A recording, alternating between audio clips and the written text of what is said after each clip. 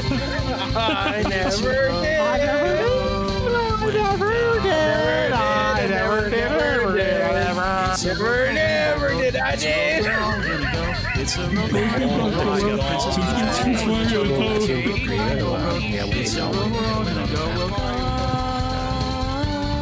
The world is called the Rainbow Road. It's called the Rainbow Road forever. It's a ram.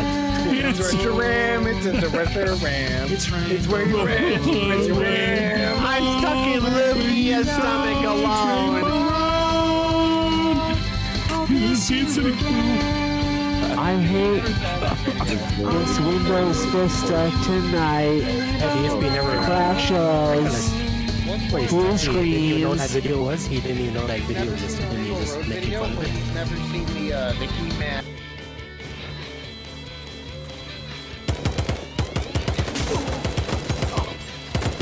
Shitty aim and I glitched through the map.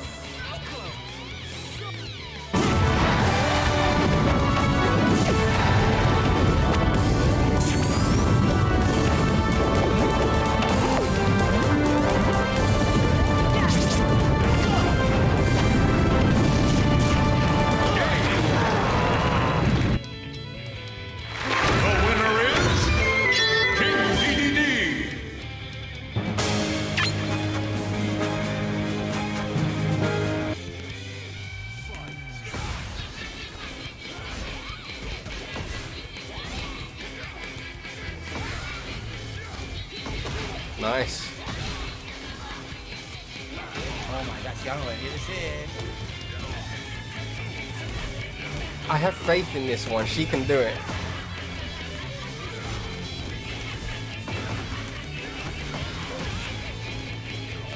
Caught her! Woo! Yeah.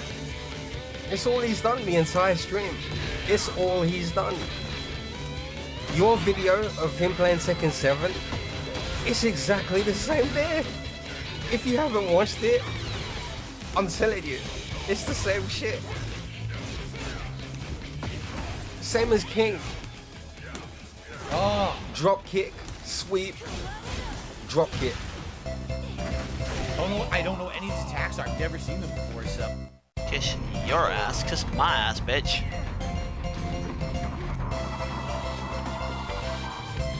Fuck.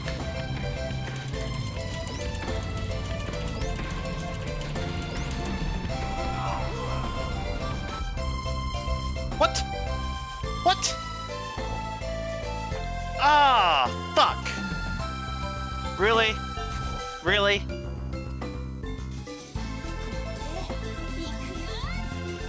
She replied with a kissing face emoji and a kiss emoji. What the hell is she doing? Okay, guys, I gotta figure out what's going on. What is she doing? Good night, thank you guys.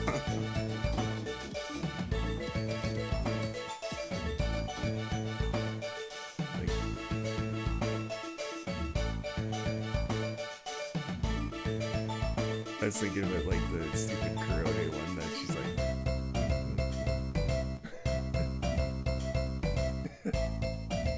It's so. Vote, start poll. Oh, I need to vote on my own.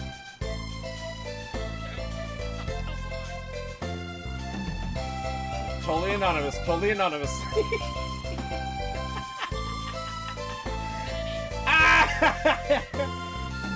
It's leaning towards yes.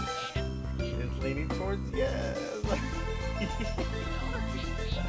Oh my. I presume I'm going to recruit Rolf in the next side mission. My switch just fell over. Hang on a second.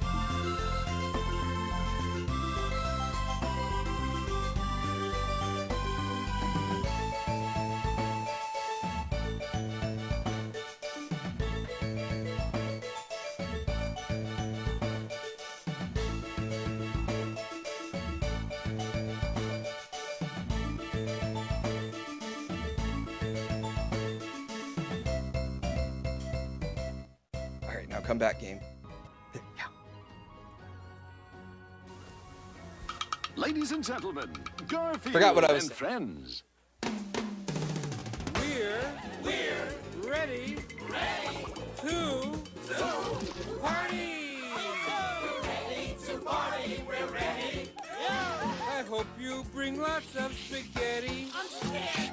Come on in, come to the place where fun never ends. Come on in, it's time to party with Garfield and friends. Dancing, fiesta, romancing, siesta, samba, la bamba. Ay caramba, disguises, surprises, and pies of all sizes. Come on in, come to the place where fun never ends. Come on in, it's time to party with Garfield and friends. Come on in, it's time to party with Garfield and friends. Garfield and friends. And pay attention. There'll be a test at the end.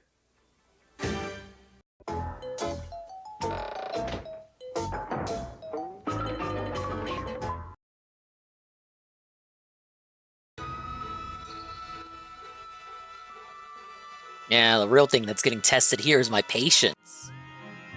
Hello everybody.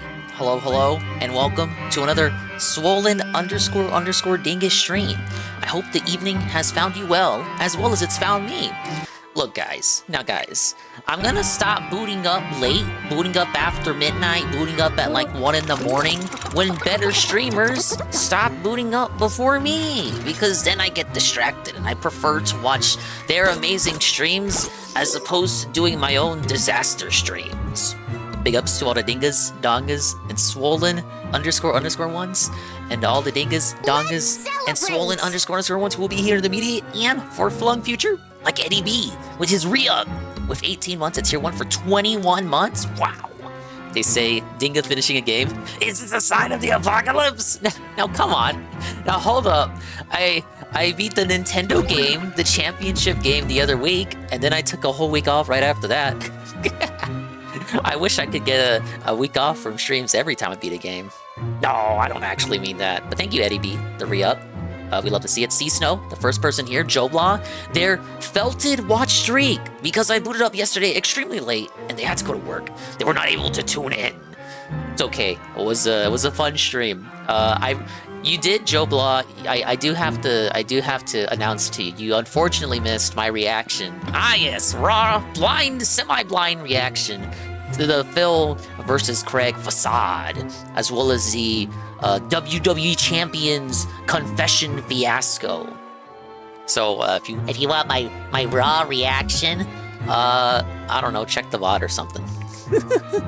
Not that anyone cares too much about what I think. Jay Frosty, if I didn't say it already, Stan, big up Stan, and Palm Primus, and anybody else who's coming in. There was never a test in the end. Good, because I didn't study. Okay, progress report. We gotta do some extra missions, find some booze, and find some gems, and we're gonna watch some positive videos. We left off in the middle of the Synthetic Man doing Star Wars Outlaws, so I'm gonna continue with that first. We got some Arlo videos. I know you guys really love the Muppet, and I'm debating whether I want to listen to this Dr. Disrespect stuff. Now, I saw like maybe couple seconds of it, and I saw like Shroom was watching it, and other people were linking it and talking a little bit about it. I don't really know what his excuse is beyond, I think he just admits to everything, or he doesn't, or he like caps for it. So I'm like semi-interested, but I don't really have a context for Dr. Disrespect. I don't really listen to him, so I feel like I'm just gonna be drama hounding and fishing for drama and drama clickbait views without really having a whole hold over the situation. I'm like a guy witnessing a train wreck from the distance, or like you're at an amusement park, you're at the local amusement park, and you're looking at okay, you're at Six Flags, and you're looking at the giant roller coaster from the distance. You're not riding the roller coaster, but you're looking at it. Now, sadly, I don't think it's gonna give as many thrills as a roller coaster, but we may or may not find out. Big up Spanky Joe, how you doing, Dingus? I'm doing great, thank you for asking. And big ups Gwen. It's not uploaded to the archive channel, hint hint. It's not an Expand Dong channel it's not an archive channel. Maybe a proper archive channel does need to exist at this point. I know I'm behind on the archives, Gwen. It may be, in fact, that there is a good reason for that.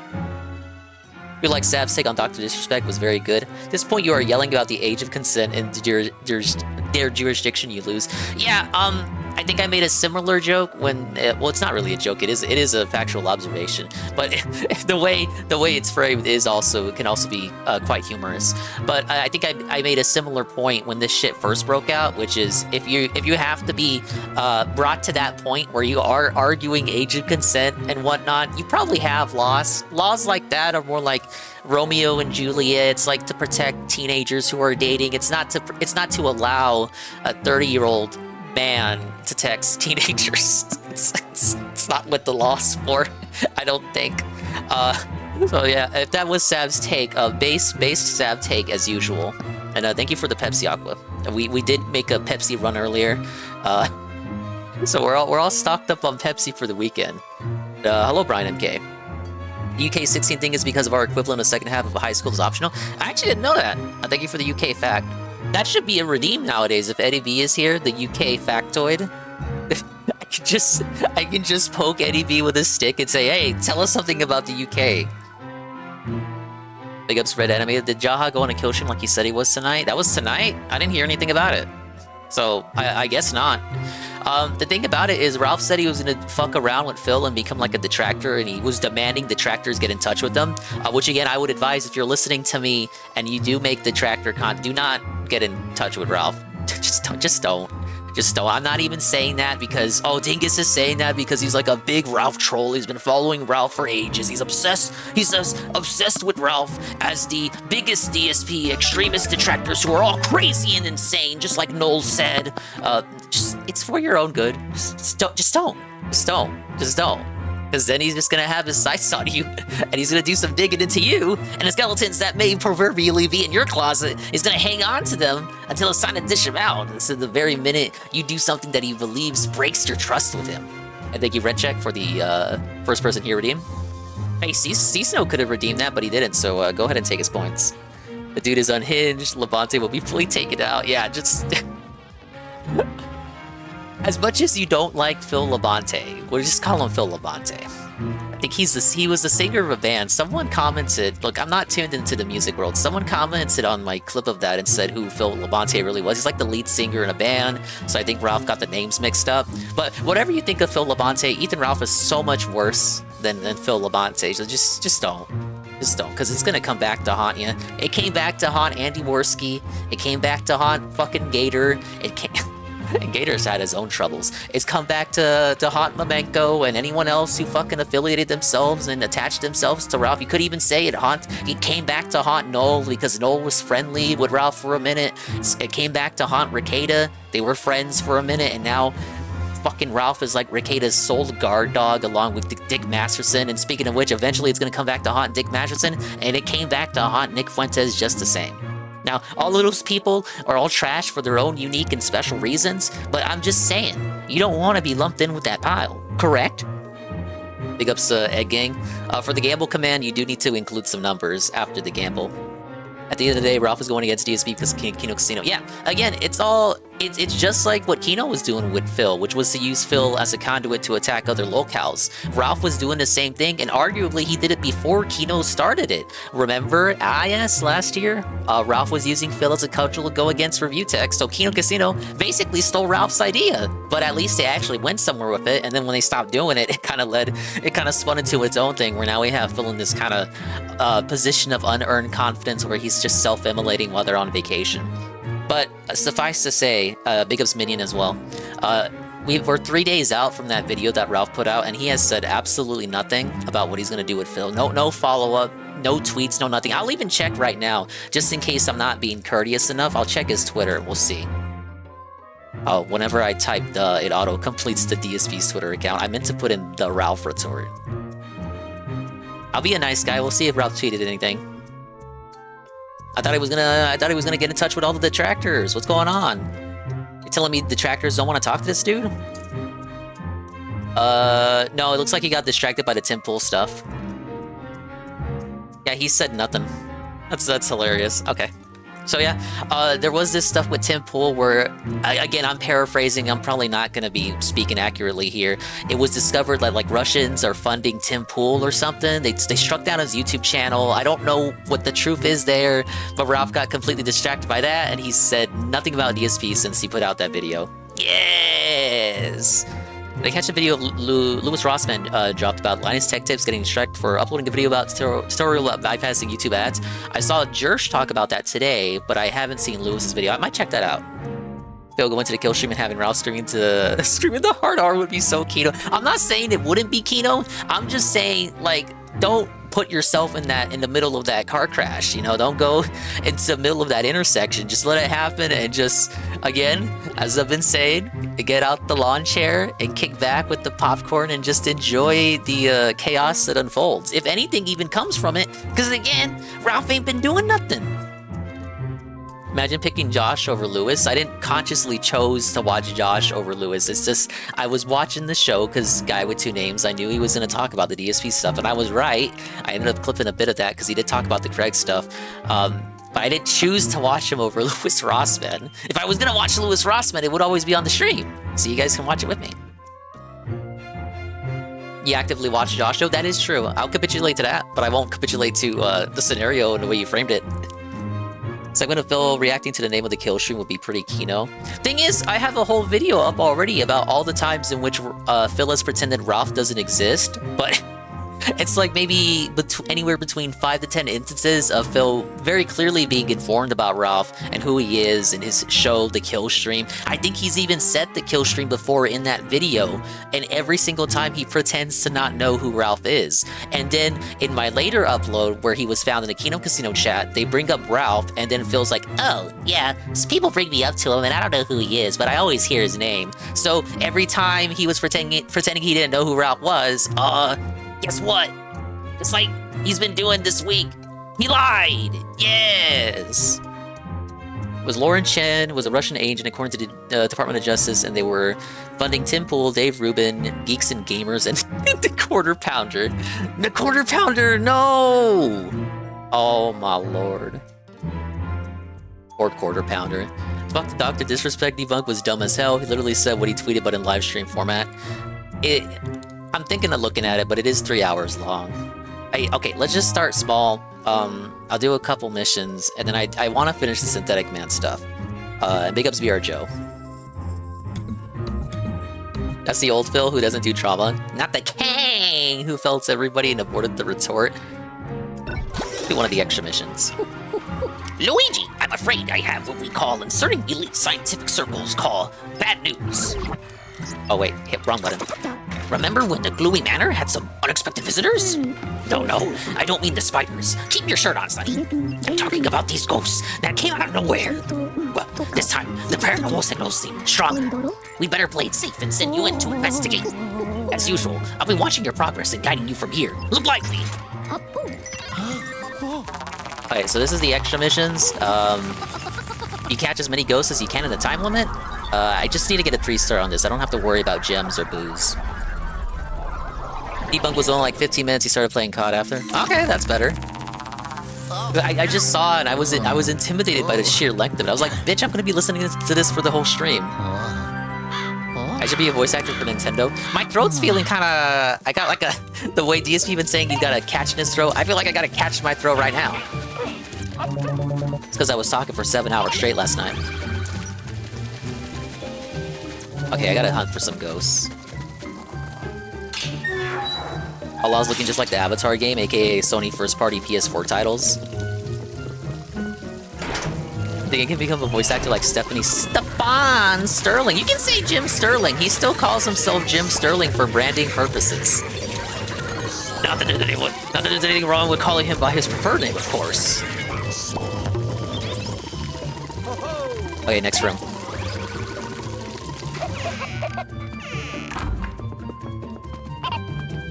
Which room am I going in? There's nothing on the map.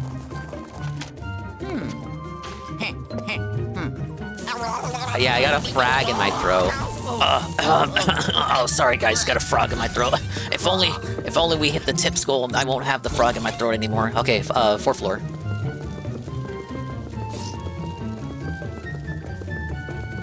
on, Luigi, pick up the pace. I thought you were supposed to be faster than Mario. Oh no, it's that he jumps higher than Mario. And sometimes, for some games, it's not even true.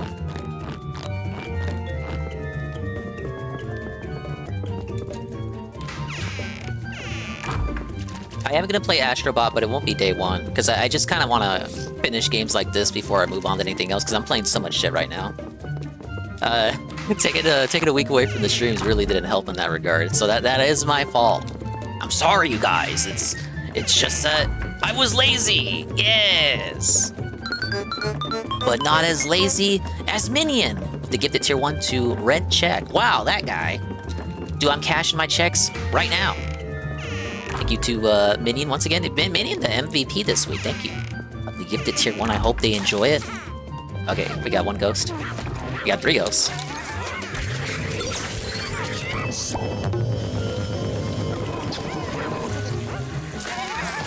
But yeah, I'll play Astrobot, Red Animator. It just won't be, it won't be this weekend. Thankfully, like you said, it is a Sony game, so if I give it like a week, it'll be $20. Am I wrong?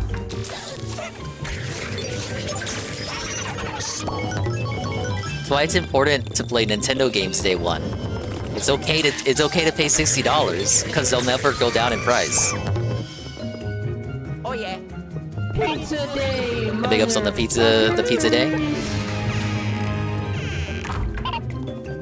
It has been getting high scores. I talked yesterday about how there was this one Twitter user who was so blood blasted about it. He collected all the Metacritic review scores and talked about how the game isn't actually a 95, it's actually a 91, but all the scores are conspiratorially weighted in favor of the game to bolster its score from 91 to 95. It's like, no, it's actually a 91 score. You're being lied to. And I'm like when I see that, it's like, well, okay, so you're telling me it's not an amazing game, it's an excellent game.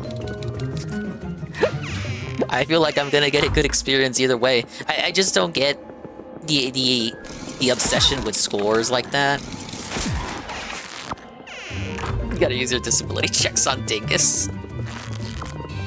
What does Ralph say? It's tax-free! You can write off all of your subs to me, I think. I'm also not a tax attorney, so don't take my word for that. Don't even get out of bed for less than a 93. Well, speaking of AAA slop, since we're bringing it up, I'll play that, and I'll play Silent Hill as well in October. That'll be the spooky game, along with other Dingus-style spooky games. There were some I wanted to play last year, but I couldn't get them working on the MSI. Not because the MSI couldn't handle them, but they were ancient games. Ancient fucking Dingus horror games that I couldn't get working. Oh shit, did I fuck up? Where am I going? I knew I should have checked the map. Oh. I did fuck up. Games that say press start and don't let you press any button loses 5 points in my grades. Silent Hill 1, no, Silent Hill 2 remake, the new one. Gex and Croc remasters day 1, though those don't have dates, but yes. I also gotta play the Toma one. Yeah, all contributions to me are business expenses. The tax attorney will not look into it.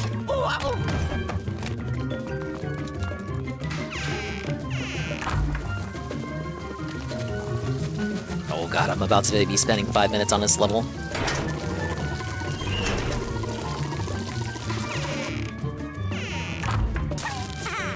You wanted my watch streak broken anyway, big up to D-side.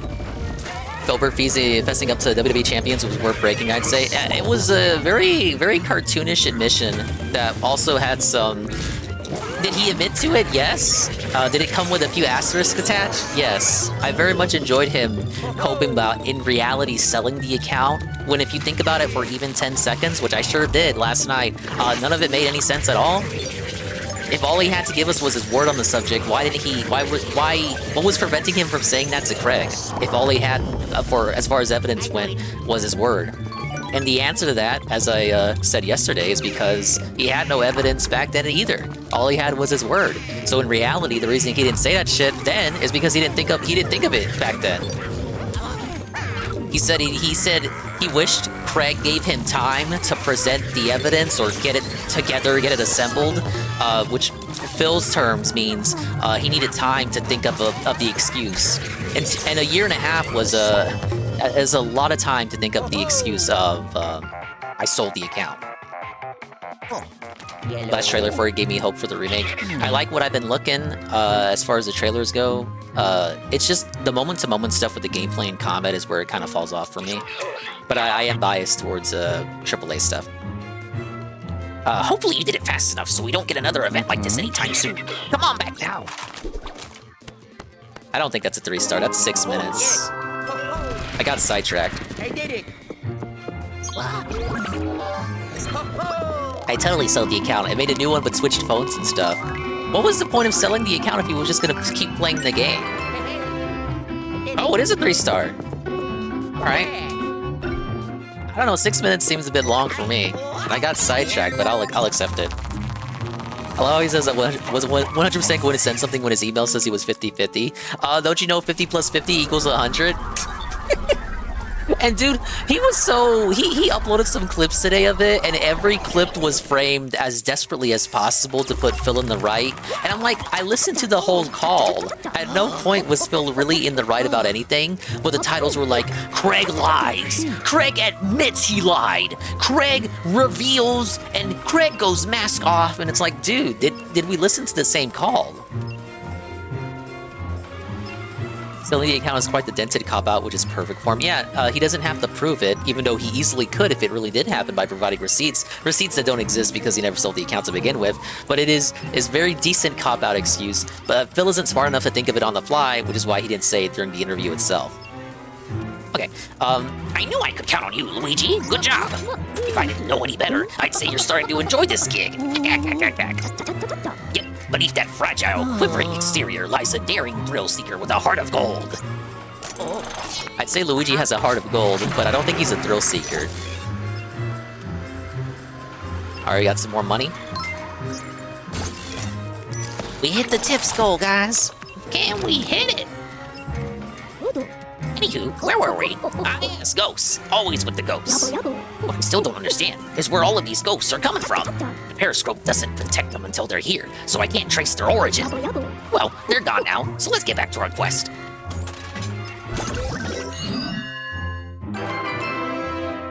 Alright, I think yeah, that's the second mansion entirely completed. So we got the first and second mansion done.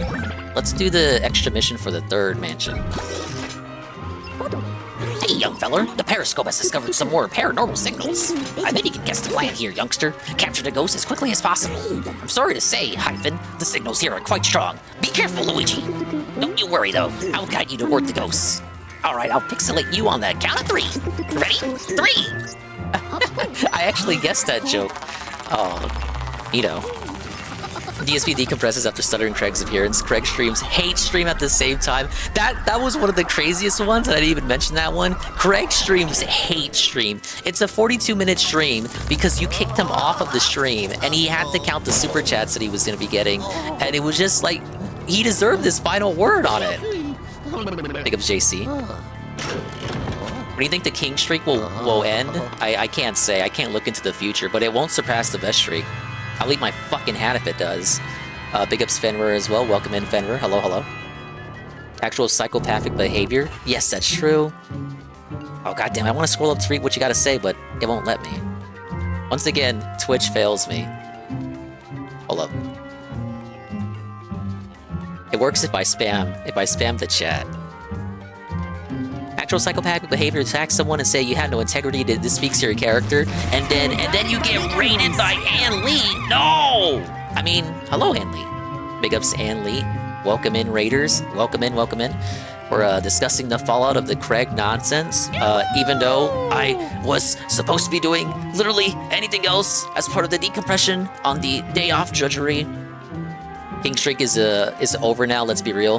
He needs $100 whales to make it now. I'll be curious to see how long it lasts with the casino stuff and them on vacation. We were slowly doing the 100% Valkyrie playthrough. Yeah, I was there. I saw a little bit of it. Then I had it on in the background. I took a little bit of a nap, so I fell asleep to it. Not to say the game makes you fall asleep, but I had kind of a long morning. But big ups, thank you for the raid.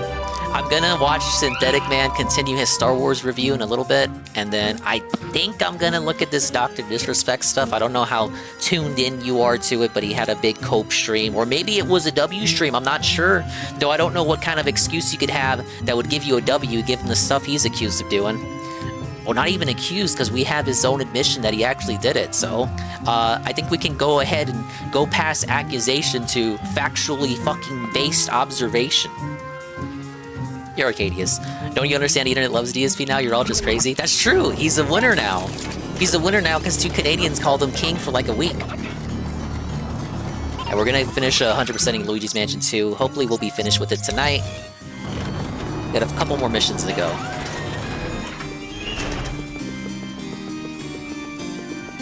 But did you see his, so we're talking about the Craig stuff, and did you see how he uploaded the clips that he promised he was gonna upload? Every single clip he uploaded was desperately framed to paint him as the winner. So he says, Craig admits he lied. Craig freaks out. Craig goes mask off. Craig streams hate stream at the same time as my stream. Just like the biggest copes imaginable. Hey, UNFW. Makes him look petty as crap. Yes, it does. It's funny to see, though. Do enjoy Kino Casino, but them giving Phil so much money does paint the normal fan base in a bad light. That is kind of like the big contention with it, no matter if you like him or dislike him. I said it last night. Maybe I was a bit crass about it last night. I've kind of sobered up over it since then. But Phil making money doesn't really upset me to the degree that it does others, because the money all goes to the same place anyway, and it's a moot point because he's just going to be begging for even more money the next day. Like, it doesn't matter that he hits the next king streak, because tomorrow he's just going to be begging for 50 more bucks anyway. And I know it seems like it seems like I'm excusing it, but it's more like it's just futile either way.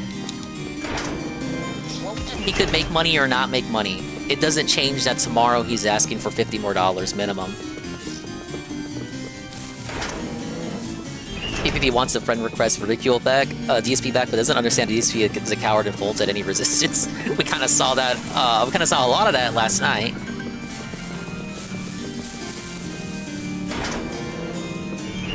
But that DSP, that friend request ridicule DSP, it's funnier than the current DSP. But making a lot of money is what put him in 500k in debt in the first place. The more he makes, the bigger hole he digs for himself. That's true, Fenwer. But I was talking about it last night, and the main arguments I was getting, we had some healthy debate on it. It's the main arguments I was being presented with by you positive, lovely chatters, was that, you know, Desperate Phil is better than Smug Phil. Smug Phil is annoying. And big up Peaches again. Hello, Peaches. Happy belated B-Day month, Dingus. Thank you, Peaches. We'll be doing the Observed Birthday Chill stream sometime later in the month.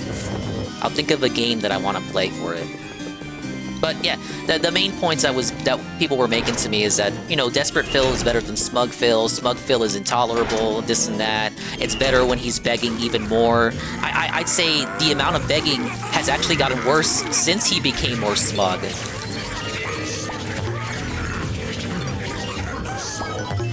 And really, him being miserable hasn't changed either.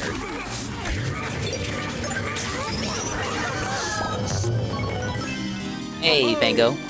Dingus heads? Ah yes, the dingus heads. Peak Phil content will be in the end. I guess the older he gets, the more funny it'll be in the end to me. We're talking about that too, how like, we're very close to him being like in his 50s, and is he really still gonna be doing what he's doing now? It makes you wonder.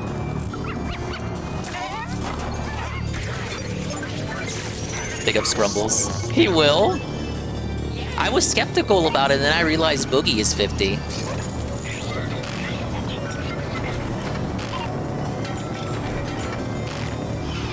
2012 YouTube changes that focus on watch time, killing animations. Fuck with them as he stuck with 10-minute videos, and his viewership slowly dropped ever since. I do remember him complaining about that. Phil will do anything besides getting a real job. It does. No, I can't get a real job because nothing I do will make me more money than like what I'm doing now. Wingo has the same argument too. It's like But that doesn't stop you from doing like a little work from home stuff. You don't even have to go outside the house anymore. You take it from me. It's easier now than ever to get stuff like that in a post-COVID climate.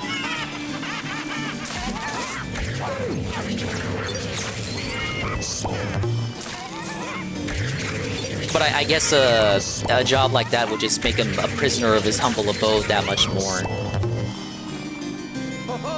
Phil is older than me by 18 years. He will outlive me. No!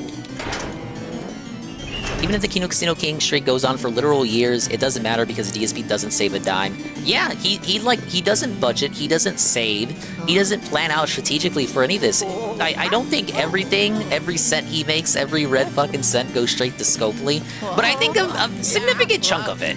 And I think that's reinforced more by how he was coping about it this week. So does it hurt to see him make money and like be ungrateful and beg and demand more and more and more? Yeah, a little bit it does, given that he's just ungrateful to the people that do choose to support him, whether you want to call them dented or otherwise. But does it ultimately matter in the end, given that he can't save or budget or really improve anything in his house? Yeah, I think you can take some solace in that. He's gonna go nuclear next year when it's tax season. This is why I'm glad he doesn't have any real kids. He would weaponize those poor bastards. At least he's glad. He says all the time he's glad he doesn't have kids. At least he understands he can't be a father. It'd be delusional if he was like, oh yeah, I wanted to have kids, but we just couldn't make it happen. He does always balk at the idea of like him and Ket being parents. Like even he understands with all his delusions that he would not be a good dad. Big ups, Carl. Hey, Carl. Where did he say the Xbox Elite 2 controller came from? I think someone pointed out that the color that he got, where it's a mix and match of blue and black, is something you can only get from the Xbox Custom Lab. So that would highly suggest that he made it himself and then ordered it and then shipped it to him. Because you can't get mix and match colors like that from the brick and mortar stores.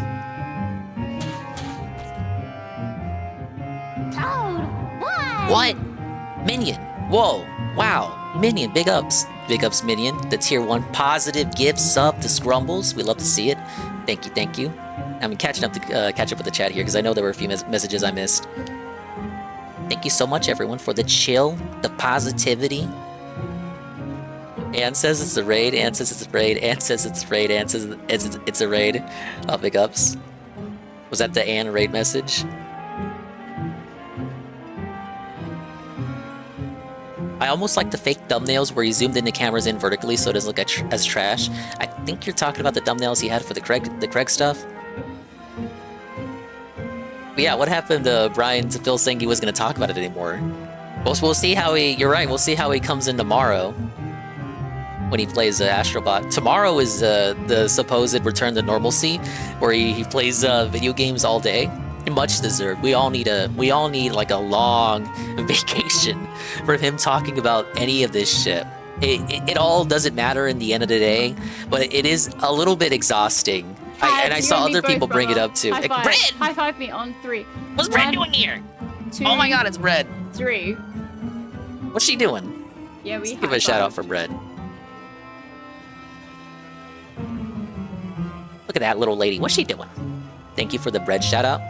But yeah, you're right. He's doing Black Ops and Astrobot. It'll be a full day of gaming, so a full decompression session from Phil. And I mean decompression in the sense that he's still doing what he's doing, but you're completely free to tune him out and not even watch the content, and then maybe ignore him for like a week and come back when you're ready. Because I saw a lot of people saying that it was actually exhausting to them to have to listen to him nightly talk about the documentary.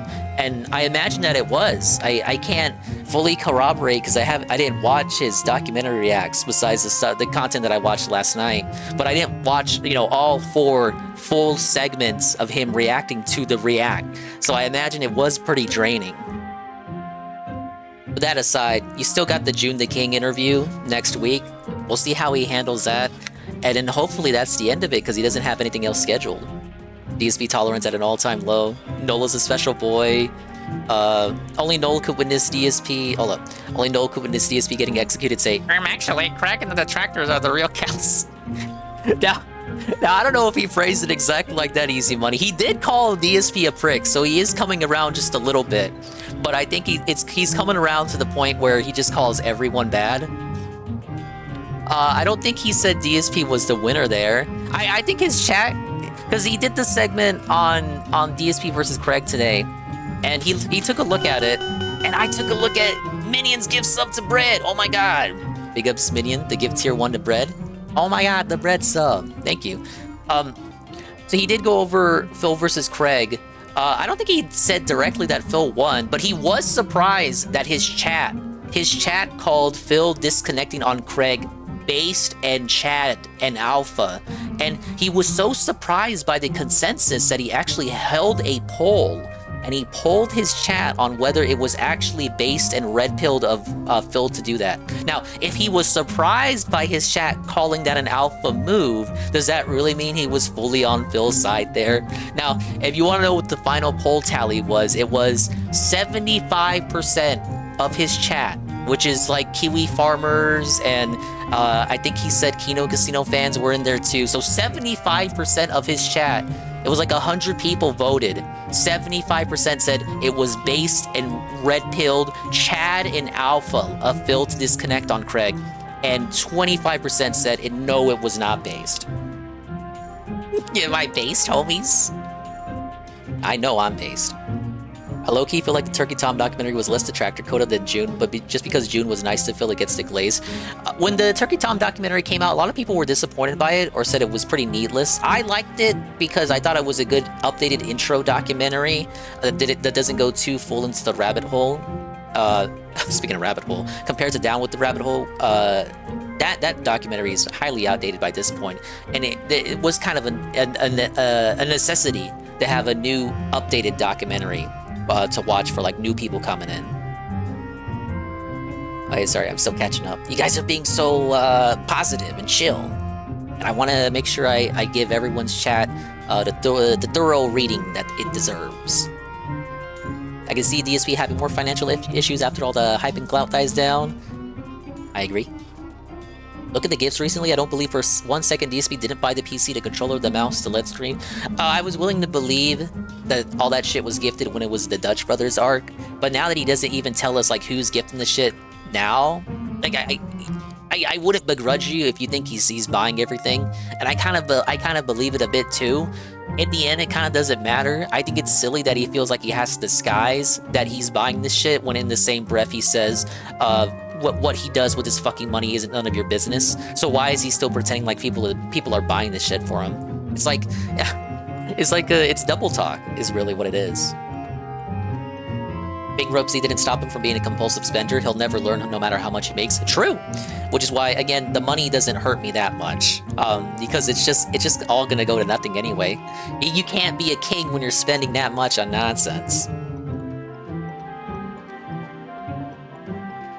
Couldn't watch it raw, I would have robed. Pop made it fun. Well, big ups to Piece of Piece there. I knew he was restreaming. Maybe I'll watch that on the back end.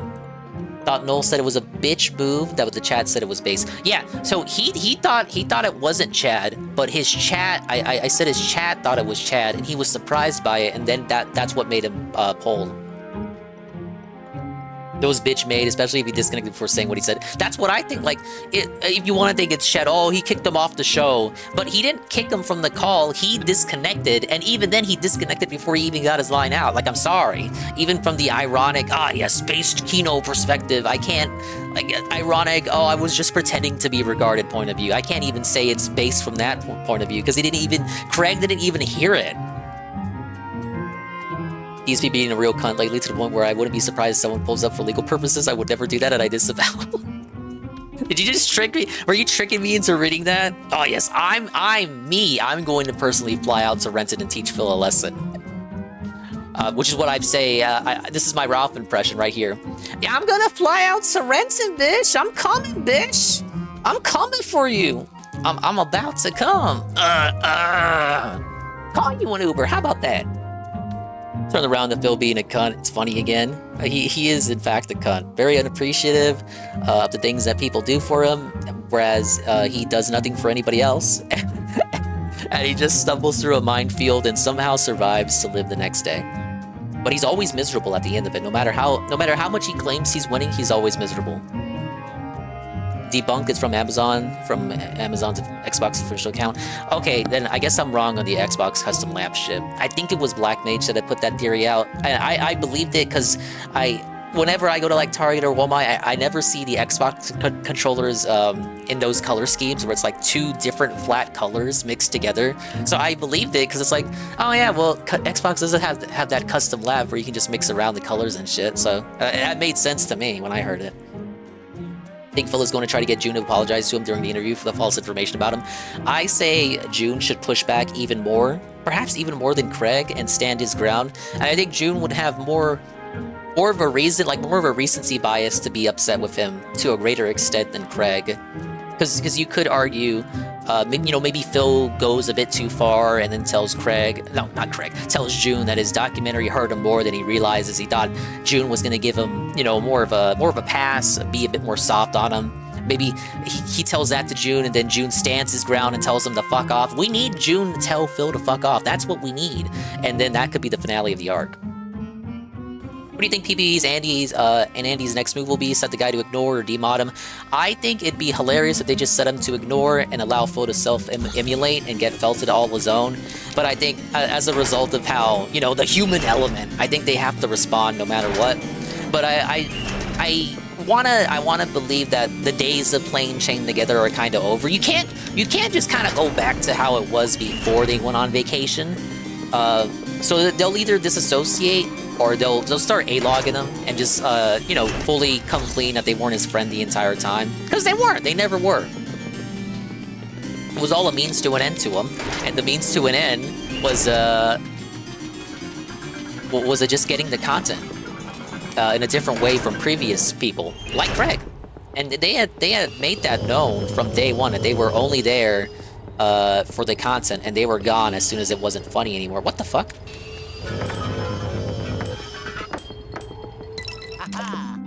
Oh my god. Alright, well that's all the gems for this mansion. What the fuck? I could have completely missed that.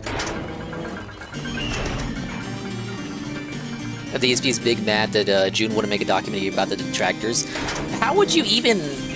One, why would June do that? He's not on Phil's payroll. Two, who would you hyper-focus it on? Because there's like a gazillion detractors, both old and new. And three, who even wants to hear a documentary about a locale's haters? It's such cope. What if they turn the camera on you? Well, if the detractor themselves isn't a locale, it probably wouldn't be too interesting. Yeah, the detractor documentary would be days long.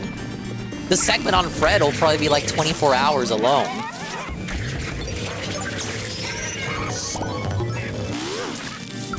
Yeah, a documentary about people who clip Phil. Those old Natty episode about Wingo is mostly about Wing's trolls. It was half about Wingo and half about Wingo's trolls. I remember watching that live on Stream.me. It was actually the first Mad at the Internet that I had ever seen. But I think you had more, even back then, you had more to supplement the episode about Wing's trolls. And it was kind of a scattershot too, because it was only half the episode. So it wasn't a full kind of deep dive. But that is true, that episode was half dedicated to Wingo's trolls. But June can't do like a... Okay, again, that was like a scattershot kind of stream. It wasn't like a dedicated documentary. It's kind of like, here are Wingo's trolls, and here's what they do, and all this and that. But could you really extrapolate that to the length of a full documentary that people will give a shit about? I question that. Are we done?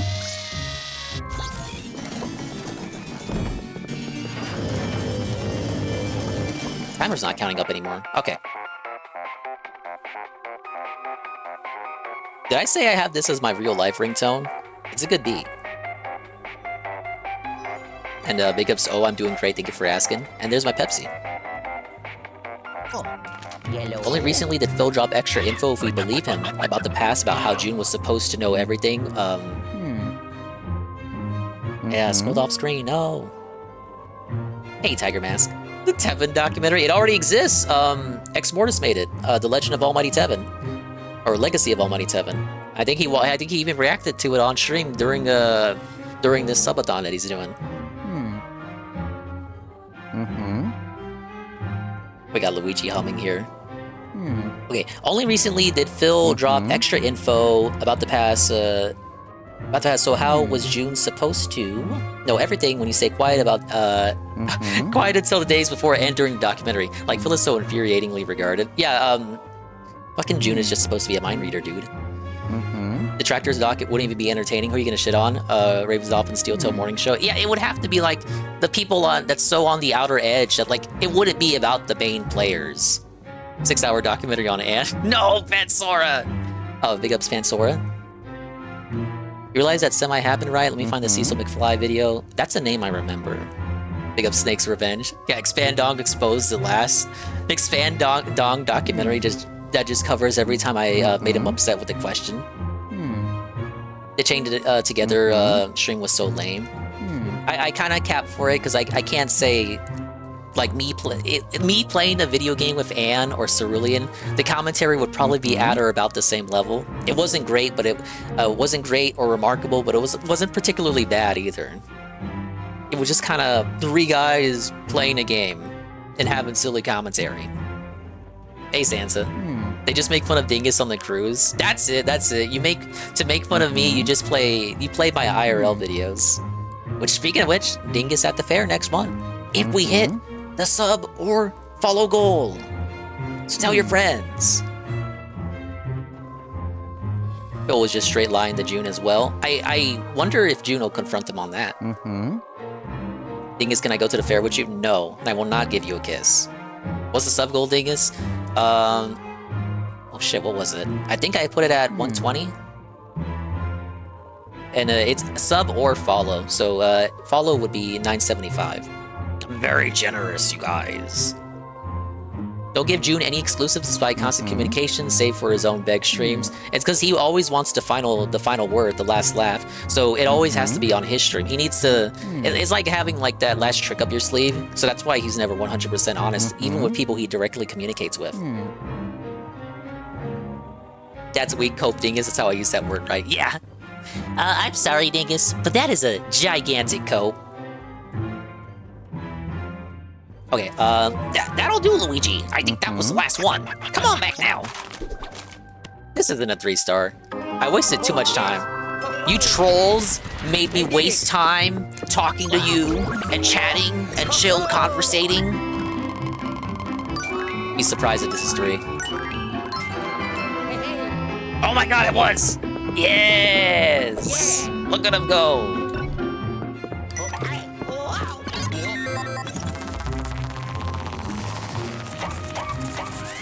And we got every gem as well here, so we need 2 more extra missions, a couple more boos, and then a couple more 3-stars.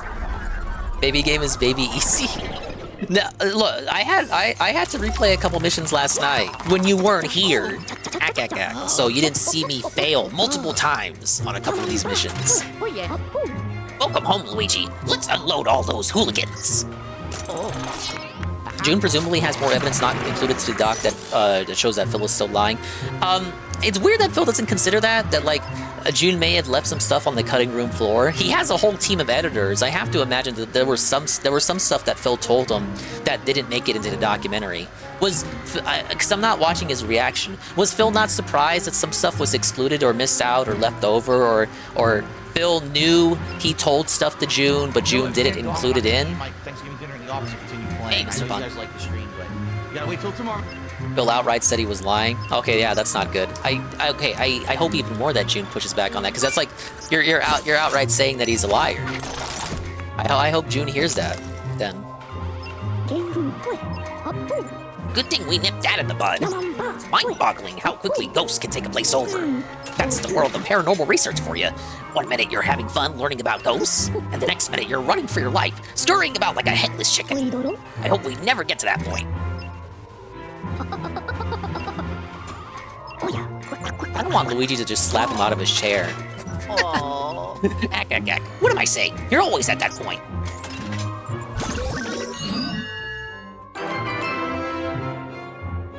DSP stopped gassing up June at some point, and I think that was when Phil realized he has no editorial input. Well,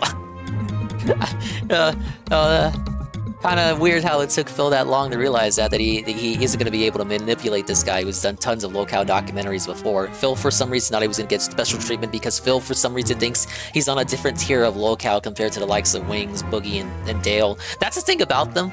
All of them, even like if we want to include Ralph too, all of them think that they're not as bad as their compatriots. Now, objectively, a lot of these guys have crimes that are worse than others, but they all think that they're not as big of a lolcow as everyone else, and this even extends to the people that talk about him. You see it in YouTube comments all the time. Like, you go to comments for like a Wings troll video, and people are like, Wings is the worst, and then someone replies, it's like, DSP is actually the worst, in fact, of course, and then someone's like, actually Dale is the worst lolcow, and then you go to a Dale troll video, and the comments are like, Dale is the worst person ever, and then the comments are like, well, actually Wings is the worst because he does this and that, and then someone replies, that guy is like, DSP is the worst person literally ever because he begs all the time. So all of these guys are always like, no, I'm the worst. No, I'm actually better than you. No, I'm not. I'm a lolcow, or I'm not a lolcow, but even if I was a lolcow, I'm not as big of a lolcow as this guy, and this and that. And Phil thinks he's special, and he's not a lolcow, but if he was a lolcow, he's not as bad of a lolcow as these other guys. And thus, because of that, I think he thought he was going to get a better shake, a fairer shake. And as was mentioned earlier, I think at some point he realized he wasn't going to get that fair shake. He thinks he's the most hated person on the internet, but at the same time, now it's so bad. Well, don't you know he's having a tour now? He's having a revolutionary tour. People are waking up and realizing that Phil is allegedly not as bad as everyone else in the world because he's not. Okay, here's why Phil claims he's no longer as bad as these other locals. Because one, he's not a PDF file. He just defends PDF files. Two, he's not a murderer, and three, he's not a rapist. So, like, the lowest fucking branch imaginable.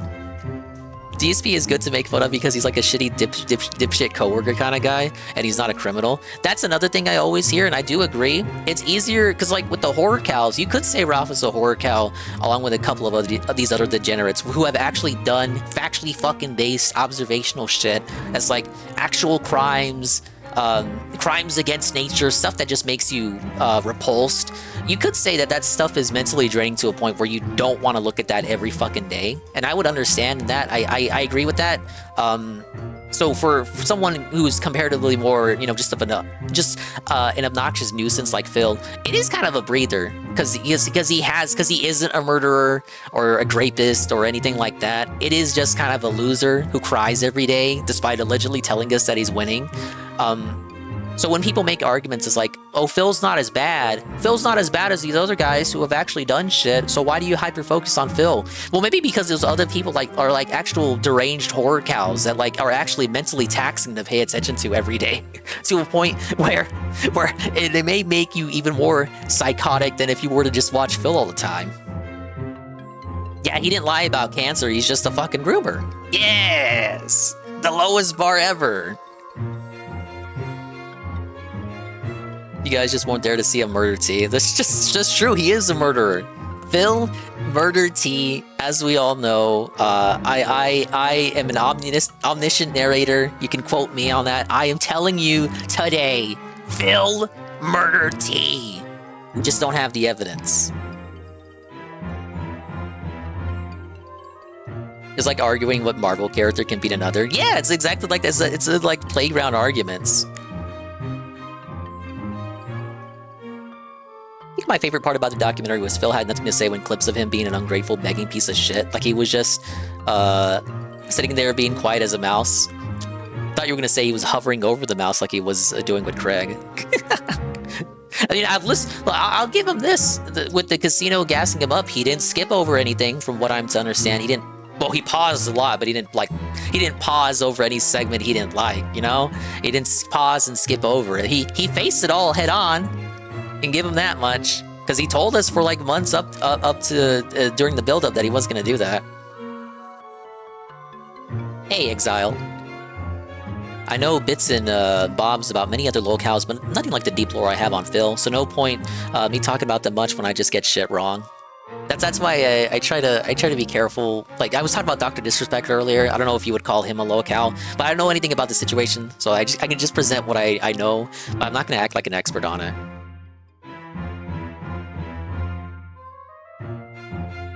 Seven always makes me laugh when he asks Phil what does the N-word mean? I don't know what you're talking about. He would comment about something completely off topic, like he likes the background here. You mean the background music, or like it's his background, like it's a clip of him and he's got like an old setup for his background, like his literal background?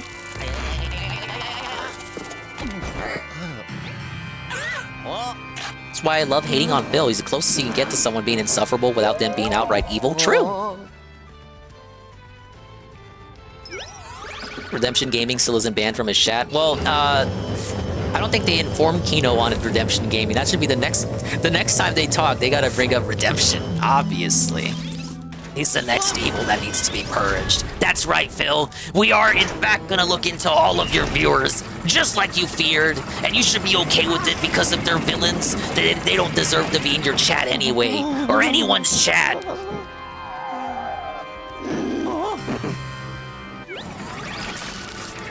What do you mean, no evidence? I saw him with the revolver, shooting 13 times while laughing. And the evidence is, trust me, bro, I haven't lied on the internet yet. Yeah, it's like, it's just as much of good evidence as when Phil has evidence about his WWE Champions account. Yeah, I sold it. The evidence is my word, idiot. Yeah, he killed T. The evidence is my word for it. I'm good for it. You know I'm good.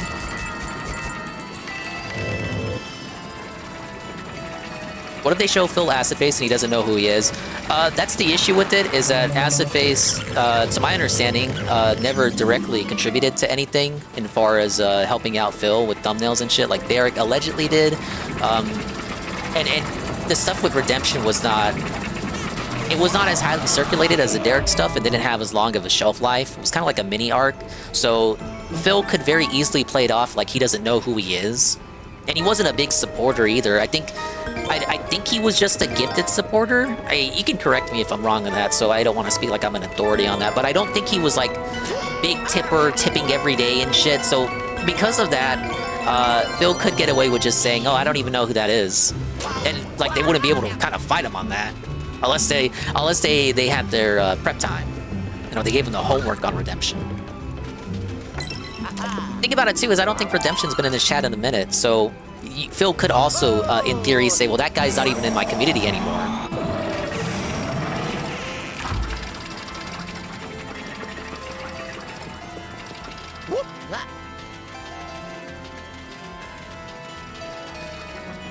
Taiga was a 6-month sub. I think according to Anne, they were also just a gifted supporter.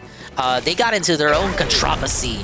But I think of them in the same light as that trucker guy and the mystic guy, where it's just like every so often Phil will get like a content creator that isn't a documentarian that just kind of sneaks in into the chat to kind of see what it's all about, but they don't stay too long.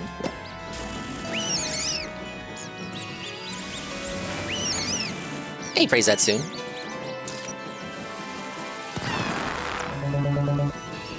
Nikocado is back and is skinny as fuck. Is he? Now wait a minute. Okay, maybe that can be the first video. I know I got distracted from your positive chats, but I did promise I was gonna start looking at stuff. So I had a video for this in my recommended. Who was it by? Who was it by? Oh, wow. Holy shit. I saw the thumbnail. Wow, wait a... Holy shit! Okay, I don't want to spoil this. Who has the video? Who has the video? Dude, this was in my personal recommendations. Ah, yes. As opposed to my business recommendations. It wasn't the Squid guy, was it? No, it wasn't. Who uploaded this? I saw it and I was like, wow, I should watch this later. And then I didn't watch it. Dave admitted to being alcoholic during the documentary react, but he said he was no longer an alcoholic. Dave was mentally damaged. I had heard people talk about that he mentioned once again that he was an alcoholic and not a former alcoholic. So you're still drinking, right? Not that we needed proof on that, because he does that. He does that during his events. He drinks on stream in front of us. I vow 1,000 years. Wow, it's Die Trashman, the 13 months at tier 1. Big ups Trashman. Thank you for the 13 months at tier 1. I'm looking for this Nikocado video. I guess I could just watch the Raw.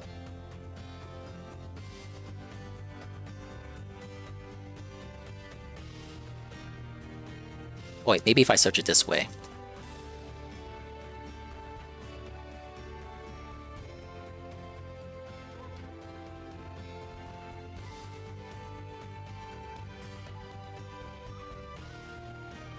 He probably went back to being vegan. I remember watching like old documentaries on him, and the first couple of videos they would play, he was like playing the violin and shit. He was very, very skinny, and then it got to a point where he wasn't skinny anymore. I always wondered like how fast, like how do you just destroy your body that quickly? All right, fuck it, we'll watch the Raw. Can no longer find the person, the video I was looking for. So there he is. There he is, the guy. He has a panda hat on for some reason. 2 steps ahead. I am always 2 steps ahead. This has been the greatest social experiment. Sounds like Yanduri my entire life. It's alluring. It's compelling. Is this a cope? Is this the retrospective cope? He's gonna say, in reality, him being an extreme fat fuck was just a bit the whole time? It's gripping to No observe way. all these unwell, disoriented beings roam the internet. I was just LARPing, guys.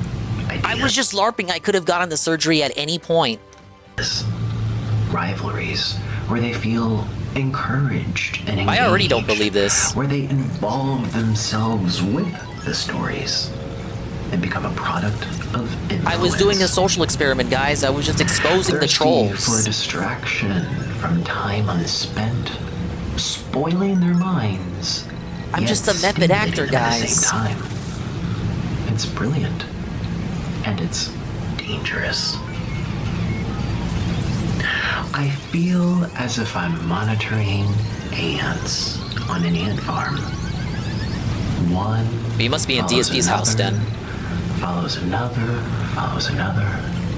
It's mesmerizing.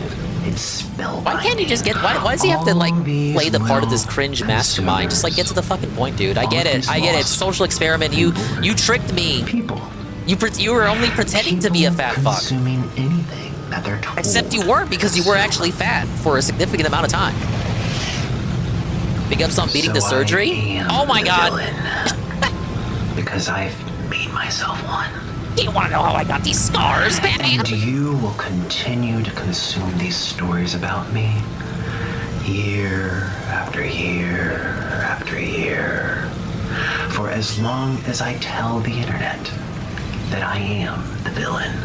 How does this make you a Stories winner? that permeate and linger and infect the minds of the ants. I don't know, Exile. He's about to tell us. The ants. Brainwash the ants. You are the ants. Yeah, I get it. We got felted. But like, explain yourself first. Today I woke up from a very long dream. And I also woke up having lost 250 pounds off of my body. Yet just yesterday, people were calling me fat and sick. Because you were fat and sick. And boring and irrelevant. You are boring and irrelevant. You're not really changing my mind here. People are the most messed up creatures on the entire planet. Yeah, humans are the real monsters. I've heard it all before. And yet I've still managed to stay 2 steps ahead. Big up Spin Pan. Thank you for the giant emote. How do you do it? Surgery.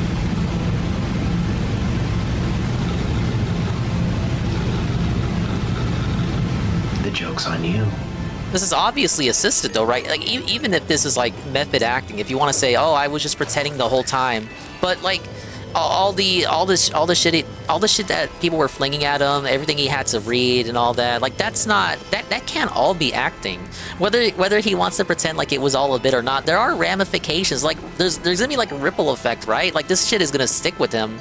You can't just pretend it was all pretend and it was all just a bit, guys, because the bit just ran on for so long that it kind of has to extend into reality as just like an inevitability, right? Like that stuff is just gonna affect him for the rest of his life. Like oh yes, there's no consequences at all from him having this life-changing surgery, right? Where he loses all this weight, because I have to assume it was surgery. There has to be some sort of assistance here, and whatever assistance he had, whether it's surgery or maybe he had like a godly diet or something, he affected his body to such an extent that I cannot believe that it's not going to have an extenuating effect on him for the rest of his life. Correct? Yeah, the anime villain speech.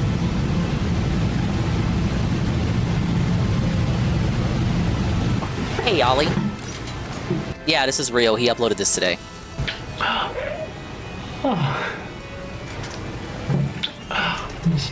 Okay. So cute. Interesting segment. Oh, you're so... Is that JonTron's bird? Oh, you're so cute. Not doing a good idea of beating the "you're not crazy" allegations. You look like a big green ball. Yeah, you look like a big green avocado. Which is my favorite fruit ever. Yeah. Who's your good bird? Yeah, I'm afraid he's gonna eat it. Look, he's terrified. The bird doesn't know where he is. You missed me so much. You missed me so much, I know. It was 8 years separate. Or longer. I know. How many years was it? Did he take like a break or something before he put out this video? How many years were we separate for? Too many, yeah. I know, my baby. I had no choice. I had no choice.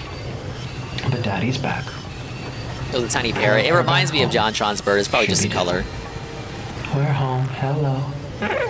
We're back home. Why is he being a creeper? Because he wants to come across as a Joker, but it's not working. And just comes across as a weirdo. It was a long 8 years, wasn't it? It was a long 8 years. 7-month hiatus. I didn't think that. Yeah, that was probably all him preparing for this video. This long, but it did, and it was like a bad dream.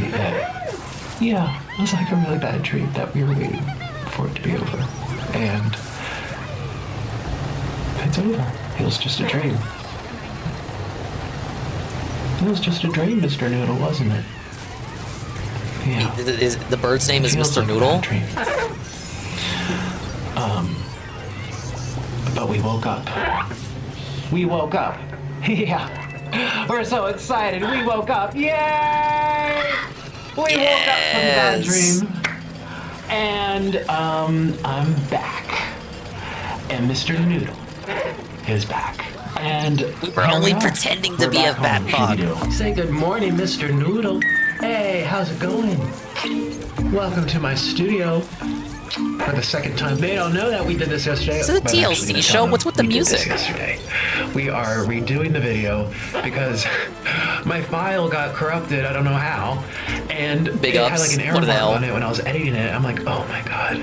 But this is massive L during your big reveal video, right? Right, Mr. Noodle? You are so cute. How's it going, Mr. Noodle? Did you miss me? Did you miss all the peasants? Hey, it's been like 8 years. Are you gonna say hi? I might put little pieces here and there. Didn't he have like boyfriends and shit? Like what happened? Like were they also a part of the bit? Were they in on it? But we're gonna do it again for a second time. These are my favorite. I wish he would just get to the point. If I had to choose one, it would be black bean noodles. Wouldn't it, Mr. Noodle? Oh my god, it's kind of sad. Sad. What are your thoughts on this crazy psycho's big reveal? Korean place, and they make them hand pulled, and they stretch them out by hand. You can see them in the restaurant going like this. They're super chewy. They're very chewy and very, very long. I actually think they cut them to make it easier for you to slurp them. One boyfriend. Black bean noodles. They are. Oh, baby. Dude, I'm curious if they were in on it then, because I remember always hearing about like relationship drama and like. It was a long dream. Gonna make Amberlynn hope and see. Coming to an end. It was just a dream. Thank Does she God. comment on him like It's that? all over. We were just dreaming. I just took off the fat suit. Went, yeah, I just You took think it. Amberlynn wishes she could just boot up a video like this and just like be in as a supermodel and like, hey guys, so I was like trolling you guys the whole time. Like I was never really fat. It was a fat suit, guys, and you guys like all fell for it. Ha ha ha. She wishes.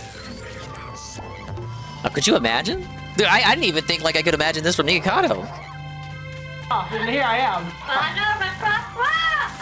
And I noticed yesterday when I ate it, he makes fun of it her. had a lot of onion, a lot of like vegetables and pork and potato. It was so good. And we're gonna do it again. And I'm really excited. And yeah, how dare Nikocado do this during DSP's Redemption? That's life. We just placed the order, so Like how these game we'll companies pick it up, all release their and RPGs we'll all have close some together. noodles, aren't we, Mr. Noodle? Yeah.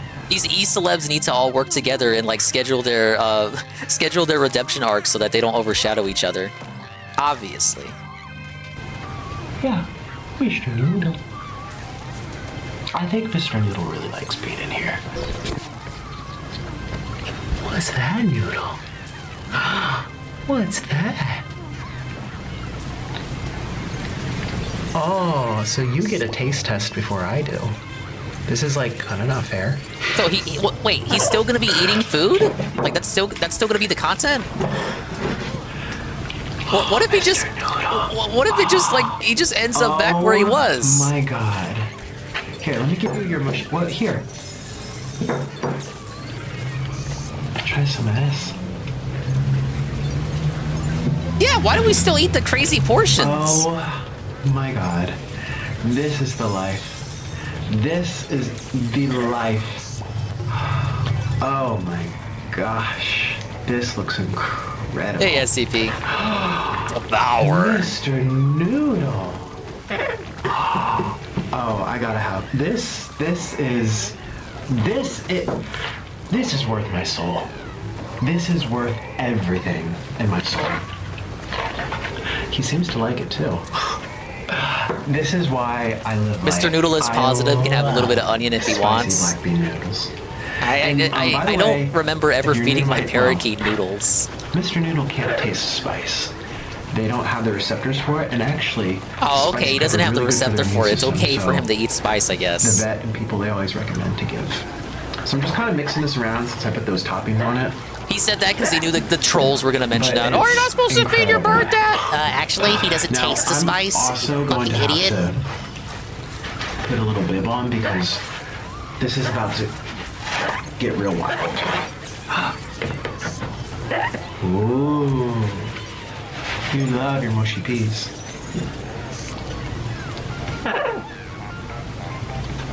Cheers, everybody, to a new era.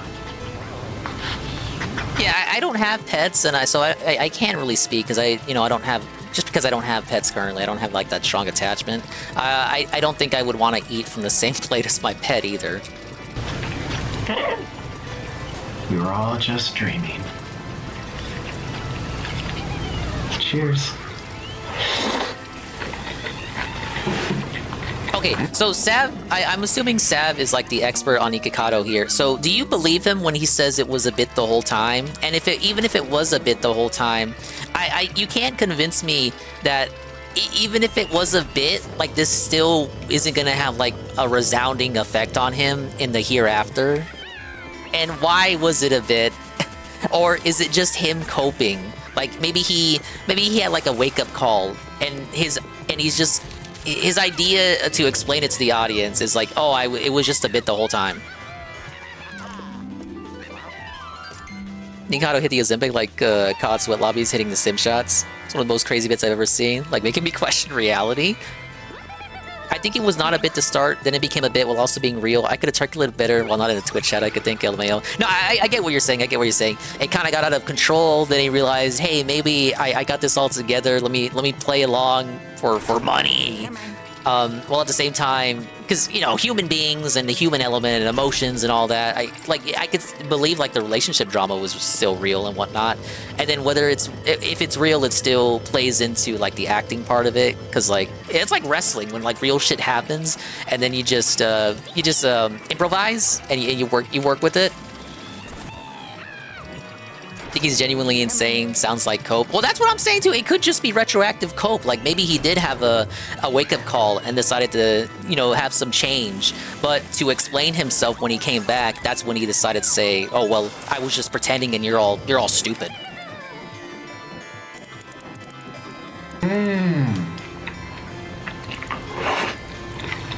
That's why you want to see the partner. The partner doesn't appear in this video. Mr. Noodle, this is so good.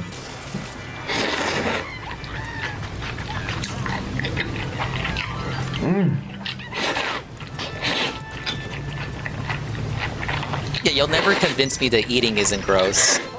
It's why I don't eat on stream. Perfection. It's spicy, it's savory. Yeah, I'm sorry, Bango. Focus on I was hoping he was gonna explain himself. I'll still watch the whole thing. I want you Got to a couple minutes really left. See here. Put you here. And big ups to the large spoon. Put you there. Mr. Noodle.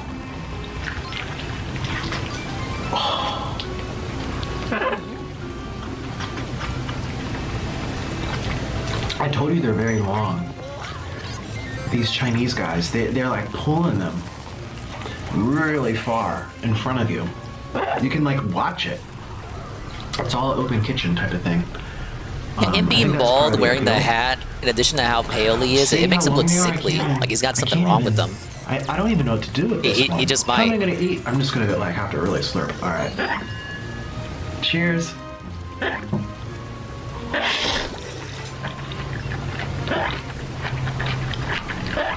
Want to try some? Want to try some? Oh God. Go ahead, try some. Not my try. I'm sorry. I look. I'm sorry, pet owners, but you would never catch me doing that.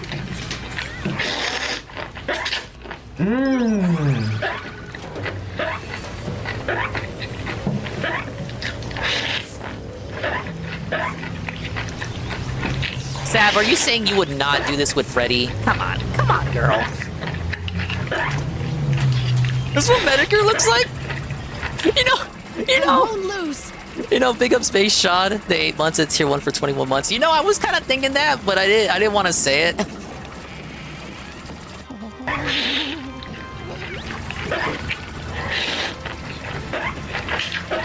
You want to do it with Freddy? Fair enough, I'll take your word for it. No, you can't eat my chopstick.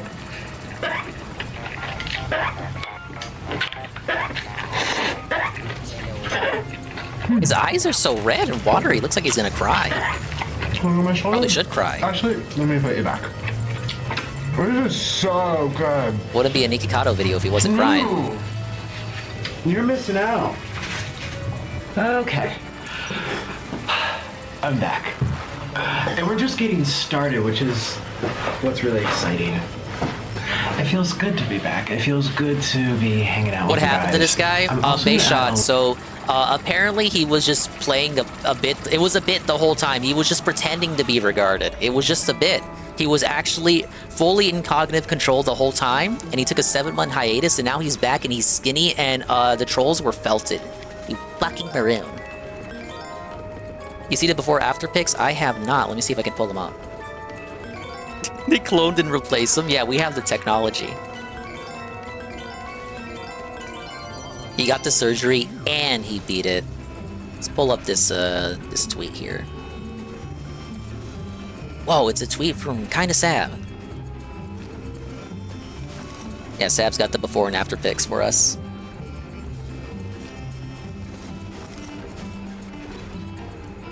Let's plug this into Brave here. Ah yes, the Brave browser, my favorite browser. Skinny Legend, oh my god! And then you have, I presume this is his account. It says Rio Nikocado. I guess he's got like a new account ready or something.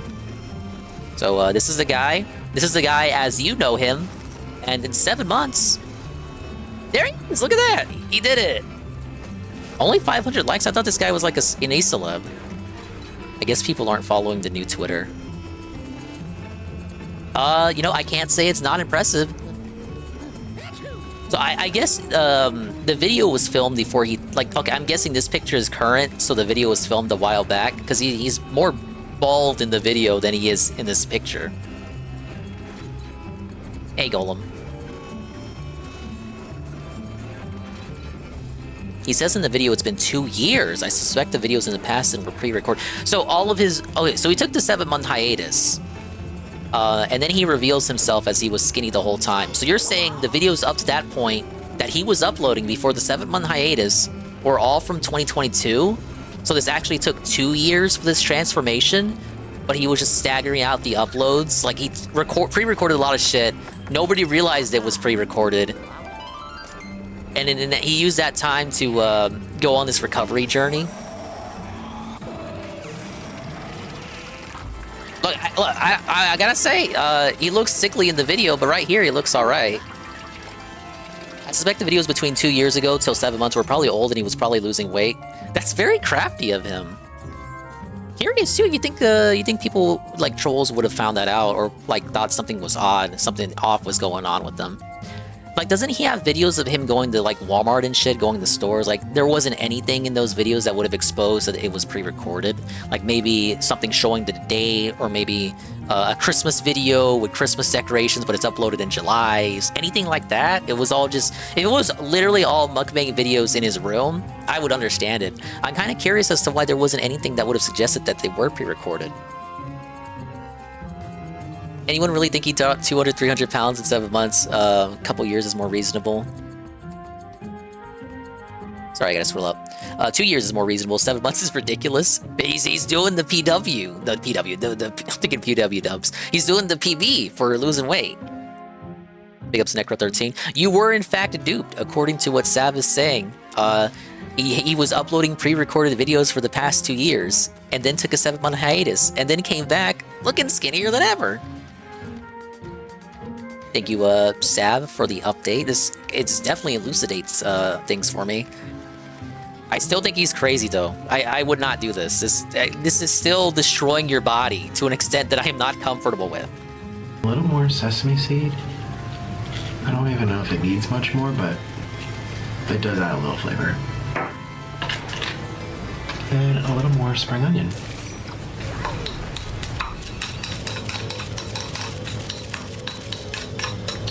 What's the point if he's gonna keep eating? Yeah, with these big portions too. Well, I guess he can't change the content. He can lose the weight, but he can't change the content, right? Like if he does, like, I don't know, video game reviews, like the people who subbed to him didn't sub to him for that. So he kind of has to keep eating, right? Because that's what people are there for.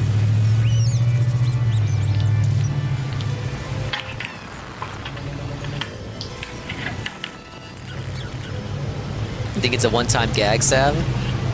We'll see.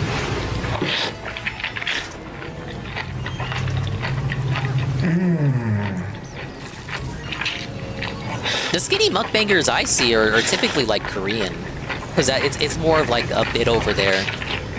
Like they eat like 10 fucking Big Macs. It's spicy. 90 chicken McNuggets.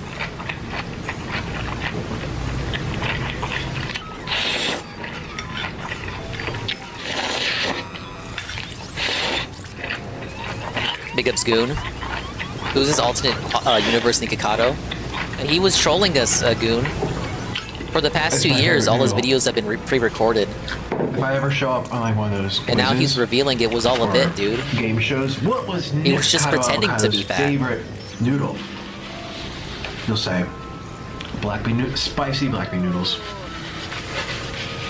I do like spicy noodles. I like the spicy chicken one. I like all the spicy instant ramen. It's okay, SCP. But the black even bean though noodles I don't is think you where can hear me. My heart is. I do not begrudge anyone for muting this. It's great. It also looks really crazy. Like it looks like tar or something. Wow, thank you, Stan. The gifted tier 1 to kinda Sam. That was a good one. Congratulations, Sam. Thank you for the info dump. explaining the situation to us, I now understand. Should I be taking smaller bites? Just how crazy Nikado really is. I don't. What a king. This is the real king redemption arc right here, I have to say. Losing weight is no easy feat. Maybe Ket can take this guy's advice.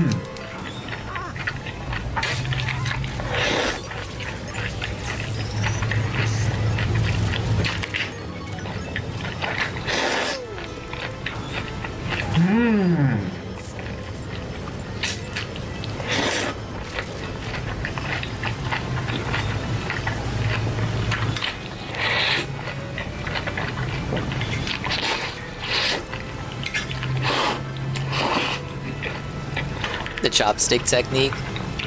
How long is he gonna have to binge? Not binge, but like, if he's gonna keep doing this, like, how long did this breaks need to be between meals? Which is not enough. Between mukbangs. It's probably like 3,000 calories or something. Oh. Y'all know me. I can eat a lot.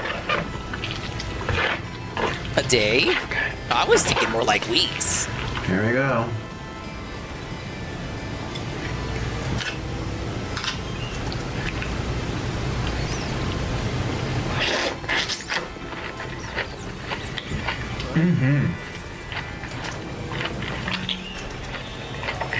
Yeah, I didn't think he looked average weight. He did look a bit underweight to me. I of course can corroborate that.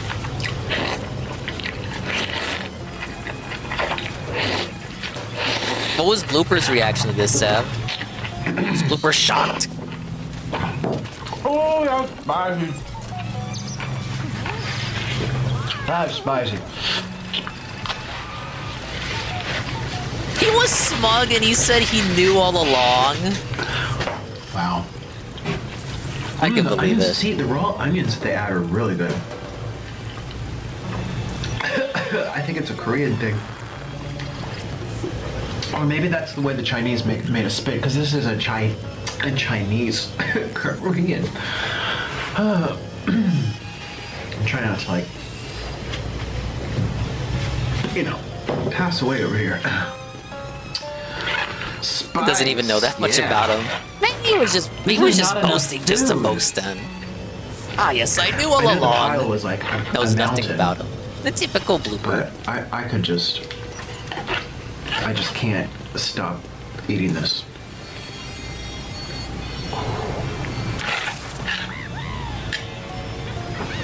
Okay.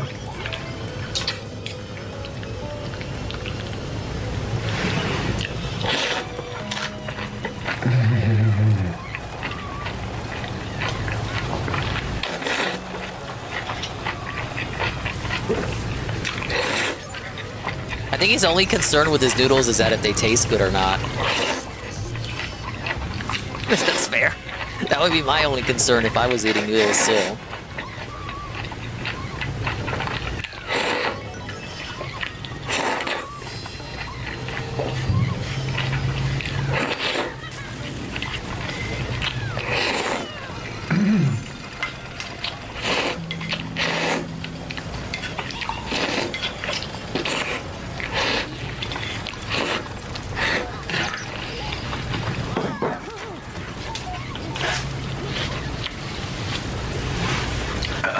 I'm ready.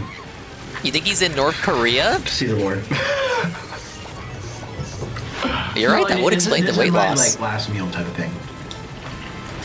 Oh, he's saying it's his last meal? It really is. So he's not going to do these anymore? Do people know that I like spicy noodles? I mean, people knew I like spicy noodles. I know nothing about you before this, sir.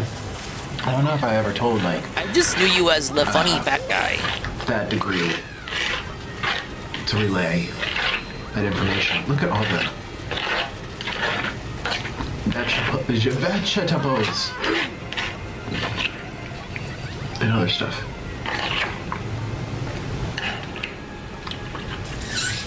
All I knew he was fat and posted his ass on the internet. Are you talking about Ikado or PPP?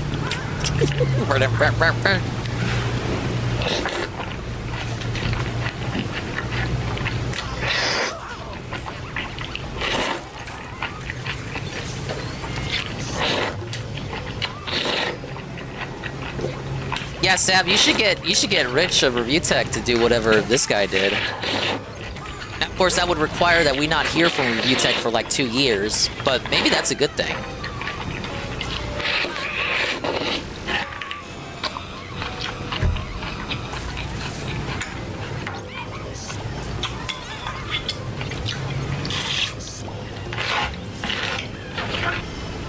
God, there's nothing to say to anyone right now. What a There's nothing king! to say. Pig out, This is sire. my favorite thing in the world. My liege, just pig out. You deserve it, my liege. Hopefully these chopsticks aren't like too loud. It's like scrape, scrape, scrape.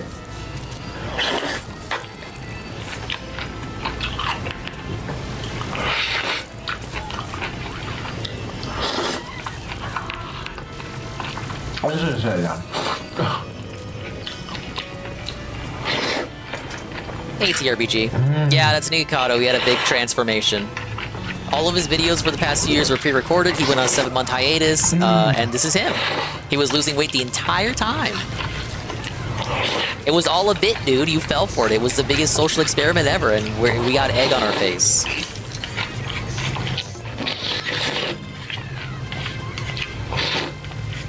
I probably would not eat noodles with him, but look, I have to show respect. I gotta give him credit for the transformation here. For no reason.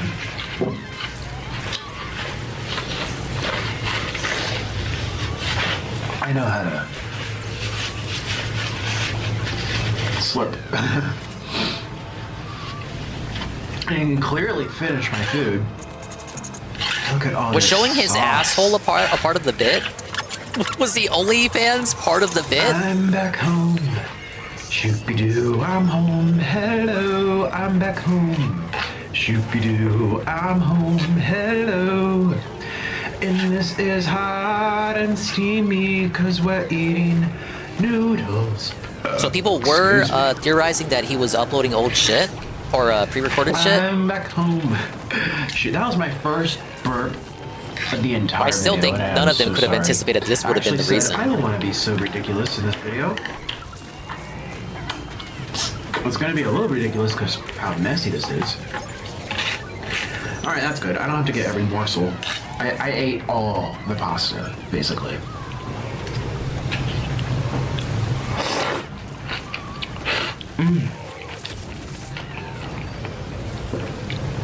Yeah.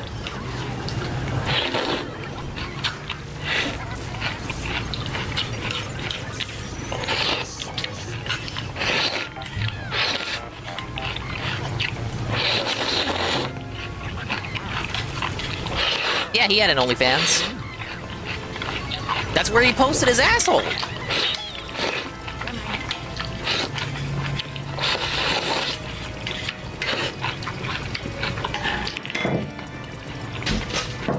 Why am I still watching this? Because I guess I was hoping for him to explain rather than just brag about his transformation and his master plan. They're kind of like... And now I just kind of all can't look away spicy. from it. And if I rub them around too much, it might hurt. We did it.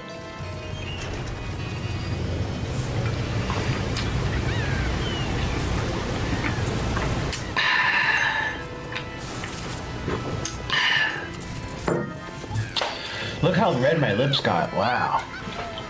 I wasn't looking at your lips, I was looking at your eyes. It looked Thanks like you for was gonna watching cry. my black bean noodle mukbang. It's And not I gonna hope explain? you enjoyed your food if you ate with me. I guess which that's you the next should've, video. 'cause that's what mukbang is supposed to be. That's what it was originally for, and that's what I'm trying to bring back to the internet. Hey, OMG Zelda. And I love being Maybe a he should just go back to mukbanger. doing I vegan love stuff. Food. I like eating food, and I like being here. He did explain he was So, showing you the whole time. Yeah, I need a little bit more than that. Let me know what you think. I guess that's it. Bye. Oh, I'll see you on my other channel. I'm gonna link it. There's another video out. Don't miss it. I'm gonna link it down below. What's I'll his see you other on channel there. about? Bye. Okay, that is the video. Interesting. So again, I can't look. He lost the weight. That's no easy feat, even if it's just like acting or a bit, right? Like there is There is like a process to that, so I can respect that. I still think he's insane. And I probably will not be watching his videos in the future.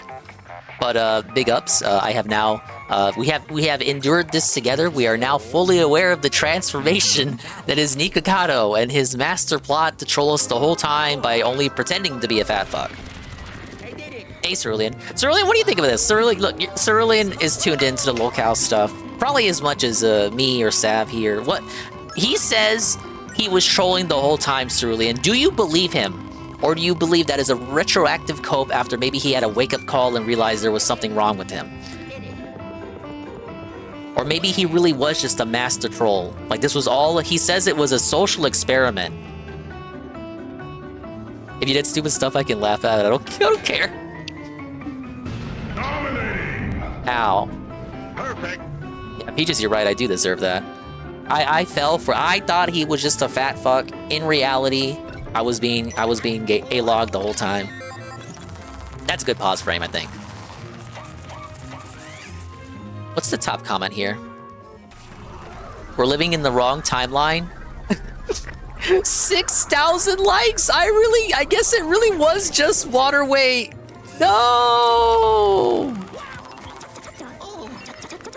We lost so hard, trolls. No! So he's got a new Instagram, a new Twitter, business inquiries in the description, because, yeah, I think a lot of people are going to have questions about this. Bro turned into a full villain. People are saying in the comments they called it. I'm having 5 stages of grief right now. This is the biggest internet jump scare I've ever witnessed. This is the greatest plot twist of all time. This is uncanny as hell. Even for someone who didn't pay attention to him so much like me, I was fucking... I was bewildered by just the first couple of seconds of this video. I am not aware of the Cobra goings-on, Saru. And he has a part 2. I think it should be maintained, Exile. I do agree with that. He still destroyed his body. I still think... regardless of the acting involved here, there are still ramifications and consequences that his body is probably going to suffer as a result of this bit. So I would not recommend doing this yourself, because it could not have been healthy. But he has a part 2 on his second channel. He just says hi. Welcome to Nikocado 2. Naked and Laughing is naked in his trailer, attempting to secretly record him screaming at her. I hope that's going well. This is my second channel, and I hope you consider subscribing, because I don't even know if people like me or if they want to hear from me. I haven't made a video for like 2 years, and well, to be fair, OMG Zelda, I think the theory was that it was actually 2 years. It's just that he went on a 7-month hiatus, and when he was uploading videos, they were 2 years old. Also, I hope you consider subscribing. Like 2 years is more realistic than I'm actually posting more next 7 week, months. so yeah, that would mean a lot to me. Mr. Noodle loves his morning back scratches. Yes, you do. Oh, you love it. He gets so excited. He loves being pet. Today we're having I still wouldn't kiss the bird.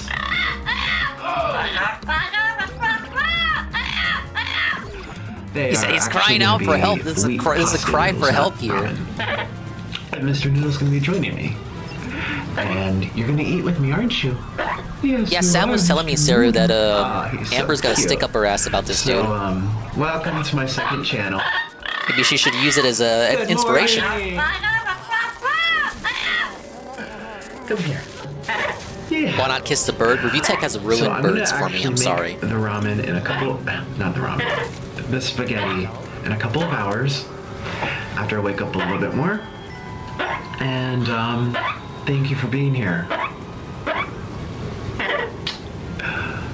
Let's get started. Come here, my baby. Oh, you're so cute. Want more back scratches?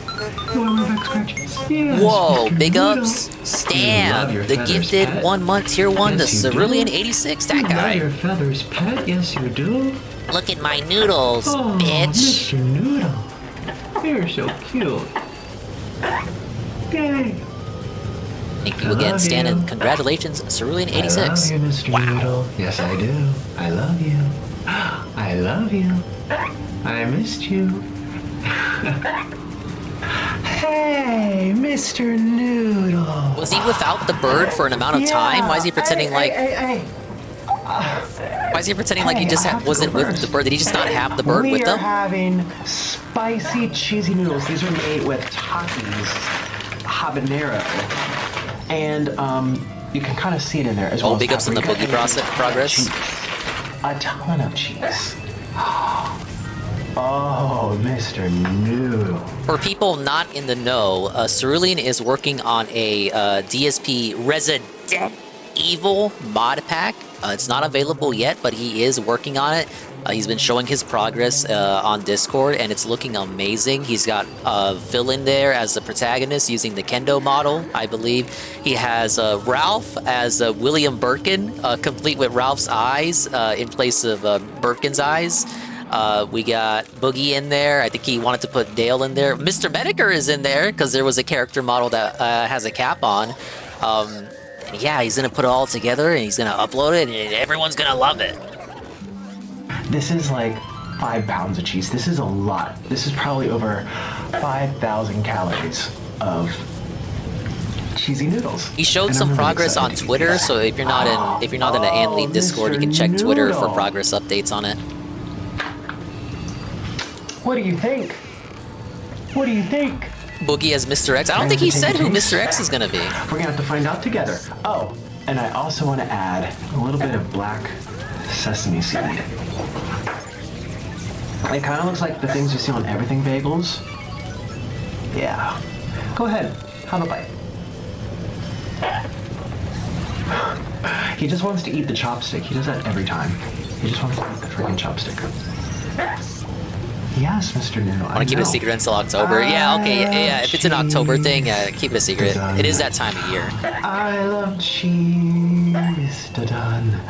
We love cheese. Da-dun. Yes, we do. Oh my God. And I'm gonna eat all this. Oh. Go ahead. Have some. I'm gonna have some with you. If I can get it out. Oh. I don't know how I feel about cheese in my noodles. They're so long. I think this is a bit too much cheese for me personally. This is pretty crazy, actually, trying to get this all out. I finally got myself a thing. Cheers.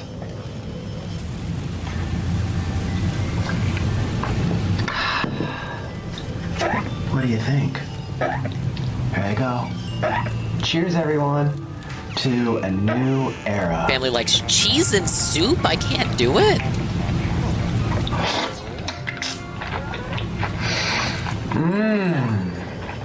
Yeah, I don't think that's that weird, but we never did that in the Digger Brood.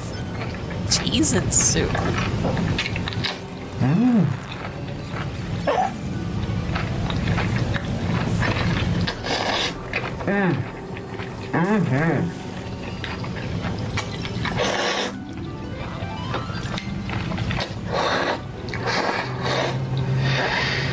Oh my God.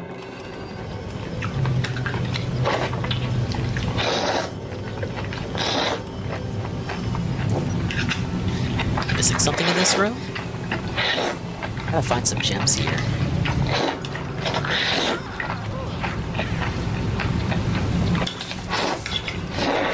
Yeah, we were saying that earlier, Cerulean. I wouldn't share food with my pet like this. Like, I'm not an expert on like what food like pets should be having or should not be having, other than dogs and chocolate. Very, very long time. I'm too meticulous. I would rather just err on the safe side. So good. I'm gonna do it with you. I'm gonna do it with you. Come on. I'm gonna make sure it's not too long. Come on, Mr. Noodle. Okay. I got Mr. Noodle his favorite. His favorite. This is mushy peas, as they call it in British. Your dog loves chocolate? What are you talking about? Your dog must be a god then. Thing now. Cheers. Yeah, you like your mushy peas.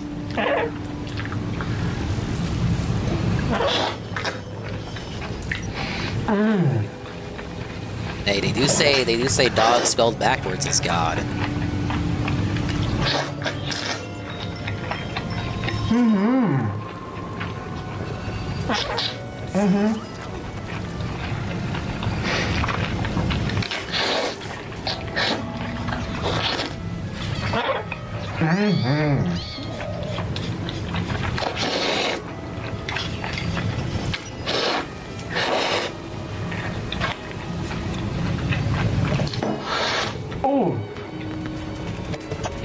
Are we binging and purging, or are we on a beastie speedrun at any percent?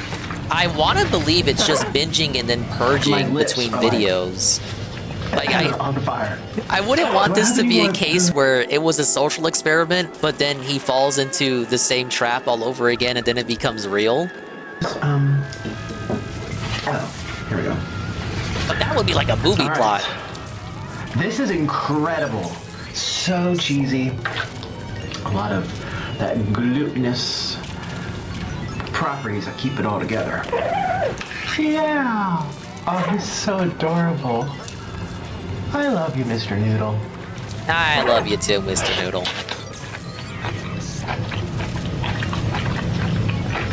Noodles and dinguses gotta stick together.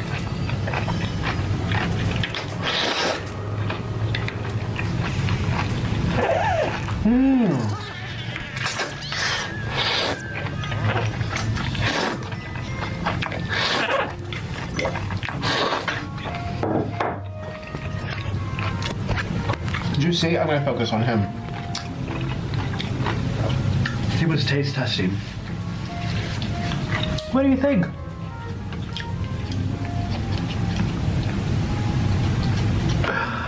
Alright.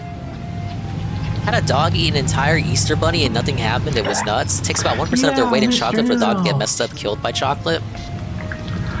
Only time, so Granny Dingus, back when she was still with us, bless her heart, Granny Dingus had like a little chihuahua. He was the most adorable little thing ever. Not as adorable as a Willoughby, but still pretty adorable. And then he got into a big chunk of chocolate, and I remember I had to fight with them over, because we were gonna have Granny Dingus with her old wrinkly hands try to wrestle it out of him. But we had to wrestle the chocolate out of him because it was a big old chunk, and you're saying 1% of their weight in chocolate for a dog get messed up, killed by chocolate. He was a little tiny little dude. That chocolate would have fucked him up, I think. So thankfully we were able to get the chocolate out of him. But thankfully Willoughby and Matilda have not had that happen to them. They're well behaved. We're as rambunctious as Matilda is. Mr. Noodle. Oh my gosh. Well, I haven't seen them in a couple months. This one has Willoughby's a lot probably of, huge by now. Little flaky things I added. The sesame seeds. Cheers.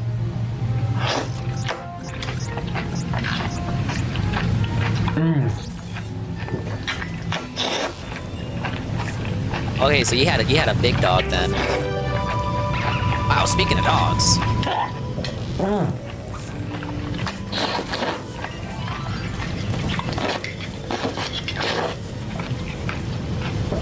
There's a little leftover Taki that didn't get fully blended. They don't know any better, oh? I did the Taki dust first to get it really, because you can see it on there. It's like sprinkled like sand. Ah, yes, the Taki dust. This is a little chunk. This is so good, Mr. Noodle. Oh, yeah.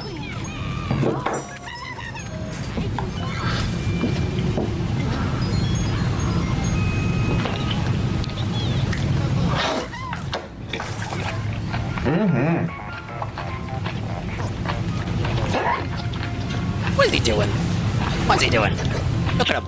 Look at him. Look at him. Just scooping up his little bowl there.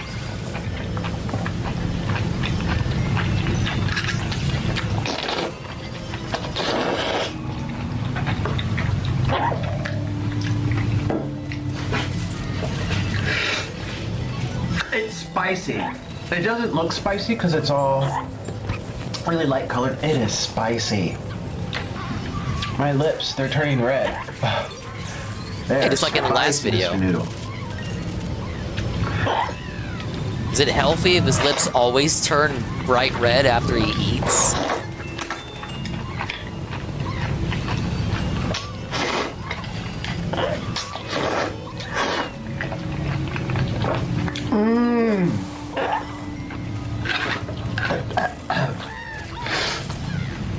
the heat. I'm even getting like a little runny nose from the heat. Yeah. We got one of the gems for this level. Missed a lot here. We got 4 to go.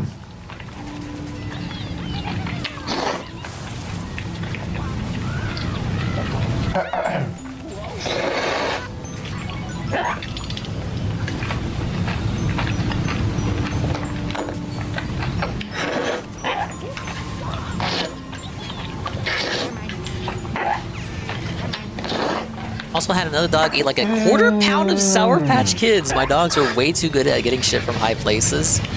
Also, I wouldn't risk feeding my pet spicy food. My lips are on fire. My mouth is on fire. Everything's Yeah, I on never fire. fed my, back when I had fire, parakeets, you're I on never fire. fed them anything that they weren't supposed to eat. Anything that wasn't, you know, parakeet food. I'm getting full. Well, you would hope. This is a mountain.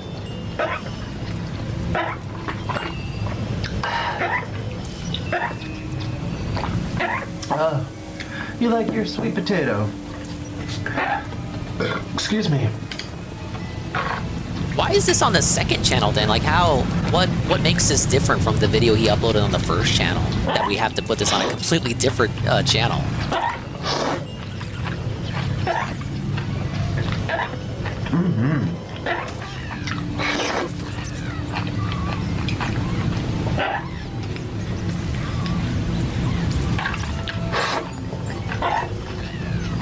You can't play with that. That would be mine. They don't want to see me eat this with my fingers. Oh, so this is typical for him? Okay. He did this on all of his channels. That's mine. It's not a toy. You just flung mushy peas all over the place, Mr. Noodle. I have to clean up all this mushy peas. He's as much of a troll as Jasper is. Cheapers. Who do you think does the cleaning around here? Me. I think that was true when he was fat. Can we watch true crime instead? I did have some true crime, but I got some Muppets too. A Muppet Man. Probably full.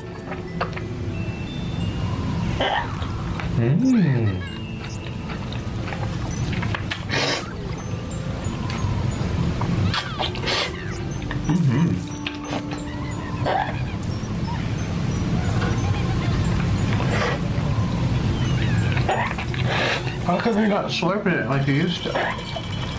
This is his new bit, Goon. His new bit is that he's an Might not be anime villain. Any noodles or any ramen in Colombia. That was like what I did. Maybe it is. Maybe he has earned the right to be a little smug about it, I guess. Very good for birds. Carbs are very good for birds. They're supposed to actually be. I mean, he got trolled really relentlessly, and now he's not fat anymore, which is like the main reason Not people all troll parrots, him. But his kind, yeah. But now he just comes off as insane to me.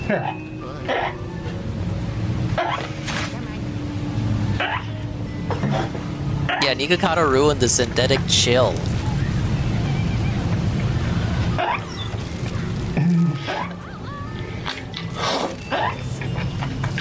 There's nothing in my mouth. Let me go put you back in your house. I look like a wreck. Come here. At least he's honest about it. My baby. I will be right back. And I'm back.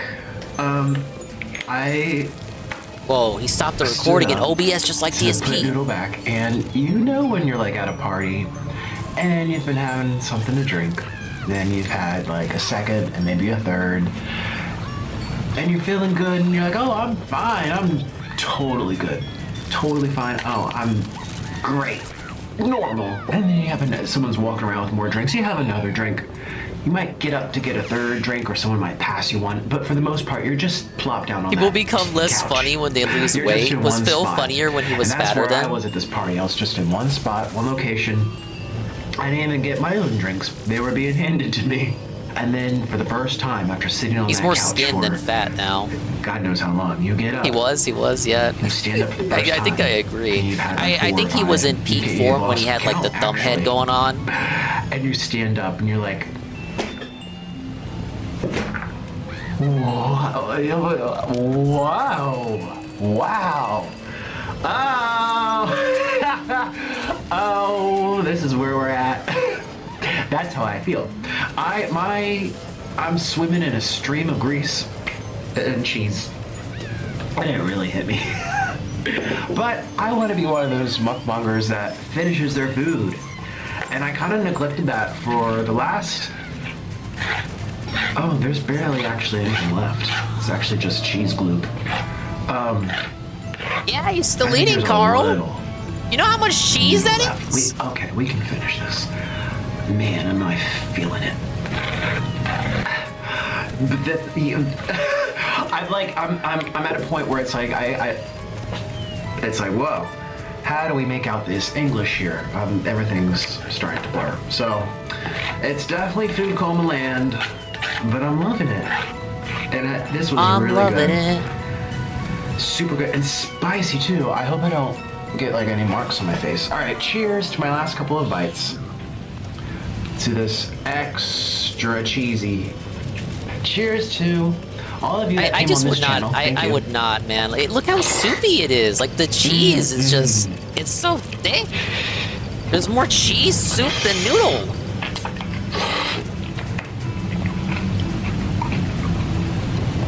Wow. I'm gonna be a good boy and finish this, and then I'm done. Yeah, and it's not even warm anymore. It's cold. Because he's been eating it for so long.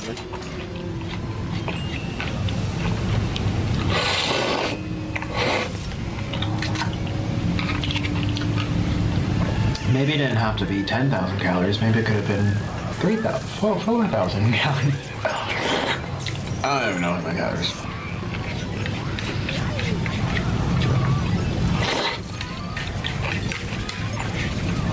The movie Bob McDonald's butter would be a push for me, but doable? Bro, I'd be full after the first Big Mac. I can't believe, like, I know which two you're talking about. Oh, yes, very easy, it's very doable. I'm done.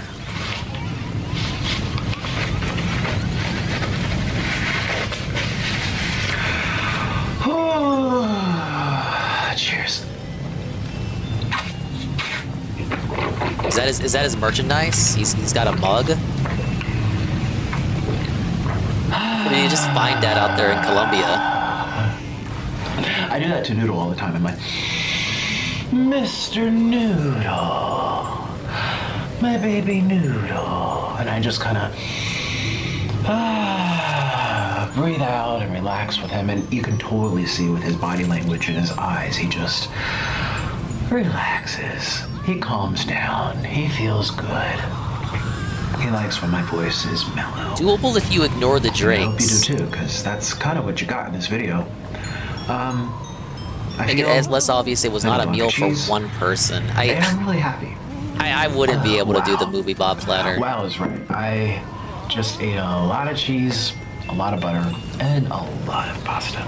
But I finished my food like a good boy and a good YouTuber. He never deleted it? Okay. Will it be a coward pussy move if he did delete it? And he did it. I said I would finish, He's and I did. standing by And his honestly, accidents and mistakes. I need to keep this appetite nice and ramped up, so I don't mind it at all. Anyway, I'm talking too much. Thank you so much for hanging out with me. I hope you liked your food as well, and that you ate with me. Was I supposed to eat with them? That's what mukbang's for. I have cold fries here. I don't know if I want to eat with them. Please, again, consider subscribing to this channel. I don't know if people even like me anymore. I don't know if people want to hear from me or like my content at all. I don't know, did he have a big controversy before he fucking went on hiatus? Please consider subscribing, and at the end of the day, if just 1 or 2 people show up to watch me eat, I'm happy. It means I'm not hated by everybody. So, I'll be posting here now. Sav explained it to us. He was just trolling us the whole time. I already know what it's He wasn't just a fat emotional wreck. He was just fat. So, subscribe and I'll see you later. I hope you liked your food. Okay. Bye. Oh, and please also comment if there's any suggestions you might have for me. Since I haven't made a video for like 2 years. Maybe he should do game reviews now. So or do it's been a politics. long time. And I don't even know how to do this, but I think I do. You just have to eat. Okay, bye. Well, there you go. That's the Nikocado transformation, and I have another 3-star to my name. But I think I missed out on the boo.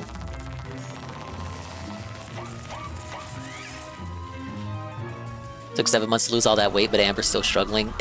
We corrected it, Mr. Punich. It's actually 2 years, but either way, yes, it is. Look, if Nikocado can do it, I don't see how Amber can't do it. But maybe Amber has more problems than Nikocado. I don't know what the medical issues between the two of them were. Okay, well that's that. I do owe the completion for Synthetic Man. Let's see.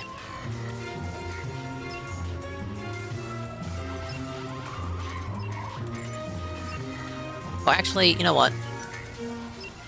We'll do Arlo first.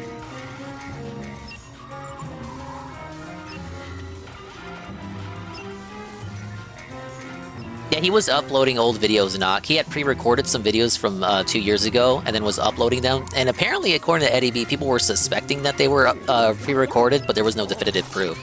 And it turns out, yes, they were in fact pre-recorded. There's really yanking our chain here. That's true, Goon. Nico did start out as a skinny vegan YouTuber. I almost said VTuber. And Amber has never not been fat. But we'll do Arlo first. We have the Muppet Man, and he's complaining about Nintendo's re-releases. He says, examining the wild inconsistency of Nintendo's re-releases. This video was brought to you by Squarespace.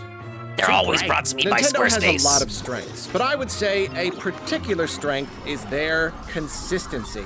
Ever since they entered the video game business, they've consistently strove for innovation. More so than any other company, they have delighted their customers with surprising new ideas, year after year. They've always wanted to charm us, to give us a taste of that Nintendo magic that is entirely unique to them. And of course, there are Look, I love the Switch, but even I didn't fall for the Labo stuff. That Nintendo magic that is entirely unique to them. And of course, there are some occasional exceptions, especially when it comes to artistic direction, but for the most part, they consistently deliver Arlo Cobe in the video.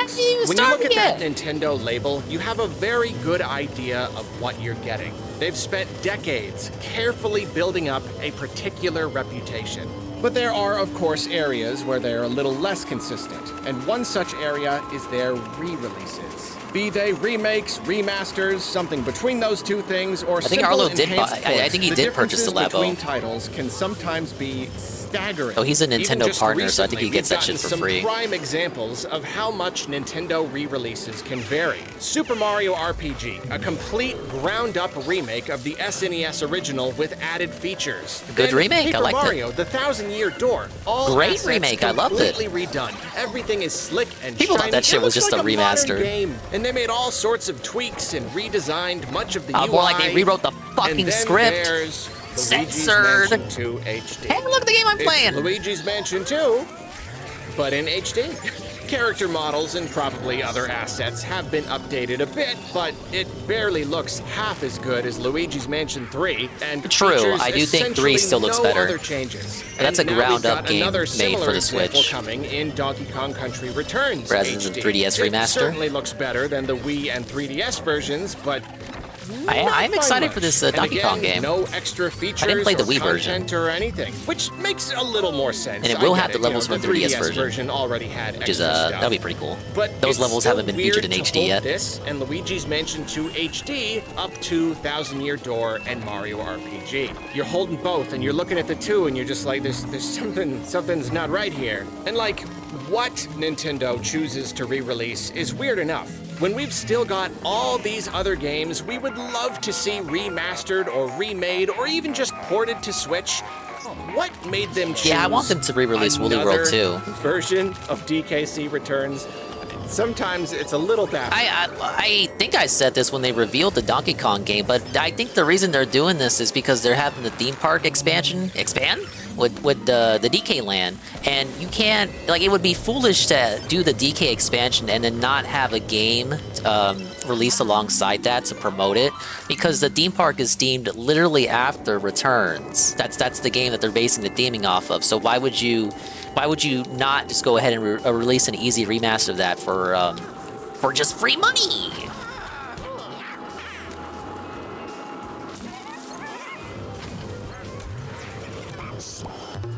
But mostly, this is an issue of the effort put into each title and how they're priced. It's just strange that a complete remake that looks like a brand new game and even adds to and I agree with that, but it's already on the Switch, so they had to port the one that wasn't on the Switch yet. Very basic HD touch-up that is otherwise identical to the original. Weirdest of all, though, both are the same price. And don't get me wrong, I know all game development is complicated and takes a lot of effort. Even the simplest of remasters can't possibly be as simple as they might seem. But I just I'd like them to do Prime 2 and 3 as well, to prep people up for Prime 4, but they haven't been doing that for some reason. I also must clarify at this stage that the point of this video is not to complain or to suggest that there's some huge problem with Nintendo's re-releases. Press X I to just doubt. think it's interesting to explore this phenomenon. It's something that we've all observed, especially in recent times. Stop the video while I remind you that it was brought to you by Squarespace. Squarespace makes building a website always. There really ain't too much to complain about. For the most part, Nintendo has been sponsor spoiling block us this generation. I mean, come on. Pikmin 3 Deluxe gave us countless tweaks, difficulty options, the return of the Piclopedia, and a whole new mini-campaign. Super Mario 3D World plus Bowser's Fury gave us substantial tweaks that dramatically improved the gameplay, along with a self-contained, open-world, highly experimental adventure. Kirby's Return to Dreamland also included a new campaign with hugely different gameplay, starring the game's villain. Oh, then you've got Metroid Prime Remastered. Okay, no new content or anything, fine. But every single... I do kind of see a little bit of his point here. So with some of the remasters, which you could argue that were lazy ports, like Pikmin 3 Deluxe and Mario 3D World, those still had some substantial changes to them and like actual new content that wasn't in their OG versions. And then you have something like Luigi's Mansion 2, what I'm playing right now, that doesn't have as many substantial content additions at all, if any, but still has that same level of work put into it. So like, what makes them decide? How do they decide the amount of effort to put in? I guess is what I'm saying. And then Metroid Prime Remastered, which isn't so much a lazy remaster, is almost a borderline remake, because a lot of the models were really touched up to the point where it looks amazing. Asset was completely redone and the game looks impossibly Papa Ben hasn't good. updated Squarespace in Plus, over a year, by the way. Shadow dropped he's during busy. a direct, and it's only $40. Nintendo has been delivering some incredible He's busy re-releases. making videos like this. But if anything, I think that's just been making the lower effort ones a little bit more noticeable. You know, a little bit harder to take. Like, look at all these games, and then look at Pokemon Brilliant Diamond and Shining Pearl. Hey, look, I'm not even going to cap for that game. I can't believe this game exists. From time to time, I'll be randomly reminded of it, and I just get mad. They are unacceptably ugly. Faithful to the DS versions in only the worst ways, and they don't even include any of the improvements or extra features or content from Pokemon Diamond for a reason. Well, I'll explain that. Game Freak said because it's not a Pokemon Platinum remaster, it's a Pokemon Diamond and Pearl remaster. They actually said that. It's the same excuse that they used during the Hoenn remakes. It's that the reason they didn't have any Emerald content is because they're not Emerald remakes. Wow. That to this day, no one has been able to explain. Those games represent the barest of bare minimum effort, the most cynical products ever published by Nintendo in my eyes. But I suppose they I hired get TSP it. for that press Pokemon statement. is I know, it was somewhat crazy. separate from Nintendo's other first-party IPs, so it is legally Pokemon is its own thing, Arlo. It doesn't count. Nintendo seal of quality, man. And if you do want to talk about Pokemon, there's a whole history of inconsistent re-releases right there. Some titles are amazing. Nintendo, I'm sorry, but that is a gigantic cope. Definitive remakes, and others inexplicably leave out loads of content. And it's funny because you'd think that the amount of effort that goes into a re-release would depend at least somewhat on the popularity of its respective series. But Pokemon alone proves that that ain't necessarily how it works. At Yeah, least small not indie always. company, please understand. Zelda does indeed seem to get preferential treatment when it comes to re-releases. Zelda remasters and ports have a long and storied history, with Nintendo refreshing every single pre-Breath of the Wild 3D Zelda. The 2D titles still need more love, but I'm hopeful it'll start to happen someday. And I think this must have something to do with how important and beloved Zelda is, but not necessarily as much to do with sales. Because if you look at things purely from the standpoint of a game that sells well will be the best fit for a substantial re-release, Nintendo once more defies expectations. Let's look at Luigi's Mansion 2 HD again and hold it up to another Switch remaster, Skyward Sword HD. They both sport the same I enjoyed that HD game. moniker, yet differences abound. The latter received a massive overhaul of its entire control system, as well as countless little tweaks to the whole experience based didn't on have player substantial feedback new over the content, years. though. The former got the graphical polish, and that's it.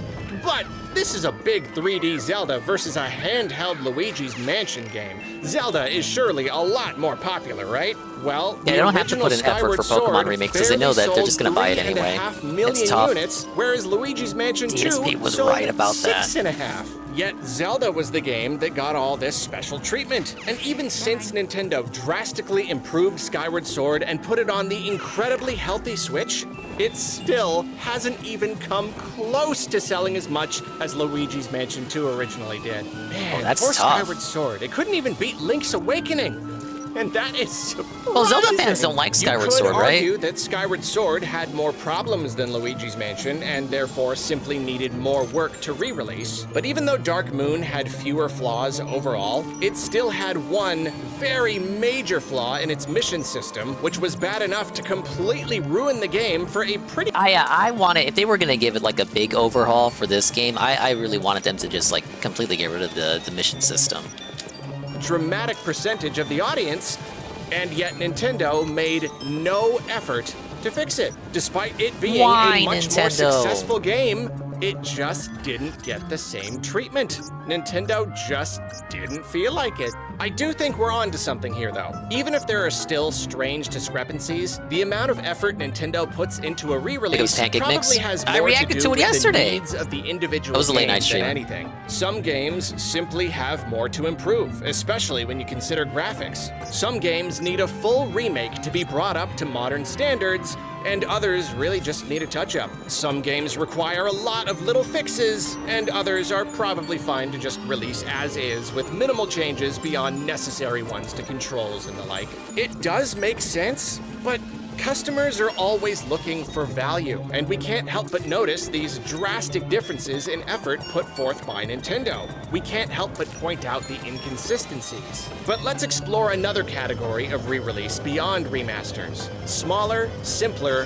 upscaled ports. Really, I would say that the weirdest thing here is how few of these there actually are. Pikmin Oh 1 man, plus remember 2 this and collection? Super Mario 3D All-Stars are really the main ones. Nintendo could get away with doing so many more of these. And like, yeah, it's nice when instead of a simple upscaled port, we get like a full remake or something.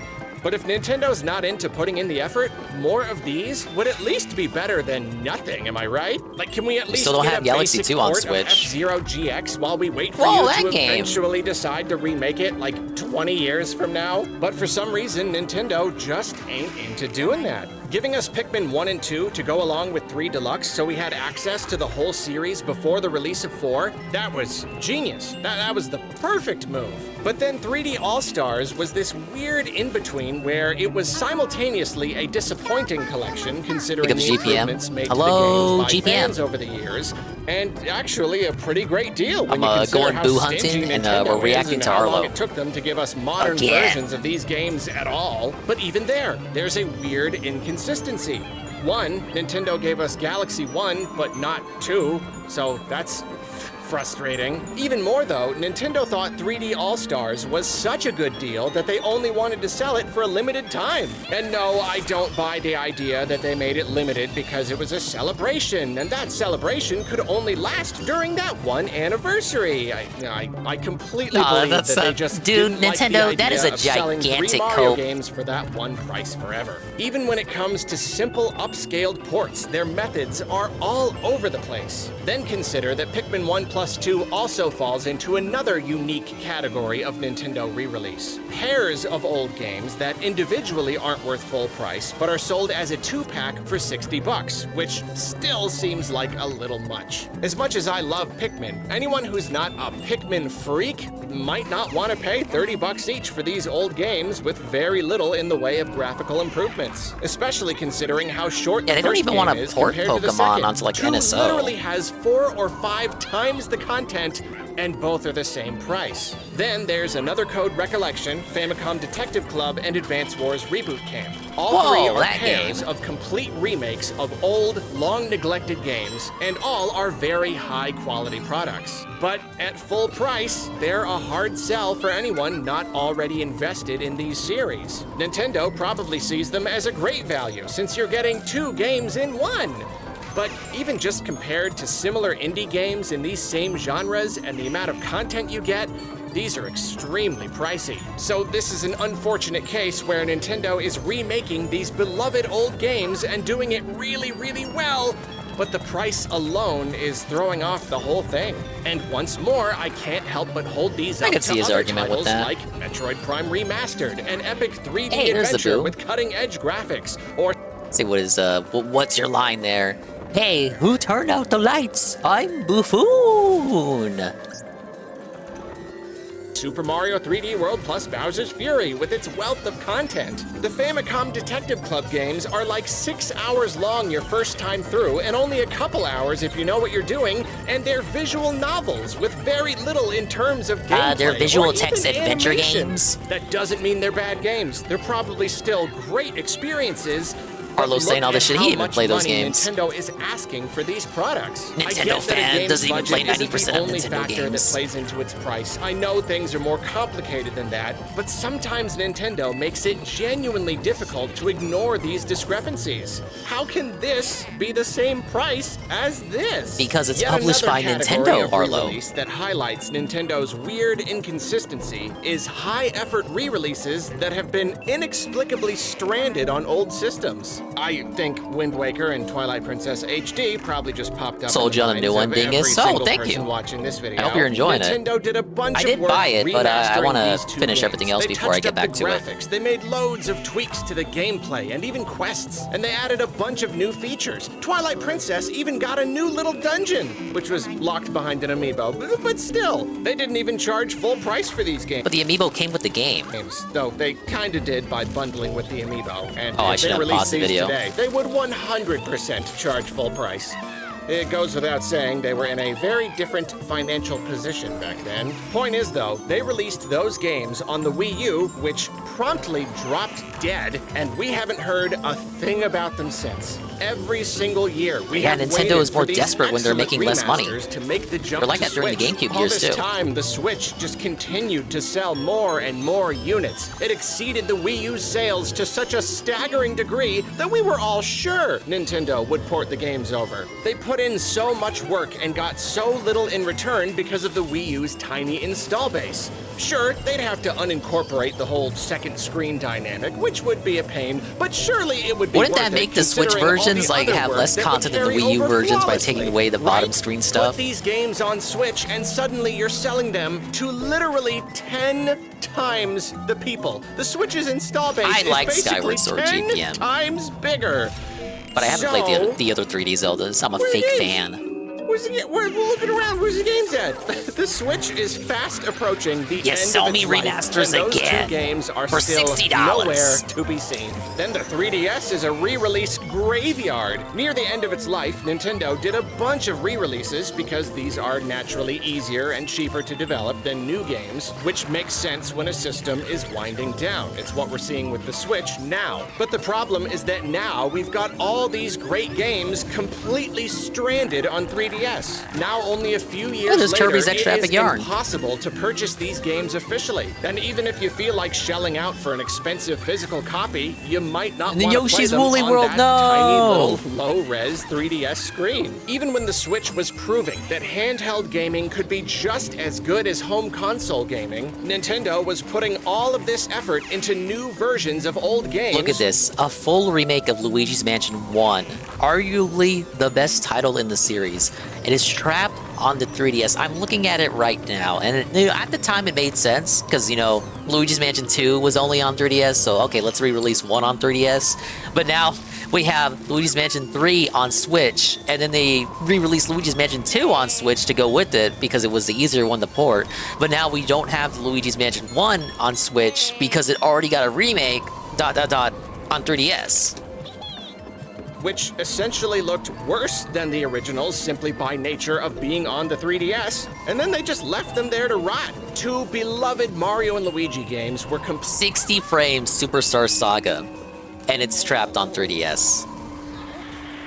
Oh man, it added new content too. Same thing with the Bowser's Inside Story remake.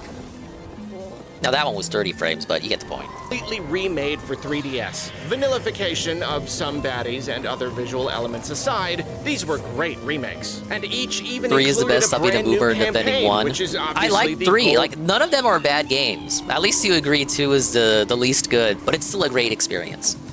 standard for re-releases. It's the best you can ever expect to get. And these Why did Inside Story get ported over Partners in Time? Because there were less new assets that they had to make. Like there was more assets to reuse from Dream Team and Paper Jam and the Superstar Saga remake. If they did Partners in Time, they would have to make more new assets, so more new sprites for all the Shroob enemies. If they just did Bowser's Inside Story, there were a lot more assets that they were able to reuse. So they were lazy.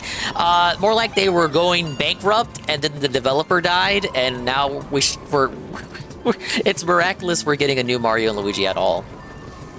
But yeah, the dev went out of business. They were, how much was it? 1.4 million in yen? That might be inaccurate, but they were bigly in debt, and Nintendo did not save them because they weren't an official Nintendo studio. They were just licensing Mario to make their Mario RPGs. They weren't an official partner or acquired studio in the same sense that Monolith Soft was, or Next Level Games, or Retro Studios. So Nintendo did not come to save them when they finally went out of business. And honestly, it's probably understandable from a business sense, because they were just they had so much debt that it wasn't worth it.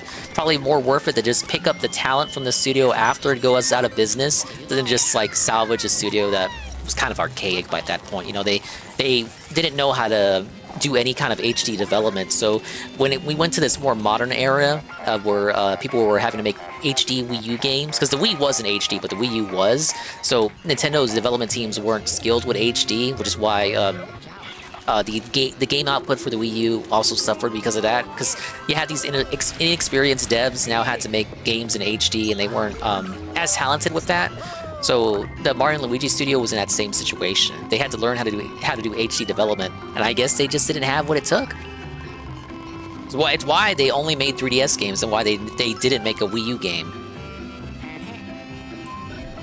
Skilled in HD. You know what I'm trying to say? I'm not a game dev. You get it.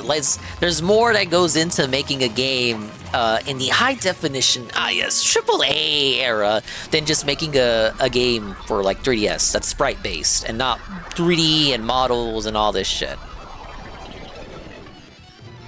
Remakes were stuck on a dying system, the poor sales tanked their developer, and now none of us can buy them. Even with a brand new Mario and Luigi game on the horizon, the great remake of the first game, published only 7 years ago, is completely inaccessible to new players. Then there's Kirby's Epic Yarn. Switch has got loads of Kirby games, but not that one. Yoshi's Woolly World, the game that everyone loved way more than they ended up loving Crafted World a few years later. Star Fox on Wii U was an absolute shit game because they forced the bottom screen as a control scheme. If you did co-op in that game, the second player just plays the game normally. And I always thought that was like a big fucking rip, because Miyamoto, who was like the idea guy for that game, he was all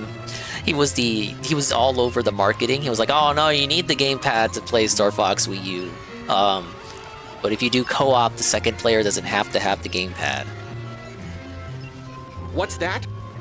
It's stranded on Wii U? Haha, well, we'll take care of that. Now it's also stranded on 3DS. Then the biggest one for me personally, Luigi's Mansion got a pseudo remake on 3DS, which made a little sense since the original game was planned to use some sort of 3D effect. So it was like, oh, now it's in 3D after all these years. They got to realize that idea. That's kind of cool. But at the same time, we'd been begging for a nice HD remaster for years. And this game featured a bunch of remade assets like a true remaster.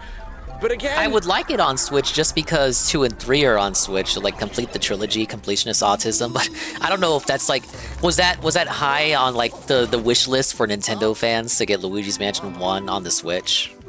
This was the 3DS. I love the 3DS. Now, to be fair, Eddie B, the 3DS version does include the PAL changes, which is probably another reason why we need that one on Switch. Its games, and it served its purpose at the time, but through a modern lens, that low resolution is just abysmal. In my opinion, this remake of Luigi's Mansion. Oh, you mean Star Fox Adventures Easy Money? The original. They remade that was the last rare game that they made for Nintendo. They put in all this that wasn't on a They even handheld. stuck Luigi in the game so you could play co-op. That is a huge change. Dude, look at the frame rate on this co-op. But they did all that just to leave the poor thing on the 3DS and immediately forget it, leave it behind them forever. And the extra effort they put into that game just makes the bare bones Luigi's Mansion 2 It was their HD only GameCube game. even weirder. Let's put a ton of effort into a new version of Luigi's Mansion 1 and strand. Switch 2 should only play Switch 2 games unless you pay for online, then it unlocks backwards compatibility. There was kind of a leak, I think Sasha brought it up. There was like a leak and it suggested that backwards compatibility would be a thing. I don't think, I never saw a timeline in which backwards compatibility wouldn't be a thing for the for the Switch 2. I almost said Wii U too. I knew backwards compatibility was going to be in. Because they said from the start that it would share the same ecosystem when they revealed it during one of those investor meetings. So I was never worried about that, but it is nice to have that confirmation. And then you have people suggesting that we're going to get the full reveal during this month. They did say it was going to release within the fiscal year. So it might be like with the first Switch, where they reveal it fully in January with the software, and then it comes out in March or something. But then the full reveal for the hardware was in October the previous year. So maybe this month or next month we get the full reveal for the hardware. The games get revealed in January, and then the full release in March. Like if we're trying to ape the first Switch. Nintendo has fucked backwards compatibility every system. They're gonna fuck everyone again. The Wii was pretty good, wasn't it? It was an overclocked GameCube, so it played GameCube games just like that. How about the DS playing GBA games? The GBA being able to play Game Boy Color games. Yeah, the 3DS with the DS as well. So they're not awful with it. But I guess the Wii U could play Wii games, but even though it was an overclocked Wii, which was an overclocked GameCube, we couldn't play GameCube games. So you do have that.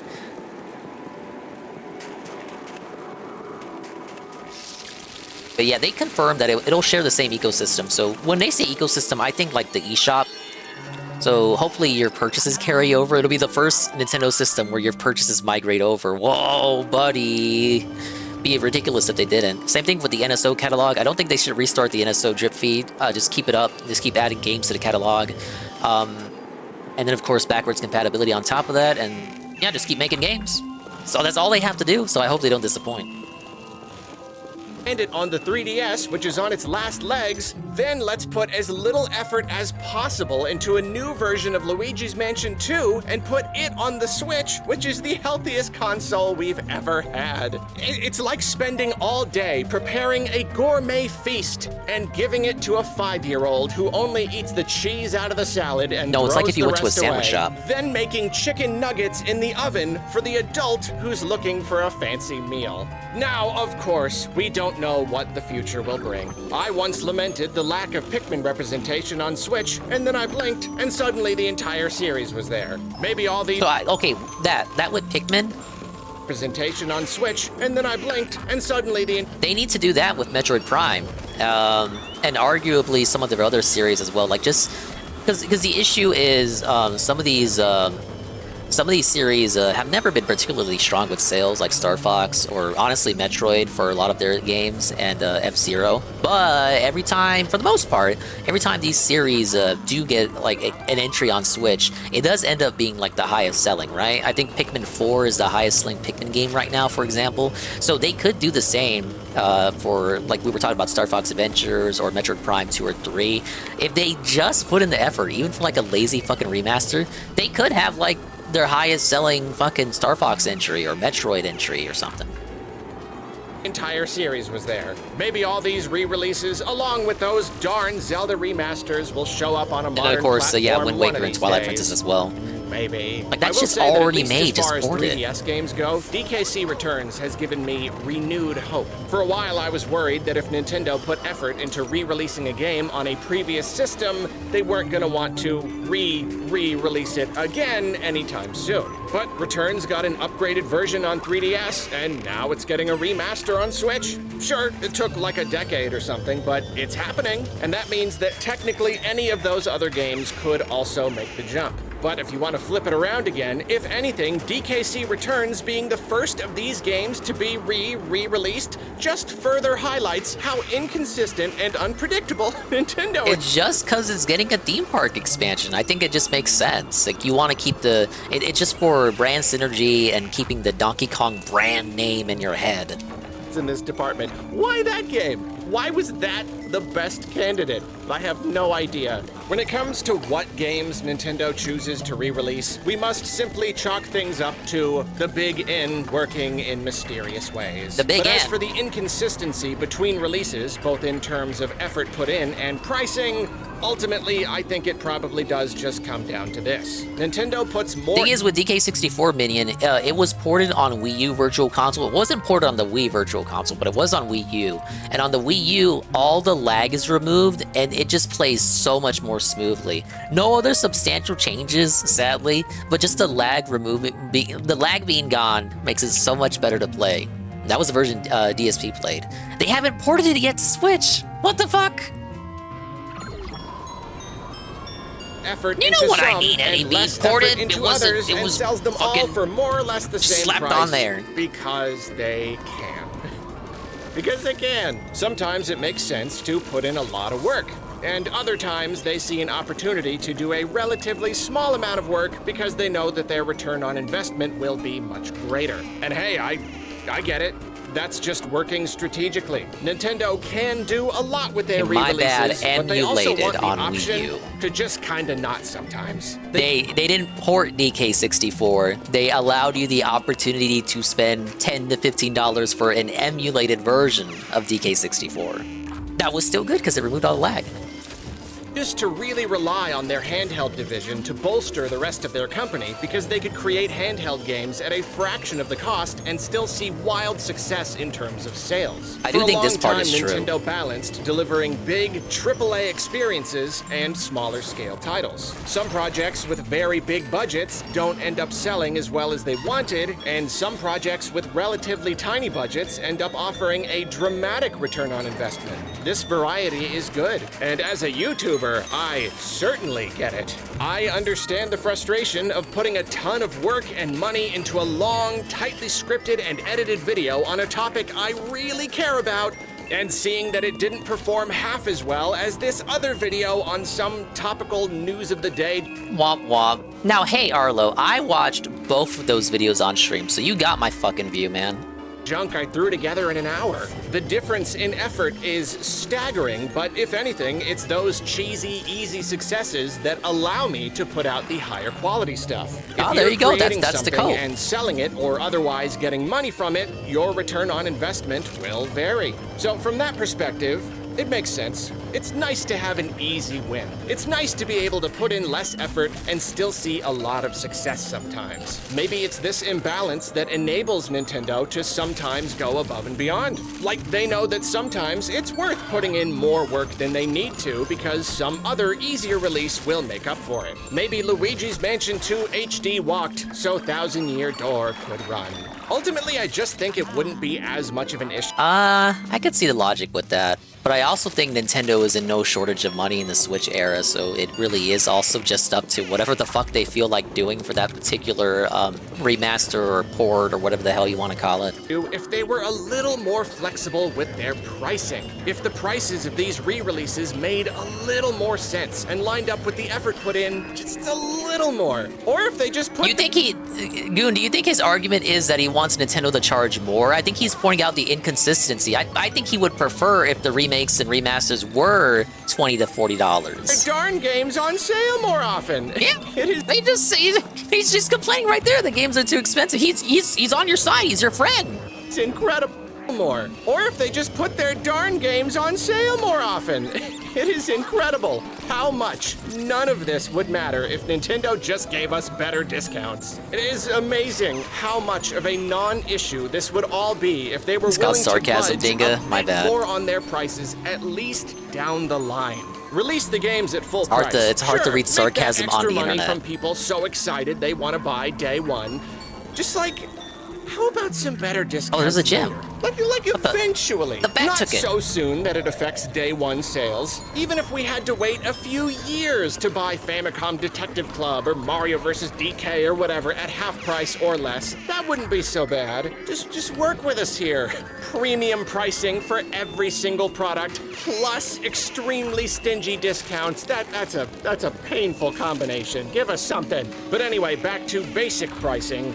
I know it's a big and ongoing discussion, but Nintendo believes fewer sales at a higher... There already is Steel because you can pirate.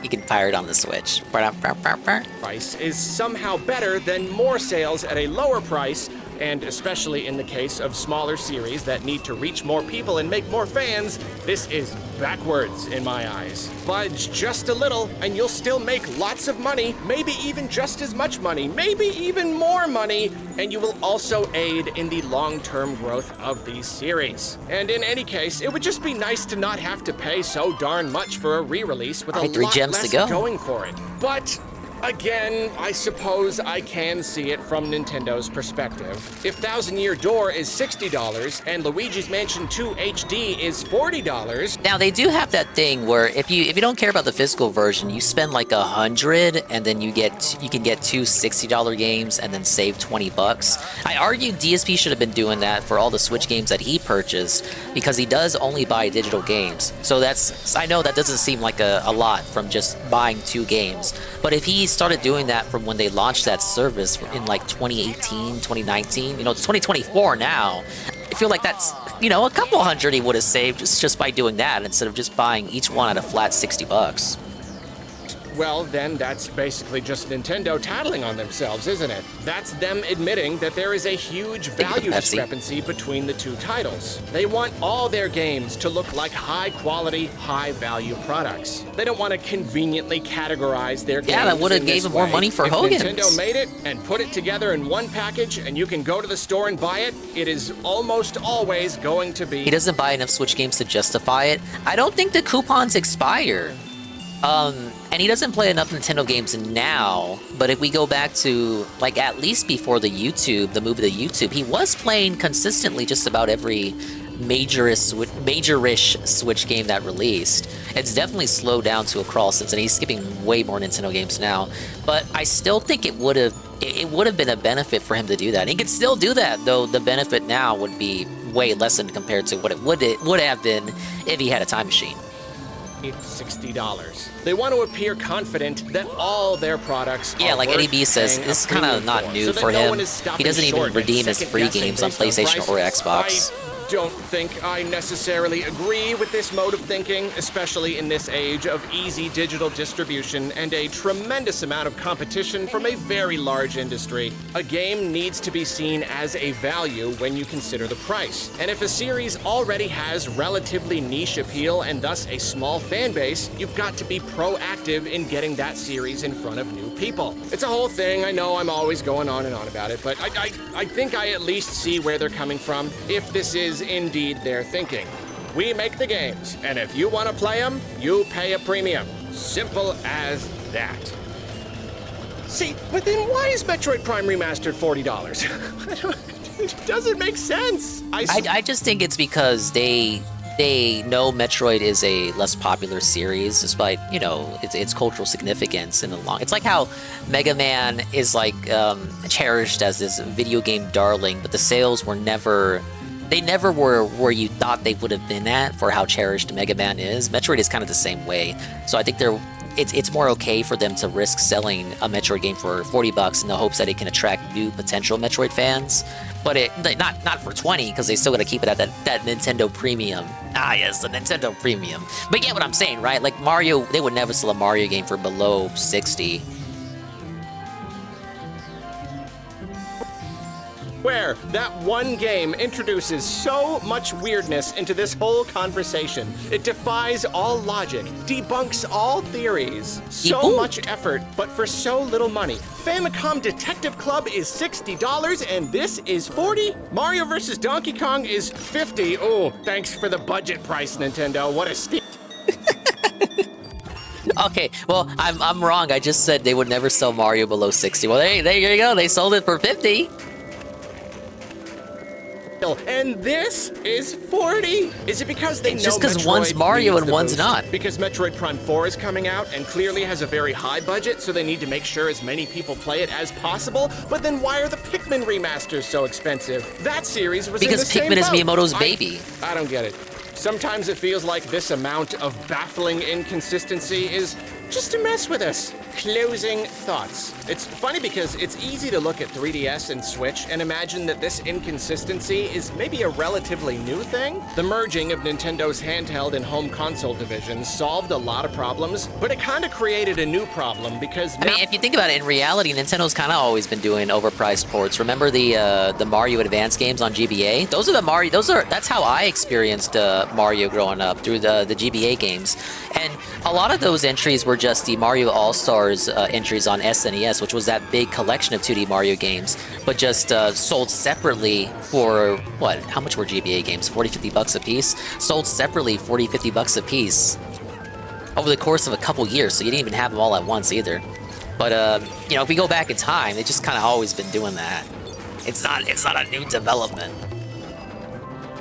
Now it's a little harder for Nintendo to develop titles with these wildly differing budgets. People like the idea of the game more than playing Gone them. Are the days That's of pumping very out true simple for a little lot of GBA games. and It's charging whatever unfortunate. for them. Now, if a super low budget game is on Switch, it's got to be of at least a certain level of quality to justify the hefty price tag, or they've got to just sell it at full price or close to full price and accept the lower sales. Personally, I feel like the eShop is really the answer to this whole problem. It gives Nintendo a platform to release smaller games for lower prices.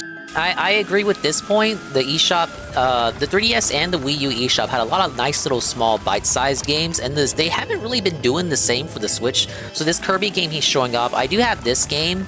This was 15 bucks, and I did a few streams with GPM and Ann of this, and we had fun with it. But what's weird is that they haven't been keeping up with it. They could have did more. Like, they could have done more bite-sized games like this, so that if they, like that Mario vs. Donkey Kong game could have just been an eShop game. When you really think about it, like what you really get for what you're paying for it. But for some reason, they just aren't making eShop games like they used to. Without having to support a Because DJ Filthy Rich for the 3-stream streak. Kind of a have your cake and eat it too situation, you know? It's hard for me to believe that Mario vs. DK made more money as a $50 physical retail title than it would have as a $25 eShop title. But whatever. Point is though, this inconsistency actually stretches back a lot further than the 3DS. It's definitely more pronounced now, but there have been a good few weirdly low-effort re-releases in the past. For a counterexample, Zelda's always had a good track record, as we talked about, with re-releases spread out over loads of systems, all the way back to the Game Boy. But then the GBA had a whole bunch I of was just talking about extremely these. cheap ports. The Super Mario Advance series did add some cool stuff, and maybe I'm in the minority here. I know everybody really loves those games, but I love them for the voice acting. The voice acting makes those ports for me. man, at those prices, they were a tough sell for me. Even more egregious though, Nintendo also put out a bunch of NES ports for $20 each. Even when you Oh could get shit, I forgot they did that. What a highway robbery. copies for your e-reader for $5 or just play in Animal Crossing for free. Because back then, those games were... Oh, yeah. Remember when Animal Crossing had the NES games built into them as part of, like, these little items you could get? Yeah, you wouldn't fucking see that in a new one. Nearly as valuable as they are now. These ports were wildly overpriced, sure, but whoever did buy them sent a lot of money Nintendo's way. Ah, but that was probably because the GBA was a good success. To swing back to the Wii U, that system struggled, and that was also when Nintendo gave us a bunch of inexplicably high-value re-releases. They So when sold a Nintendo bunch of amazing suffers, Super NES they games give us cool for 30 shit. cents each during an anniversary promotion, and for another baffling Metroid-related value, they gave us a digital port of Metroid Prime Trilogy, a game that was super rare and valuable and offered a ridiculous value even when it launched at $50, and they sold it for $20. What's a better deal? All 3 AAA Metroid Prime games with updated controls and tons of bonus content, or Ice Climbers. You decide. Does all this really just come down to how well Nintendo is doing? How desperate they are to get people to buy a system? I mean, Probably. maybe, probably. That would explain why, with the wild success of the Switch, we are in a new era of paying out the nose for anything and everything Nintendo related. Except Metroid Prime Remastered. Whatever the case, I guess there's always been a I precedent. mean, can't you argue that 40 is a bit too high even for Metroid, given that they sold the trilogy for $20 on Wii U, again when they were desperate and struggling? Selling games with wildly differing value propositions. Even beyond re-releases, Nintendo will sell you an epic 3D adventure directed by their highest paid senior staff, developed over the course of half a decade, costing who even knows how many millions of dollars. Then they'll turn around and sell you a minigame collection for only $10 less. That's just Nintendo. Oh god, I forgot all about They're 1-2 a funny Switch. bunch, but we love them. They're weird and baffling and a little bit greedy, but we love them. Well, thanks for watching. Now, if you'll excuse me, I gotta go pre-order DKC Returns HD. For work. I'm only buying it because of work. Ah, yeah, whatever, Arlo. I guess he doesn't get the games for free anymore, unless that was a joke. Okay, well, I gotta say, for a lot of that, I agree with them. The price structure is weird, but like Goon says, I'm a massive Nintendo pay-pig, so I'm gonna buy it anyway. Unless it's Pokemon. Now, his next video is when Nintendo refuses to slow down. I guess referring to their game output during the Switch era. ARMS? I didn't buy ARMS. Okay, if it's Nintendo, Dingus buys, unless it's Pokemon, Labo, or ARMS. But I didn't even dislike the idea of ARMS, I just never got around to getting into it. This video was brought to you by Squarespace. Pocket Sand. Tell me if this makes sense to you. I'm gonna describe a scenario. Nintendo gamer YouTuber says they're a big Nintendo fan, but only plays Pikmin, Metroid, and Paper Mario. Yeah, that doesn't make much sense to me. And you tell me if it sounds reasonable. Okay, so you're a big video game publisher. You're a real big one, and you just launched a new system. ARMS was pretty You fun, launched actually. with They did a trial of it, and I maybe played like it for one or free two for like a really weekend. I did big enjoy it, system-selling but like titles. the online And was then already after that dead. point, the first year is So a little I bit feared slow, outside of you know, promotions it I wouldn't takes find anyone to time play with. To build up that library, to produce games for a brand new system. Then the first holiday comes along and you've got some really big system-selling title for it. And then after that point, things really ramp up. A couple years into the system's life, you hit this peak, and it maintains that peak for a good few years. You're pumping out games like crazy. People are buying the system in droves. And then in the last few years of the system's life, you slow down quite a lot. Your evergreen titles are still selling really, really well. Third parties, just like all by themselves, are making you loads and loads of money. You can basically just sit back, do nothing, and still rake in just millions and trillions of billions of dollars. And you're also making games for the next system. You know, you're putting most of your development resources into that, into later. So you slow down. Just imagine that, like, the games coming out for Switch, like, we're finally starting to slow down on the game output for Switch. But just think about that, all of their studios right now are probably working on Switch 2 titles. It's like in a couple of months, maybe even this month, we'll have like the reveal for the next big-ass 3D Mario game, maybe the next Zelda. It's gonna be crazy. slow down a whole lot. Mario you really Kart don't 9. need to be releasing very much on this system. It's just, it's not something that is required at this point. To me, that all makes sense. You know, I'd say the logic is pretty sound. And that is an attitude that Nintendo absolutely could have adopted with the Switch. Like nobody would blame them for taking that approach. And yet, Nintendo's output of Switch games has been consistent from the beginning all the way until now, 7.5 years later. And like, sure. I would say there were some slower years than others. 2018 and 2020 due to COVID were pretty, they were slower years for sure. Like, some years have just naturally been better than others. Although a lot of that really just kind of, my impressions of certain years, it often just comes down to like... Yeah, see, so no, 2016 Wii U was awful. You had, I think, Paper Mario Color Splash in October. You had Star Fox in April of that year. And then I think that was it. No, the Tokyo Mirage Sessions games, but that game came out in 2015 in Japan, so does that really count? Yeah, and I think that was it. That was your 2016 Wii U final year. Over the course of 12 months, you had 3 first-party releases. Recency bias. Like, I remember thinking that 2018 really wasn't that great compared to 2017, but then you look at it and it was still like Smash, Kirby Star Allies, Super Mario Party, Xenoblade 2 DLC, which was basically like a whole new game. Like, it was still not... I'm Booger! Why must you always pick on me? Get it? A bad year by any means. Yeah, maybe compared to a lot of the other years, it was a little bit on the lower side, but even that was really not bad at all. Sometimes it's kind of hard to see the big picture. But however you look at it, for the most part, Nintendo has been bringing the games with Switch. They have been bringing the games, and they simply they've been bringing the price tag too. Bringing the games. And to gain even more perspective, in preparation for this video, I went back over a list of all of the Nintendo published games, like year by year by year. And it's made me realize that Nintendo has always been good at putting out a large number of games. Like this idea of them publishing just title after title after title, that is not necessarily new. They've always had a lot on their schedule. But right now, I would say that 2 things are different.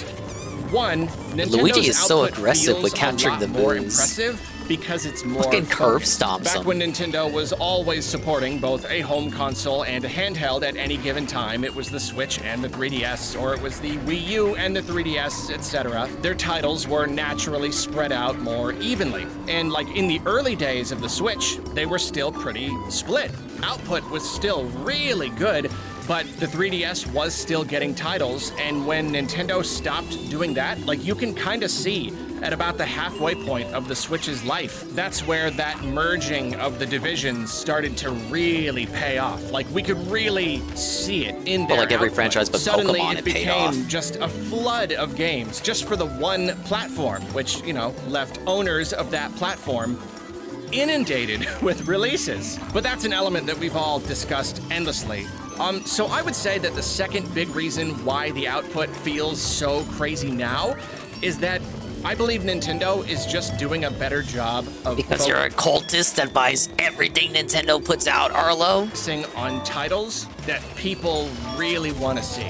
Nobody move! Oh, fuck. Until I remind you that this video was brought to you by Squarespace. No! Even with 0 website building knowledge, Squarespace can make building your You're site not even a updating your snap. blog anymore.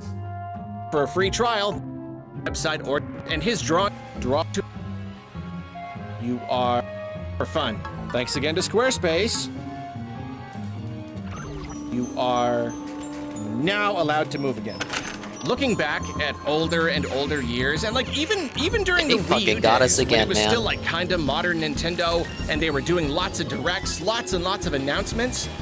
I remember so often watching some sort of reveal and thinking, my gosh, who cares? Who can possibly care? Because you were more about negative some of back these then, games? Arlo. And I get it, like, every game Arlo was has more of a its hater audience. back then. I totally understand that. But I think Nintendo Now is he's like a doing goody a better job two-shoes. of not going, like, too niche, too obscure. You might not believe it, but when this dude started his channel, he was like a hater channel. That's why he got popular. His first video that got like exploded in popularity was him hating on Paper Mario Color Splash, as well as the 3DS Pikmin game, which wasn't even that bad.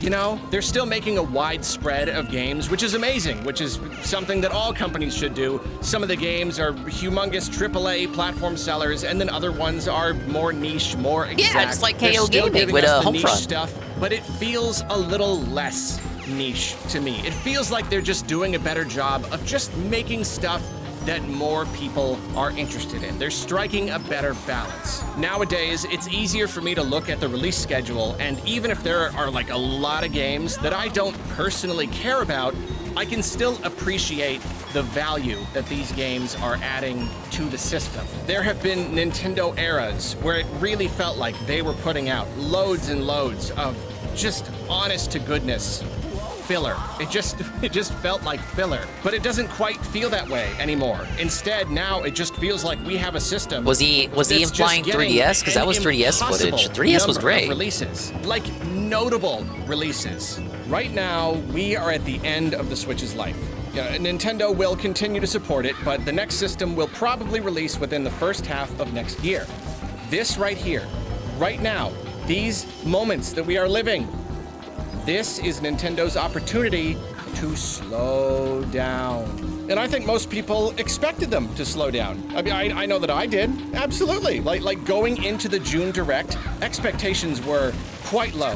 I would say almost historically low. The second half of the final year of the Switch's life, like, what could Nintendo possibly have for us? It's not like they showed us the new Mario Kart. Reveal after reveal after reveal. I like that Direct too, but it wasn't like it wasn't the most banger Direct they ever did. At all, and almost everything releasing Brothership is good, same year. Months. That was peak for me. In one fell swoop, 2024, which had every right to be a breather year for Nintendo, became it was just another year for Switch. Just another year of constant releases. And don't get me wrong, Nintendo is slowing down in a sense. Like, of course they are. As we've pointed out endlessly, there are a lot more re-releases and smaller, more niche ain't good. I'm gonna be so sad. Don't you even fearmonger. They are putting I hope most that of shit their is development peak. horsepower into Switch too.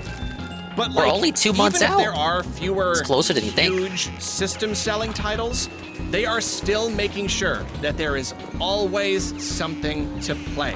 A notable release every month or so. Always something coming out. Always something to look forward to talk But that's the thing. He was talking about this too. But that's the thing I gotta appreciate. Like, even though like not every game is for me, I'm also like I shouldn't feel forced or compelled to buy every fucking first party game that releases.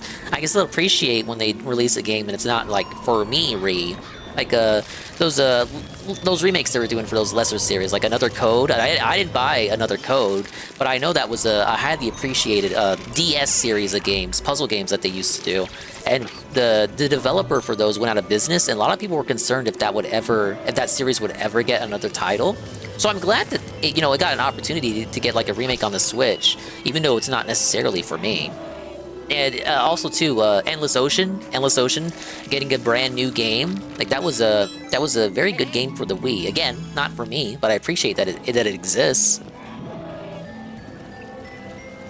They are slowing down, but they could have slowed down so much more than they have. But no, PS5 Pro. They say there's a state of the play next week, Life, Eddie B. They have Do you think it's time? That output to be consistent, and that's what so many systems throughout the course of history, both Nintendo systems and non-Nintendo systems, that's what they often lack.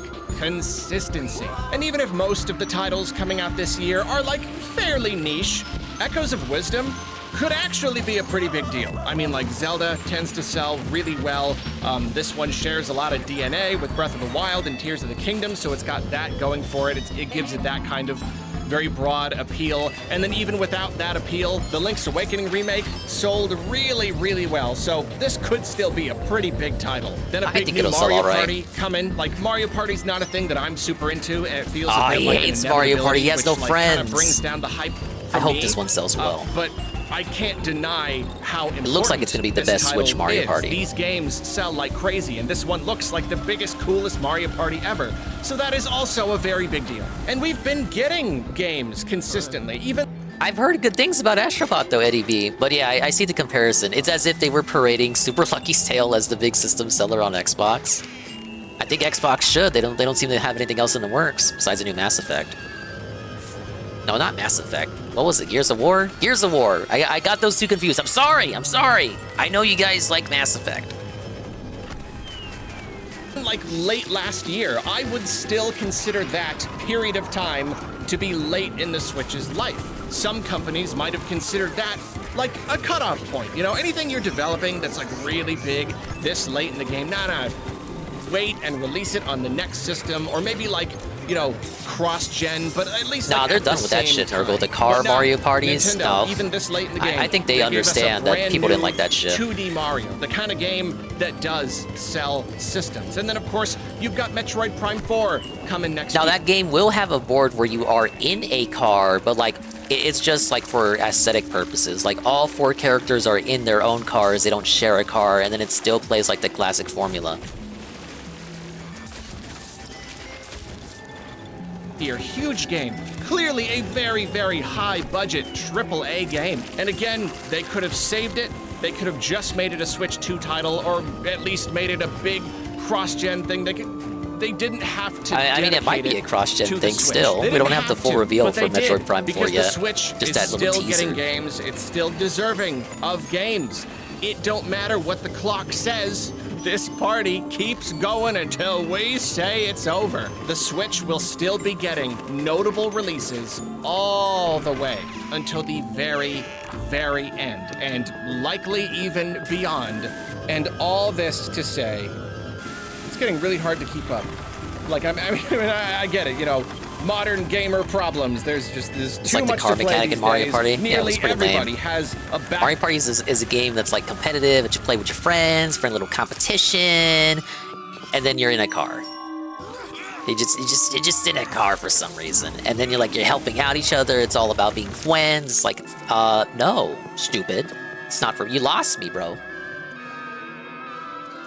This dude annoys the shit out of me from how he talks. No more than my own voice, I have to say. Ack. Log that's just out of control, spiraling, growing by the day. In this modern gaming landscape, you've got zillions of Yeah, it different keeps everyone companies all together, which, like, competing to make me, just bigger kind of and felts the better whole and board game longer, aspect. More amazing games. You ever And play then a the board indie game scene where everyone just- playing was on the just same exploding. space all the time? Absolutely more games than any person can ever play in their whole life. Already got way too many games.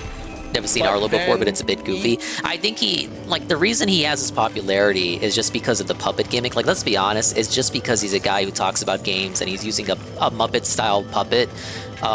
It's not so much a game. Like, it is his hobby. It is, because he does videos on the side where he talks about it. It is his passion, his little hobby on the side, puppetry and whatnot. So it's not like he did the puppet just for the purposes of the YouTube channel. It was just like, it was already his hobby, but he knew he needed a gimmick to stand out.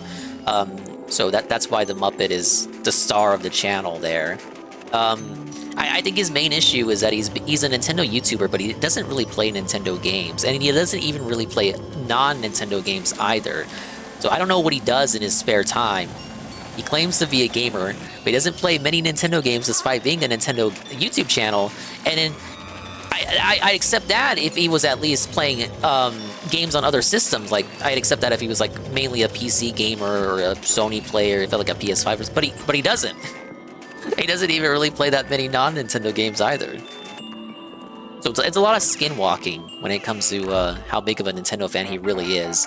For him, it's really Metroid, Paper Mario, and Pikmin. Those are his top 3. Anything else you can safely say he either doesn't play or doesn't care about. Like, for example, Kirby, he fucking hates Kirby. Don't bring up Kirby near this man. He will skin you alive.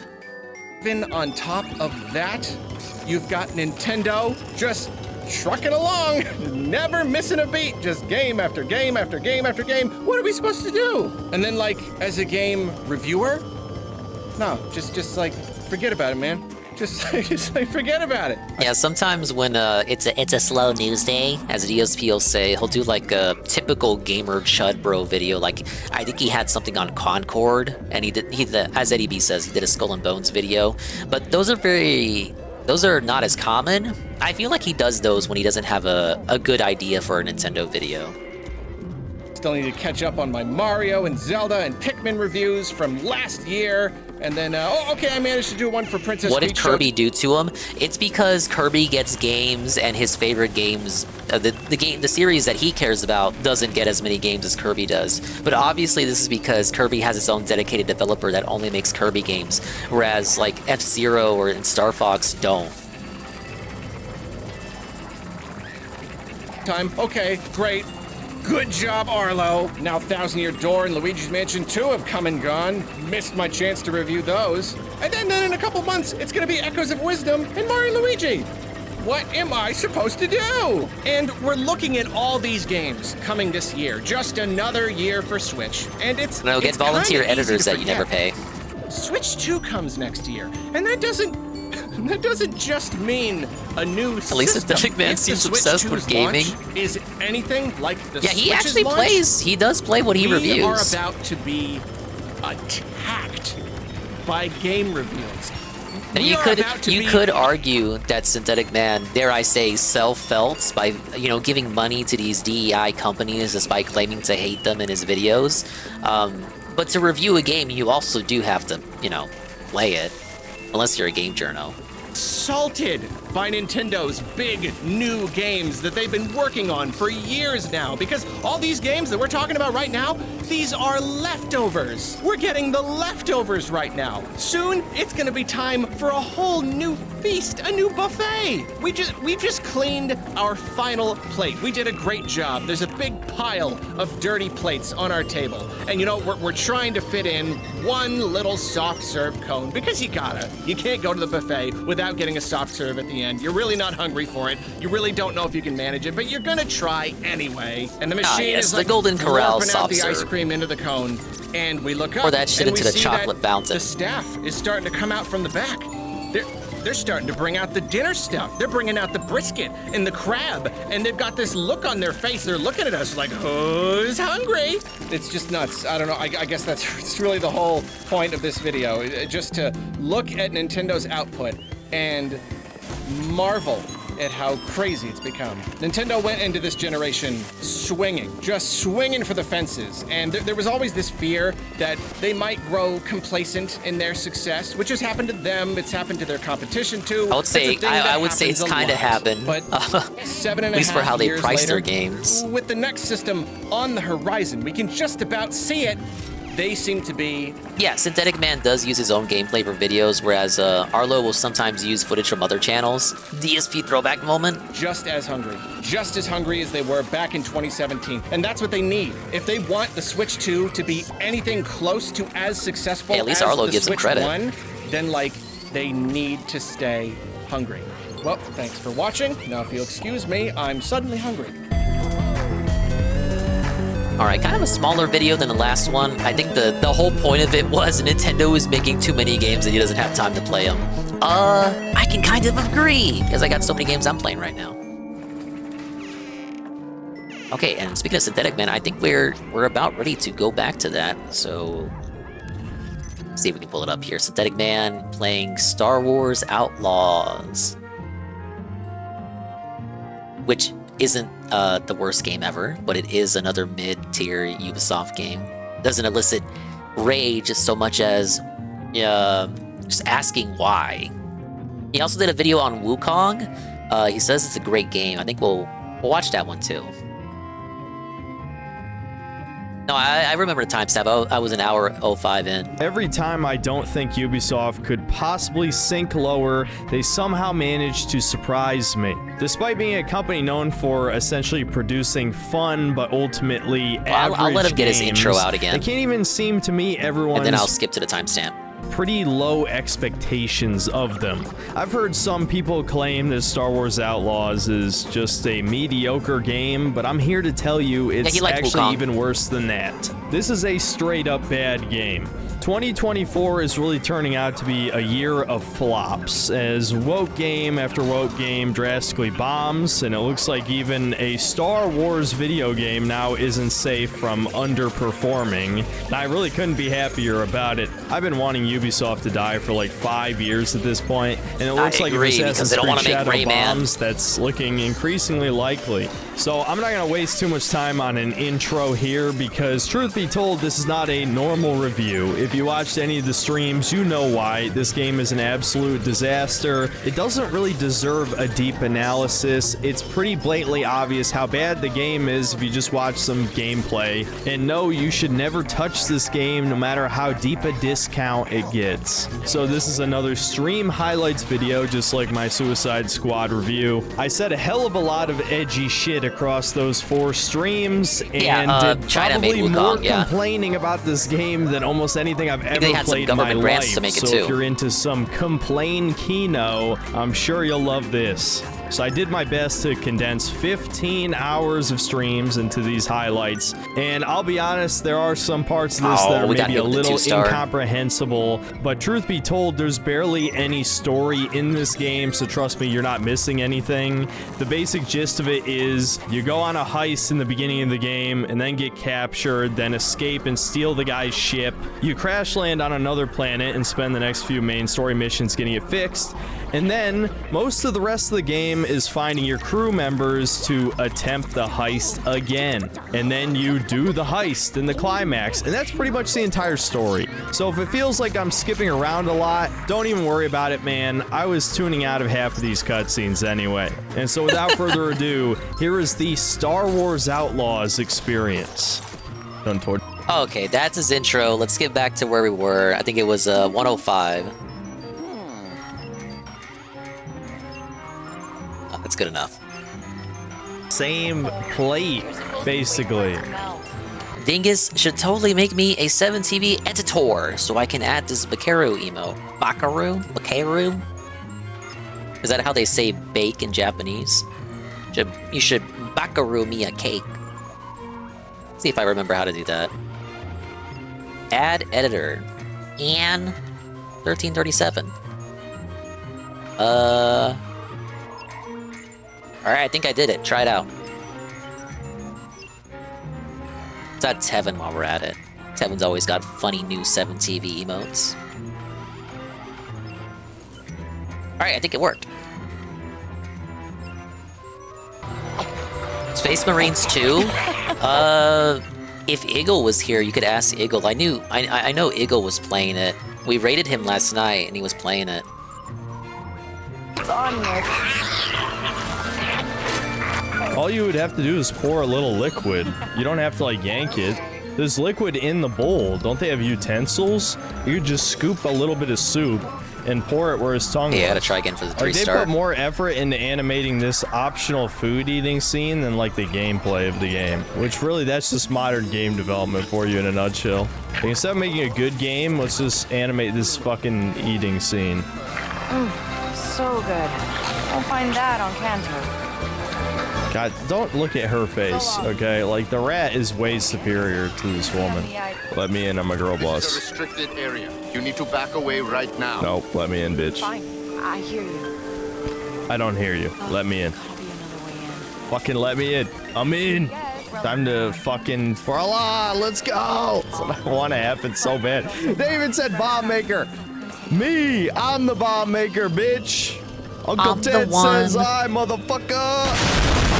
Hey, Vess. Ow. Alira's told me a lot about you. Sounds like you made quite an impact. Aren't you a crimson cuck and they all hate me? Look, the Queen's never going to let Ankh go. She sold out the Ashiga to the Empire, and Ankh's weaponry is the reason the deal even exists. Only way to get her out? Put Krisk on the throne. Look, I'm not really into politics or taking down queens. And I definitely don't like people spying on me. People have been spying on us. No, geez, it has performance issues. Space Marine 2. No, there's no bikini outfit. And why would you want that from this busted ass hoe? Are you kidding? This is why you don't play on PC. Rats. But the game is telling me I can't. These ones actually kind of look like rabbits. I want to pet them more than the womp rats. It's because they're white, isn't it? They don't want us to pet the white rats. Also, as I was looking through the footage, I realized I have never used the stun capability of my blaster one time. So I have to try it. I saw a unit Okay, W okay, posted, here we go. and it worked on my end. I see it. Oh my god. That looks OP. That looks fucking OP. Well, no, because it has a recharge. Okay, maybe it's not that OP. 95% CPU usage? Holy shit. Fuck stealth, I don't care. Aren't those games made, like, mainly You made don't for even need PC? stealth. You don't. How do you fuck up that bad?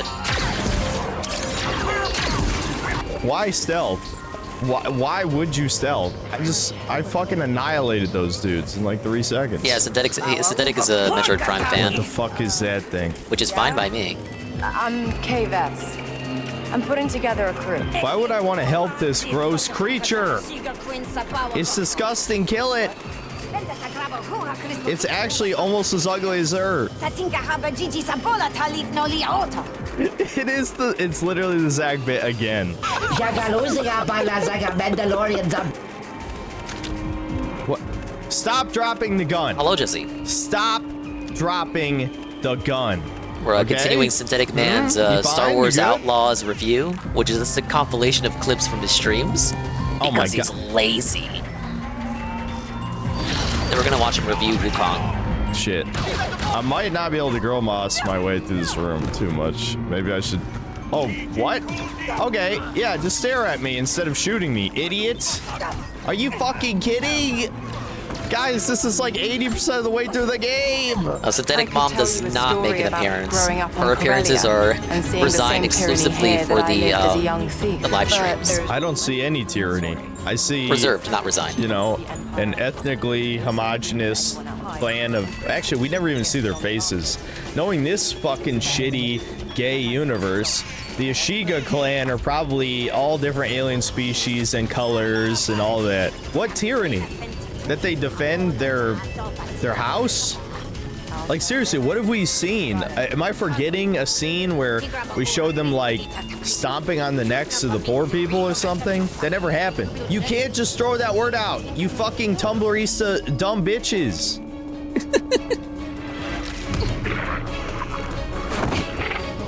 Dude, she can't even drag it behind the crate right. This is... What happened to Ubisoft, dude? Ubisoft is the equivalent of Latinas hitting like 25, where they like become obese and look like Thomas. There it is. You hold the design of 1,000 generations. Very specific comparison there, Synthetic. By our ancestors. And with you out of the way, the Hive will finally have a future. Mother. You insolent child. That's it? Is it true? How do you think how would I know? You're just gonna say that there's not like 10 guards I'm who not like Latino. turn their guns on the queen or something? I'm Latino. She just speaks, she just says words? I'm telling you, women wrote this. 100%. Oh, see, it was to give us a choice. But what, this is fucking, I don't care about this. You know what I mean? Like, have they even adequately explained what this choice even means? Maybe? I sure as hell wasn't listening, though. Oh, hold on, wait a minute. Oh yeah, fuck the Crimson Cocks. I should have just hovered over this. Fuck the Crimson Cocks. What? Huh?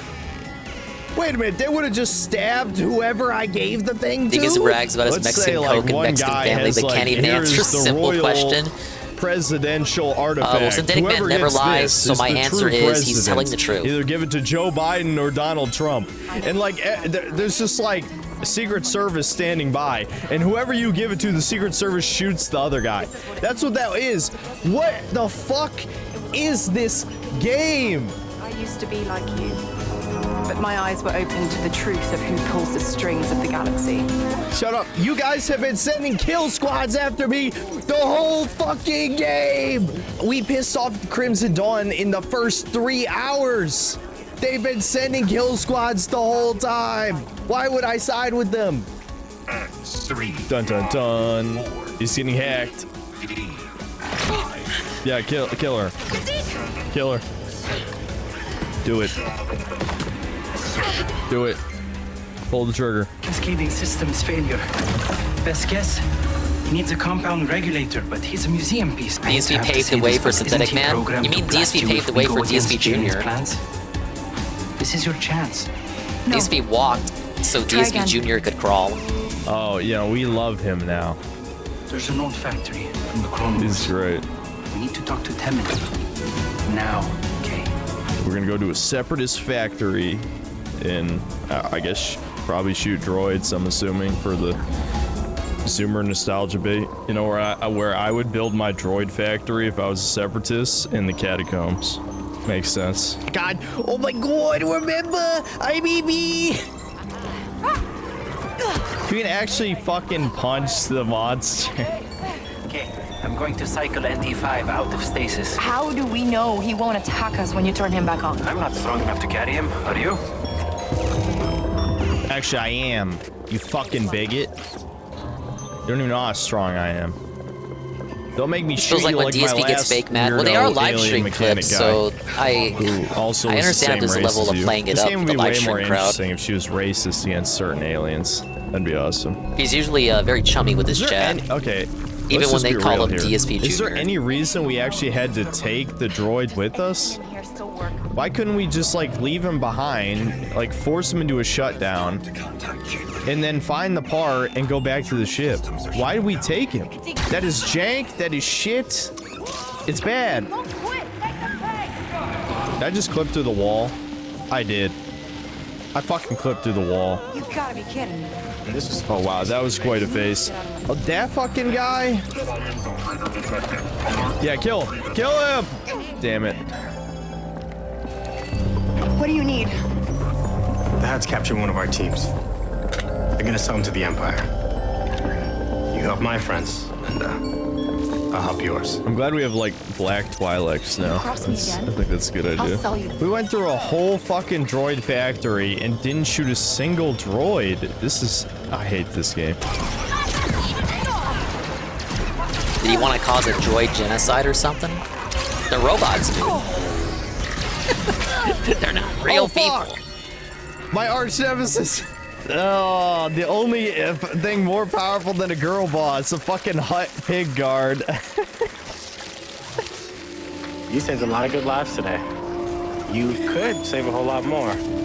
You know what I realized about you rebels? Yeah, I'll save you by putting a bullet in your skull. Kenny. You've got it backwards. Of course, the woman would try and put the battery in backward. Oh my god, the mommy. We need 2 slicers, right? Well, here's the best of the best. Not her. A ship, a crew, big job in the works. I always knew you could do it. I'm just here to make sure you finish strong. Look, Kay, I get it. The score comes. I'm glad all the most talented people in the galaxy are either women or gross aliens. And they're all with each other in the same room, despite it being a massive fucking galaxy with multiple planets. What? I got that issue with the Star Wars issues, movies bitch? too. She seems fine. How is it such a small fucking galaxy that as much as we would all like to finish this game now, Palpatine is I gotta what's his max face's my grandpa. Pike reputation because otherwise I waste it all the time. And you know what? Sunk cost fallacy Sorry, and I'm all just being that. extra. This is the underworld. If any work is to be done, no one can hold a grudge. Wait, I can't kill that thing? It throws poop at me and I can't kill it? Are you seeing this shit? Alright, time to turn to the dark side. I wish. No, it's just a disguise. Wowie, I look just like an imp, am I right? No, she's not even wearing the same shit that the officers wear. So it really actually makes no sense at all how the hell this is a disguise. What do you want? What? Who cares? You can answer. I want my cut and Rico Don't think about it, gone. dingus. I won't, Jesse. You want to be free, Kay. Wasn't consistent on And to the do Arlo that, video. You need to stop keeping scores. I think ultimately he made good points. I mean, he wasn't in favor of those game remasters being so expensive, GPM. And I liked his suggestion that the eShop would be a good solution to those high-priced games. Just release them as like a $15 to $20 eShop title, and like most people will understand, and like they'll get it. And if it's a digital-only game, it shouldn't. Because I I think the issue is that they feel like it'll undervalue their brand if they don't sell it for $60 or $50. But they put it on the eShop, that kind of skirts around it, and that's how they would operate back in the 3DS and the Wii U era. For some reason, they haven't been putting out a lot of eShop games in the Switch era. Everything has to be a $60 game. Ghost and start seeing what's right in front of you. She left me with a blaster and a casino chip, Jalen. I was 12. Sliro's meeting with some imps on an ISB station. Tightest security in the galaxy, but it's our only chance to get close to him. With this ship, we can get in, grab his master key, and get out. Unseen. Maybe my Imperial disguise A lot will of people who actually complain work. if they can't get physical, though. If it was a game that was just always meant to be digital, that's a smaller title, I don't see why people would complain about that. I would get it if it was how it used to be back in the 3DS days, where you would sometimes get a game that had a physical release in Japan, but no physical release in America, just digital only. Like that I would understand complaints for that. But we haven't really had that in the Switch era. Alright, maybe it was worth it after all.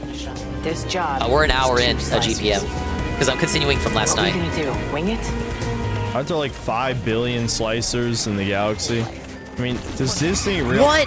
Whoa! Hold the zone, ladies and gentlemen. Holy shit! It's a Blooper World Order raid. Wow! Holy fuck! Forgot to raid until people left, shaking my head. Hi, Dingus. Hello, Blooper. Welcome in. We're watching Synthetic Man, my favorite creator on the YouTube platform after Blooper World Order, of course. Reviewing Star Wars Outlaws. We were watching the transformation of Nikocado Avocado earlier. I'm sure Sav said she informed you, and you acted as though you knew it was a bit the whole time as well. I thought it was just— I didn't know it was a bit, so I got thrown for a loop. Big ups Carl and Sav coming in, though Carl was already here. So you knew it was a bit? I was shocked, but I never paid much attention to Nikocado, other than possessing the knowledge that he is a fat guy. I hope he explains himself, like, specifically, like, why he did what he did in the coming videos. But I won't— look, I gotta give credit. I gotta give credit to the weight loss. It probably isn't a healthy weight loss, but he did lose the weight. Now, if only Amber Lynn can follow suit. Starting to actually think it was a bit after perusing the farms. So I'm sure they're talking about it too. Well, what's the take over there? I'm sure a couple of users over there noted some fishy things with his behavior.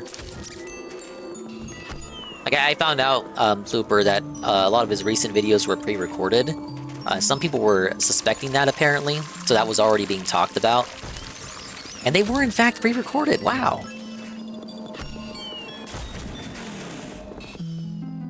He sold shirts saying it's water weight. But, like, isn't it— what— couldn't you just say that that's, like, you're owning the meme, you're owning the bit? That'd be like if DSP actually did sell shirts of his incident face, but you wouldn't say that DSP was putting on a bit. Amber will never follow.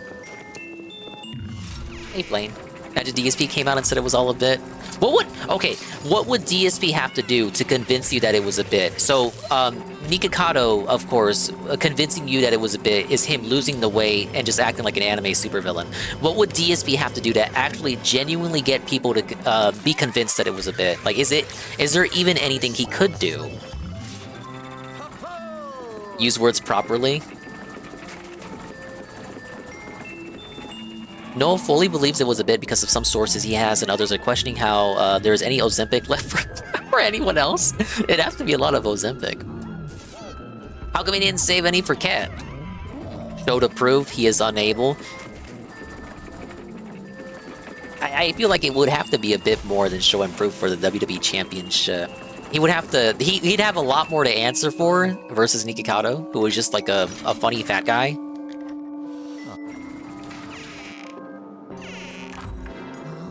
Realize how many people there are across multiple planets? There's over 7 billion people on just Earth. Imagine a countless number of planets. You can't find another slicer Oh, we got deported? No, you have to get the fake mommy who betrayed us, and then we find out was that that part of the bit? Here we go. The Final part US, of the game. Let's not go. The US, Let's do the Colombian it. government was in on it. This. We gotta go. Increases ability to avoid detection by Imperials. Lose one level significantly faster. Okay. Yeah, can I just stand up then? If it decreases detection, that means that I probably have to be close to them, like a hitman disguise, right? Yeah, I don't think this disguise is doing shit, guys. I'll be honest. He just saw me from too far for the disguise to really matter. I love how I wasted all this time in an Imperial disguise, and it doesn't even work! It doesn't work! It doesn't work! Oh, come on, get a checkpoint! Get a checkpoint, get a checkpoint, get a checkpoint, get a checkpoint, get a checkpoint, get a checkpoint, get a checkpoint! Did it get a checkpoint? I'm almost done 100%ing Luigi blooper. I just need a few more missions. It's a fun game. Oh, we had to have Vader show up. Not many changes from 3DS version. I mean me, baby. Zarek Bear's syndicate has infiltrated the underworld into the farthest reaches of the galaxy. galaxy. Oh my, it's still a 2-star? Is it just time-based? What the hell?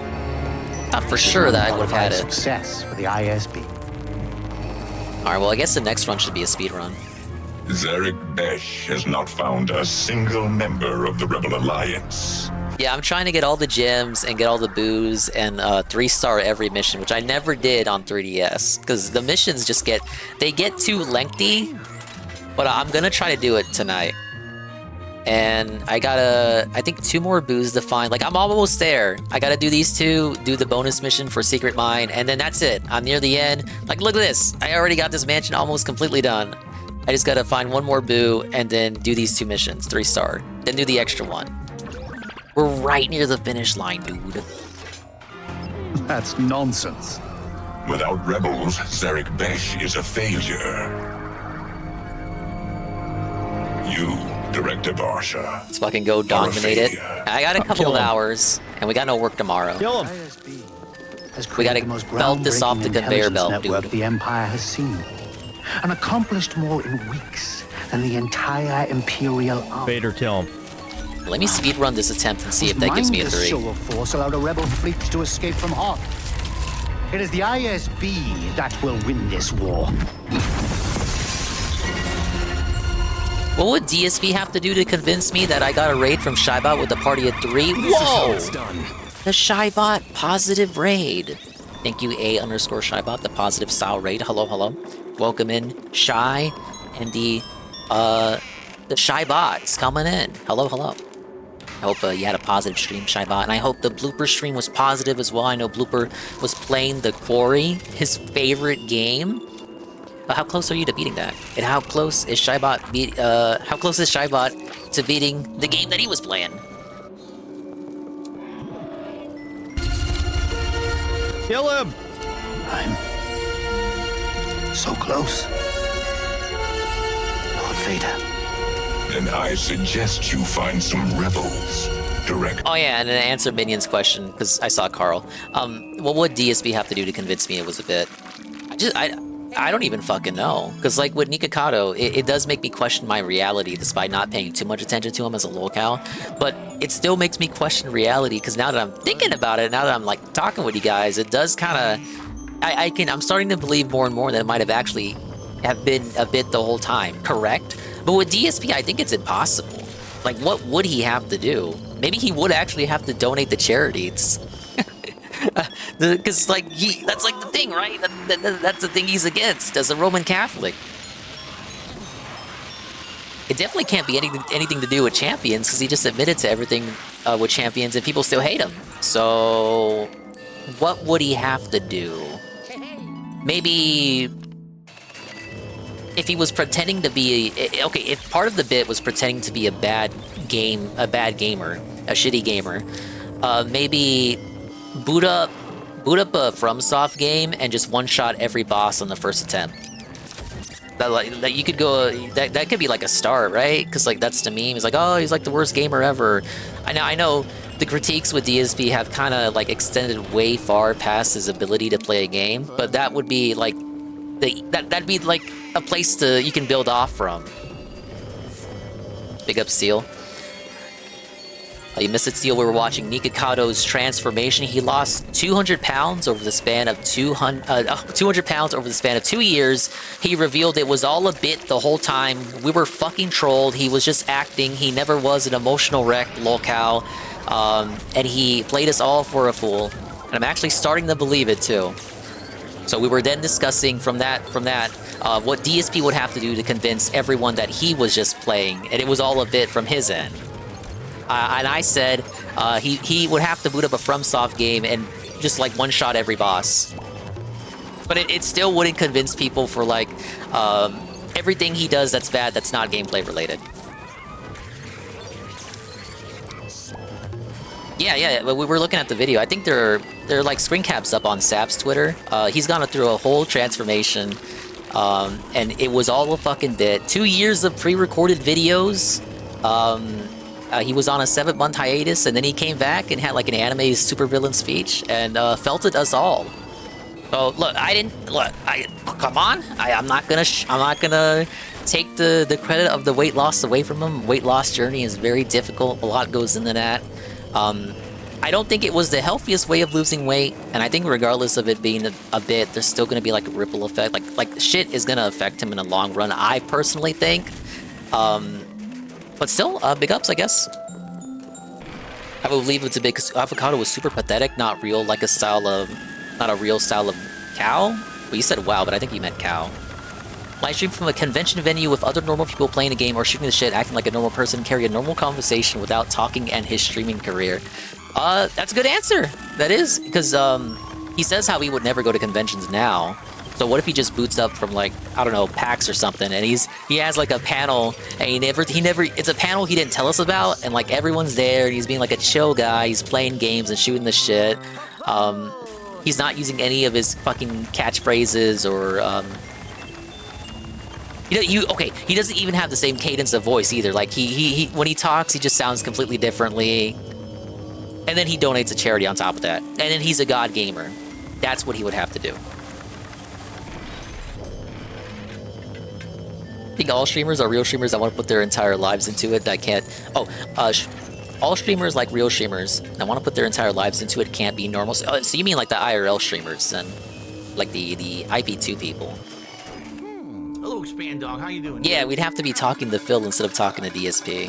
His personality would have to be completely shifted. Yeah, in like a way where it's like it was just a character the whole time. An Alex Jones moment.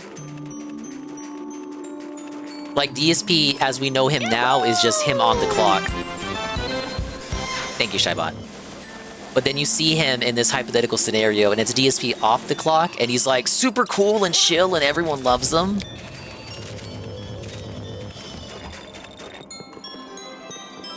Oh, it's my Pepsi. The Emperor is waiting. Back to Star Wars.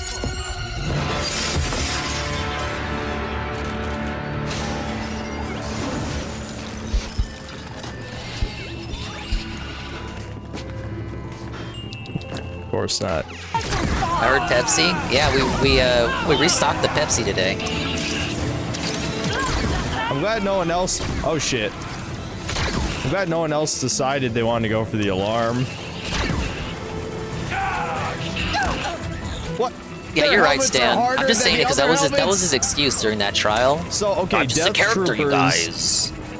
Canonically have harder helmets than other troopers, apparently. I think he's funny too. I don't hate him. When they open the door and see 20 dead people, that guy there is about to open that door and just see like 20 dead guys. No, he's going. No, we didn't finish it, Goki. I paused it halfway.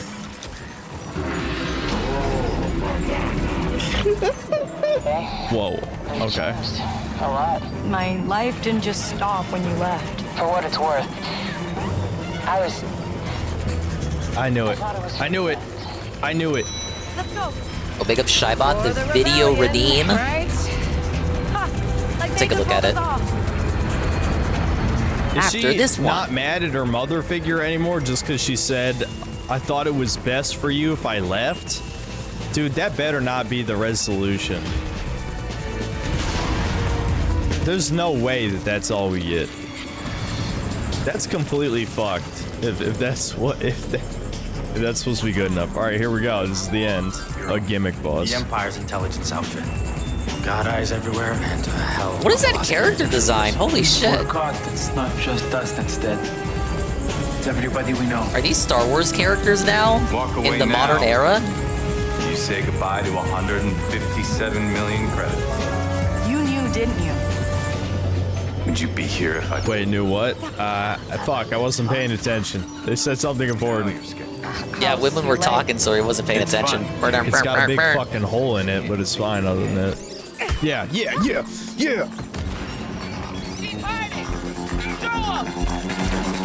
See, you can just literally jump over it. You saw me jump over the sniper bolt? Yeah, you can. Well, thank you to Stan. They gifted tier 1 to TRPG Gamer for the 1 month. Thank you, Stan. Thank you very much. It's really gonna help me with the long term, paying all those bills, the internet bill, the water bill, the electric bill, the gas bill, the Nintendo Online bill. It's coming up, actually. And the solar panel bill. The phone bill. That's real. Fuck! No! Congratulations. Woo!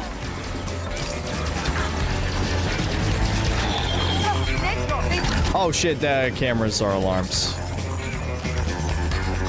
Why is there so much force stealth in this fucking game? Because of the Nobody Ubisoft likes game. this. Nobody. Did he say he dropped it, Seal, this game? Because I haven't been watching him play it. He played it just the one time, and then never again, allegedly. And a big up guy with 2 names, the forced swap. I know. We don't want his incel mug on the big screen. You get Luigi's incel mug instead. He rage quit? Why? I can't do Was this. it rage quit, wage quit, or board Give me a quit? Be honest. checkpoint. He couldn't have been rage quit. Please. Was he mad at Start a Woman? Yeah, big ups, Mr. Smith. Fuck, I hate you. I hate you. I hate you. I hate you. What is even the point of that little hidey hole if it doesn't work? Like, why is that even there? Checkpoint, checkpoint, checkpoint, checkpoint, checkpoint. That has to be a checkpoint, right? I'm literally in the vent. It's got to be a checkpoint. There's no way that's not a checkpoint. Kill me. I want to die. Just kill me. Just kill me.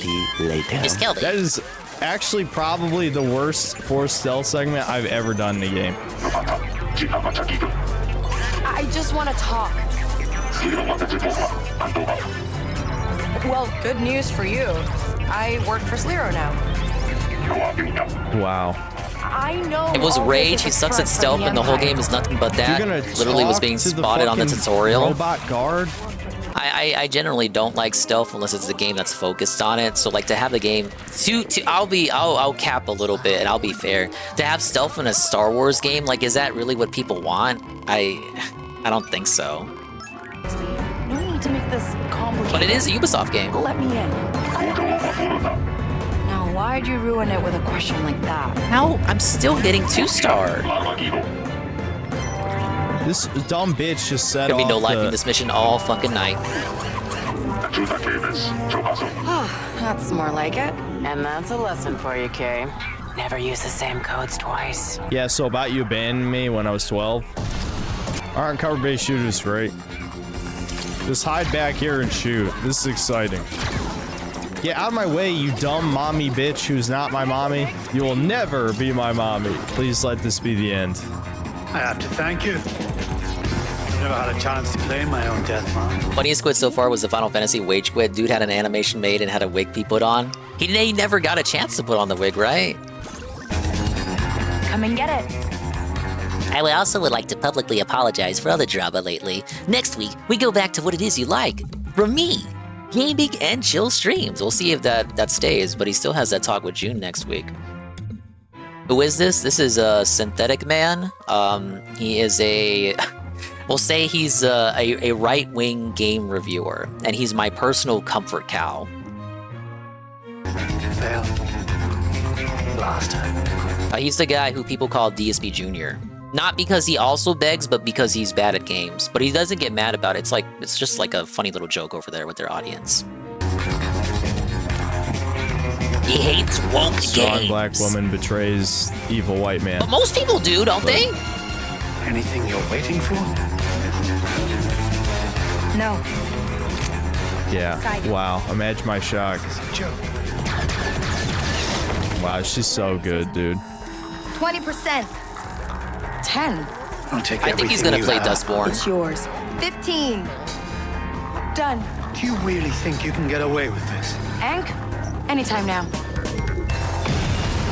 It's so embarrassing. I mean, legitimately embarrassing. Yeah, I think I talked about it already earlier, Seal, but I hope June offers some Your pushback. lives are over.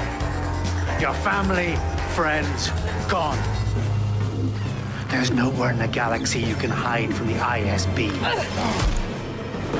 Wow. Last thing I need is a dead ISB director. Women are so strong. Can't get there. Dude, we all need to respect women. If you're not respecting women, you better start now, dude. I agree, Synthetic Man. You coming? I'll buy you time.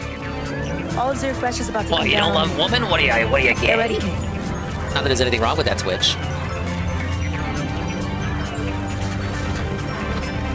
Roll credits. Things won't be the same after this.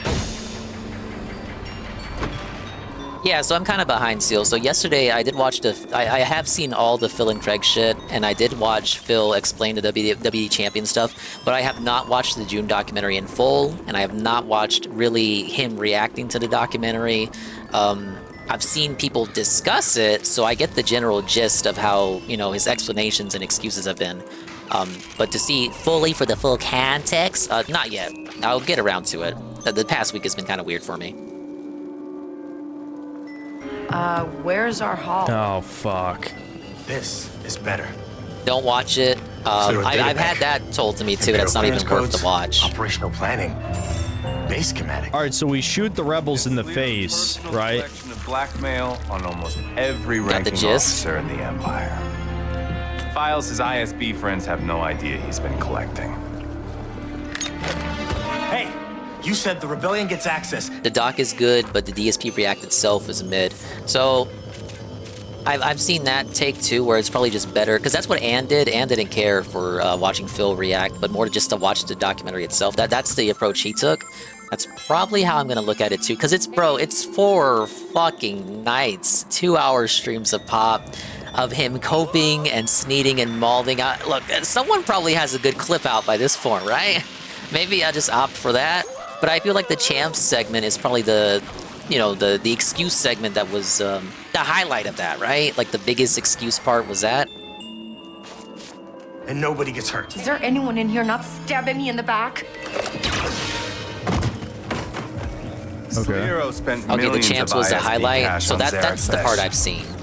He wanted to use underworld networks. It to was hunt the certainly Rebel a highlight. Alliance. He failed, but somehow still managed to build one of the most powerful syndicates in the galaxy. You want Zarek Bash? You've got to be fucking kidding. There's another mission. The bank link spit? Okay. Okay. Deal's changed. And Keep that in mind. And the bit with the VR chat? Alright. I'm glad I'm away from that bitch of a kid who I was slapped in real life if they talk to me like that. It's not me, Kay. Oh my god, dude. How is this not over? You're okay. Do you think you'll fit in there? How did you find me? Rico. We took our shuttle and came as fast as we could. And now that we got you, we can get out of here. Thanks, both of you, but I'm not going anywhere. Kidik, you're one of the good ones. Unlike Waka. All the rest of you are backstabbing, Waka-ass Final Fantasy? motherfuckers. But Kidik, you're okay. Just you, though. Only you. Even the worst stuff could be made likable with the power of racism. Isn't it crazy? Trooper, where are you taking this prisoner? Just standard transfer, sir. There's no transfer on the schedule. In fact, I don't even see a record of this prisoner. Why did you have time to fucking look that up, bitch? Actually, let's just tell the truth. Fuck it. You wouldn't, sir. Command wants to keep it quiet. This scum is a defector from Akiva. He was caught leaking classified Viper droid technology to the rebels. A traitor, huh? I should execute you myself. Dude, the face animations are so cheap. Yeah, I do dislike when games do that. I know it's a safe budget, but it's like when there's like an in-game conversation, and it's like the camera's pointed at only one character, and they have very static animations, and then it points to the other character and how they respond. It's like every fucking AAA game does that. Jalen. The Empire accepts your terms, Jalen Rex. I love how, yeah, it literally is. The two white guys are evil. You really haven't figured it out yet. The terms, Jalen. The Empire. Was Mass Effect the series that started that? Eric Besh. And you. You told him that we're brothers? Felt like it. Oh my God, you might be what right. a twist. They're brothers. Everyone's related. Glad the whole plot comes down to two brothers who are mad at each other. As you know, evil comes from the lack of melanin. You owe me an empire. So I'm taking yours. I keep watching Dingus gameplay, and I hear the guy talking about the Star Wars game, but I keep thinking he's talking about Luigi's Mansion. Oh man, imagine if Luigi's Mansion starred a woman. You remember ND5? I know why they do it like that, though. It's because, you know, games have, these big AAA games have so much dialogue that there's no way you can script, like, unique animations for every single possible conversation that can happen, especially for the ones that are, like, open-world RPGs, where there's, like, dialogue, branching dialogue trees, so not every interaction can be unique, so they have to do it that way. I get it! It doesn't mean I like it, though. Don't remember that scar on his chest. Who you sent to hunt down and kill every last Barsha. You always did.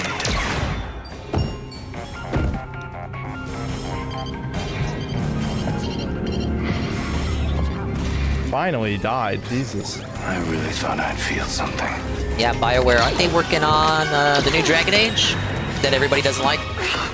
So much for tipping the scales, huh? All this for some revenge on your brother? Damn, she looking real uggo in that. God. No one hurts you like family. You're here for the Codex. I'm here for Andy. And him, I guess. You're kidding.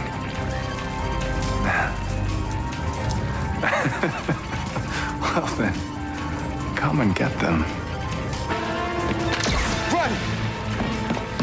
Where are all the other guards? Conveniently gone for this epic cinematic cutscene. I don't know. This just feels like bad plot device shit that that I can't kill him. I can't stop until I find you. Or not even kill. You know what I mean? Like we could like stun him. We have an EMP gun. Okay, first course up. Kay, it's pointless. ND5 is my toy. He's always been mine. You're wrong. Am I? Doesn't look like it from here. You're wrong, he's a real boy. I love how we had a robot dude on our team, the green alien guy, and he's like, hey, you want to like take out the chip?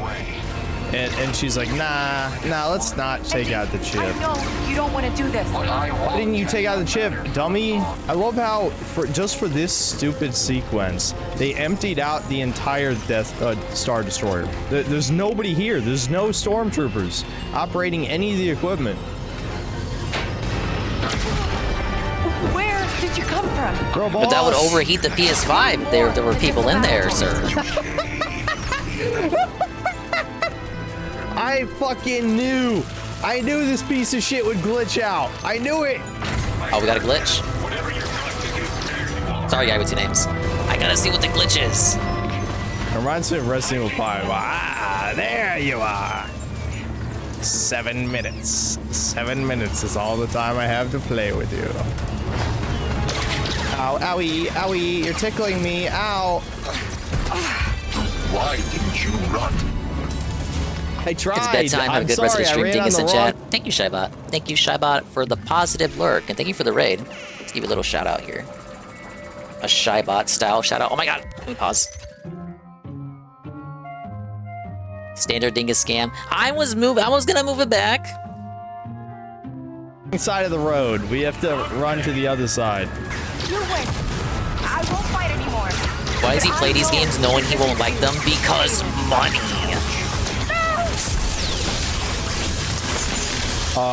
For a second there, I thought I just got fucking fried. It looked like it was about to vaporize me. That's what it looked like. I mean, isn't it like, okay, counterpoint. If he makes videos on like woke DEI games that suck, wouldn't it be unfair for him to say that they suck without him having played them first? Think about it.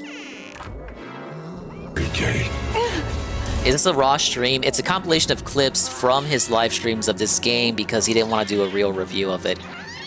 He did the same thing with Suicide Squad, Kill the Justice League. How does my rat just know I need help right now? Yeah, no shit. No shit, aim for the hole. Andy? Okay. I didn't think you just had shoot the purple fuck. He's purple, kill him. I hate purple people. They made those BX units tough. DSP doesn't care if you're purple. No, come on, really? He doesn't care if you have polka dots either. Where the chip is? That's retarded. Well, disavow. What did he think would happen? Really? This writing is so bad. Maybe the EMP fried the chip? Is that the implication? I don't know, dude. I don't know. Also, when did I strip off the Stormtrooper costume? It just came off. It all fell off. Hey, this better be 3-star.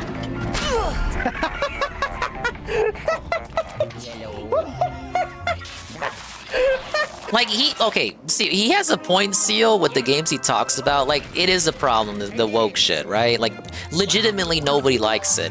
But he does kind of take it too far in the other direction. But I think he knows that, because when he made videos on games that he liked and really did enjoy, nobody watched them. So, he kind of has to do this because he doesn't get clicks otherwise. But I think that's not exclusive to him. That's just exclusive with YouTube in general as a platform. Like, the drama and complaining about shit gets you more clicks than if you just genuinely make something about something you like. And speaking of which, something I like, we finally got the 3-star, which I'm completely baffled by, because if you look at my stats, this run was actually way worse than the previous run, but for some reason this is 3-star and the other run isn't. Whatever. Thank you, Nintendo. I'm gonna thank you, but I'm not going to apologize.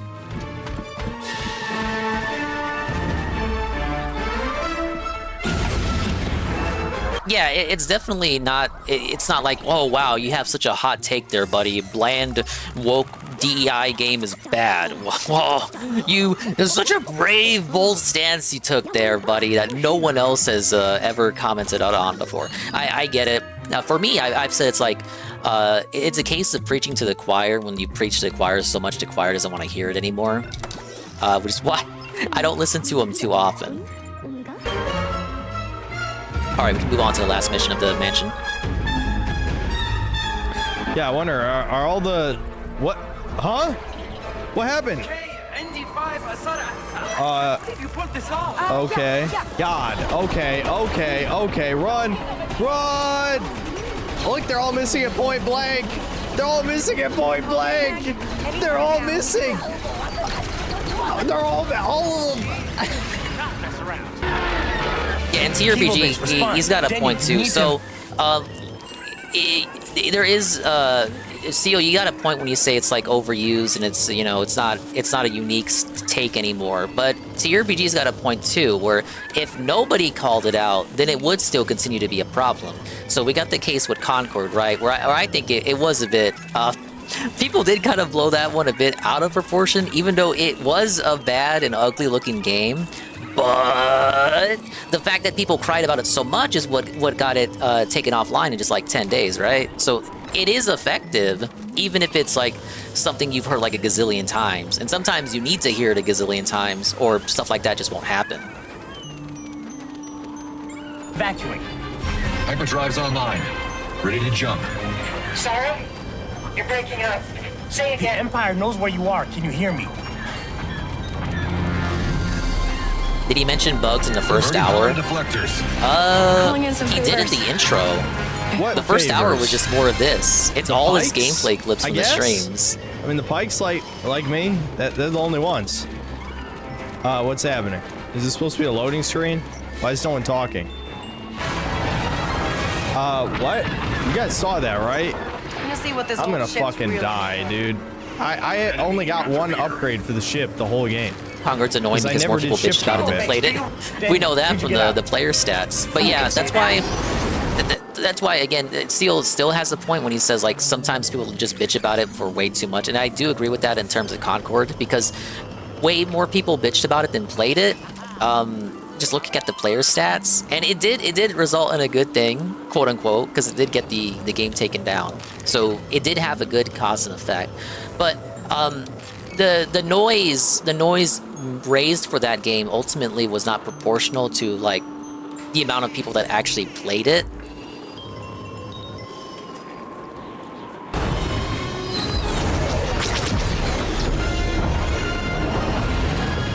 Okay, not bad. But not enough. What now? Someone's answered the distress beacon. And I'm sorry I keep pausing. It's just that I keep thinking of more stuff to say.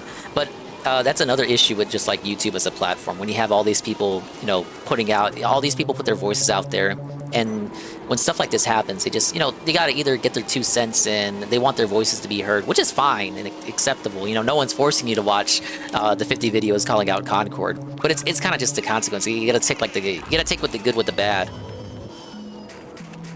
And some people just do it for clicks. Vegas, always in trouble. Gorak. Never saw you as the helping out type. I'm not. You want Yeah, the I thought codex, Concord don't you? was free to play till someone told me it wasn't. And we have a and it deal. actually had a physical release sold by retailers.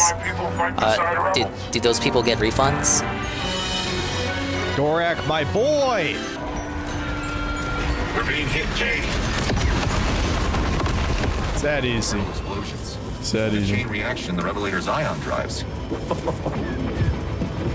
Never thought I'd see this. Here's our pre-rendered slop cutscene. So we did it, I'm assuming. This is it. We did it.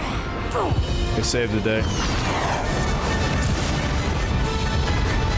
Let's get out of here. $70 at launch. That's worse than Nintendo. Fucking highwaymen at Sony.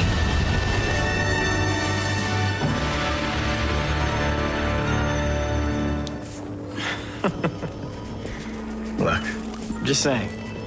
What I've pulled from the Codex, Jalen was right. We can't tip the scales against the Empire. Oh, you're serious? We got lucky. Taking out the Star Destroyer for no money is lucky?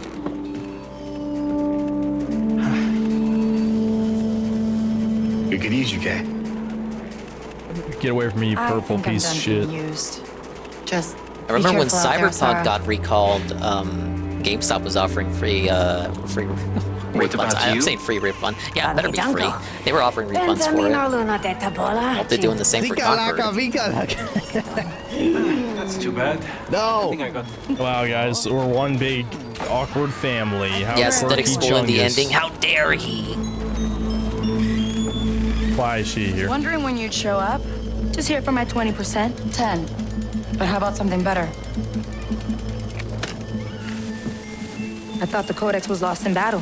I think it's fucked up. Okay, if the servers are down, which is, you know, what I heard, but there are still physical versions of the game out there in the wild that you can still buy. Even if you can't buy them from the stores anymore, you could probably get like a copy off of eBay or something, right? So you get like a physical copy of the game, and it's just a paperweight. You can't even play it anymore.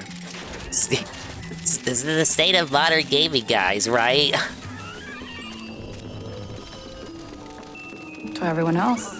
I figure there's enough secrets in there What? for someone to start their own business. We told Gorak that we lost it in the battle. Gorak should fucking kill our ass. I was gonna say, Gorak should enslave her, and since this is the future, you could use extensive... Yeah, I could see him doing a sequel hook for this, like how isn't Jedi Survivor gonna be like a trilogy here?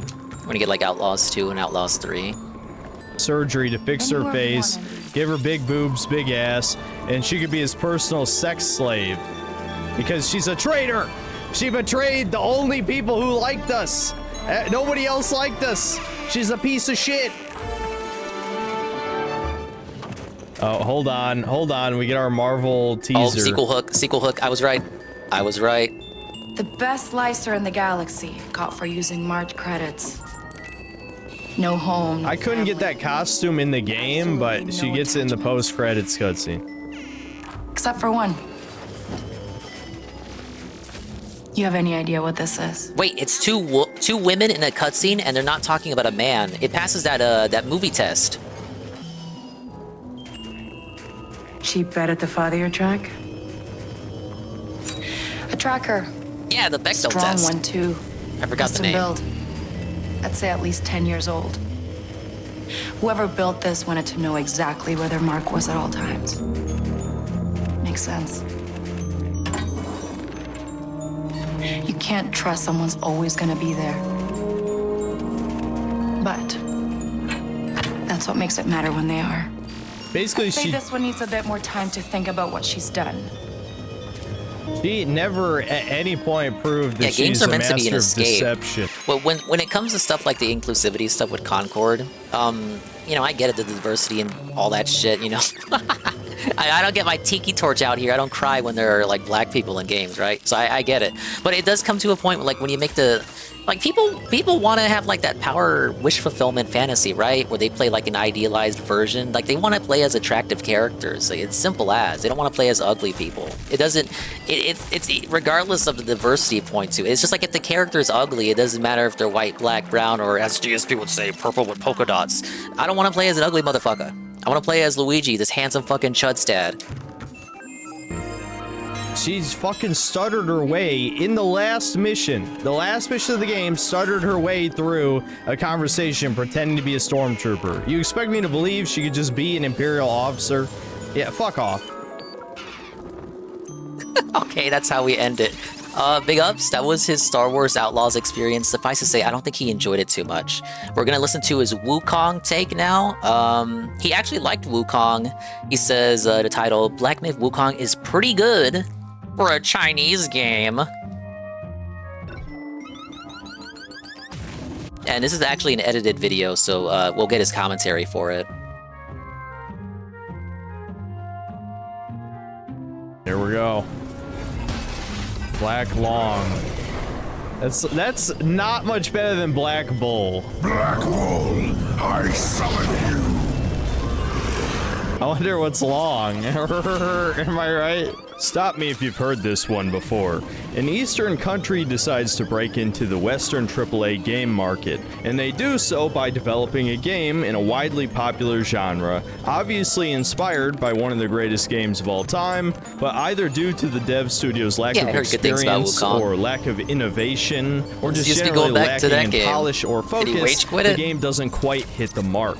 While that description might have been a bit too vague for some of you, as I was playing Black Myth Wukong, I was immediately reminded of Atomic Heart, developed by a Russian studio, and you should remember Stellar Blade, released earlier this year, which was developed by a South Korean studio. Both games and that as DSP I'm is a sure you big already fan know, of. Black Myth Wukong was developed by a Chinese studio. And so, how is the game? Well, I'm sure I already described my basic feelings in the title. It's pretty good, but it's certainly missing something. Again, comparing this to Stellar Blade is pretty apt. It's a game that journalists hated for not being blatantly left-wing propaganda, though notably the biggest difference in controversy is Stellar Blade was hated for its sexy female characters, whereas Wukong is hated for having, like, no women in it at all. I know he's not Also playing not System having Shock enough anytime soon. diversity, which I think we all know by now, just transparently means there's no black people in it. Which is ridiculous because there's no white people in it either. All of the human characters are Chinese, as you would expect. And instead, primarily being a video game first and foremost. So for some of you, that's more than enough of a reason to support this game. But at the end of the day, I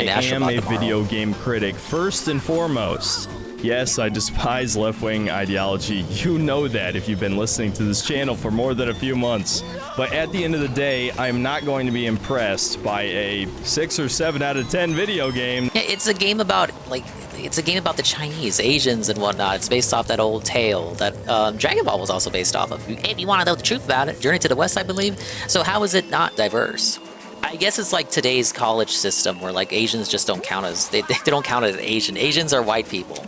That doesn't have any wokeness in according it. to academia. And something I do want to point out, because you're definitely going to notice it in this comment section, is that a lot of the hype around this game has been clearly astroturfed by China. Despite selling over 10 million copies, which is definitely a success, I'm not going to deny that for a second, approximately only 1 million of that was outside of China. The vast majority of the Steam reviews for this game are in Chinese, barely any are in English, and when I live streamed this game for the first time to over 1,500 people, there were a hell of a lot of Chinese people who just kind of stumbled in and were complaining about every minor criticism I had of the game while playing. So I'm not telling you this to say you shouldn't support it. It was just getting because Chinese A-logged people by the like it and are Chinese? trying to make it as much of a success as possible. But the hype around this game is clearly not organic, and as you'll find out in this review, it is certainly not nearly as good as some people would have you believe. That being said, in China, it is a they decent game. I'm not going to try and pretend like it's mediocre or worse than that even, but I won't go into any more detail during this intro. So without further ado, let's journey to the west in Black Myth Wukong. Oh, nice segue there, buddy. As usual, let's just dive right into the gameplay first. What type of game is Black Myth Wukong? Like I said, it's more or less a Souls-like. Now, similar to Stellar Blade, it is different enough from one that you can be forgiven for not calling it one and just saying it's kind of like hack and slash combined with minor Souls-like elements. But as the game becomes more challenging over time, you're definitely going to see the inspirations from the more recent Souls games like Bloodborne, Dark Souls 3, and Elden Ring, of course. Now, the basic combat is something that I've heard a lot of people praise, but I'll be honest, I think the mechanics are a little on the weak side. They're way too basic. Honestly, the worst part of it might just be your standard light attack combo. You press square several times in a row, and your character does the same exact light combo every single time. And even your heavy attack on triangle is only used when you build up a focus point. You get focus energy from hitting enemies, or you can charge it up by holding triangle.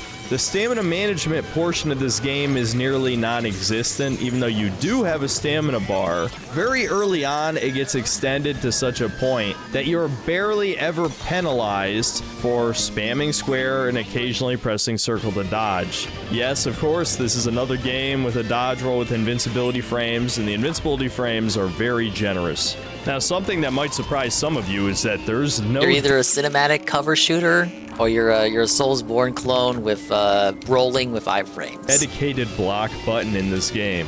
This is definitely a roll spam game, without a doubt. Even though you do gain a magic spell that allows you to parry basically any attack by turning to stone, even that costs mana and has a cooldown. Which, to go off tangent for just a second, I do want to complain about the very poor translation of some of these menus. So this game has a generic skill tree system, which I'm not going to complain about at the moment, but it definitely felt very sloppish and probably the most like Western AAA aspect of this game. But that aside, a couple of these descriptions for the ability upgrades don't really make any sense, and Resolute Counter was probably the worst one. So it's under your might stance, and yes, this game has 3 different combat stances, which is why some people are comparing this to Nioh. Personally, I liked Nioh better than this game, but that's besides the point. So examine this wall of text right here. Now, my question is, what do you think this upgrade does? Do you think it's A,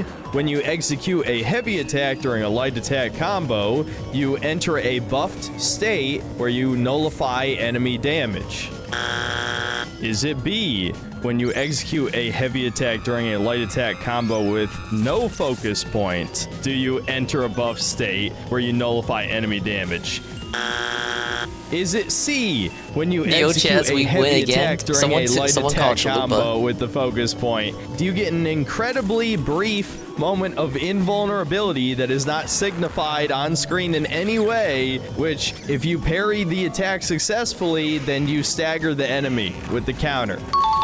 For a move that is very useful in the early game, you would think that the localization team would have made sure it was very clear what this actually does, because it definitely makes the game a bit easier on you if you don't have to cancel every single combo into a dodge. But whatever, to get back to the core gameplay mechanics again, much like Stellar Blade, this is the type of game that is made vastly easier through the use of super moves that consume mana. These moves include immobilizing any enemy, including bosses, allowing you to get a bunch of free hits on them.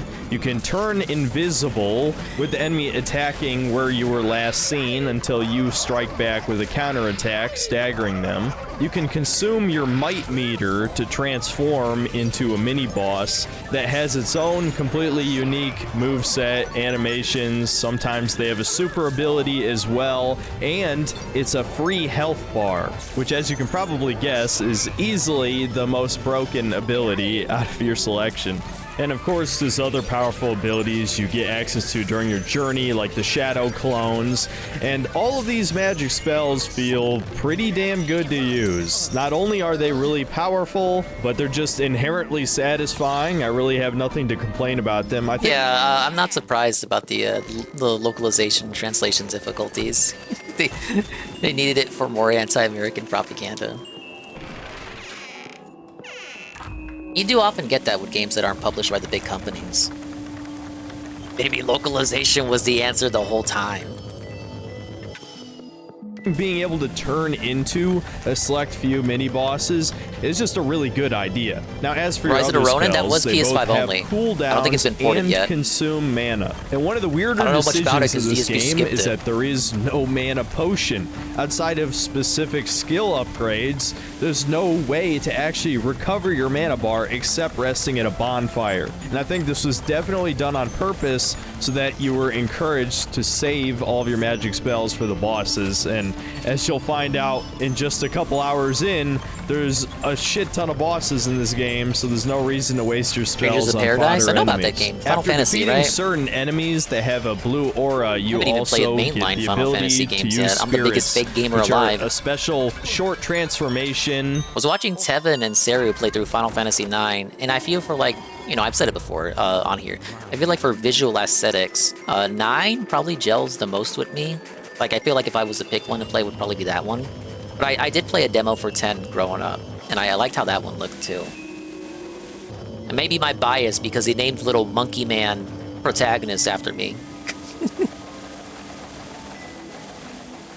That you activate by pressing L2 and R2 at the same time, which is basically just one super attack that you get. A lot of these feel completely useless, especially if they have no invincibility frames. You can actually just get knocked straight out of it immediately, and the damage usually isn't worth it either. So love it there's or a hate few it. that are I did like what I saw vastly of it. more useful than other like ones. the It doesn't character take a designs. genius to figure out what the good spirits are. As you would expect, there's also usable items that can increase your elemental resistances, your defense, your attack.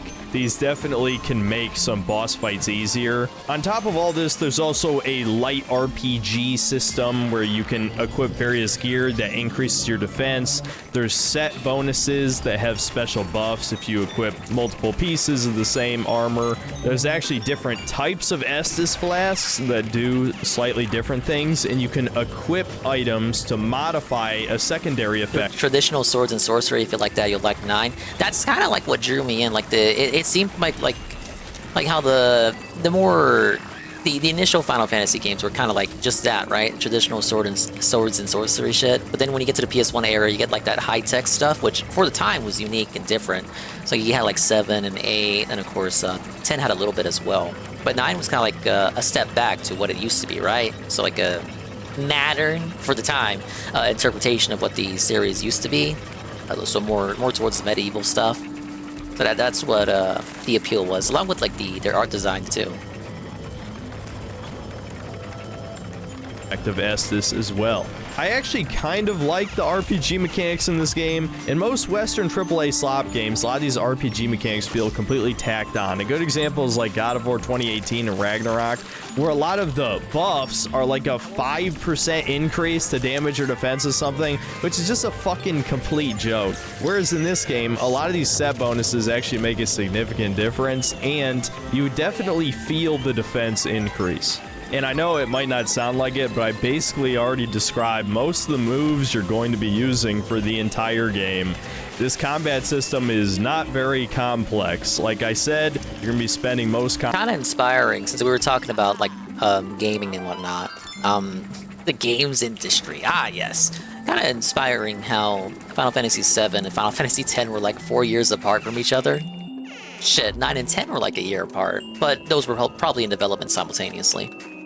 Combats, just spamming the square button and dodging when it's time to dodge. It's not quite a turbo style hack and slash, a la, you know, Bayonetta or God of War or Devil May Cry or even something like Kingdom Hearts. This is definitely somewhere between those games and Souls games where you can actually get locked into certain animations and not be able to immediately dodge or parry or use a spell. The animation locking can definitely get annoying because this game feels like you're supposed to be able to do basically any action at any time, but that's just not the case. And the stamina meter, even though it's pretty generous, also helps slightly restrict how free-flowing the combat should feel, at least in my opinion. So it does feel weird when it's not your fault you get hit, because one move in your light attack combo is half a second longer than the other ones, right? Now, this game is definitely not nearly as difficult as Elden Ring.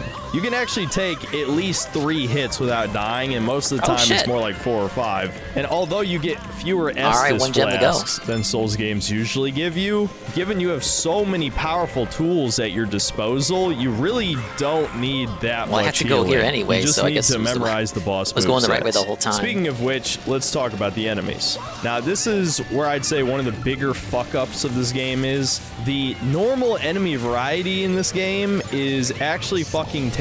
All of these enemies feel like trash mobs. There's very few standard enemy encounters that are actually challenging. A lot of times, you'll just fight 1 or 2 dudes who can die in one charged heavy attack. You kill them, and then you just run forward to the next enemy.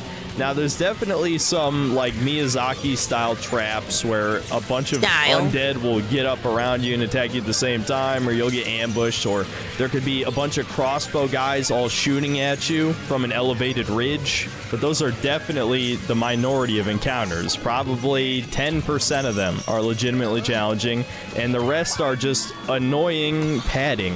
In fact, a lot of this game feels like padding because there's so little exploration. Probably never will. It's basically just a series of linear hallways with copious amounts of invisible walls everywhere, which is really immersion breaking. The environments, although very detailed, feel pretty lifeless, and you definitely get sick of the biomes by the end of the levels. Especially the desert level is so long for such a boring looking area. Now, all of that complaining out of the way, I do legitimately have to praise something about this game. It's one of the few things that really makes it stand out, and that is the copious amount of bosses. There's a crazy amount of bosses in this game. This almost feels like a boss rush. Maybe it should have been, honestly. This has some of the most boss fights I've ever seen in any action game.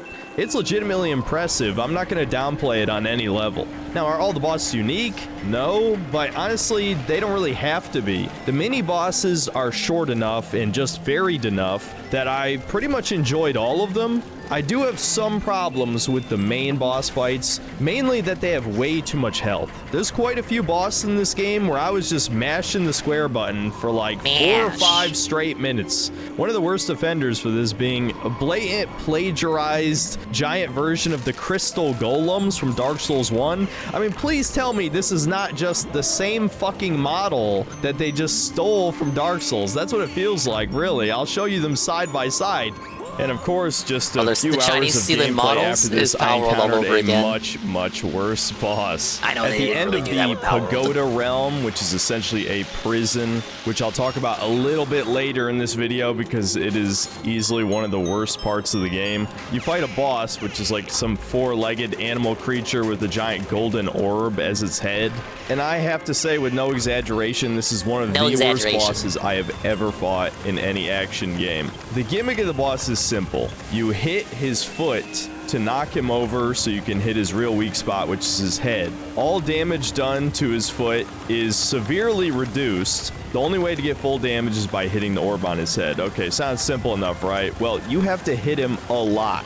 They're already pulling out balance patches for this game. And his window of vulnerability is really not that long, and there's no reliable way to extend it either. You can use your immobilize spell. He just breaks out of it after a few hits, and then he's back on his feet. Yeah, I don't mind grinding too much when it comes to RPGs, but stagger him 3 times for streaming, over the course of the fight. it's probably not something people would want to watch. But on top of this, at least twice he's going to enter an attack animation where he's completely invincible, where he shoots lasers all across the room, which essentially paints lines on the floor, and you have to stand in between them to not get hit with a super strong attack. But at the same time, you also have to dodge lightning bolts that are striking on top of your position. So even if you're standing in the right spot, you're still gonna probably get hit by lightning. But really the worst part is it just stalls the fight at least 30 seconds every time he does it. And the cherry on top of this horrible design is he has one of the worst hitboxes I have ever seen for his grab. His grab honestly doesn't even fucking look like a grab. He basically just jumps in the air, and when he comes down on top of you, it knocks you in midair and you're locked in the animation. It takes out like 80% of your health. And to make matters even worse, this boss has a special mechanic where if he gets off this sort of roar, wind chime, whatever, he goes into a special mode that you've been suffering from throughout exploring the prison, where it will cut your maximum health in half and add this annoying blur effect to the corners of your screen. And it also prevents you from using might to use one of your powerful transformations for a free health bar. Or if you're already transformed, it immediately knocks you out of it. The only way to prevent this is by staggering the boss before he gets it off, which is easier said than done. So if your maximum health has been cut in half and he hits you with the grab... I'm Parabola! A symmetrical open plane curve is formed by the intersection of a cone with a plane parallel to its side! I mean, ooh! That is a kill from full health to 0 with, again, a janky as fuck hitbox that can still grab you even if you're way behind him. Holy shit, I fucking murdered him. How did that hit me? Dude, the hitboxes are so fucked in this game. The hitboxes are not correct. It ended up taking nearly 10 straight minutes of wailing on him. It's not even like it's the hardest boss in the world, but expecting a player to consistently dodge attacks for that long is absolutely ridiculous for a game in this genre. And to complement another element to this game, there are a few bosses Chinese can that do it, have you can do it too. It's gimmick that is actually supposed to pretty represent interesting. Americans. There are these dragons that are behind waterfalls, and the first one that you fight has these electric maces that he smacks and shoots waves all across the arena. And after losing about a third of his health, he enters a rage state where, in a rhythmic pattern, it sounds like you're in a rage state right now. He slams the maces over and over again, shooting out a wave every time. Stop. I'm fucking, and at first I thought, oh, corny. you're supposed to jump over these. Well, he varies up the timing, so you'll eventually get caught and killed. Then I tried to dodge through them. That didn't really work out either. Then I tried the stance that allowed you to stand on top of your pole. DSP hated this boss. This boss is easy as shit, by the way. So DSP Jr. had problems with this boss too, huh? To dodge them. Well, I ran out of stamina, then got stun locked. And so after being utterly stumped, just jump on the rock near him. It turns out the solution was as simple as stand on top of the rocks in the arena to avoid the attack. Now, the catch being that the boss can actually destroy these rocks if you allow him to, right? So the challenge is to make sure that you corral him away from 1 or 2 rocks so that you always have a way to reliably avoid this attack. And hey, that's a pretty interesting gimmick. On top of the fact that, of course, he has a lightning-related debuff that can stun you, it actually felt like a pretty unique fight. And this is something you can notice in some of the other major boss fights as well. Like the tiger is where you get the stone parry ability from, so he can do that during the fight to throw you off guard. Ain't that what the guy says in Street Fighter? The rat sage can summon a giant sandstorm, Rat Sage, is that boss man? including basically sand shadow clones that can attack you. And near the end of the fight, he summons a tornado that slowly chases you as the boss continues to attack you. And of course, I need to mention the Yin Tiger, a zodiac deity who's an optional boss in like a painted world pocket dimension. Without a doubt inspired by Guts of Berserk fame, this tiger has a giant fucking sword. And this boss almost felt like a hybrid of a lot of the more challenging Elden Ring bosses with a lot of delay to his attacks. Sage and Spider Guy drop frames like a motherfucker on console. Combined with the old style of Souls boss that I much prefer, where each boss in the game had a specific gimmick, with this one being the tiger vanishing into the wind, right? But the trade-off being he really doesn't have that much health, Not a fan of Doom 2016, but Eternal fixed some of the main bosses. But that's curious, because most of the time I hear people talk about those games is usually the other way around, how Doom 2016 was goated, but Eternal wasn't, because there was too much platforming. And then you have DSPs like, the new Doom is not Doom, you guys.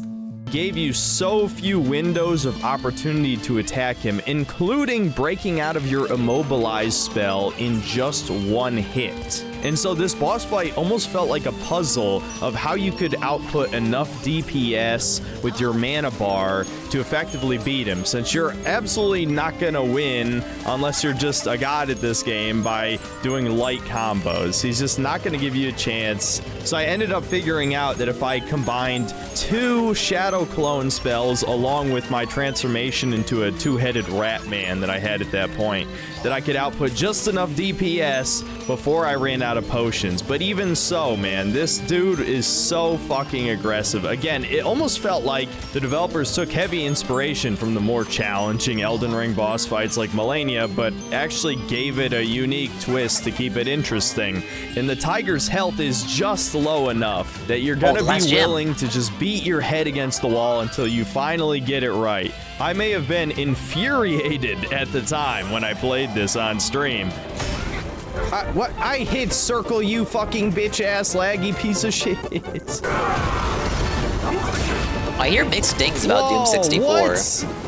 He just super armored. I think they did remaster that one too. He's super armored to the explode. All right, yeah. I love how, you know what, timeout. Everyone is suggesting me to fight this boss right now. Whoa, what? A new move. Never seen that move. Just fucking cheated and pulled a new move out his ass.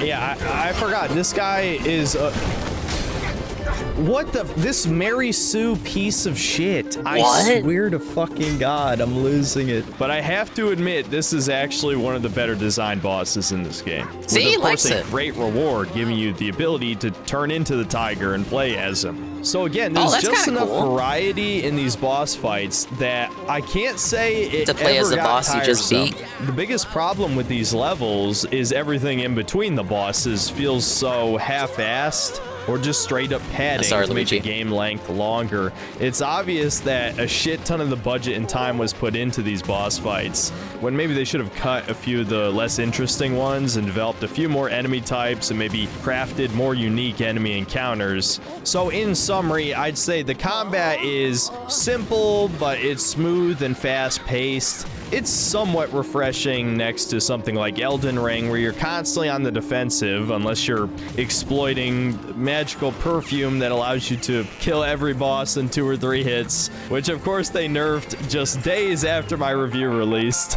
Gee, I wonder why. But ultimately, the problems with this combat system are fairly obvious. Really, the biggest one being that you're going to be mashing square so much of this game. Even though there's 3 different combat stances, you're most likely going to be using the might stance for a significant amount of your playthrough, so you're going to see that same exact square, square, square, square, square over and over and over again. And like I mentioned before, it is infuriating when you get trapped in a slightly longer animation and can't cancel into a dodge or cancel into your resolute strike either, which kind of defeats the whole point of having a brief invulnerability period if you can't trigger it at any time.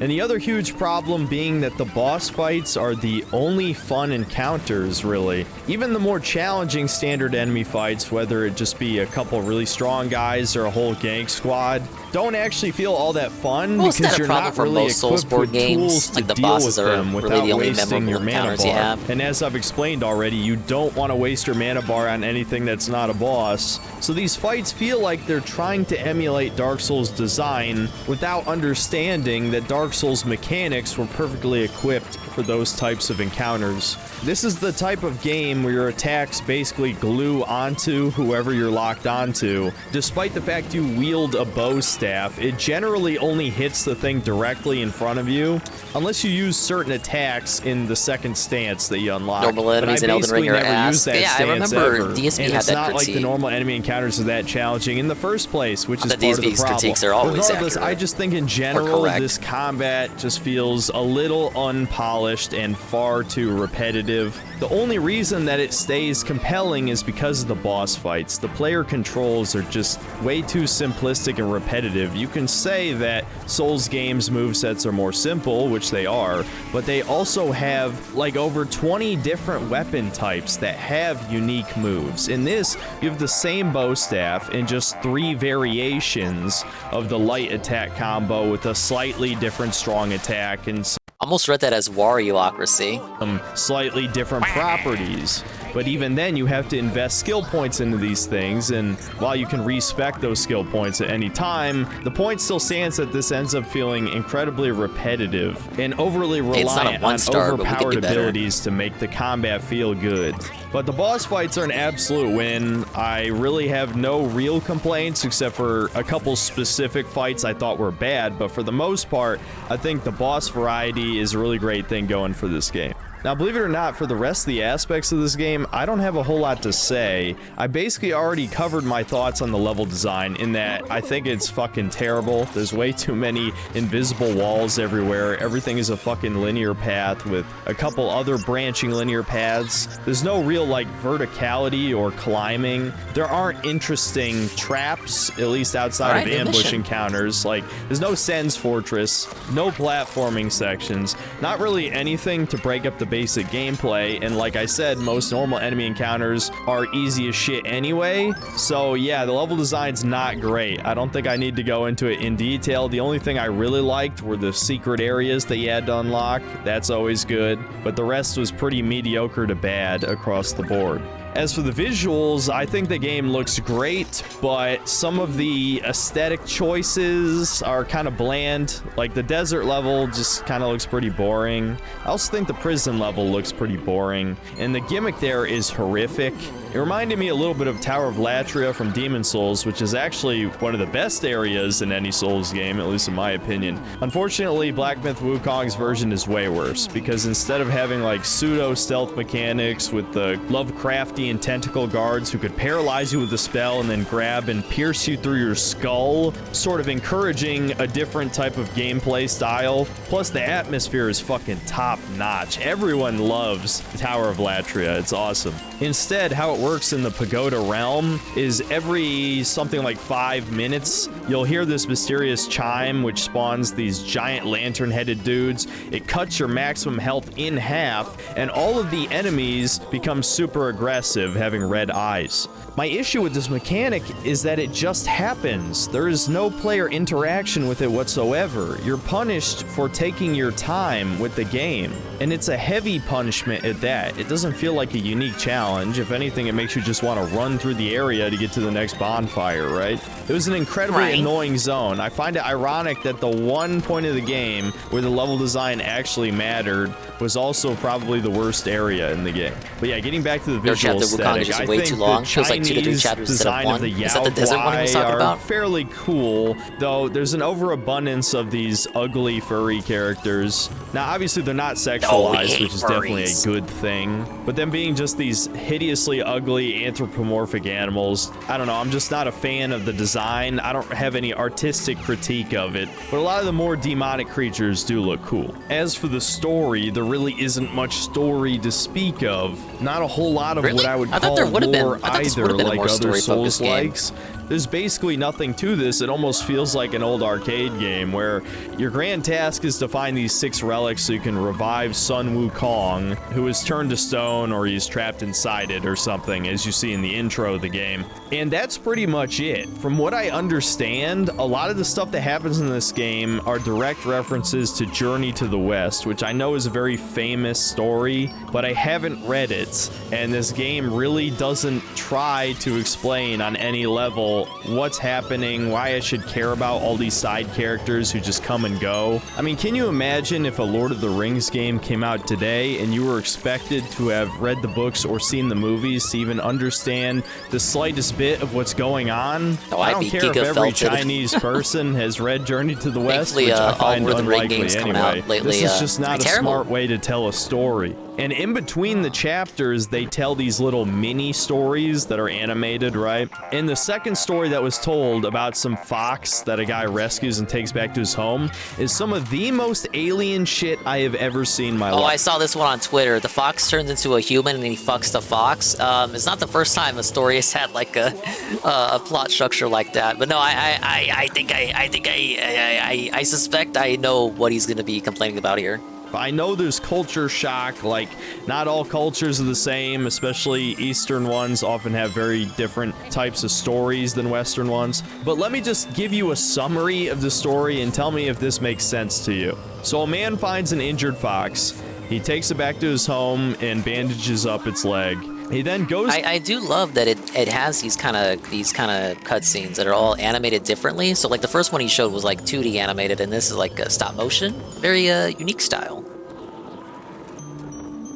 Sleep and wakes up and sees the fox has turned to a beautiful woman. And long story short, she becomes his wife. He starts a family with her, and then one day tragedy strikes as I guess one of their daughters is like some kind of demonic fox-human hybrid and kills his family. Of course, this is all a dream. He wakes up, he looks at the fox, and then there's a hard cut, almost as if this is a setup for a joke, and he skinned the fucking fox. Oh.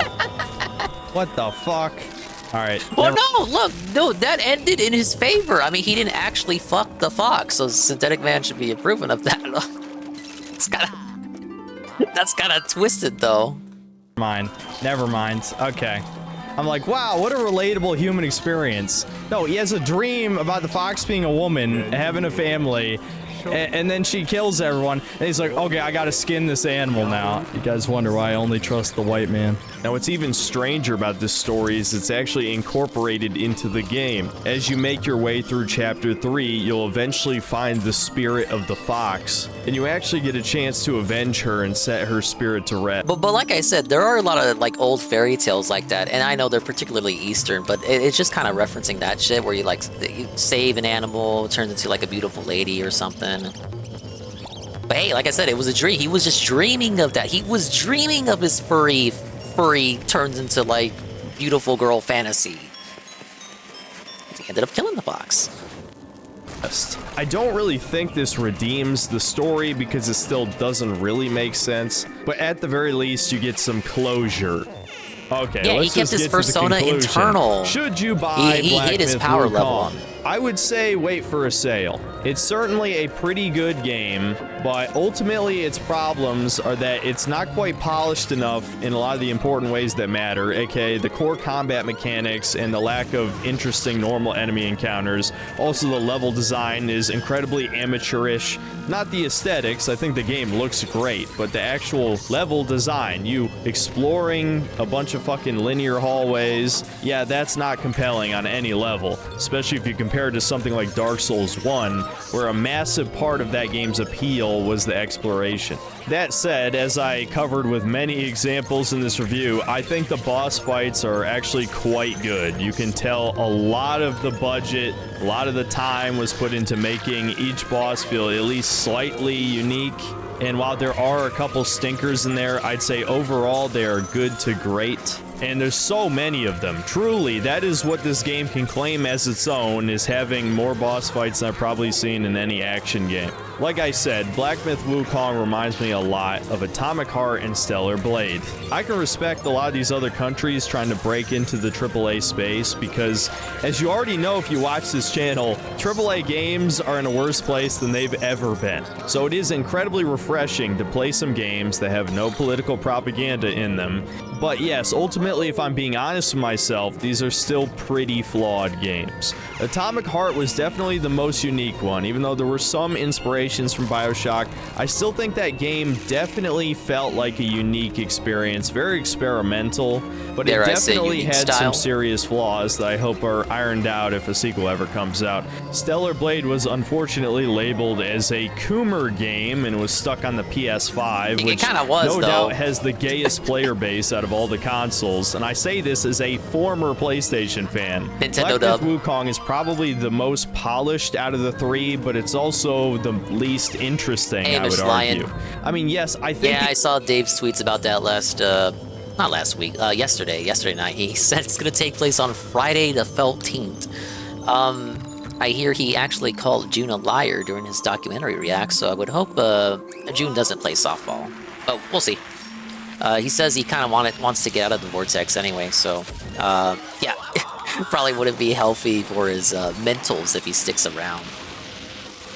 The aesthetic is unique. We haven't really seen a lot of Chinese-inspired mythological games, so that's kind of cool. But the actual gameplay feels too close to a Souls-like in my opinion, but without all of the positives that come with that genre.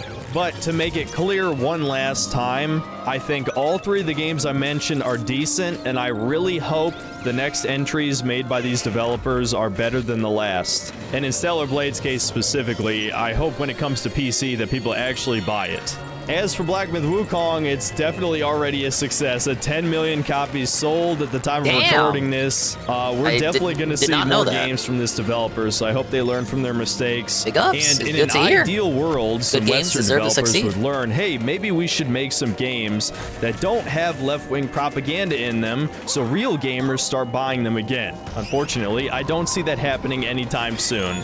Even Japanese developers are falling to DEI, trying to get some of that sweet ESG funding. Gee, I can't wait to review the Dead Rising remake. But if Black Myth Wukong looks interesting to you, why not give it a try? You'll probably, at the very least, get your money's worth. It's a pretty long game, got a decent amount of optional content. Like I said, it's pretty good, and if you've been watching this channel a long time, you know that's high praise from me. So I'll just leave you with ching chong bing bong. Whoa, I'll see you next time, guys. Whoa, just about Chicky Ching in China, they say. Disgusting black creatures, get out of my sight. Okay, overall, yeah, that was a good review. He didn't suck its balls, but he didn't really overly hate on it either, like one would expect. He did have some difficulties with some of the bosses, but overall said the boss design was pretty good. Like, I mean, if you're playing as Soulsborne, you're probably going to be frustrated with some of the bosses, right?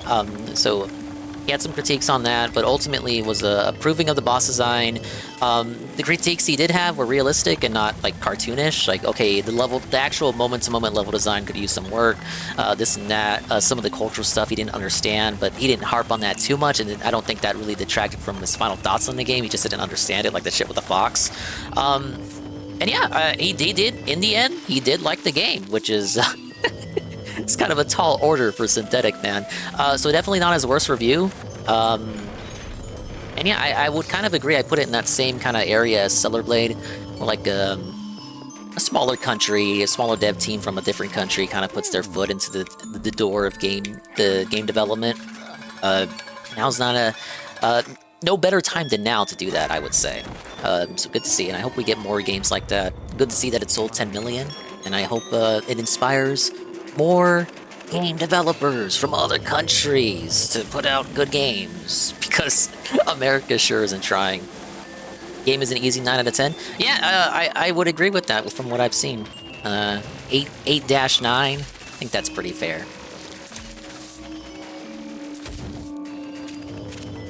I will say stuff like the translation issues he noted, that's unfortunate with like skill descriptions. You you do want to get like good translations, especially for the gameplay shit, so that you don't have players misinterpret what skills can do and other important stuff to do with the game. Not the first game I've seen where that has an issue. It almost always happens with games that don't have the big AAA publisher support.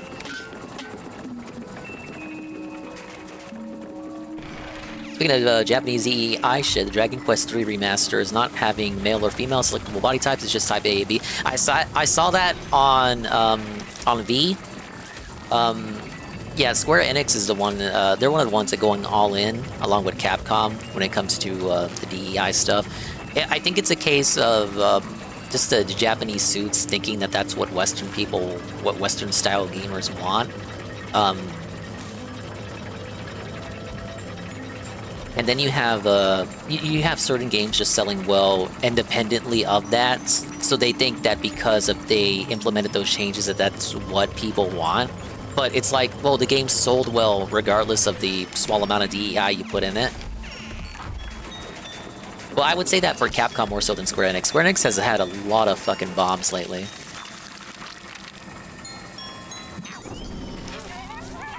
All to do with modern Final Fantasy and whatnot. I think their issue is that they set their expectations too high.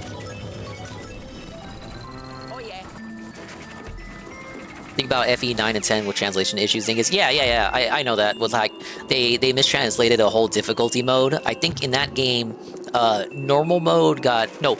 mode got translated as normal mode. So that's why you have a lot of people whenever they look back on those games mention how hard they are relative to earlier Fire Emblem titles or later Fire Emblem titles too. It's because they fucking mistranslated the difficulties. You can't like make mistakes like that. That's fucking 2000s tier.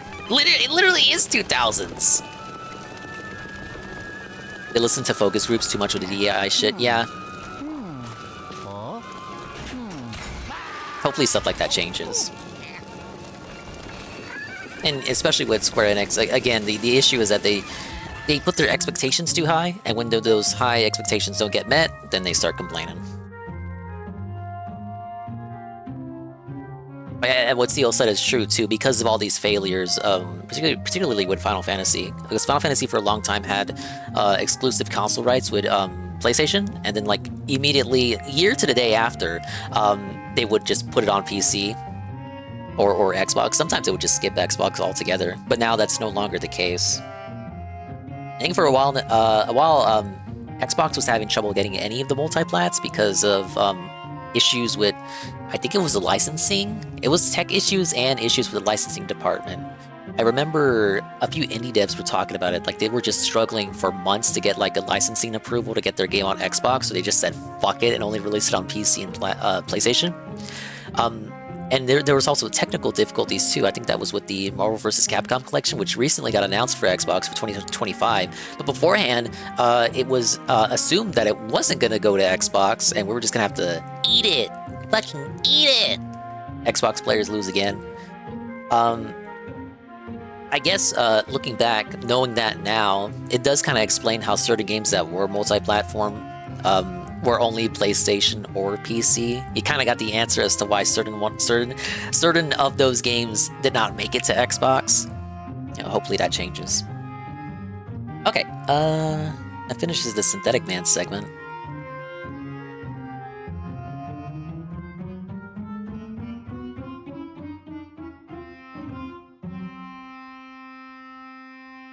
See, I'm just updating the playlist here. Let's do a quick Carl Jobst.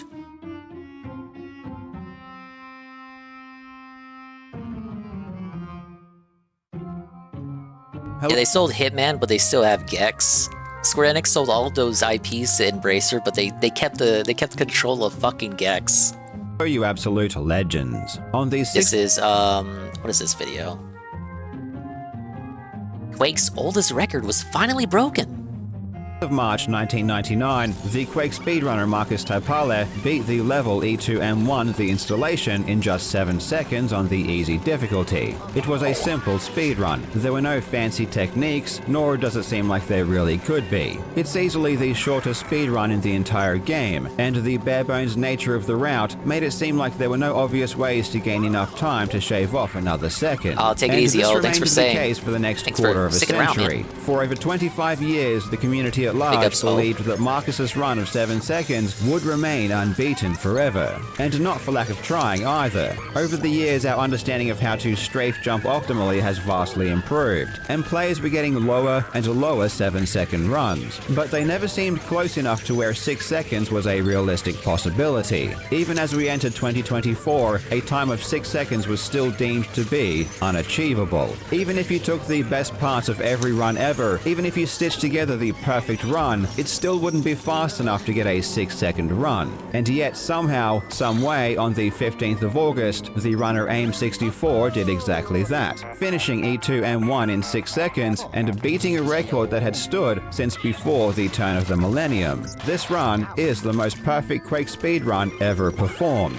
Sure, it's also I've never the seen Quake shortest, speed but running, the precision or required to Quake pull normal this off gameplay is for far that higher matter. than anything else that's ever been I'm a done. fucking zoomer. Literally every single frame of movement had to be examined closely to find every possible time save. And this run is essentially indistinguishable from a theoretical perfect run, at least as far as what a human could ever hope to accomplish. In today's I would hope, TRPG, that the male-female body type A, body type B shit is as far as it goes with it. I'm kind of at a point where even that stuff, I'm kind of just like, I'm not going to be like a complete synthetic man over it. It's like, I guess I don't like it, but whatever.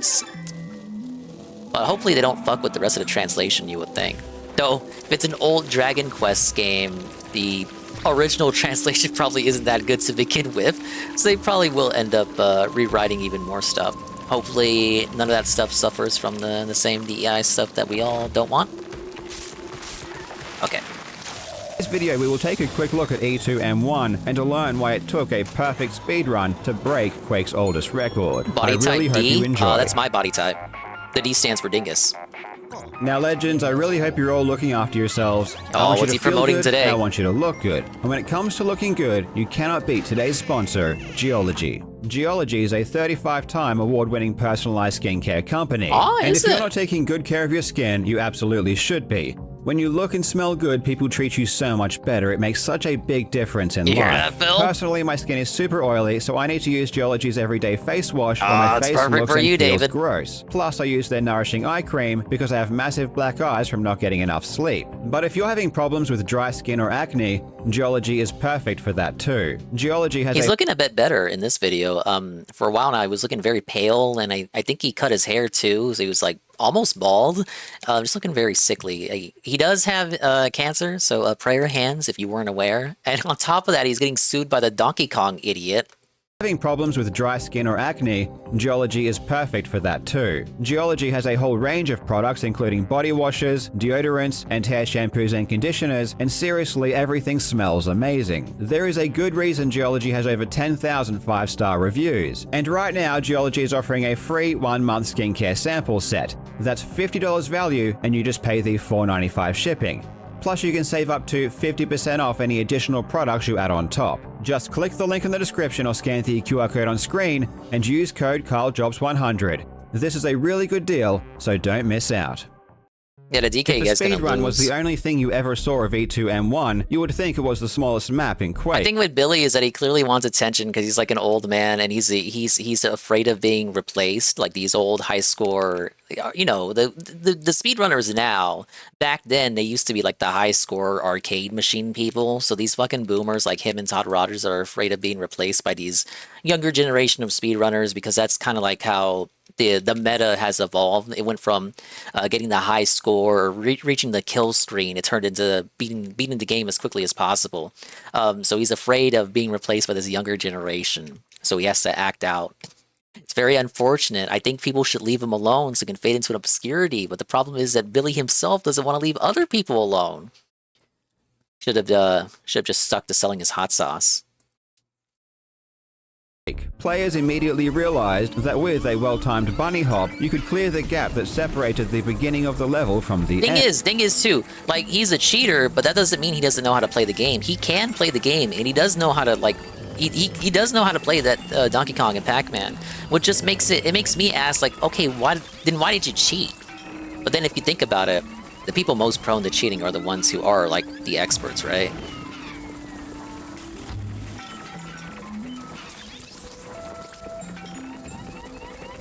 Because they just want to cut corners, they want the shortcut. You can imagine people. That's why speedrunners cheat too, right? They want a shortcut to the mountain, the top of the mountain, to get all that recognition. Maybe they suffer a couple thousand hours, already spending thousands of hours doing like live streams, speedrunning and stuff. Maybe they get real close to breaking the PB, but they stop short of just a couple seconds, a couple minutes. So they think because they were so close to beating it anyway, that makes them entitled to just cheat, just to say that they made it. I almost feel bad about him, if it weren't for the fact that he was such a dick. It's easier for the best to cheat because it's more believable that they could do it. Yeah, exactly. Whereas people that are novices to it, like people that are just in it to like shitpost, like you can easily tell when someone like them has cheated.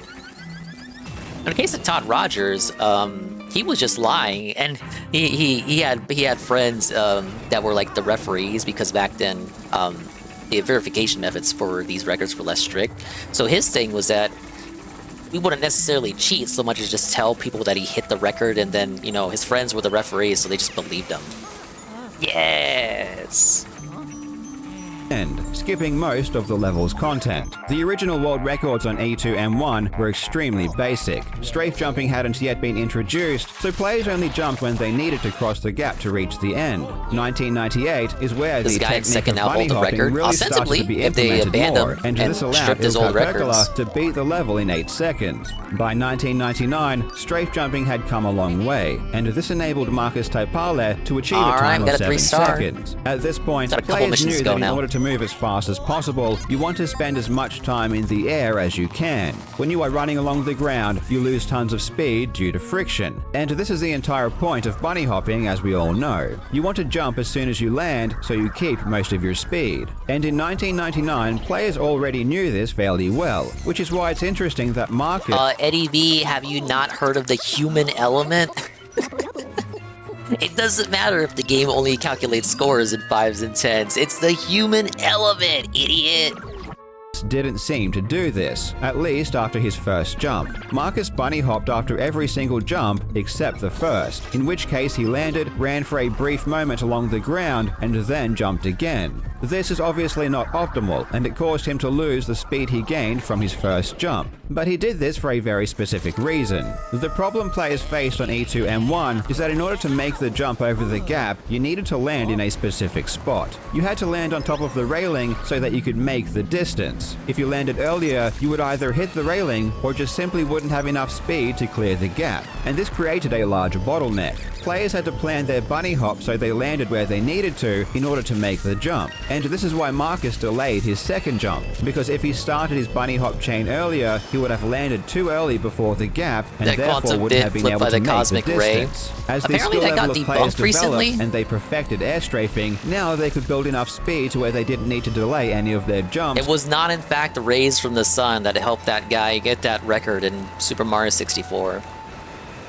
And they could still make it up onto the railing. As time went on, bunny hopping became even more optimized, especially with the introduction of power bunnies in the mid-2000s, which is where you tap the forward key as you land to keep even more of your speed. On E2 and 1, this was a good thing obviously, but it presented another problem, because now if you had too much speed, it seemed like you would land beyond the railing and fall down. The only way you could really capitalize on any more speed at the start is if you could be so quick that you could clear the jump on on your 5th bunny hop instead of your 6th. It's not possible to land on the railing, but if you have enough speed, you can land a bit shorter and still make the distance. However, this is far more difficult and requires insane movement precision. This is why if you look at the speedrun.com rankings, you'll find a massive bottleneck of players after the 7.6 second mark. Only a handful of players can currently execute the starting movement in such a way to make the gap in 5 bunny hops. In 2020, the runner Chambers beat the level in 7.161 seconds, which seems really close to 6 seconds. But realistically, it's still light years away. This run is already almost perfect, and despite Chambers being so close, a 6-second run was still out of the question, because even if he took his best segments and spliced them all together, he still couldn't achieve a 6-second run. However, Chambers did do something rather incredible last year when he beat the level on Nightmare difficulty in 6 seconds. On the Nightmare difficulty, Chambers was able to take advantage of a damage boost from one of the grunts. This boost adds a ton of speed. In fact, it adds so much speed, you can see that Chambers had to take some really wide lines to still land in the correct spot and not overshoot before the jump.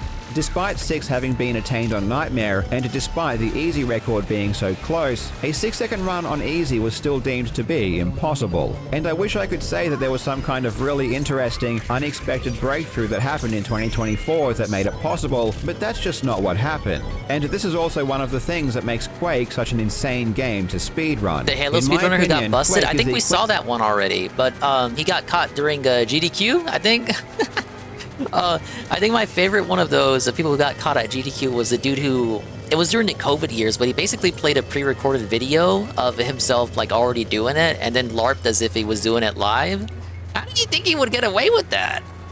Quintessential game in speedrunning when it comes to pure movement mechanics. Quake is great because it's impossible for a human to move optimally, and every single frame is an opportunity for time to be lost or gained against other players depending on how well you can move. To illustrate my point, I'll compare Quake to some other popular speedrunning games. In a game like Super Mario Bros., movement is very easy. It just requires you to press and hold a single button. Anyone can do it, and everyone will be moving at the same speed, regardless of skill. So the difficulty of Super Mario Bros. Speedruns comes in the execution of glitches that are dispersed throughout the run. In a game like GoldenEye, movement speed is similar, where it's capped and controlled by a button. Therefore, the difficulty here really comes in when you need to aim or turn. In a game like Super Mario 64, movement mechanics become more challenging. Movement speed is affected by how well you can time your button presses, so there is an added level of difficulty. This is what makes SM64 so great to watch at the top level.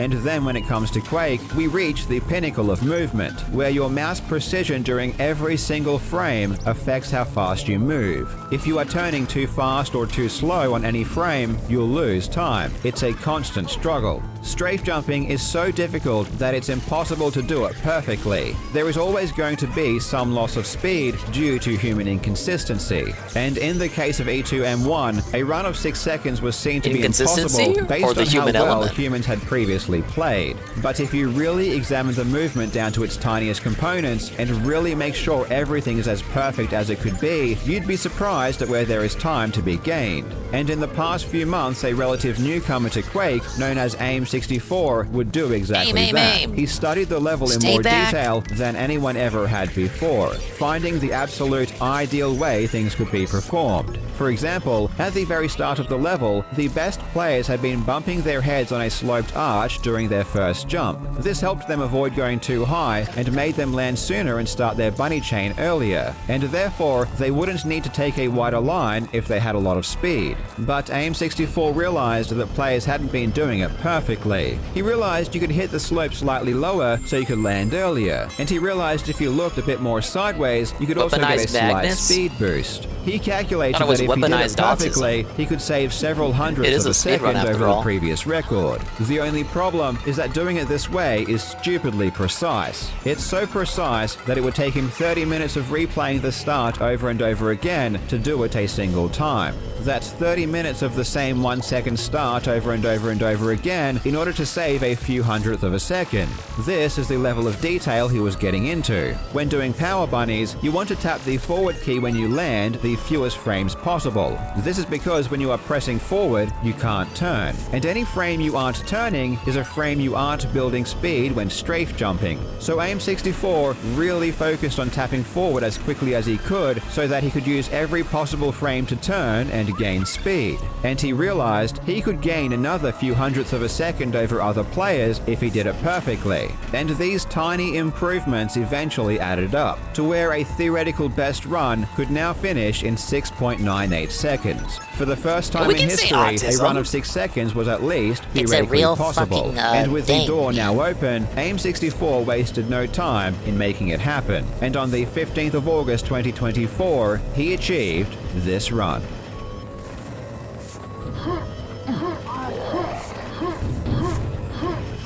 What do we got? Did I fucking miss it? It may not look like much, but this run is the most perfect Quake speedrun ever performed. It clocks in at 6.997 seconds and is only 1/100th of a second slower than the theoretical human maximum. And given how hard Quake movement is to perfect, this is just astonishing. Sometimes a new record is achieved through a breakthrough in knowledge or a new discovery, and sometimes it's just the result of examining things more closely than anyone else had before, making sure everything is executed as well as it could be, and really valuing every single tiny chance to save time. This run perfectly encapsulates the modern era of Quake speedrunning, and it's amazing to see players still pushing this classic game to its absolute limits. A huge congratulations to AIM64 on his achievement, and also a big thanks to the YouTube channel Quake Speedruns Explained, who was kind enough to provide some cool footage of these demos for me. He makes awesome Quake documentaries, so definitely check out his channel as well. Thank you so much for watching, you legends. I hope you're having a fantastic day, and I will see you in the next video. That was a nice little video. Dude, I love speedruns. I love seeing people break games apart. Alright, I'm just gonna put on some random shit now. Just stuff waiting in my playlist here. Donkey Kong 64 Retrospective. Dude, DSP loves this game. We were talking about it earlier. Before Rare hit the big time with the Bear and Bird, the company was most well known for Donkey Kong. They already had a noteworthy library of games on the NES, and in the early 90s, Nintendo allowed Rare to create a game starring the monkey that had launched them into stardom. The end result was one of the greatest platforming games of all time, Donkey Kong Country. Not only did its mind-blowing 3D-style graphics showcase the visual technology of the Super Nintendo, but it was a return to form for its main character after years spent out of the spotlight. Donkey Kong Country became the third best-selling game of the console, spawned 2 sequels which received similar critical praise, and would see a follow-up on the Nintendo 64 in 1999. Donkey Kong 64. The only one I never fully completed. This game transitioned away from the linear 2D platforming of the Country trilogy and focused on expansive worlds with lots of objects to collect, just like Rare had done a year prior with Banjo-Kazooie. Donkey Kong 64 would go on to sell over 2.3 million units by 2004, and to this day, many call it a fantastic game in Nintendo and Rare's libraries. Over time, however, Donkey Kong 64's reputation has fallen considerably, with many comparing it unfavorably to both of the Banjo games and the Donkey Kong Country trilogy. Even at its release, critics both praised and criticized the sheer amount of content in the game, and in recent years, many condemn it because of its unintuitive and unrewarding design. Some point to Donkey Kong 64 as the start of Rare's decline, while others have even called the game the beginning of the death of collectathons. Even today, the game is incredibly divisive, with some defending it as a platforming classic and others rejecting it as flawed, bloated, and broken. But are either of those trains of thought justified? I grew up with Donkey Kong 64, and as a kid I adored it, but I have begun to look at it more critically 21 years later. So I'm going to analyze the game to pull out what it gets right while also acknowledging its problems, and determine whether or not the game is deserving of its wild reputation. This is Donkey Kong 64.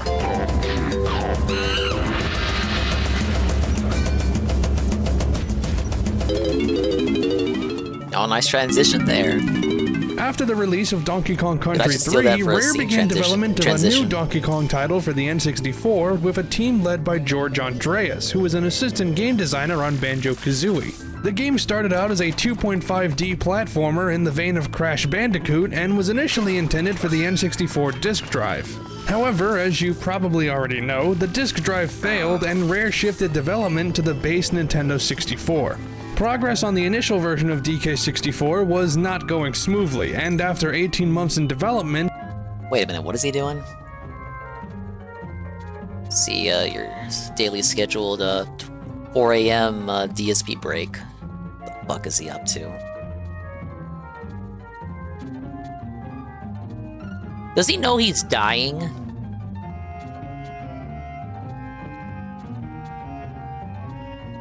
I'm fairly confident they told him the motherfucker was dying. Did you not see the interaction he had with June the King, his best friend? Dude said he would be out and about in the second half of September. It's September 7th. It's not second half of September to me, bud. Go ahead and put this up here. I love how Dave is like such a big fan of Discord now, when in the past he told us he never fucking used it. I guess it doesn't matter now for him to pretend he's never heard of he's never heard of Discord. I actually didn't watch Big ups Pam Pam on a lurk. I didn't watch the stream. Thank you for the lurk. I'll read this in a second.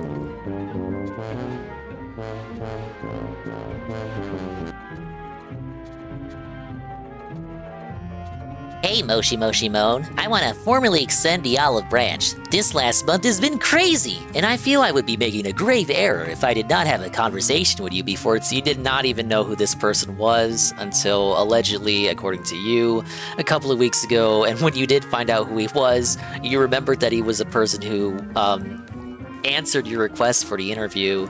And back then you told us you didn't like him because he said the N-word. But now that you've been told that bigger YouTubers like Mudahar collaborate with him and they don't care that he said the N-word in the past, now you want a piece of that pie. And I feel like I would be making a grave error if I did not have a conversation with you before it's too late. That's very, like...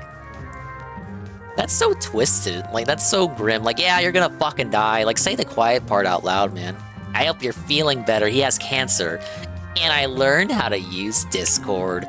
Let's do it! Oh, if you hate Discord, I'll learn whatever, man. Let's just do it. I completely forgot. Yeah, this is not gonna help you in the least when it comes to talking to Medicare. You better learn how to use Google Hangouts, or whatever replacement they have for Google Hangouts. Yeah, I think Jim will probably respond and be cordial and be like, yeah, I'm dying, so not right now, but thank you. He did say he wanted to talk to Phil. He did not disagree to it. It just wasn't a good time for him. And he gave June specifics, earlier today, that he would be, willing to talk to people, second half of September. I guess Dave wants him on the pre-stream podcast. I guess he just wants to circumvent the Kino route entirely. Now he thinks he's the big boy. He's got the big ego on his head now. He thinks he can head these interviews without it being through the conduit of someone's channel. Whereas I would argue you kind of need the conduit of the neutral ground, the moderator channel. You need someone to guide the conversation. You can see how interviews work when Dave's in charge, when you have him talking to Keemstar or talking to Craig, where it's pretty much just a pre-stream in which he talks at you, versus when, he was talking to Noel, where, again, whatever you want to think about how the casino's been doing, PPP was there to guide the conversation, whereas I feel if Dave was just talking to Noel on the pre-stream as part of the podcast, it would have been much worse overall. So I think if he talks to Medeker, it should be through Kino and not through the fucking podcast.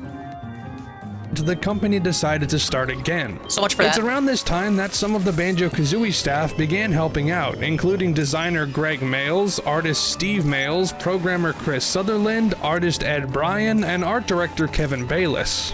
The team transformed the game into a full-on 3D platformer that would take inspiration from Banjo-Kazooie. One of the major hurdles for the team was creating 3D models that properly represented Donkey Kong and Company, which was especially tricky since they had to follow up from the graphics of the Country trilogy. The models could never reach the same polygon count or detail as those used to create Donkey Kong Country sprites, so they had to essentially assemble new models from scratch. As DK64 artist Mark Stevenson stated, real-time 3D graphics were still in their infancy, and being able to view a model and animation from any angle put pressure on them to make it look as good as possible. Still, Banjo's success gave the designers inspiration to create a 3D collectathon that would massively expand on the formula. The developers came up with brand new abilities for Donkey and Diddy Kong, new characters to play as, and expansive worlds, some of which were scrapped ideas from Banjo-Kazooie. There was even allegedly a planned connection to Stop and Swap, the cut feature from Banjo-Kazooie that would have allowed players to transfer items between games, though of course this ended up shelved. Even with some concepts and features getting the axe, Donkey Kong 64 was shaping up to be massive, on a much larger scale than Banjo-Kazooie. As the game was nearing completion, Nintendo began heavily promoting the game, investing $22 million into advertising. Many adverts centered around the N64 expansion pack, an accessory that doubled the console's RAM from 4 megabytes to 8 megabytes. Donkey Kong 64 requires the expansion pack, and every copy of the game shipped with a pack bundled in the box. Nintendo advertised the pack as improving graphics, increasing the frame rate, and allowing them to fit all of the game's content. You may have heard that the expansion pack was actually included to stop a game-breaking bug that Rare couldn't fix, but that seemed to disappear when the pack was in use. According to the story, Nintendo shipped the game with the expansion pack as a failsafe, which supposedly cost them and Rare a fortune. However, in an interview with Nintendo Life in 2019, Mark Stevenson clarified that the expansion pack was introduced early in development and the designers were tasked by management to come up with ways to use it. While it is true that Rare encountered a major bug late in development, it was eventually patched out and was not affected by the expansion pack. In addition, examining the game's memory shows that essential data, such as game code, is stored in the space provided by the expansion pack, indicating that the game was always developed with the pack. Oh, me too, TRPG. I got my copy from a flea market. I was so fucking excited. Oh my god, Donkey Kong on the N64. Wow. And I put it in and I got the error message. Oh my lord. In mind. It's worth noting that the bug story originated from Conker's Bad Fur Day developer Chris Marlowe, who was working at Rare at the time of Donkey Kong 64's development, but was not involved in the project. My guess is that Chris either misheard or misinterpreted the bug story from other Rare staff and formed his version of the story based on that. Donkey Kong 64... Or maybe he fucking lied for attention, right? Man, I heard that story too. I think it actually got shared during, a developer playthrough by some old Rare devs for DK64, and that's when this story started. I thought the guy was a part of the development team, but according to this, he wasn't. I guess it's just something he heard from his buddies at the studio, maybe misconstrued it for attention and glamour.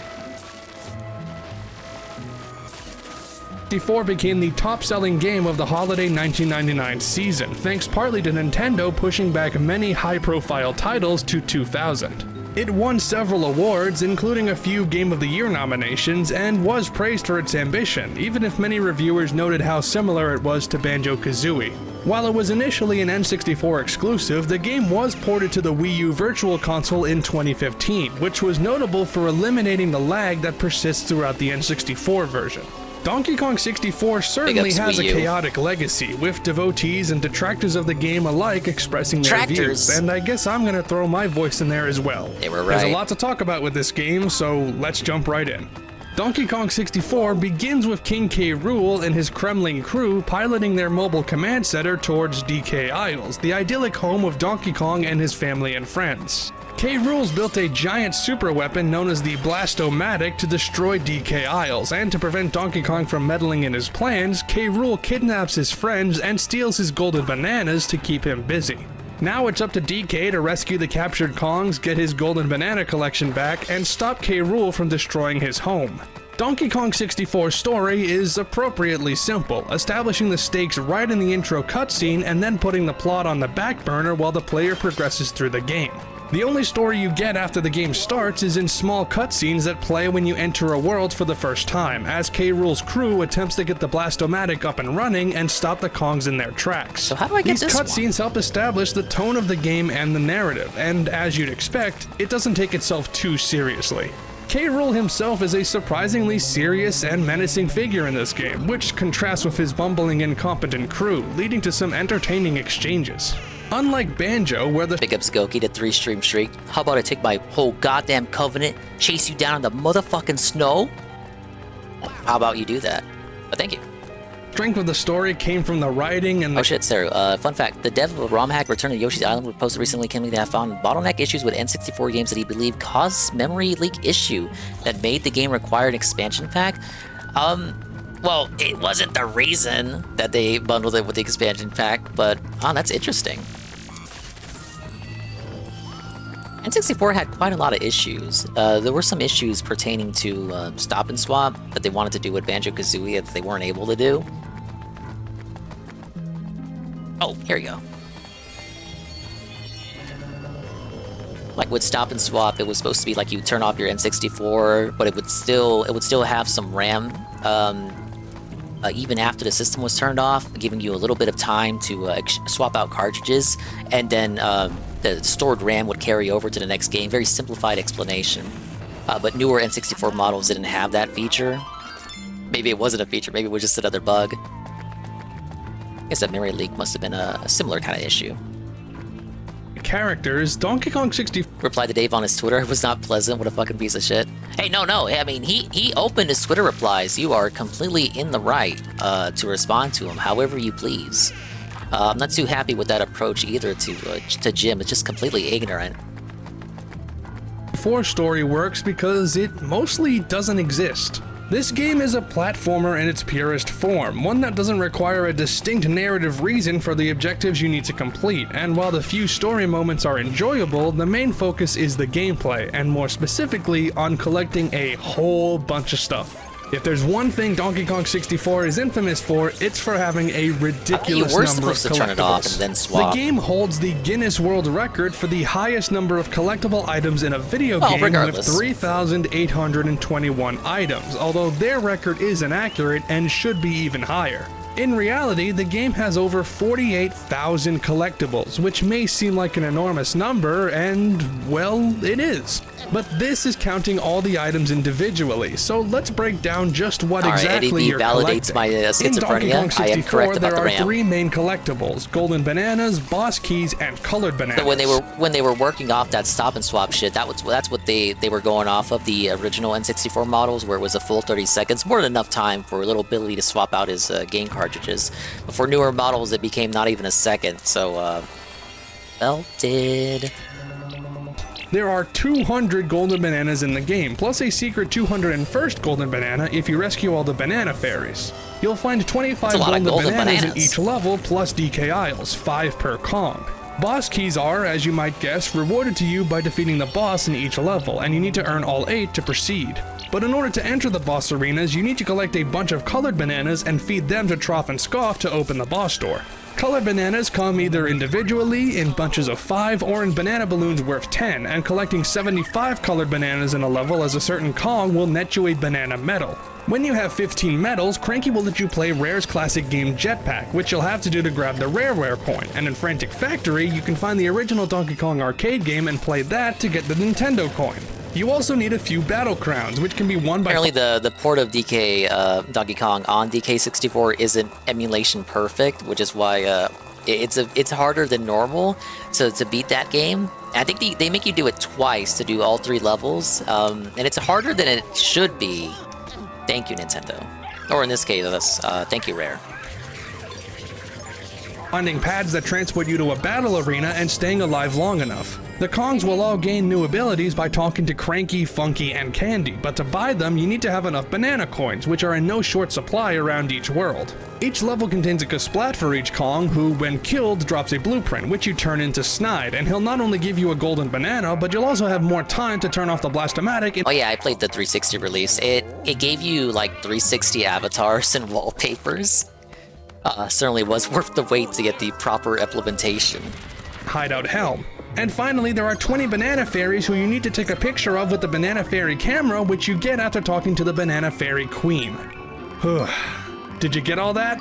Now, I'm not going to deny that there's a ton of content in this game, and yeah, if you look at it all at once, it does seem overwhelming.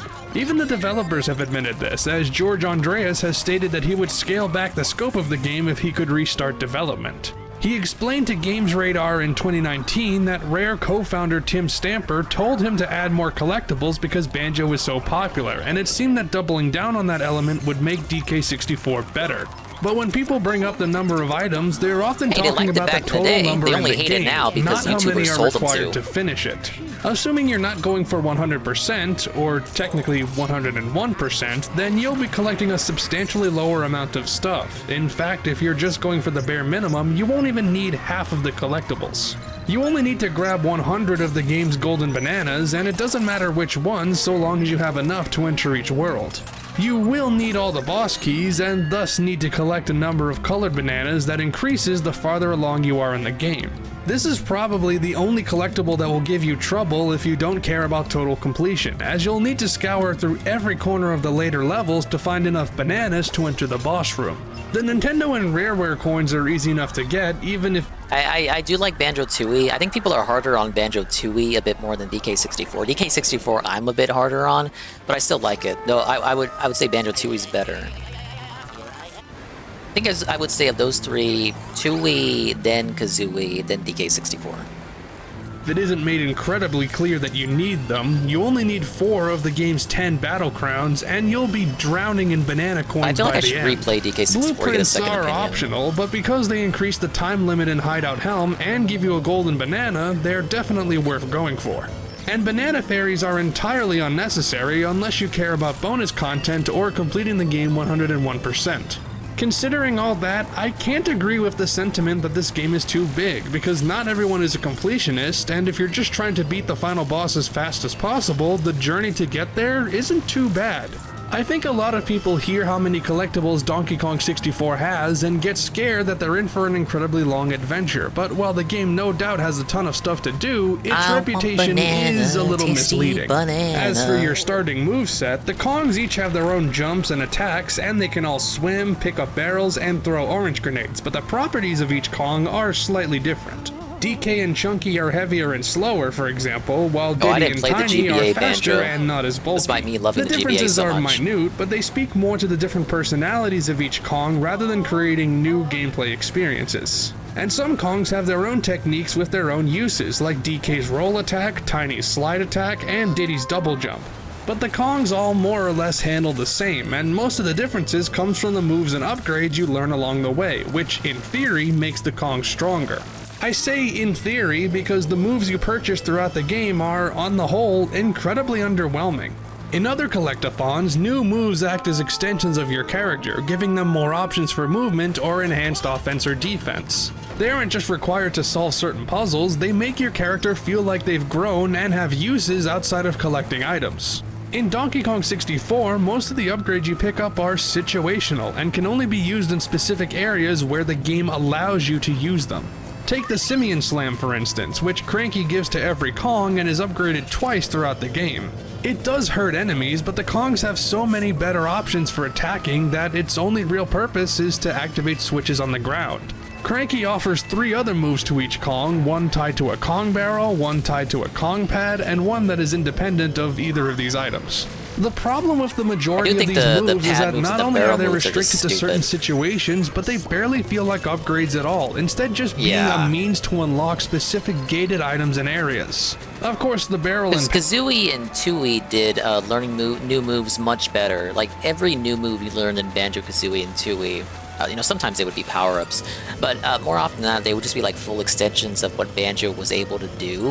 Whereas in DK64, they don't really have that. So every time you learn a new move, like half the time it was just like a stupid barrel move or a pad move that only works situationally. And then that kind of got... The extreme form of that came when they put out Conker's Bad Fur Day, where just all the moves only work whenever you're on a fucking pad. Pad moves are guilty of this, but even the independent upgrades have this issue.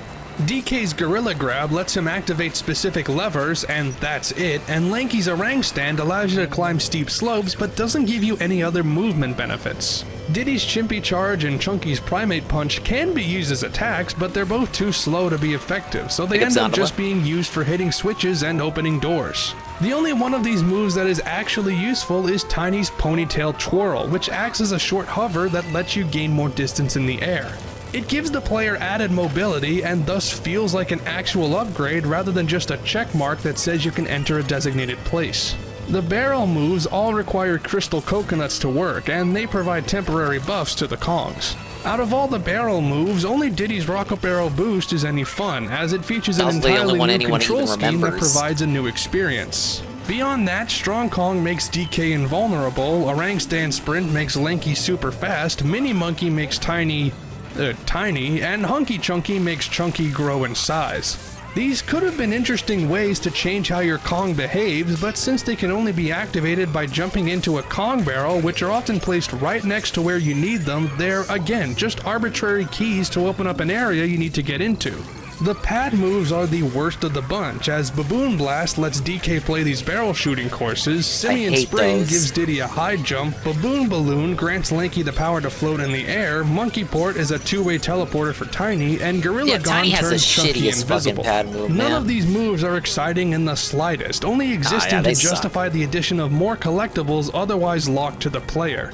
Funky Kong gives the characters their own weapons that can be used not only to attack enemies from afar, but also to hit specific switches. These switches are unfortunately the best use you'll get out of these guns because as far as attacks go, they aren't great. Some are more useful purely because they're so damaging, like DK's Cocoa Nut Gun and Chunky's Pineapple Launcher, and Diddy's Peanut Poppers are fast enough to counteract its weaker power, but Lanky's Grape Shooter and Tiny's Feather Bow are near useless in combat.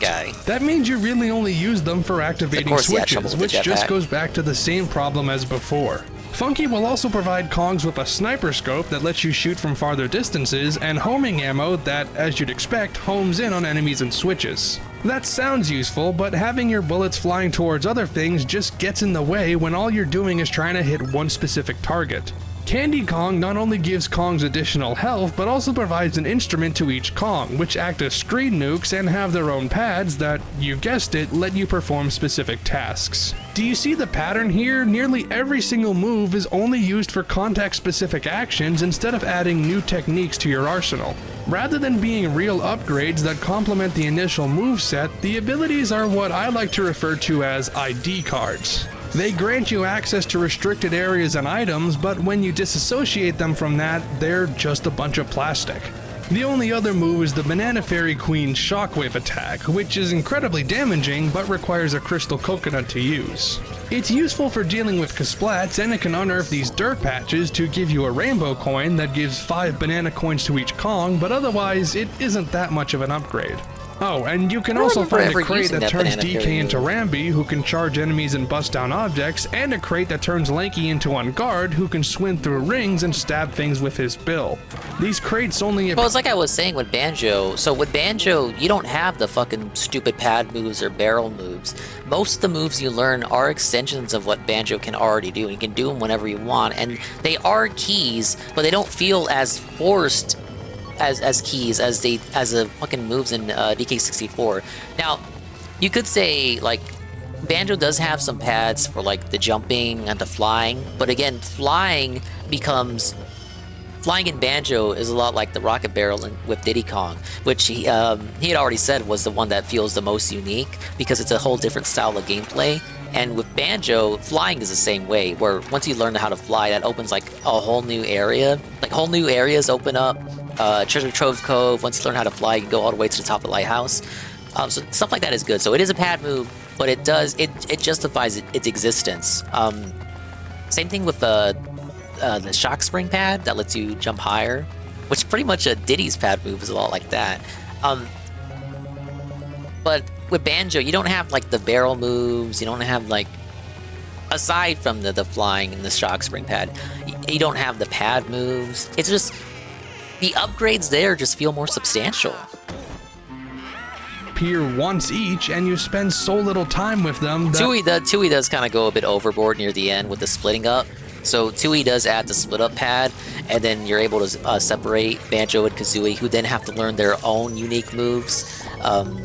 And Banjo's is kind of stupid, like with his backpack. He needs to learn how to swing the backpack, and then learn how to go in the backpack, and then learn how to take a nap in the backpack to restore health, and then learn how to put stuff in his backpack, and then I think there's one more that I'm not remembering. Float in the backpack, I think.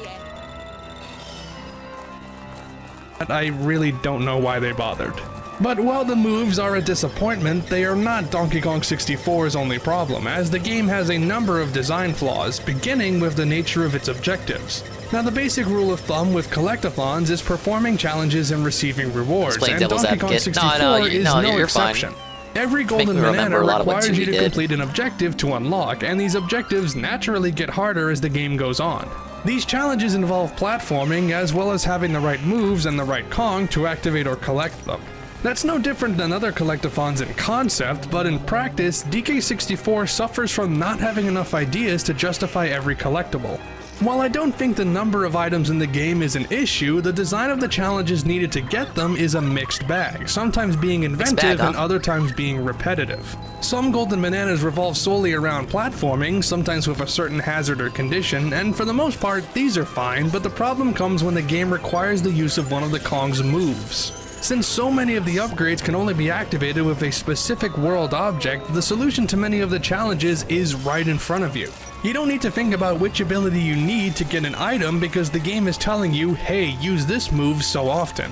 But when a puzzle doesn't involve the same standard context-sensitive moves and objects, they can be legitimately creative. Using the rocket barrel boost to light candles, playing the memory game in Frantic Factory, blasting targets with a cannon, there are good ideas here, but too often the game is bogged down by its reliance on stock objects. Not to mention the times when you're doing the exact same tasks multiple times with different Kongs, which is just tedious. I can appreciate that the developers were told to make the game bigger, and it's not easy to come up with so many unique objectives, but while I understand the limitations, Donkey Kong 64 still suffers as a result. And this is a significant problem because, like many collectathons of the time, there isn't much else to do in DK64 besides the main quest. Collecting banana fairies unlocks bonus content like replaying cutscenes, bosses in the arcade games, cheats for infinite items, and bonus arenas featuring Rambi and On Guard, which both feel pretty bare bones. There's also 2 multiplayer modes that support up to 4 players, one of which is a deathmatch mode where you need to kill your opponents before they kill you. That isn't very exciting. The other is this battle arena where you knock each other off by grabbing power-ups, which is kind of fun, but is over before you know it.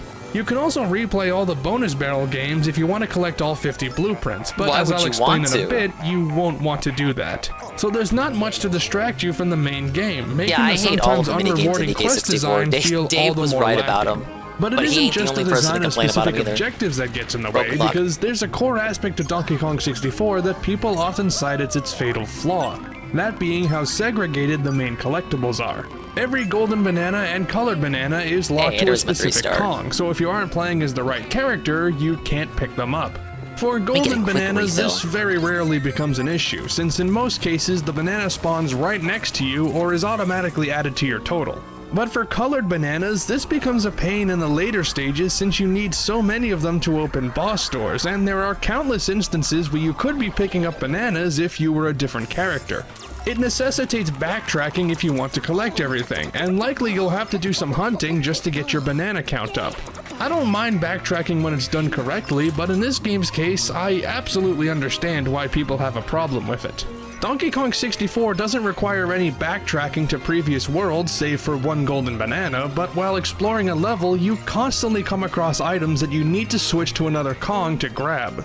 You change characters by entering a tag barrel, of which there are a number placed in each world.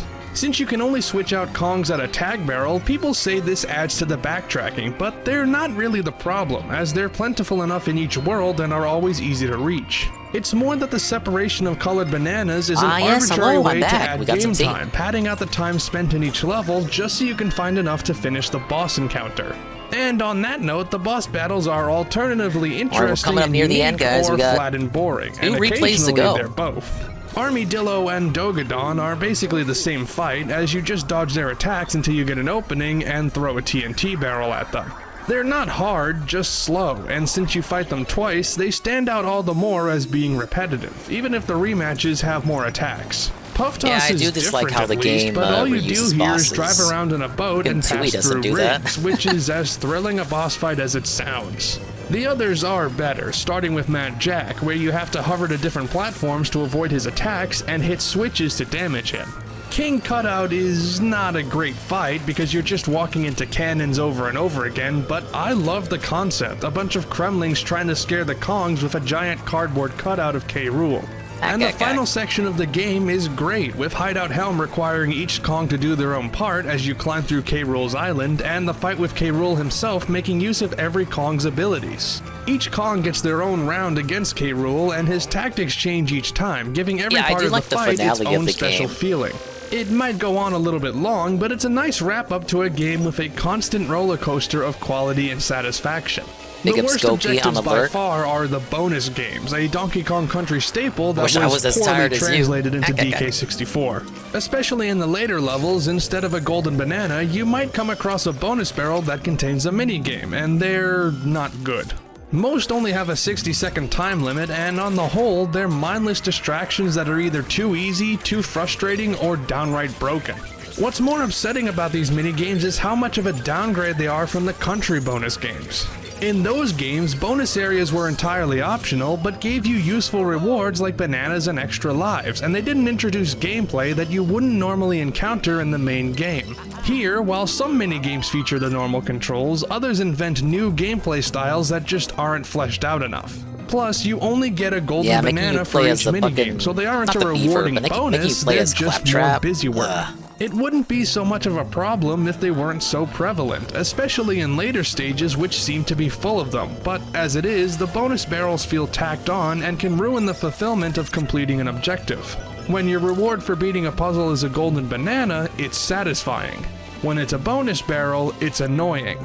There are other minigames not found in bonus barrels, however, and these are a lot better and can actually be a lot of fun. Even though they bring in new gameplay mechanics, they're designed in ways that complement their controls, and they take place in areas themed to each world, which makes them more interesting to look at.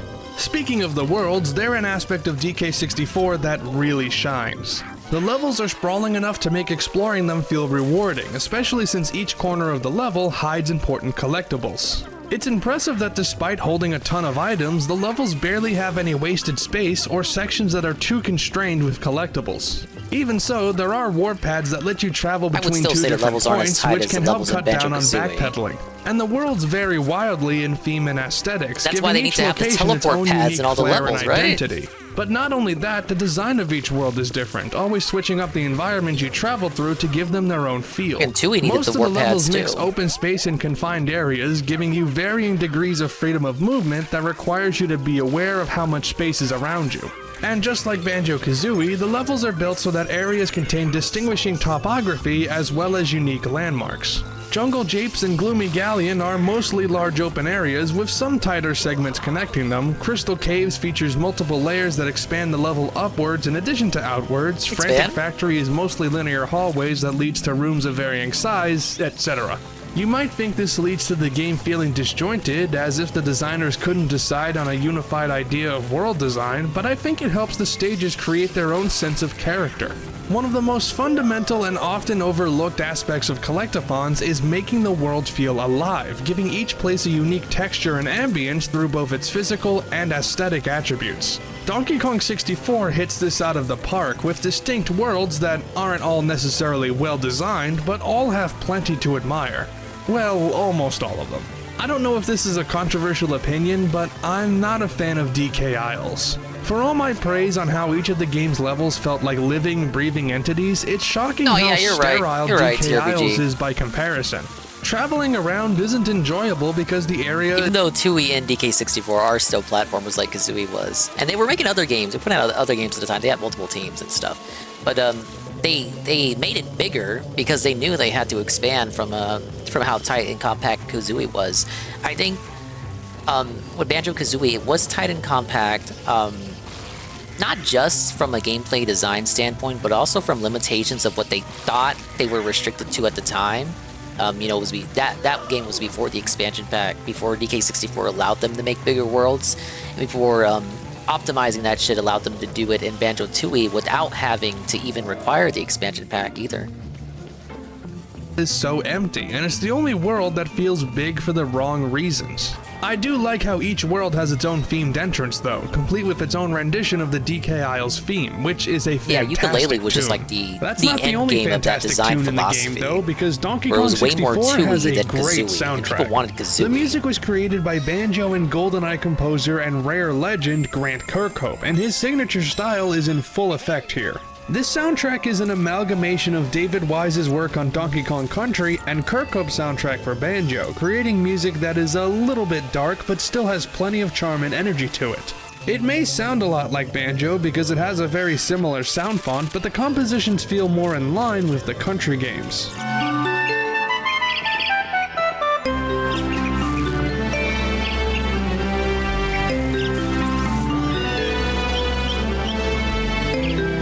Some songs have a slower tempo, going along at a relaxed pace, and may only feature one instrument at a time alongside ambient noises. This sometimes feels relaxing and other times feels unsettling, and they work brilliantly to set the mood of each level and area. I do like the leitmotif for this level though. Angry Aztec.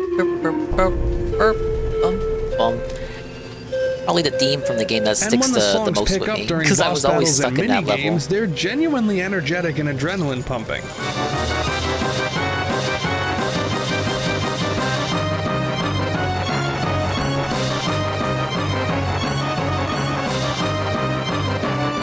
It leads to a soundtrack that combines the best traits of Kirkhope's work with the unique identity of the Country series soundtracks, and it's consistently enjoyable throughout the game. And you can't talk about this game's music without mentioning the DK rap. Oh shit. How could I forget? When you boot up the game, you're treated to a short intro featuring all the Kongs as a silly rap number plays in the background. This I gotta do the song Dingus has been cover of memed the to death DK since rap. the game was released, and for some is the best part of the whole experience. It's goofy and dumb, and the lyrics are crap, and I absolutely love it. It isn't just filled with memorable lines, but it also does a decent job establishing the unique personalities and abilities of each Kong. Anyway, DK64 looks fantastic as well, considering the graphical capabilities of the N64 and that Rare was still learning what they could do with 3D. Textures are vividly detailed, and the color schemes for each world are appropriately radiant or muted depending on the required atmosphere.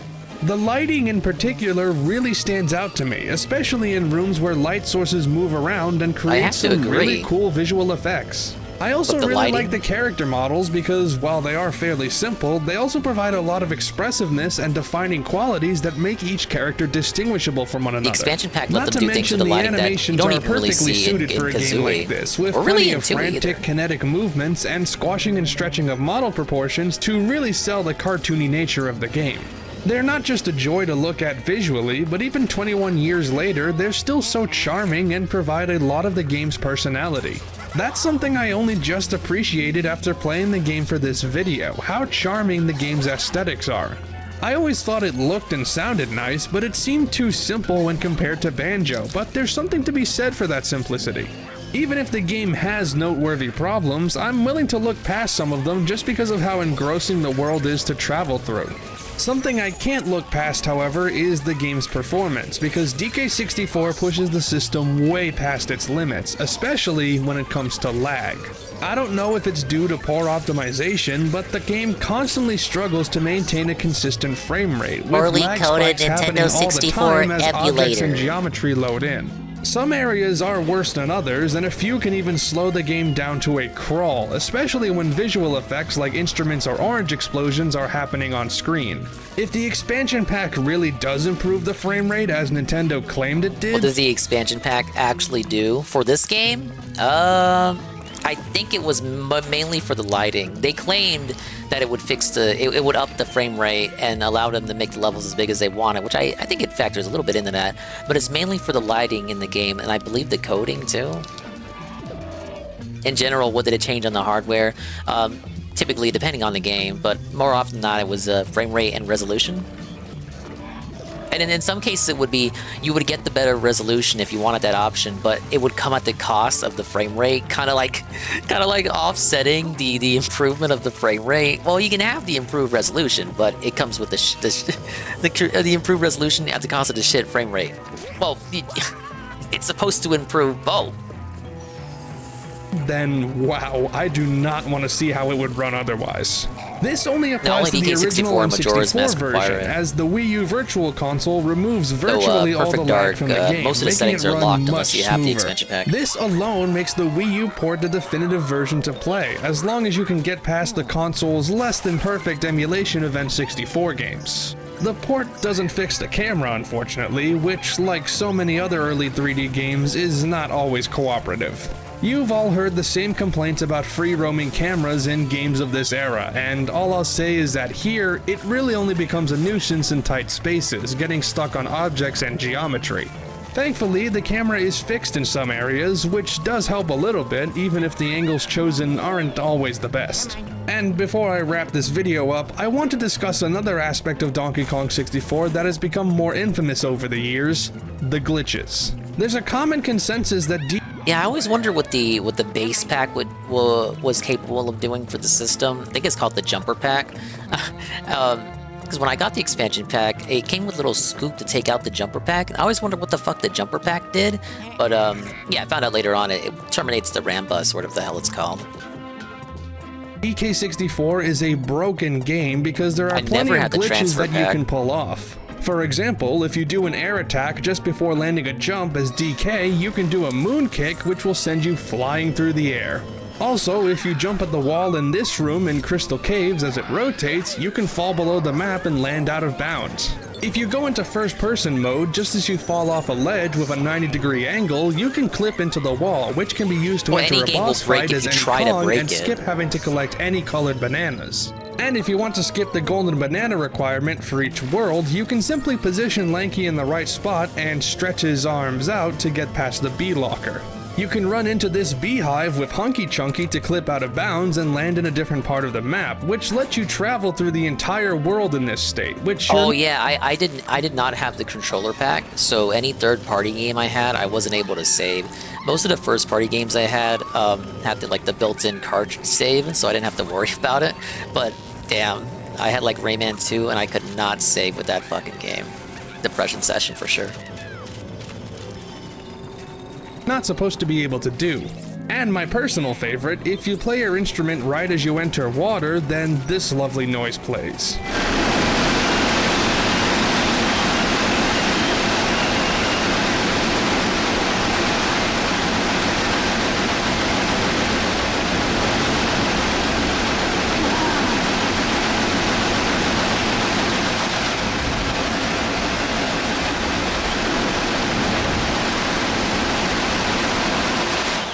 Wow, now, thank you, that's just scratching the DK64. surface in terms of glitches, and it's caused a lot of people to say that the game is broken and that it doesn't work. But I have a problem with this, because not only is it an undeserved jab at the developers, yeah, I think he's a little underweight, honestly. I speak from personal experience, but no, he looks, hey, better skinny than fat, right? He looks better, if you go on his new Twitter, he's got a more recent photo up. So he looks better in the photo that he has up than in that video. I think the video was also pre-recorded from a while back.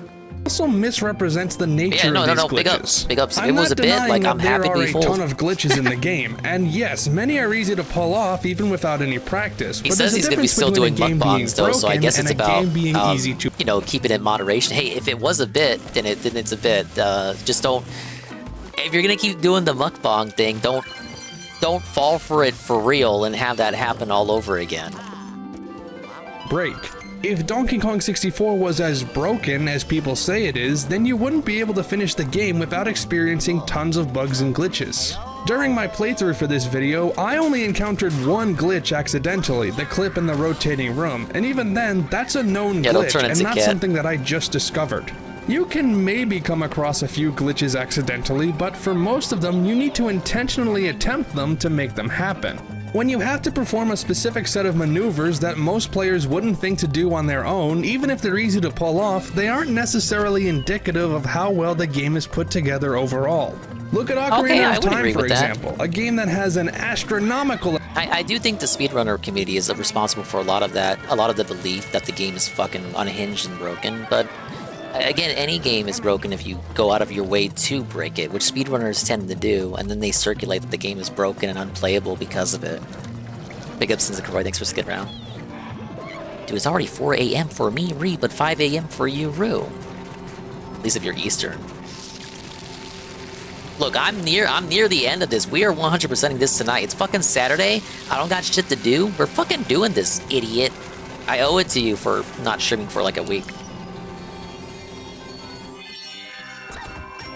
Amount of glitches, but only a handful that could be encountered by a player who isn't attempting to find them. I would never call that game broken because you need to adopt a different mindset to pull off its glitches, and I view Donkey Kong 64 the same way. Yeah, it's late, but it's Saturday, so fuck you, we're doing this. Being broken comes from the speedrunning community, who, through years of effort, can now beat the game in under 25 minutes. That's an impressive feat, and I applaud them for their efforts, but they're also responsible for spreading the idea of DK64 being broken through constant inside jokes, and I can't help but feel like they aren't fully thinking about what they're saying. I won't pull out any one person because it is a community-wide thing, and I am not condemning them for their viewpoint, I just don't agree with it. I realize that Donkey Kong 64 has a lot of problems, but being glitchy is, from my perspective as a non-speedrunner, not one of them. But that doesn't mean I can't see why people would see it as a problem, and that's been the challenge for me as I talk about this game, being able to take off my nostalgia goggles and look at the game critically. Donkey Kong 64 is important to many people who grew up with the N64, myself included, and I don't want to ignore that, but in order to properly evaluate this game, I also need to consider it objectively. Playing the game 21 years after it was released, it definitely has faults, both major and minor, that shouldn't or can't be overlooked. The constant segregation of items and the unfulfilling upgrades artificially inflate the game's running time, and unlike the Banjo games, you never feel any growth in terms of what you're able to do as a player. Add that with the terrible lag, the lackluster bonus content, and the repetitive nature of some of the goals, and I can absolutely say that objectively... Wasn't Croc good? Tevin told me Croc was good. I've never played it. Oh god. Oh no! Toad! Okay, thanks to the power of Toad not being able to interact with that dude, he did not get eaten. The game doesn't hold up very well. It's a product of its time and its developer, ramping up the collectathon genre to the max without adjusting the game's design to scale with it. If you've never played Donkey Kong 64 before, it's more likely than not that you won't get into it if you pick it up because of how overwhelming it is, and I think that is a legitimate mark against the game. It might be why Rare and Nintendo never made another 3D Donkey Kong platformer, as later games went back to a 2D style, including a revival of the Country series with Donkey Kong Country Returns and Tropical Freeze. But even after listening to all the negative feedback it's received and... I wouldn't mind another DK 3D platformer. I think with a Wario 3D platformer, what the hell? Or just give us any Wario platformer. Surfing problems in the game myself, I can't dislike Donkey Kong 64. I know I should probably view it harsher than I do because of everything it gets wrong, but I still find myself mesmerized by the game's charm, and the aesthetics and worlds are legitimately still enjoyable. And even if the game does drag its feet on occasion, when it does pick up, it just puts me in the mindset of being a kid again. I've got my gripes with the game, and yeah, I'll be the first to admit that it has flaws that could turn you away, but if I'm being honest, I still like it. This is probably my third or fourth full 100% playthrough of the game, and you know what? I wouldn't mind doing another one. I try to be objective for these videos, and sometimes critically looking at a game causes me to reevaluate my feelings on it, but that's not the case here. Donkey Kong 64 is not perfect, and just looking at it on its own, it'd be difficult to call it good, but whenever I play this game, my nostalgia for it always wins out. But maybe that's okay. We all have games that we love and cherish, even if they don't hold up if you disassociate it from your own personal feelings, and there's nothing wrong with liking a game that has fundamental design flaws. I feel that there's an unspoken rule that nostalgia is a bad thing, or that looking at something through rose-tinted glasses is wrong, but I don't think that's true as long as you can acknowledge the shortcomings of something you're nostalgic for. You can recognize a game's faults and still enjoy it, and if a game means something special to you, the fact that others don't like it as much as you do doesn't have to change that. And just because I'm not blind to the problems Donkey Kong 64 has, doesn't mean I have to forget all the fond memories I have of this game. I still remember listening to the DK rap, getting scared at the voice yelling "Get out" in the temples, cowering at K. Rool's laugh when he went to the boss fight, and feeling the pressure of turning off the Blast-O-Matic on time. I'm not the only one with those memories, because the people who love this game look back on it fondly, even as others criticize it, fairly or otherwise. Maybe this is a game that doesn't work if you don't have a nostalgic connection to it, and that's fine. Because as long as you can accept that not everyone can see through a game's problems, you don't always have to move past your nostalgia.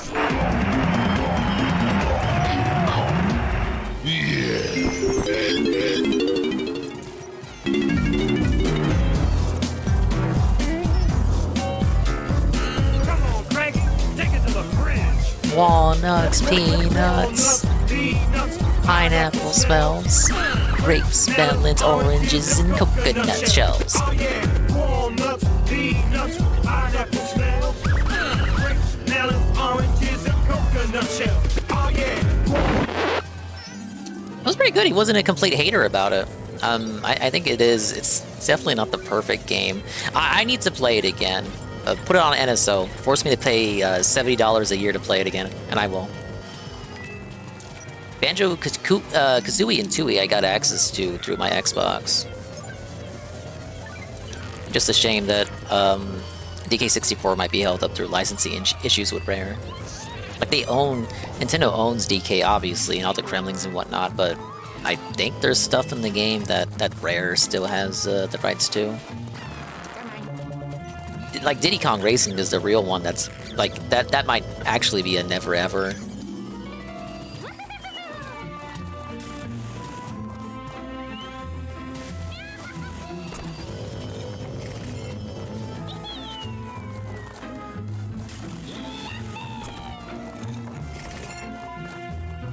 Yeah, the country games are on NSO, Wii NSO and Wii U NSO, I'm saying NSO for Wii, Wii and Wii U Virtual Console, and then on Switch NSO as well. The country games have never had an issue, but DK64 only had the Wii U Virtual Console release, and it's not an NSO, and it wasn't on the Wii either.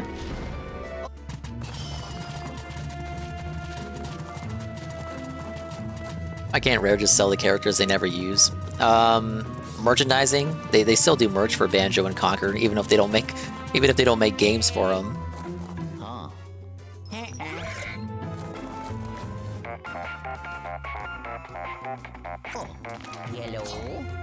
I was thinking, actually, since we got the new Donkey Kong, that's just a remaster of the Wii one in January, that for December, instead of 12 Days of Dingmas, I would do Donkey Kong December, and we would just go through all the DK country games, and then probably Tropical Freeze too, maybe like hard mode of that.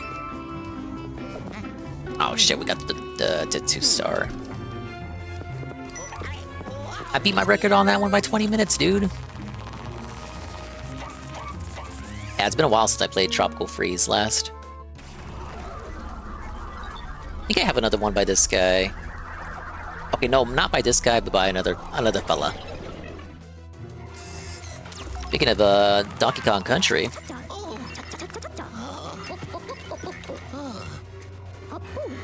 The Donkey Kong Country series has some incredible levels. Stages that have an unparalleled sense of flow as the Kong of your choice smashes through everything in their path, pilfering every secret, balancing between moments of tremendous tension and liberating bursts of speed and success. It's a series designed to get the most out of its mechanics, always experimenting, always pushing just how it can make its main characters shine and elicit new feelings of both empowerment and dread out of its players. The series constantly tries out new ideas while never abandoning the old that makes it great, and remains intuitive, clever, Conquer game on Game Boy Color, Conquer's Pocket Tales. Plays a lot like a Zelda game. These are the levels that don't do any of that. There's a reason it wasn't on Rare Replay. As much as I love Donkey Kong Country, even I'll admit there's quite a few stages that miss the mark in celebrating what the series does best. Winky's Walkway is so short it barely qualifies as a level. Chimp Caverns is filled with so many forgettable levels, people forget the whole world even exists. Red Hot Ride has big conveyance issues with its balloons and is just kinda dull even when you do get it. Rocket Barrel stages from Returns having only one hit point was a very ill-advised decision.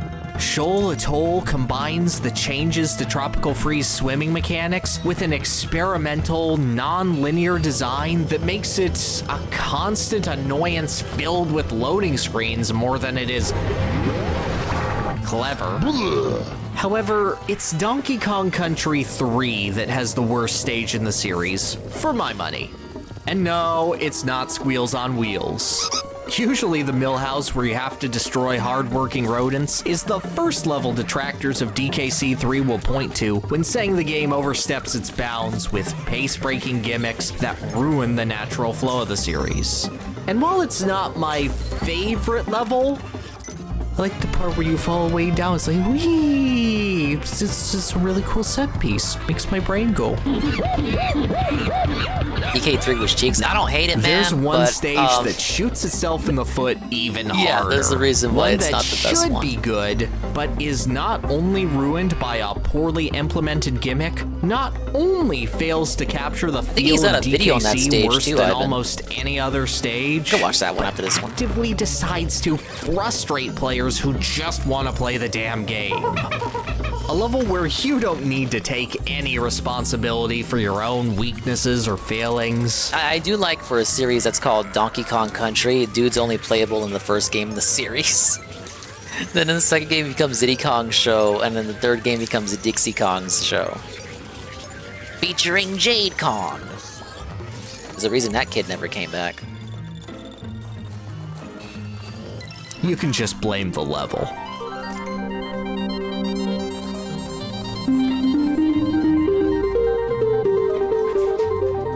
Don't think I played DKC3 long enough to make it to this level. Bounce doesn't appear like a stage that would even contend for worst in the series. It uses an absolutely gorgeous waterfall backdrop with a beautiful, serene background track that evokes some of DKC3's best music cues.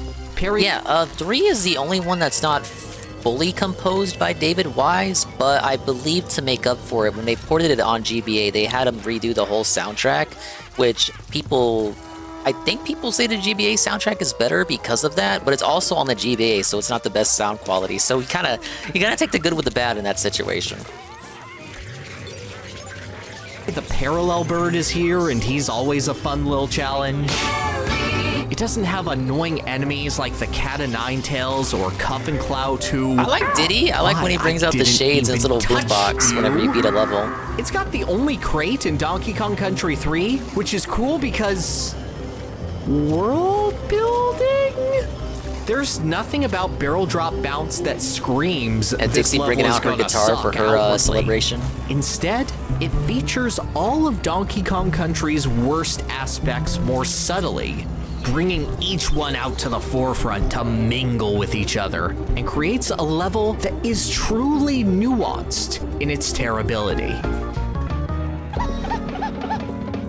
Let's start with the... Yeah, I would say the SNES soundtrack for DKC3 is a bit more, like, you have songs like these, like the one we're hearing right now, where it's a bit more muted, a bit more humble, and I'm reminded a lot of how some of the more calm sound music tracks in Tropical Freeze, whenever I hear the DKC3 soundtrack.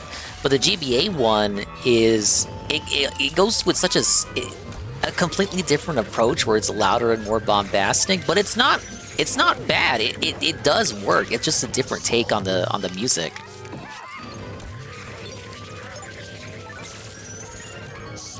Main feature of the level, barrels.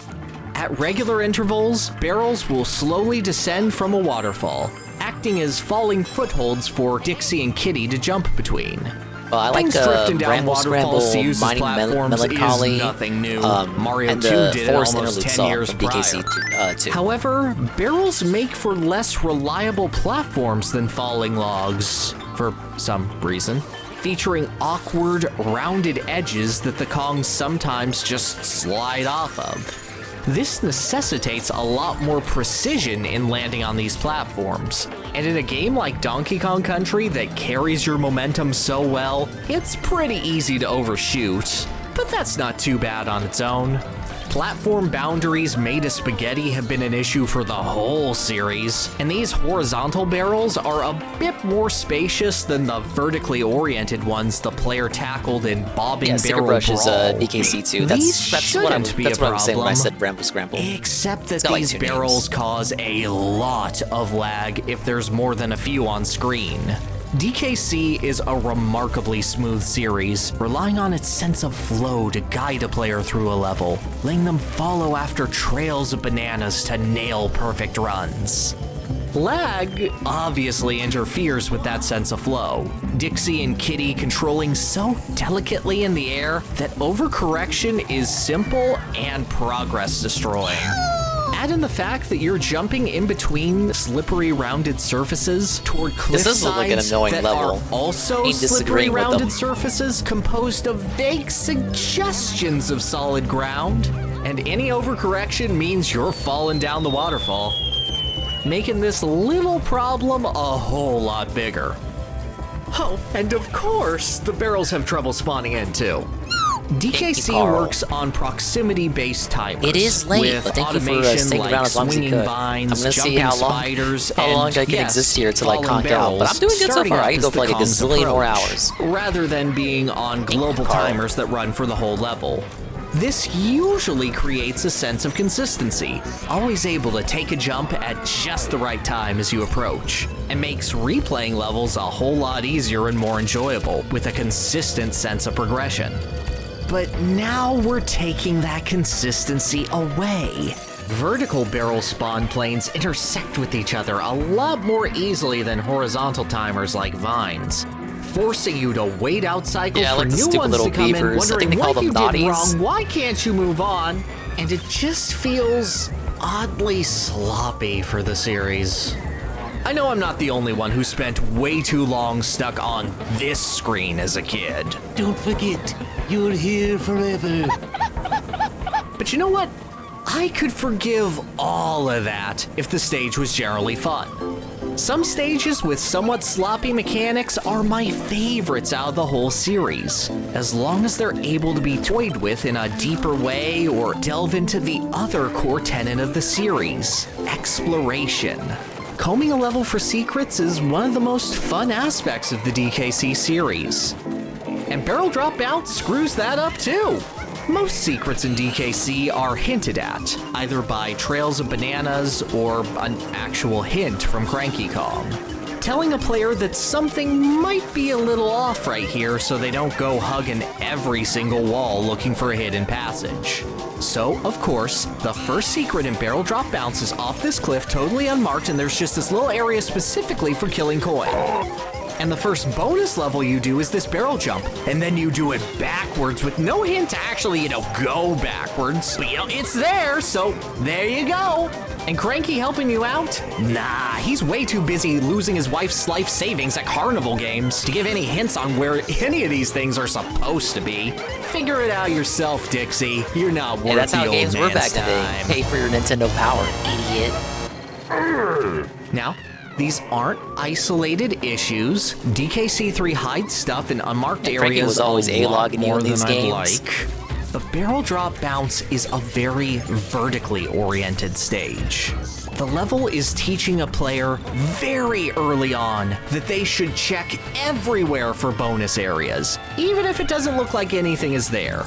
Which means, more often than not, they're going to jump to an area, fall down, and have to replay a chunk of the semi-functional level in order to get back to where they were. So they can check the next ordinary-looking hole or cliff edge and jump down that, and then there's nothing there either, so they go back up the level to the next cliffside and... that'd be pretty frustrating. Except there are areas that look like they might have some secrets that are hinted at like regular Donkey Kong Country secrets, but there's nothing on this platform either. It just brings you back. Why are you here? Why won't you let me die? Finally, God, take me. I want it now.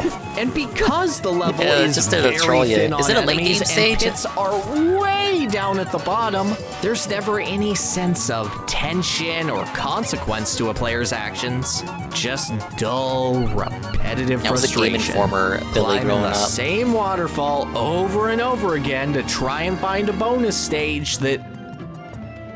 Go get this. That sometimes isn't even accessible. What? Yeah, because of the lag on this stage, sometimes the barrel that's supposed to come down after a player takes a leap of faith toward the second bonus barrel just doesn't show up. Now that is The bullshit. stage can actively Come on, tell what are you doing nah, there? You were right. What are you doing But we're there? not going to tell you that you were right unless you got a really good glide with Dixie, so feel free to look around everywhere else though. And that's... is really, really disappointing. Also, the first bonus stage sucks because of lag. Sometimes you can't even get the green bananas because they spawn in a weird place and, like, it's just bad. Just thought I'd bring it up. You suck. There are redeeming elements to barrel drop bounce. The parry the parallel bird section, while only netting the player a 2-up as a reward, is ultimately decent really didn't fun think he'd go and gives deep- the all this player deep the on the only level sense of analysis. risk in the whole level. The atmosphere is great, and that's about it. The level takes the worst traits of the I feel like a lot of DKC3 is like this, though, just because it was at the end of the series.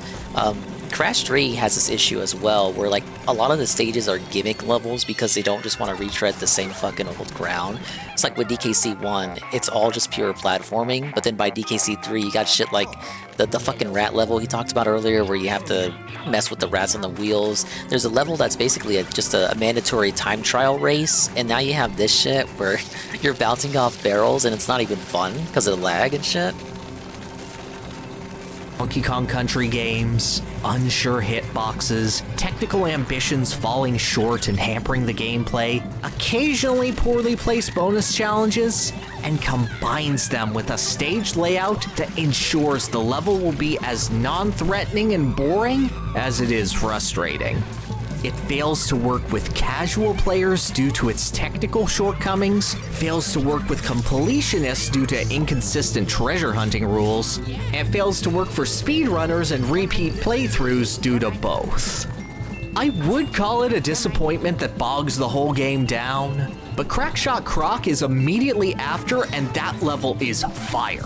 So Barrel Drop tends to be quickly forgotten in the grand scheme of things. But I do think it's a very important reminder of what ambition and experimentation can do if they work Cortex, counter to everything a game's taught before. I probably don't hate it as much as I should. String things together carelessly and work against the core feel of your game. It is kind of just like you Crash could 3, but easily worse, end though. up It just like be- the I'm worst just being level honest. in all of Donkey Kong Country. That was a good video, holy shit. It was, I thought it was by that other guy we were watching, but no, that was almost as good. I think he has one more. He talks about, I think it was the level that Ivan was talking about. Yeah. The horror of the difficulty spike.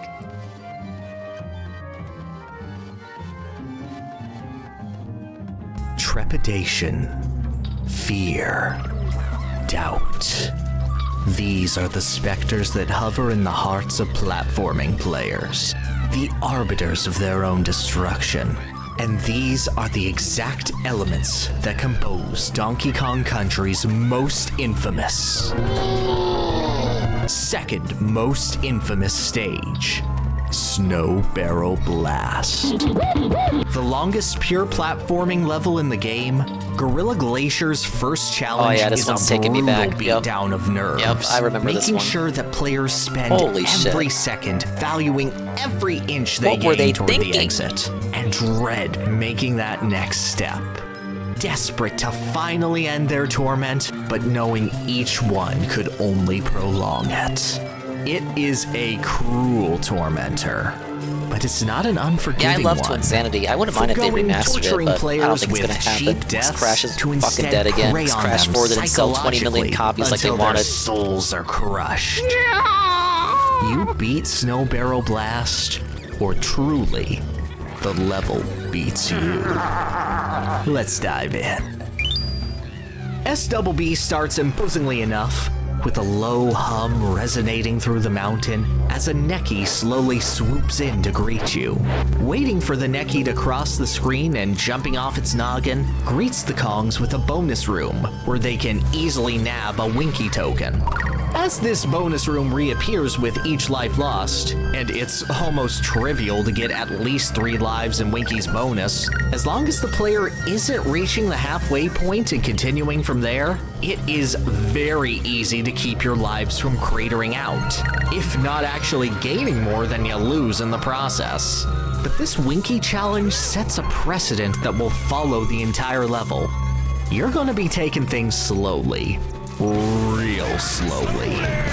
The ground is coated in ice, causing DK and Diddy to slip around like crazy, necessitating the player to constantly leap around and correct their position, not willing to charge ahead and slip and slide right into a claptrap.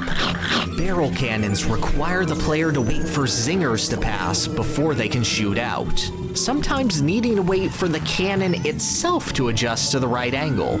And as quick as these individual obstacles are, there's so many that eventually, it adds up. Yeah, I love the music for level, I love the graphics. It's a goated level, simple as. That makes every individual obstacle feel like a bigger deal than it actually is. Another story. The skies behind DK and Diddy slowly darkening, snow beginning to obscure their vision as they're sunk into the thick of it. Until eventually, the player gets launched right into the heart of the storm. The surrounding mountains swept up in the incoming blizzard, and they realize after all this time, they're only halfway there. And now, the real level begins.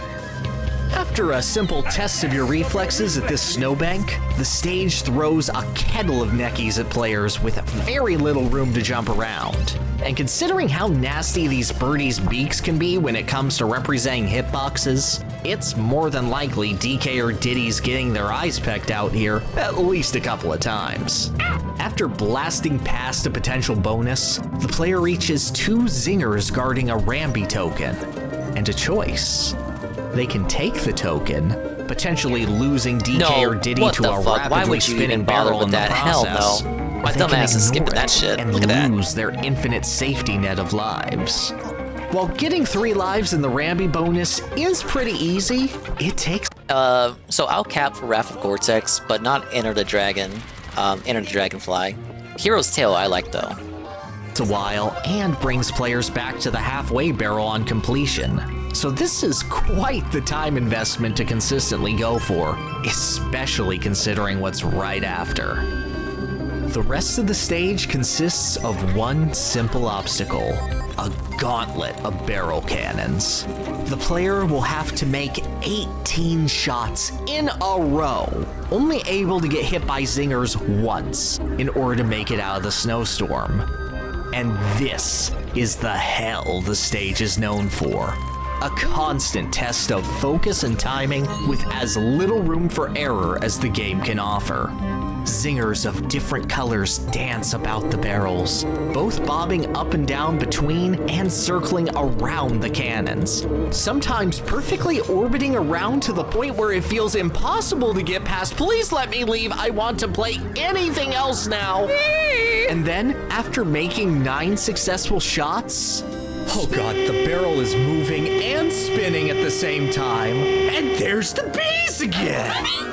Snow Barrel Blast takes a macabre pleasure in taking away the player's timing windows, sometimes making them go several seconds before an opportunity arises to actually make progress.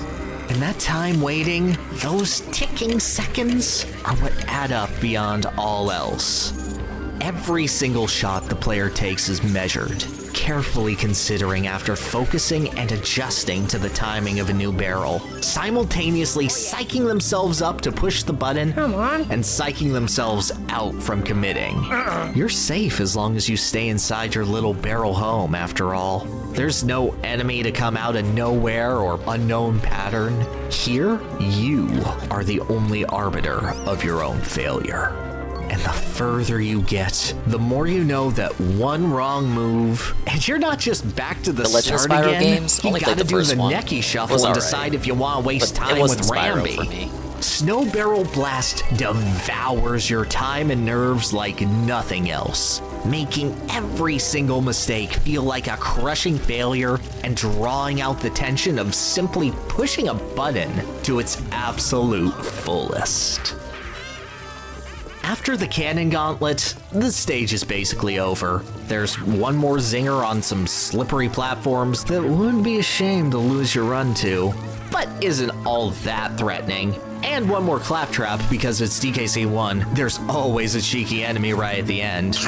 That's all there is to it. Snow Barrel Blast is ultimately just one set piece where you press the jump button 18 times and then you win.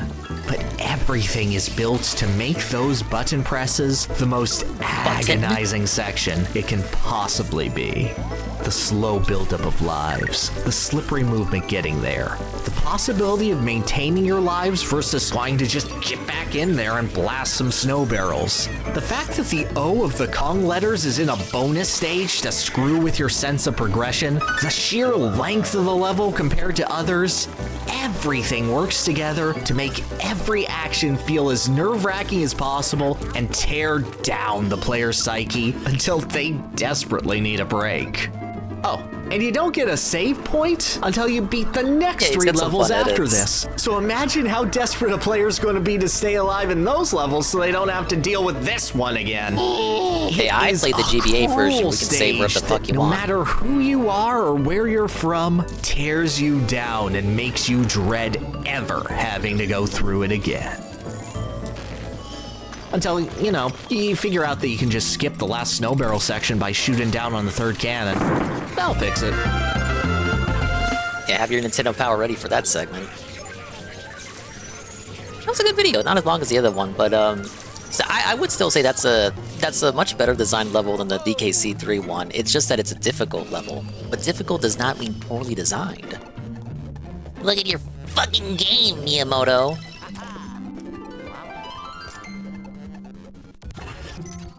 Let's see. Hey, he's got one for Diddy Kong Racing. I think I may have already seen this one on stream. Or maybe I only watched it off stream. I can't even recall. Maybe I watched someone else watch it.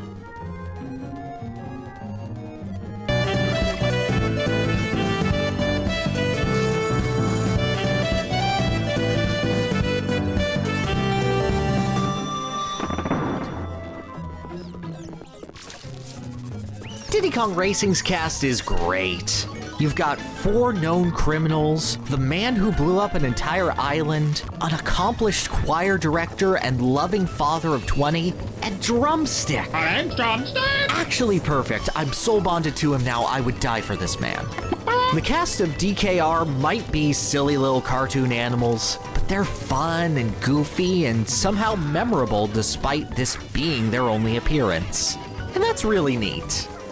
However, there is one member of the cast whose level of love is a lot more questionable. And I'm not talking about the elephant in the room. Now, Crunch the Kremling is cool, because he's a Kremling and Kremlings are inherently cool. But he's also garbage. Like, just unforgivingly, excessively bad as a racing game character. And specifically as any kid's choice for main in Diddy Kong Racing. It's rare you get a character so antithetical to the basic mechanics of a game as Crunch. And yeah, I just want to talk about him. It's Crunch. Crunch is one of 2 heavyweight racers available out of Diddy Kong Racing's initial cast of 8. Kart racing heavyweights are pretty well-known commodities, being able to bump other racers around really easily and having high top speed, but accelerating incredibly slowly and having very poor handling. Tiny doesn't get it. You go fast, you punt everyone out of your way, you get the most optimized and fastest times on a good run, and any mistakes you make or hits you take are devastating enough to ensure that you lose. Pretty straightforward. However, with the exception of Bumper and Conker, every member of Diddy Kong Racing's cast has slightly different stats. Yes, that's true. Differentiating the gang and letting players really latch onto a main that fits their style.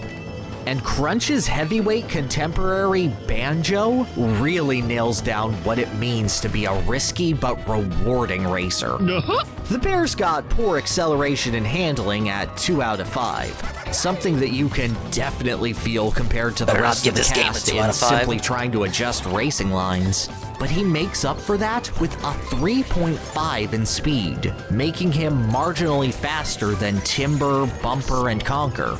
Banjo has to take tracks a lot more carefully than his other furry friends, but if he can get a good run in, it pays off and feels really good. You have a slight disadvantage at the start of a race, but can be uncatchable by its end. Crunch looks at the idea of Banjo and is supposed to take it to its logical extreme, bottoming out his handling and acceleration stats to 1 out of 5. Crunch is the only character in the cast with a 1 in either of these stats, giving him a wholly unique game feel compared to the rest of the cast. Yeah, shittier one. A bold new direction called unplayably bad. See? Crunch just outright can't make turns that every other member of the cast can, needing to brake in order to clear them, making him the character most reliant on his acceleration stat to get back up to top speed. You know, the one that's the worst in the game. This is the real Banjo-Kazooie Even on nuts and bolts. straightaways, Crunch isn't always a safe bet. The simple act of trying to avoid an oil slick made unnecessarily difficult by the Kremling Kartist. Crunch turns at wide angles or not at all, and slightly adjusting to avoid obstacles is way above the minion's pay grade. Playing the game at a basic level? Nah, that's not what Crunch does. But hey, that's the cost of being a heavy, right? Sure, Banjo is actually capable of turning without brake sliding, and his brake slide is at a bare angle, and he hits max speed faster out of a brake slide, and he doesn't feel like a glacier of frozen molasses with training weights on to control. But Crunch is min-maxed. When you get great at the game, when you're an expert, you're gonna pick Crunch, obviously. He's gonna blaze past with his massive top speed stat of 4 out of 5. Not only does Crunch have the overall lowest base stat total in the game, he is only marginally faster than his closest companion in Banjo. Whoa! Granted, this does put him as much faster than a lot of the cast. Diddy Kong Racing's starting roster leans on the slower side in general, but he that means if you're a god in the game, you're obviously just going to pick Crunch, because if you can get him to top speed, you're going to outpace everyone, including Banjo. Boost. But hey, say that you're someone like me. I love Kremlings. Want to celebrate that this is the second playable Kremling ever behind this one random Crosshair bonus game from DKC3. I'm willing to give him a shot. Unfortunately, Diddy Kong Racing is not a forgiving game for drag race specialists. Not only does it feature many obstacles that bring you to a dead stop, but tracks begin featuring tight corridors and sharp turns a lot more quickly than Mario Kart 64 or Crash Team Racing do. Hey, the big ups Crash Team Racing. Are mostly designed for Crunch to fail. And that's before you take into account silver coin challenges that explicitly drag you off the beaten path and towards obstacles that slow you down further, while playing as a character who can't afford to slow down any more than he already does. But you know what? Not every character has to be friendly to beginners. Crunch actually has some pretty decent advantages. Having the fastest barrel roll in the plane out of the starting cast, being able to take advantage of zigzagging in the hovercraft, and again, fastest starting character in the game. Theoretically, if you really mastered Crunch, you could get some excellent times and smash this game wide open. And that is absolutely true if Diddy Kong Racing accommodated for it at all. While Crunch has relatively excellent stats for the hovercraft, his high weight gives him a lot less airtime off of jumps because gravity, meaning that he benefits from green zipper turbo boosts less than other characters as they're launched further into the air. He may be better on straightaways, but where it really counts, Crunch again falls short. This leaves the plane as Crunch's only real advantageous vehicle, and in all of the 27 racetracks in Diddy Kong Racing, the plane is the default vehicle No wonder nobody remembers that version. 7. Hot Top Volcano, Everfrost Peak, Windmill Plains, the Smokey the Dragon Boss Race, Space Dust Alley, Spaceport Alpha, and WizPig Strikes Back. Now, the first 3 of these tracks are all in different cups, meaning that bringing Crunch to any of them gives the player a disadvantage on the other 3 tracks, and the boss race compared to just bringing Banjo or anyone else. Smokey's race is also a no-go, featuring a lot of tight corridors and fireballs to avoid. You can optimize it, but by the time you're getting good enough with Crunch to nail this race, you probably could be doing it with any other character too. Bad luck. That leaves just the 2 space tracks and the final boss. And actually, Crunch is totally a fine pick for these. No, we're not blaming Shybot for the bots. In all 3, but the plane is really maneuverable as long as you hold the R button down. There are straightaways in all 3 of the tracks for Crunch to barrel roll in. Dark Moon Caverns and Star City have a lot of tricky turns, but you're probably far enough in the game and better at handling Crunch. Yeah, it would be perfectly reasonable to take Crunch to close out the game and show off your mastery of Diddy Kong Racing. Except Drumstick exists. Drumstick is a secret character in DKR, unlocked only after beating WizPig for the first time and running over a frog to free him from his gamer shame. And Drumstick is an absolute beast of a character. But what if you just don't unlock him? 4.5 in top speed, a 2 in acceleration to match you didn't know how to unlock him? And perhaps most insultingly of all, a 1.5 in handling. In every single category, Drumstick completely outclasses Crunch. And while 0.5 might not seem like much, let me tell you, it makes things significantly more playable. Oh my god. And to add insult to injury, Drumstick's unlock conditions are met directly before unlocking future Funland. Meaning that unless you are very, very bad at running over frogs, there is no chance that Crunch ever gets to have a crack at the circuit he'd benefit most from before unlocking Drumstick. His potential moment of glory robbed from him, Crunch is left with absolutely nothing. I have never seen a game be quite as mean to a character as Diddy Kong Racing is to Crunch. Every facet of the game, from its track design to its cup selection, to its unlocks to its side modes, seem to be built to make things as hard on the croc as possible. And the only time he's ever gonna get a sniff of success is when an AI, who gets to feel none of the control issues a player is gonna have, is controlling him. He is designed to make you want him to lose. Well, he is a gremlin. I just think he's part of the villain faction. Speedruns don't even use this guy. Diddy Kong Racing runners instead choosing the secret character TT to really thrash courses rather than starting with a fresh save file. And the funny thing is, TT actually has the same stats as Crunch while in a plane. Crunch is good in theory. He just never has the chance to show it. Diddy Kong Racing DS would correct Crunch's sorry state by upping his handling and acceleration to 2. But Drumstick doesn't sound like an unhinged lunatic in that game, so I don't care about it. I'm Drumstick. Instead, Crunch just serves as a testament on how simple stat manipulation can ultimately wreck a character, and how creating a great game built around mechanics that they just can't handle can hilariously design for frustration.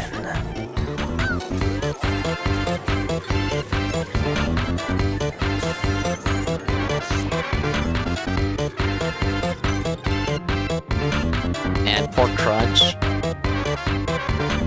Oh well. It's just a game, man. Moving along.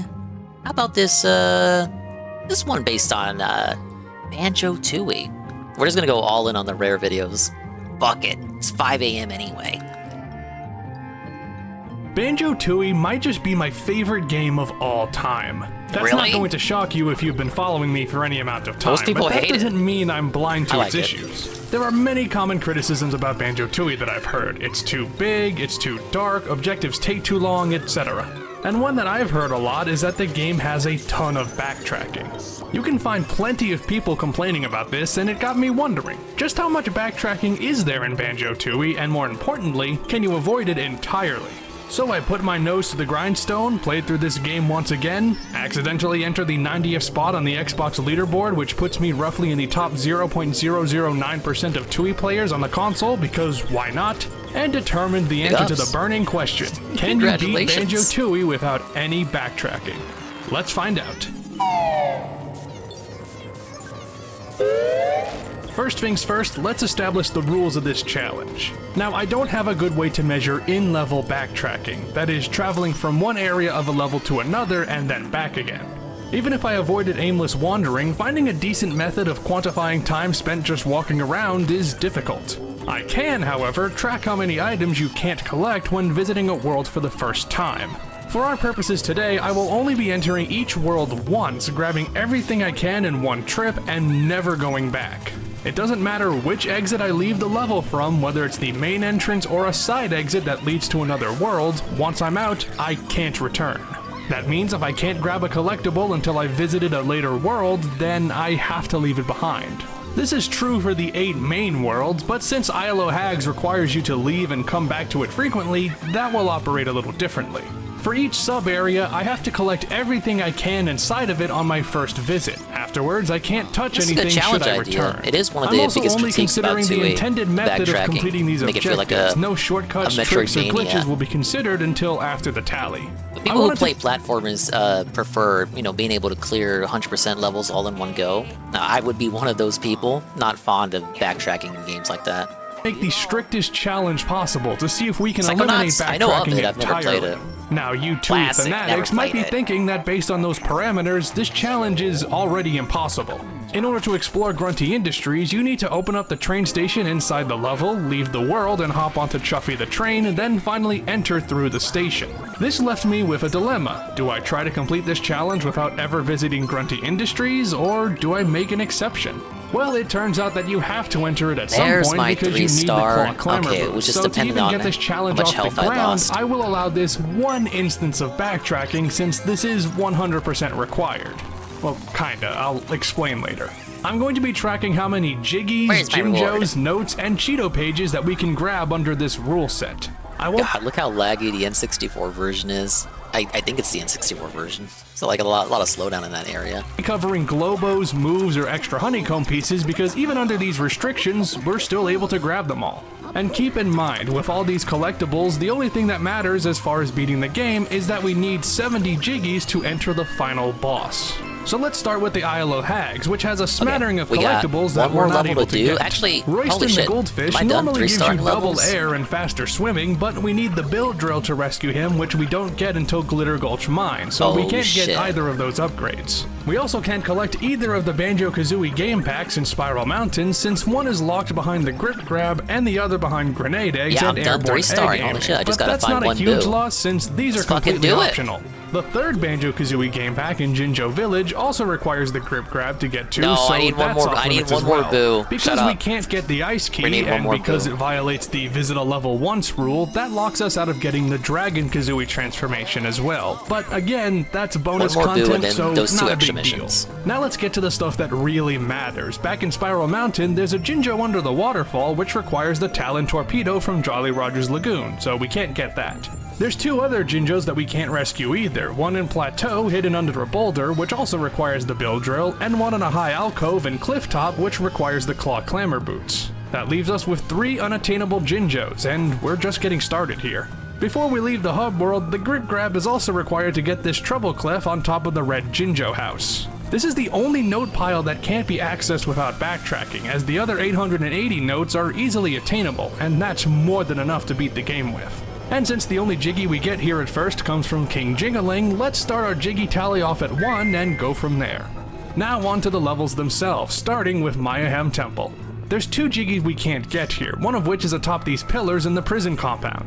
You have to get into the pillars vault to knock the Jiggy down, but in order to open it, you, once again, need the Bill Drill. Then there's recovering Target Zan's relic for Chief Blodazan, and here's where we come to a snag. Because you have to enter Pterodactyl Land one way or another to get the relic, then return to Mayahem to deliver it, it technically counts as backtracking. But because you can enter it from Mayahem Temple and grab the relic on your first visit while most of Pterodactyl Land is still blocked off, I don't think anyone would reasonably call this an actual instance of backtracking. Because it's against the rules I set out, I will call this uncollectible, but I'm going to mark examples like this, where you enter another world but only a sectioned off area that prohibits any further exploration until you visit that world as intended, as detour collectibles, which we'll be tallying during the breakdown as well. Anyway, that brings our total Jiggy count up to 9 so far, a respectable start.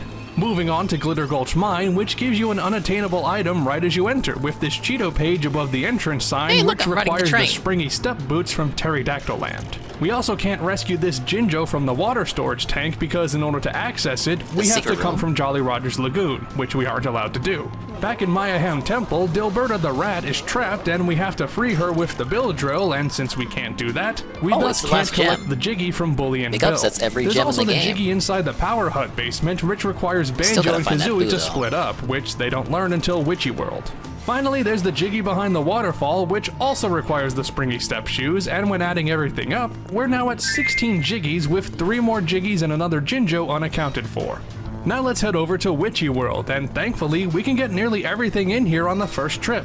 The only thing we can't do is find all of Mrs. Boggy's kids, since each one requires something different. Moggy and Soggy we can deal with no problem, but Groggy here can't move after you feed him a burger, and we can't get him back to his mom without Banjo's taxi pack from Pterodactyl Land. But besides that, everything else in this world is ours for the taking, bringing our total Jiggy count up to 25.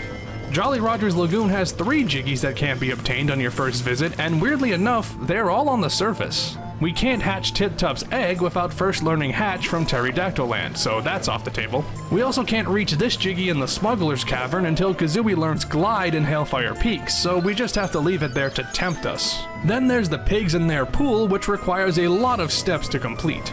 First, we need to clean the pool by entering the drain pipe that's spewing garbage, but that takes us to a sectioned off area of Grunty Industries. There's nothing in here but the switch to turn it off, which technically makes this part of the Jiggy a detour, but warming the pool up requires far more effort. We first need to head to Cloud Cuckoo Land to sacrifice George the Ice Cube, then head to Hellfire Peaks to open up the floodgates for the water. That requires going back to a previously explored level, and as such, it can't count for this challenge. You might be wondering if we can enter Cloud Cuckoo Land first and knock George down before ever entering Hellfire Peaks, and we certainly can. But doing that means we're going to have to miss a ton of stuff in Cloud Cuckoo Land since we won't have the Shack Pack, and by extension, the Sack Pack, so it's not worth it to make this Jiggy attainable. Lastly, most of the underwater collectibles are good for the taking, but we can't grab the Cheeto page. I'm Marabou. Do you think I'd look classy with feathers? Loveless felt him. It's the last boo in the game. Does he have 40 HP? Way too much for a boo in this game. Actually, let me suck up the coins. Gotta go for High Treasure, too. Banjo-Tooie worth playing? Absolutely, 100%. Just keep in mind, it is way bigger than Banjo-Kazooie, and it does suffer from, at times, having too many ideas, and just the blow. I think it handles itself better than DK64, but a lot of the shit, like, especially when it comes to like playing as Bumbo, it feels like they had way too many ideas. But it ain't bad. It's just it's almost a different experience from what Banjo-Kazooie was, where we're just tight, compact, none of those gimmicks or nothing. With Banjo-Tooie, it's like more ideas, but not all of them are bangers. Whereas Kazooie is just like all highs, but you could say Tooie's got higher highs but lower lows, if that makes sense. One of those cases. But I enjoyed it. I would say I enjoyed Tooie more than Kazooie, but I know it's not everyone's cup of tea. Page in the ancient swimming baths because that also requires Kazooie's glide, so once we leave, we're up to 32 Jiggies. Pterodactyl Land is up next, and first on the agenda is Dippy's watering hole. Now, it's true that we can't get Dippy's Jiggy until we go— Yeah, because Tooie and DK64 are so long as well, I often hear people, like what Eddie B is saying there, where they get to like the midpoint of it and then they just drop it. For me, for DK64, I remember dropping it during the factory level, because it just got to a point where it was just so much you had to do. And I eventually got back to it and eventually beat it, but I completely understand people have that issue with Tooie as well. Go to Cloud Cuckoo Land, as that's where the water Dippy needs is located.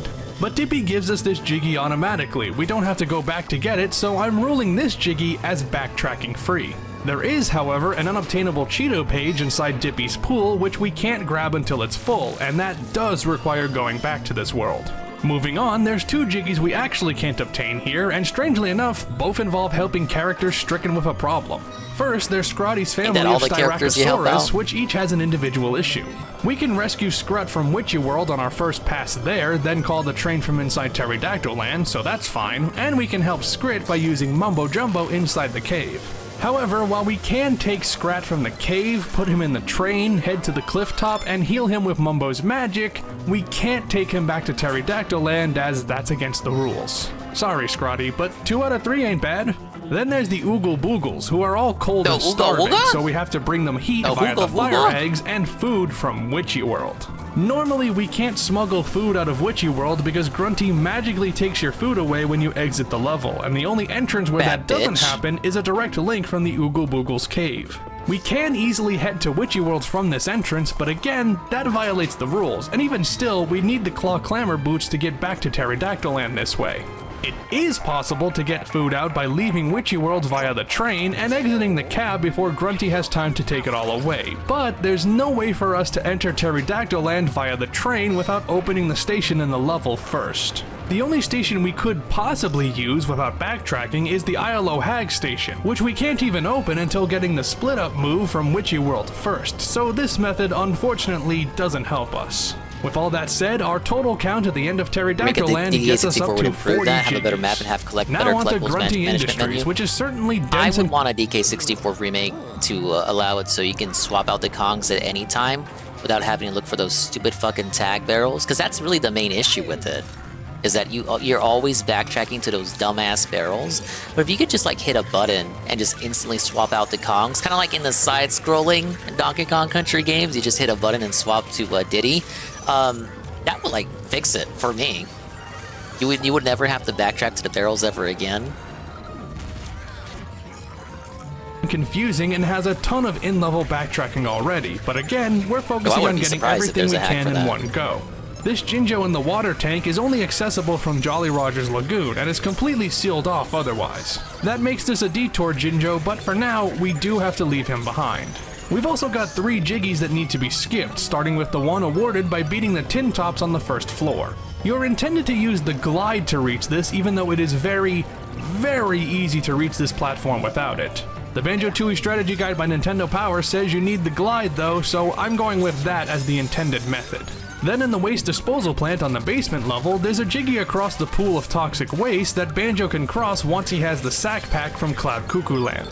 Also in the basement, behind the giant fan room in the air conditioning plant, you can find a Jiggy under the same toxic waste which requires the shack pack from Hellfire Peaks. Without those objectives, that leaves us with 47 total Jiggies now. Onward to Hellfire Peaks, and right away, we have a Jiggy that we could have collected earlier. Across the Stomping Plains in Pterodactyl Land, there's a solo Banjo switch that opens the gate to an otherwise unreachable area in Hellfire Peaks, but we need the Snooze Pack from Grunty Industries first. So even though this would otherwise be a detour Jiggy, because we're not able to get there on our first trip through Pterodactyl Land without violating the rules, we have to leave this one behind. We also can't get the Coliseum Kickball Jiggy since we'd have to travel back to Mayhem Temple to get the Stony transformation, which is a no-go. And lastly, there's the Oil Drill, and this one is a case of so close yet so far. Everything you need to do for this Jiggy is done in Hellfire Peaks, but for some reason the Jiggy appears in Grunty Industries' basement even though it counts as a Hellfire Peaks Jiggy. It's an isolated area, so this does count as a detour Jiggy, but still, ugh. Anyway, that gets us to 54 Jiggies, and since the last world, Cloud Cuckoo Land, is designed to be reached with all the moves collected, and we can easily get Canary Mary to appear here, unfortunately, there's no collectibles in here that we can't grab, bringing our total count to 64 Jiggies. So let's take stock of what we've got. Without any backtracking, we've collected 64 out of 90 Jiggies alongside 40 out of 45 Jinjos, 22 out of 25 Cheeto pages, and 880 out of 900 notes. We're 6 Jiggies shy of the 70 needed for the final boss, so does that mean we can't beat Banjo-Tooie without backtracking? Well, before we answer that, let's talk about the Jinjos. Your goal with the Jinjos is to reunite each colored family, and collecting all the Jinjos in a family grants you a Jiggy automatically. Yeah. The places where Jinjos are hidden are always the same, but their colors are randomized, so each time you play, each Jinjo will have a different color. There are 33 Jinjo patterns in the game, randomly selected once you start a new file. We're only interested in these 5 Jinjos right here, as they're the ones that can't be collected without backtracking. Each row represents a pattern, and if there's even one instance of a color still remaining after removing the Jinjos we can save, then we know that we can't save that Jinjo family and won't get their Jiggy. Now again, our Jiggy count so far is 64, meaning we need to rescue 6 Jinjo families to reach the 70 Jiggy requirement. Taking all that into account, here's the number of Jinjo families we save for each of these patterns, and you'll notice that not all of them reach 6. In fact, 12 out of the 33 patterns give us an insufficient number. Most save 5 families, and one unlucky pattern only nets you 4. That means there's about a 36.3% chance that you won't save the required amount of families. So taking all of that into consideration, our final item tally without any backtracking is 22 Cheeto pages, 880 notes, 40 Jinjos, and depending on your luck, between 68 and 71 Jiggies. With the fluctuating Jiggy count due to random chance, I have to conclude that it is not completely possible to beat Banjo-Tooie without backtracking. Unless you count lucky, the detour collectibles. Now remember, we were keeping track of those too. Let's start with that Jinjo in Grunty Industries, which can only be accessed from Jolly Roger's Lagoon. Again, depending on your pattern, this could net you another Jiggy, so let's quickly head back to the chart. Even if we just collect this Jinjo and nothing further, we can already reduce the number of unsuccessful patterns from 12 to 2, bringing our percentage of a bad seed down to 6.1%. And because that unlucky 4 family pattern gains a Jiggy when considering this swing, the minimum number of saved families rises to 5, meaning our minimum Jiggy total is now 69, still one off from the coveted 70. Thankfully, we can easily knock that out with 2 detour Jiggies. First is the Sacred Relic from Mayhem Temple, which requires a quick trip to the Unga Bunga's cave in Pterodactyl Land. Then we have the Oil Drill in Hellfire Peaks, which, again, inexplicably appears in Grunty Industries. 2 easy Jiggies to grab and we've hit our required count. Redoing our tally, we now have an additional Jinjo and 2 more Jiggies, with a potential 3rd Jiggy depending on the pattern. So we'll have between 71 and 74 Jiggies. Given all that, I can say for real that it is completely possible to beat Banjo-Tooie without backtracking. But let's see how far we can push it. See, until now, I've only been going by what the game expects you to do in order to complete tasks. So let's say we ignore that and take some sneaky shortcuts while still abiding by the no backtracking rule. First, we actually can grab that treble clef in Jinjo Village without the grip grab with a somewhat precise beatbuster off of this window, meaning we can collect all 900 notes. This move sends Banjo up slightly before he slams down, and you can take advantage of that by moving towards the ledge, which, with Banjo's height boost, gets you up there easily. It's actually slightly better than the Biljo because of that that makes a lot of shortcuts possible, such as the next one in Mayhem Temple. That jiggy atop the pillars can be grabbed by jumping off of the pillars with the Talon Trot, feathery flapping at the right time, then using the Beakbuster to get an extra bit of height and extend the jump. The timing is a little strict, but with some practice, this one's a cinch to grab. We can also get that Cheeto page at the Glitter Gulch Mine entrance by just jumping off the rope here and flapping onto the sign, something so incredibly easy to do that I'm wondering why they even bothered to put the springy step shoes there. The Power Hut Jiggy is easy to get without splitting up to turn on the lights by just carefully navigating the dark room, either by using fire eggs or cranking up the brightness on your TV. In Jolly Roger's Lagoon, once we have the Wing Whack, we can become Solo Kazooie, grab the Turbo Trainers inside Blubber's shop, head into the Smuggler's Cavern through Jolly's basement, and with the right timing, jump as the timer for the shoes wear off, feathery flap, then Wing Whack to get enough distance to get this Jiggy without gliding. Jump too early and you won't be able to flap before you end up beneath the platform. Jump too late and you won't have enough speed to get over there. Another simple trick, if a little hard to pull off with the right timing. In Pterodactyl Land, that Cheeto page inside Dippy's watering hole can be nabbed with a precise Clockwork Kazooie egg shot while the pool is still drained. The positioning is pretty precise, and otherwise, the Clockwork will miss or explode on impact, but it's definitely possible. Dude, as I said earlier, Banjo needed to grab the Snooze Pack in Grunty Industries before he could trek through the Stomping Plains alone. I knocked out and had a really weird dream that woke me up. We'll beat up some minion. I'm near the end. Angle, you can actually clip through Stomponodon's foot and avoid its hitbox, letting Solo Banjo get across with ease. There's actually a pretty neat setup for this trick that makes it pretty consistent. Shoutouts to GoGo TBC for detailing this. Their video on it is in the description. Just watching videos on rare games. This counts as a detour since it leads to the Jiggy trapped behind the ice wall in Hellfire Peaks, but with this trick, we can just grab it and go without going against the rules. Finally, let's do some shortcuts in Grunty Industries, starting with getting in there in the first place. If we go to the fire exit door on the back outside, you'll notice that there's a small gap on the left-hand side. By lining up a shot there, we can launch a Clockwork Kazooie egg inside and use that to hit the switch to open up the door, letting us enter without having to leave and come back. So that exception to the rules for entering Grunty Industries is irrelevant. So fucking broken, like I previously mentioned, it is super super easy to get across the gap to reach the Tin Tops fight just by jumping and feathery flapping as Solo Kazooie, meaning the glide is really unnecessary here. Alternatively, we can also get up there by using this shock jump pad as Solo Kazooie, which lets us clip through the railing and initiate the fight.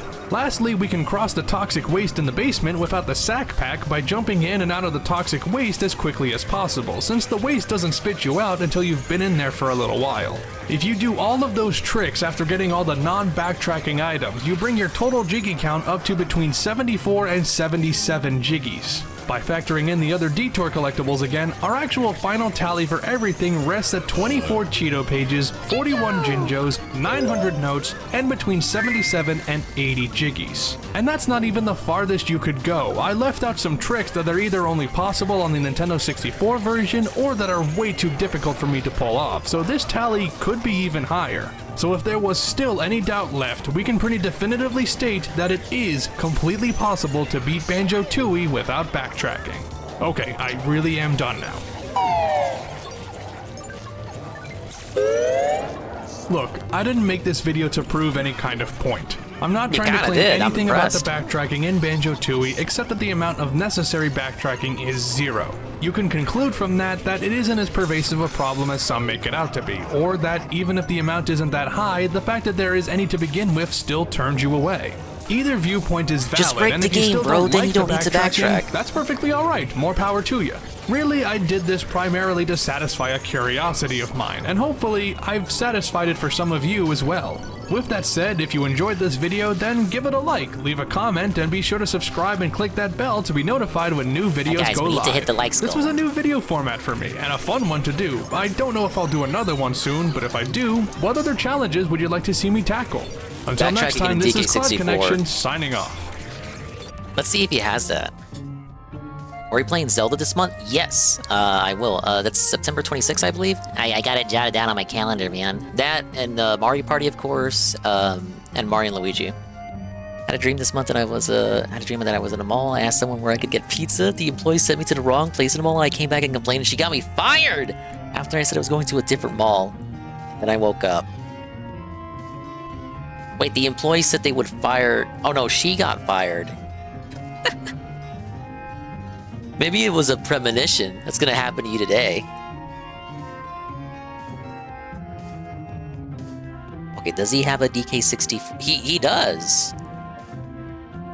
Beating DK64 with as few tags as possible. Okay, so not backtracking, but the same kind of style. Style challenge.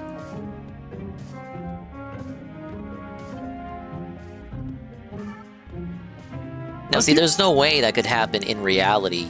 You being at a mall. Malls, they're all dead. Months ago, I challenged myself to beat Banjo-Tooie without backtracking, based on a common complaint about that game, and a lot of you seem to really enjoy it.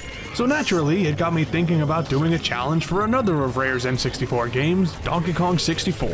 Now, I knew I couldn't do a backtracking challenge for DK64 because there's virtually none in it, so instead, I want to focus on a criticism that's much more specific to DK64, switching Kongs. Because almost every major collectible in the game is only obtainable by their intended character, and you can only change which Kongs you're controlling via tag barrels, you're constantly looking for a tag barrel to get the Kong you need, then heading back into the level. It's a big source of frustration, and something I've been hearing a lot lately is if you could switch Kongs instantaneously without having to find a tag barrel, then the game would be so much better. And I agree with all of that, yet it did get me wondering, just how much do you need the tag barrel anyway?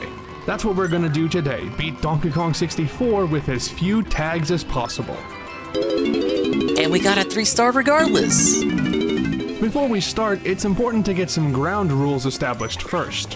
For this challenge, I'm going to see how many tags are required in order to beat the final boss. My definition of a tag, for the record, is entering a tag barrel, selecting another Kong, then leaving the tag barrel. Using the tag barrels as a free healing source is okay, just so long as you leave as the same Kong you entered as. There are some instances outside the tag barrel where the game switches Kongs for you automatically, however, so let's address those. I'm allowing myself to use the King Cutout fight to switch Kongs by sacrificing them and leaving the battle as another, so that won't count for any tags. I'm also not counting the game switching out the Kongs in between rounds during the final battle with K. Rool, as those switches are forced on you. Lastly, whenever you quit and reload the game, you always spawn on DK Isles as Donkey Kong even if you weren't playing as him, and I'll be using this as a free method of switching to DK without tagging. I'm also not using any glitches to clip into areas or obtain items early. This is a pure casual playthrough with as few tags as possible. Oh, and as a reminder for what you need to beat DK64, by the end of the game, you'll need 100 golden bananas, 8 boss... Alright, extra mission, first of 2. Newsflash! We've got a ghostly infestation taking hold in the secret mine. And, according to the Periscope, these ghosts are even tougher than the previous infestations. I've been chewing this over, Luigi, and I don't think these repeated infestations are a coincidence. I think the mastermind behind all of this is sending ghosts to regain control of the places you've cleared. But we won't let that happen. Look lively, kiddo!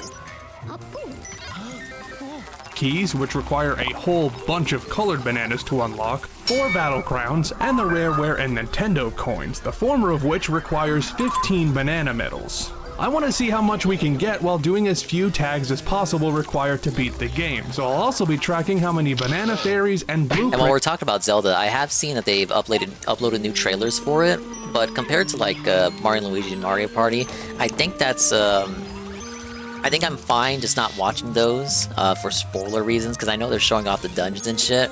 I don't want spoilers for like the puzzles, so I'm kind of like not watching those. But good to know that they've confirmed dungeons, because I think people were thinking for a moment that they weren't going to be in the game.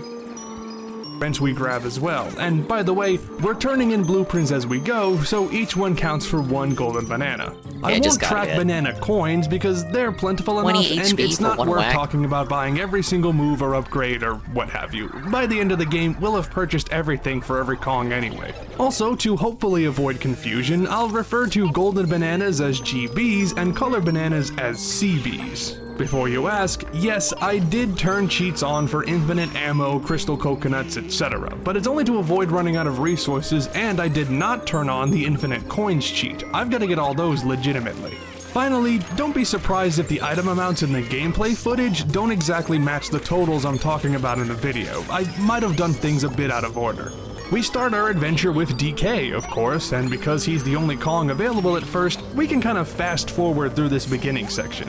The first GB is free for the taking, as is all of DK's exclusive stuff in Jungle Japes. So let's add the first 6 GBs, 100 CBs, our first banana medal, and our first blueprint to the total. And while we're here, the first battle crown as well. A nice all chunk the to rules, start but he with. uses cheats We've unlocked anyway. Diddy It's the Kong same too, time, but before we even think idiot. about him, DK can still also counts. feed 60 CBs to Troff and Scoff to defeat Armadillo, giving us boss key number 1. We have enough GBs to enter Angry Aztec, though we're limited to the starting area initially. We can grab DK's blueprint here, even without Strong Kong, and assuming we turn it in immediately, that's another GB for us. There's 28 CBs spread between the entrance, the tunnel, and the area outside the llama's cage, but that's all we can access for now. That means it's time for the first tag, as we need to switch off to Diddy Kong for now. First, we're gonna backtrack a bit to grab everything we can for Diddy in Jungle Japes, which, as it turns out, is everything. So that's 5 more GBs, 100 CBs, medal number 2, and blueprint number 3. Also, while we're here, we can open the gate to the picture room with the peanut switch, which we'll need to do now, or else Lanky won't be able to enter. Now we can travel back to Angry Aztec and open things up a bit. Thankfully, just about everything we need to unlock in this level for other Kongs is done as Diddy, so once we sweep through here, it's smooth sailing for everybody else. But for Diddy at least, we can grab just about everything in here, including 5 GBs and blueprint number 4, as well as freeing Tiny Kong from her prison. Now, in order to enter the boss door for Aztec, we need to collect 120 CBs, and with DK, we've already got 28. So assuming Diddy collects at least 92 CBs, we'll be able to beat Aztec now. Sadly, we can only grab 90, leaving us just 2 shy. The problem is this balloon inside the quicksand tunnel, which can't be accessed until DK enters the Llama Temple, meaning we're locked out of 10 of Diddy's CBs for the time being. So unfortunately, we're gonna have to tag out once again, and just to up our GB count a bit, let's switch off to Tiny and head back to Jungle Japes. Just as with the other two, Tiny can grab everything in the first world immediately, so that's 5 GBs, 100 CBs, blueprint number 5, and medal he was number gonna say 4. GB and CB if we to buy prevent Mini Monkey confusion, from but I'm Cranky already and the getting Feather confused. Shooter from Funky while we're in Japes, we can also visit Banana Fairy Island and talk to the Banana Fairy inside to get the camera, and we'll also grab the caged GB behind the island while we're here. With the camera in hand, we can head over to the Palm Tree Island nearby to capture our first Banana Fairy. Thank you, Back Eddie to B, that Aztec helps is so Tiny, much. where we can grab almost everything You now that explained it's it in open. terms that I the can only things understand. we can't get are locked inside the Llama Temple, which DK needs to unlock after Diddy's opened up the rest It's of the not level. all abided by how Inside late for it is for Tiny me. is the GB across the lava pool and 25 CBs, 3 bunches in the lava room, and 1 balloon in the main hall. Without those, we can add 4 GBs, 75 CBs, blueprint number 6, medal number 5, and fairy number 2. We just needed 2 more CBs to open up the boss door, so once we turn those in and tag out for Diddy again, we can beat Dogadon for key number 2. This is really kind of With just Diddy in hand, it's time to open up the next 2 many levels, items and there as are we in just needed DK64. 15 Look at this GBs shit. to enter it, we'll What be were heading they to the thinking? first one straight away. In Frantic Factory, DK needs to turn on the machine on the production floor before everyone else can climb up it, so unfortunately, we can't get everything as Diddy quite yet. But we can grab 4 GBs, 85 CBs, blueprint number 7, and medal number 6. While inside Factory, we'll have learned the Simian Spring, so when we leave, we can head to Snide's HQ on DK Isles to grab another GB from the bonus barrel there.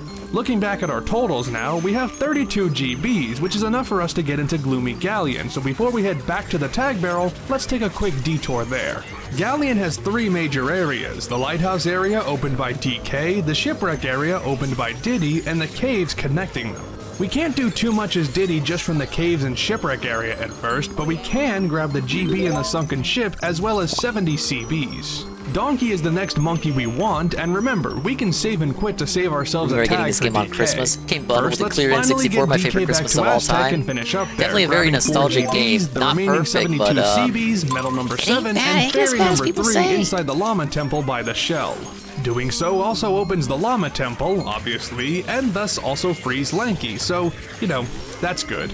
Moving on to Factory, DK can get everything here too, so that's 5 GBs, 100 CBs, blueprint number 8, and medal number 8 onto the count. We can also get crown number 2 now, as well as fairy number 4 in the corridor by DK's number game. We good? And of course, there's the Donkey Kong arcade machine, which awards us the Nintendo coin once we beat it twice. With the Gorilla Grab we learned from Cranky, we can grab... Alright, whoa there, Luigi. You're one lean green ghost catching machine. Nice work. Sit tight and I'll bring you back. But is it 3 stars? I think this will be dependent on how much health I lost. 450, 18 goes, 25. We got it! You can tell from the soundbite. Okay, one more extra mission to go. And I will have suffered long enough. 1 GB inside the factory lobby, and while we're on DK Isles, let's get the Cage GB on K. Rool's ship as well. Now we can head over to Galleon as DK and unlock the lighthouse area, opening up just about everything in the level. We can grab 4 GBs, 90 CBs, and medal number 9 as DK right now, but unfortunately, Lanky needs to unlock the treasure chamber before we can grab DK's blueprint and his final CBs. Alright, nice work, Luigi. I know I say that a lot, but it's true. I'm proud of you, my boy.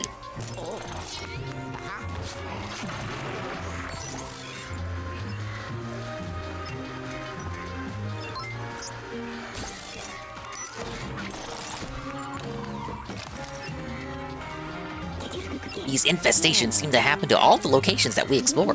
That can't be a coincidence. I'm sure now that someone is planning all of these infestations. Probably the same fiend that shattered the Dark Moon. But if you on the case, Luigi, those ghosts don't stand a chance. I agree. Okay, so everything 3-starred here. We just got the extra mission here, and that's it. That's the fucking game, dude.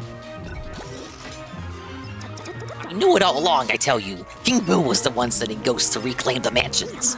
I reckon he flew into a rage every time we recovered one of the Dark Moon pieces. And now he sent a horde of ghosts to regain control of the treacherous mansion. I'm afraid we're in trouble, my boy. He's sending the strongest ghosts he's got. If he reclaims the mansion, his army of ghosts will be able to invade all of Evershade Valley and beyond. Luigi, you're gonna have to give this one all you got. So let's tag out once again to Tiny, and first things first, we can head back to Aztec and clear that single GB and 25 CBs I only played from those the ones Llama through the Temple, GBA as well as versions tagging before the I Banana played Port the 2 pad SNES inside the versions on temple NSO. in order to get Lanky's blueprint later. But the GBA then we versions, can they grab were everything in factory for Tiny. They were downgrades for the music, but otherwise they were very decent ports. As well, so 5 GBs, 100 CBs, blueprint number 9, and medal number 10. Tiny also spawns our 5th fairy after completing the dartboard game, and of course, we have more than enough CBs now to fight Mad Jack to get key number 3. Tiny's first galleon run is up next, but even with both major areas opened up, we're not able to get a few things yet. We can't get 15 CBs in the cannon room since it's blocked by a gate that only Chunky can unlock, and we still can't enter the treasure room to grab 15 other CBs or enter the chest to grab the pearls for the mermaid. But without all that, we can still get 4 GBs, 70 CBs, and blueprint number 10.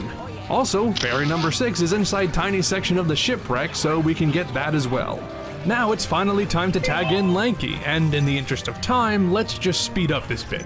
Lanky can grab everything for him in Jape's Aztec and Factory, assuming we followed everything in this challenge so far, so that's 15 GBs, 300 CBs, blueprints 11, 12, and 13, and medals 11, 12, and 13. This is the first opportunity we've had to go back to Jape since we got the camera, so we can get fairy number 7 in the cave pool and fairy number 8 in Lanky's climbing out of the floor? Also, after Lanky shoots the vulture down in a temple in Aztec, the battle arena pad for that level appears, netting us crown number 3. Oh, and we also free Chunky back in Factory. Cool. And before we forget, let's also get that Cage GB behind K-Lumsy's prison. Onward to Galleon again, and that Chunky gate I mentioned earlier is also blocking Lanky's Kasplat, so we can't get that yet. Chunky also needs to punch this gate down so Lanky can get 2 balloons, so without those items, we can add 4 GBs, 80 CBs, and medal number 14. And Lanky can transform into one guard, unlocking the treasure chamber at last. With all that in tow, we have enough CBs to enter the boss room and face off against Puff Toss, giving us key number 4. Okay, so that's half the keys required to open the final boss, so let's take a moment to quickly break down everything we've got so far.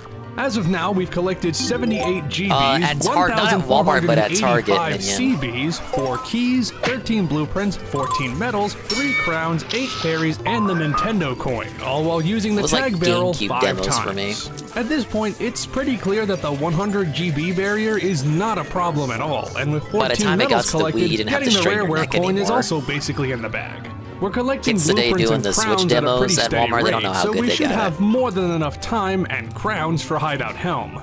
That just leaves the CBs, and I realized very early into this challenge that this is what's determining the vast majority of our tags. As we get to larger CB requirements for boss doors, we're going to need to switch out Kongs much more. Looking ahead, we need 300 CBs in Fungi Forest, 350 CBs in Crystal Caves, and 400 CBs in Creepy Castle.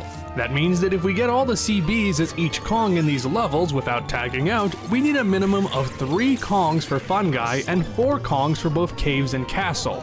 And also note that we haven't even used Chunky yet, so you know when we finally tag him in, we'll be able to clear out a bunch of stuff. McDonald's used to do that so shit let's too. head back into the game, still controlling Lanky after leaving the They Galleon did boss N64. fight. The ones I went to had We'll head GameCube. straight up to Like Fungi Mario Party Forest, 4 where and we shit. can do just about everything here, except for the damn rabbit, since we can't beat his second race without Orangstand Sprint. We'll get that later, I remember but going for to a now, that's 4 Sam's, GBs, and they had a demo for Mario vs. Donkey Kong, and I think WarioWare as well. First time I played that game. 100 CBs, blueprint number 14, and medal number 15. And with 15 banana medals in hand, we can now challenge Cranky for the rareware coin via the jetpack game. Oh, and we've also got these shooter switches inside the mushroom that every Kong has to activate, so just assume as we clear out forests that we're hitting those as well. Time to tag back to Diddy, and now that the production room is online, we can get what he has left in factory, which is just a single GB and 15 CBs. Now that the lighthouse area in Galleon is opened up, we can finish Diddy's portion of the level, which adds 4 GBs, 30 CBs, blueprint number 15, and medal number 16. Regarding Forest, most of this stage is pretty open, with only the day and night gates blocking off certain areas, but any Kong can unlock those. So that means Diddy can grab everything here, and you know the drill by now: 5 GBs, 100 CBs, blueprint number 16, and medal number 17. Technically, any Kong can get to the battle arena pad here, but Diddy can easily fly up there for crown number 4, and he can also snap a picture of fairy number 9 inside the barn. Before we switch out again, we can finally go back to Aztec and get that damn balloon that taunted us earlier, giving us 10 more CBs. And we actually did want to save this Aztec Amazing, Luigi. Simply amazing. You're the finest ghost hunter I've ever laid eyes on. They never knew what hit them. Sit tight. I'm firing up the pixelator. Is it 3 stars? I did it. Please end my suffering, Weegee. I think I did that pretty quickly. 20 HP loss. Come on, come on, come on. Oh my God, we did it! I did it. I agree, Luigi. You did do it. All right, now give me something completely useless for that. Give me like a, I don't know, a post-credits fun little picture of Luigi at the beach or something. Thank you for the bubble blow. I deserve something for that, I think.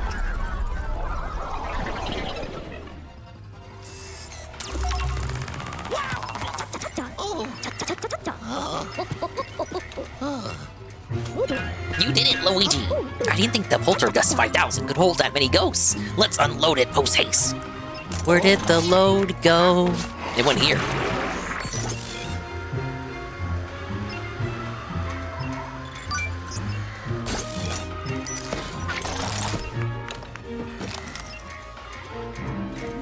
Criminy! I still can't believe you pulled that off. Those ghosts would have destroyed the mansion and ravaged the entire valley. And beyond. Son, you've saved us all. And the people out there don't even know it. If I wore a hat, I'd take it off to you. But I'm not that much of a hat guy. That takes me a long time to do my hair. Anywho, King Boo must be furious right now. Let's pay him a visit, huh?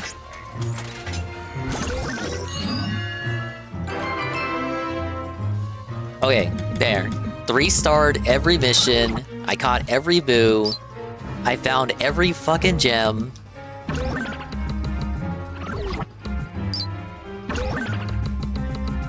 I did every extra mission. At least give me a big fat 100 on the main menu. And of course the final boss too.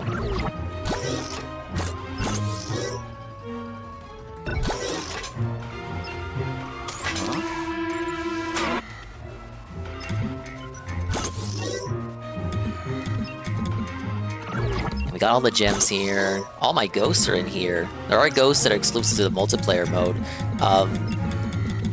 But you gotta be lucky to run into them. You also gotta be lucky to find people to play with. The online is probably already fucking dead, man. I found a couple while I was playing. And this is for the booze? Hey, yeah, all booze have been captured. Look at all these fucking booze. Look at them. Look at these silly little goobers. I want to pull on their tongues right now. Upgrades. Oh yeah, okay. Yeah, I got all the upgrades. Well, ladies and gentlemen, there you go. That's it, I did everything. I'm fucking insane. Mods crushes gems. Please do not crush my gems. Hello, Snood. Welcome to hour 7 on 8 of me very furiously 100%ing Luigi's Mansion 2. HD! I got absolutely fucking nothing for it. Show me the main menu. Do I at least get the 100%? Alright, well, there it is. I got 2 EGAD medals for it. So when I started the stream, I only had 1 medal, so the second medal was probably for doing everything else. That's my little recognition, my little participation award is just a second little golden icon. Cleanup for last, because the next thing we're doing is hitting the gongs in the Aztec lobby on DK Isles, then tagging Tiny Kong to enter the... We're looking at beating DK64 with as few tags as possible. So like switching characters and whatnot. Bonus barrel that appears, giving us another... Do I wish Nintendo had achievements or trophies, or do you not care, Dingus? Generally don't care, because I've been playing Nintendo consoles and handhelds, so I'm not conditioned to go for the Chivos like someone like Dave would. So when I do occasionally play games on PlayStation or Xbox, I'm not as inclined to like go out of my way to get them. It's kind of weird, but maybe you guys might understand. But because Chivos are tied to the system and not to the game itself, I don't really consider Chivo hunting as part of 100%, because sometimes Chivos will be Chivos will require you to do stuff in game that also is part of like percentage in game. So like let's say you get a Chivo for being an optional boss, and then in game it's also acknowledged and you get like percentage for that. So you get like, I don't know, 2% for defeating an optional boss, and then you get a Chivo for that. But not every achievement is like that, and sometimes the Chivos will ask you to do stuff that the game just won't acknowledge at all. Like, I don't know, defeat 50 enemies. So you defeat 50 enemies and you get the Chivo for it, but the game does not acknowledge, like that's not a challenge within the game itself proper. So because of that, I kind of disassociate Chivos from the game itself, and why I feel like if I did play more of those type of games growing up, I would be conditioned to the Chivo hunt more. But as it stands, I don't really care. Yes! I say that, and then the Switch 2 introduces achievements. Then I'll start caring. GB. Like a lot of objectives on DK Isles, this one resets if you leave the lobby, so we had to either find a place in the route where Diddy could tag into Tiny, or skip this GB entirely. Now that the treasure chamber is open in Galleon, Tiny can collect 15 CBs inside the main room, which nets us medal number 18, and get the pearls from inside the chest, and then bring those to the mermaid to get another GB. It's now 6 Now it's off the forest Eastern, again, but 5 first, Tiny Central can collect fairy number 10 inside Once the lobby again, with the feather very glad I don't have Tiny work can today. open up part of the pathway to the rainy area, but the second gate requires Chunky to open, so that means the Beanstalk GB and a couple of CBs are locked off for take you out of the game a little bit. I did get a few achievements for the Kingdom Hearts collection on PS5, but that's kind of what I was talking about, where some of the achievements in that game ask you to do stuff that the actual game does not give a fuck about, like doing a time trial, beat Kingdom Hearts 1 in 14 hours from start to finish. It's like, No. Piss off, idiot. Or beat the game without changing equipment once. That's like, that's not a challenge within the game. I can 100% that game without worrying about the achievements. And the achievements are just fucking stupid on top of that. No. Ow. We also can't fight the spider or collect the CBs inside the barn's side room until Chunky opens up the shortcut. So by the end of this week, we can get 3 GBs, 74 CBs, and blueprint number 17. Alright, it's finally time to switch out to the big boy Chunky and see just how much we can clean up. Everything in Jungle Japes, done. Everything in Angry Aztec, done. Everything in Frantic Factory, done. Everything in Gloomy Galleon, done. We can hit this switch in the Galleon lobby for later, then get the Cage GB behind DK Isles, this Triangle Pad GB outside Aztec, and Chunky's Isles blueprint also inside the Galleon lobby. And while we can't get the Milk Crates GB in Forest until DK turns on the conveyor belt, everything else here, including key number 5 from the Dogadon fight, is ours for the taking. All told, we're adding 27 GBs and 500 CBs to the total, and we've now collected 23 blueprints and 23 medals. We also managed to snag crown number 5 via the Battle Arena pad outside Snide's HQ on DK Isles, and crown number 6 in Galleon behind that wall Chunky needed to punch. Fairy number 11 is hidden inside a box containing the Tiny Kasplat in Factory's lobby, and Fairy number 12 is trapped in a treasure chest that Chunky can bust open in Galleon, so add those to the count as well. Just from this cleanup section alone, we already blown... The port jobs for Doom 2016 and Doom Eternal were pretty good from what I heard.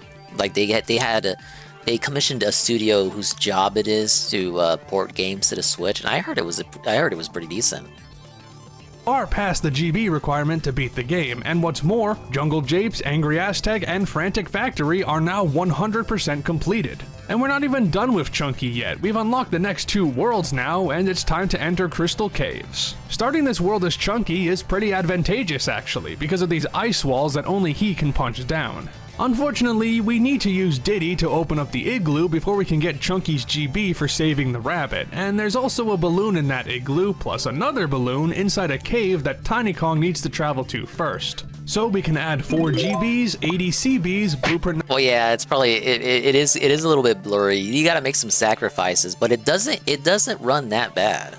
Number 24 and medal number 24. While Diddy is mostly caught up, we want to open that igloo first and foremost, so let's tag him in. After a quick detour to use the guitar pad at the top of Cave's lobby to get 1 more GB, Diddy's off to explore the caverns. His blueprint is locked behind another cave that he can't access until Tiny Kong explores it, and there's some CBs there as well.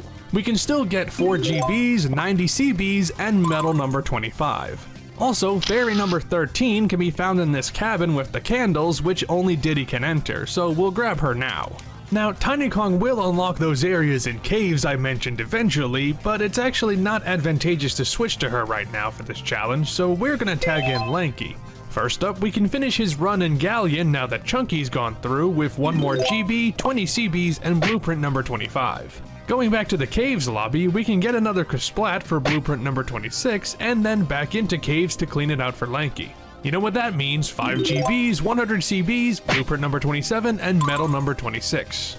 Save and quit time to switch back to DK, and first stop is, you guessed it, Galleon to get his remaining stuff in the treasure room, namely 1 GB, 10 CBs, and blueprint number 28. Then it's off to Forest, and if you've been paying attention, you'll notice that every Kong is now visited here, which means all 5 of those shooter switches in the mushroom are activated. 1 press and a half that spawns the cannons, which are required for DK to get 1 of his GBs. In fact, the rest of DK's Forest collectibles are available too. You get different outfits for Luigi, or is it something he has to wear to progress in the game? 3, you get different outfits for multiplayer. 2, you just get different colors. So let's add 5 GBs, 100 CBs, blueprint number 29, and medal number 27. Well, I think for 3 Inside it was the big DLC, barn you that gotta only pay DK for can it. access, we can find Fairy number 14 as well. DK also has a GB in the Caves lobby that requires strong Konging across the lava room, and then it's onto Caves itself. And surprise, surprise, we can get everything here too, so that's the usual 5 GBs, 100 CBs, blueprint number 30, and medal number 28. Crown number 7 is also located inside the matching game cabin, which, as you guessed, is only accessible with DK. And with enough CBs in hand, we can enter the boss room for key number 6. There's one level remaining, Creepy Castle, and it's honestly pretty interesting how friendly this level is to this challenge. We start with DK, who can grab everything here, so of course that's 5 GBs, 100 CBs, blueprint number 31, and medal number 29.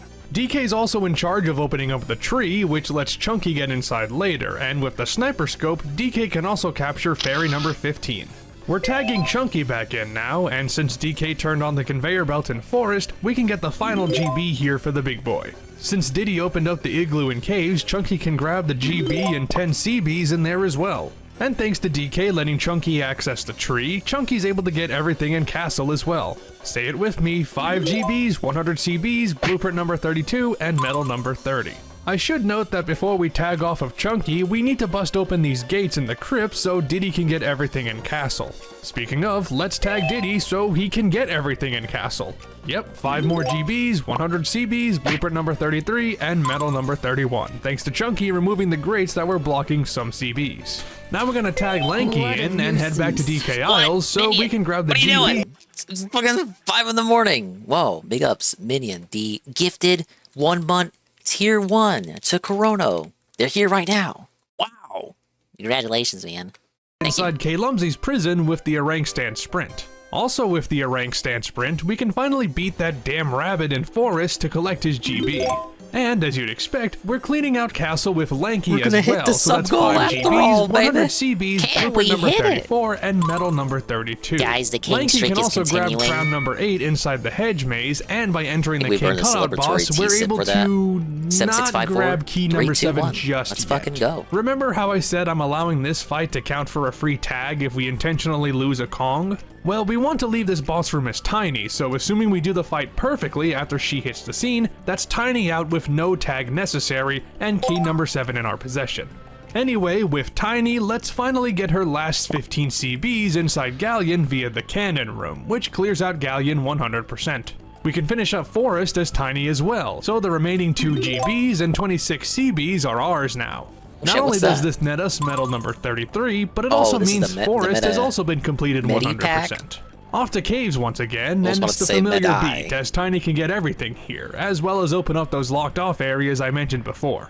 That actually won't mean anything for beating the game, but it does give us 5 GBs, 100 CBs, blueprint number 35, and medal number 34 to add to our totals. And Tiny's room inside the igloo also contains fairy number 16, so we gotta get that. That just leaves Tiny's run in Castle, and unfortunately, we can't grab everything here. In order for Tiny to enter the ballroom, Diddy needs to open up the door, and then you have to switch to Tiny very quickly. We can't exactly do this via this route without adding at least 1 unnecessary tag, so that locks us out of the racing GB and 30 CBs inside the museum via the monkey ports. But we can add 4 GBs, 70 CBs, and blueprint number 36 to our count. Before we take our final trek towards Hideout Helm, we can grab the GB in the hidden room in Galleon's lobby that's opened via that Chunky switch, as well as another GB atop K. Rool's ship via the saxophone pad. Right by this pad is fairy number 17 as well, but now it's time for the finale. And if you thought this tag count was pretty low so far, then strap yourselves in. We enter Hideout Helm's lobby as Tiny, then immediately tag Chunky to open up the path, but not before getting 1 final GB in the bonus barrel here first. Then it's into the level, and with 36 blueprints in our hands, we have 46 minutes to turn off the Blastomatic, which is plenty of time. From here on out, the pathway is completely linear, so all the tags here are more or less fixed, assuming we do everything in one shot. First, we tag Lanky to get up the hill. Then we tag back to Chunky to get through this hallway with instant death lava. Next, we tag Tiny to enter the small pipe that leads us into the main room. In here, we tag out DK, and we have to actually tag him out now, we can't save and quit anymore, to pull the lever to activate the DK star.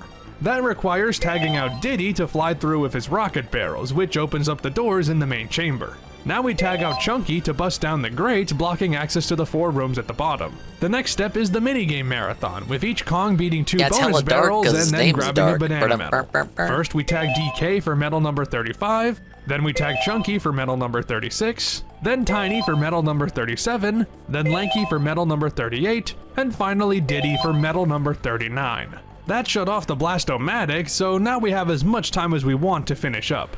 First, Diddy can get crown number 9 on top of the Blastomatic, and after getting past all the gates on the way to the final area, we can also capture both fairy number 18 and fairy number 19 at once. With key number 8 now in our possession, we can free K-Lumsy and open up the final boss. Again, I'm not counting any Kong switches inside the K-Rool fight as tags, which means after the boss battle, we'll have beaten Donkey Kong 64 with just 25 tags. In total, we're able to collect 190 out of 201 GBs, 3,450 out of 3,500 I'm surprised he only got it down to 25. All 8 boss keys, 36 out of 40 blueprints, 39 out of 40 banana medals, 9 out of 10 battle crowns, and 19 out of 20 banana fairies, representing an incredible 95% of the game's total collectibles. Help me out, bitch. It's really fascinating just how much we're able to get in this game via the least amount of tags required, and it went far beyond what I ever expected. Yeah, he is. And since we've already collected so much, why don't we see how many tags it'll take to get 101% as well?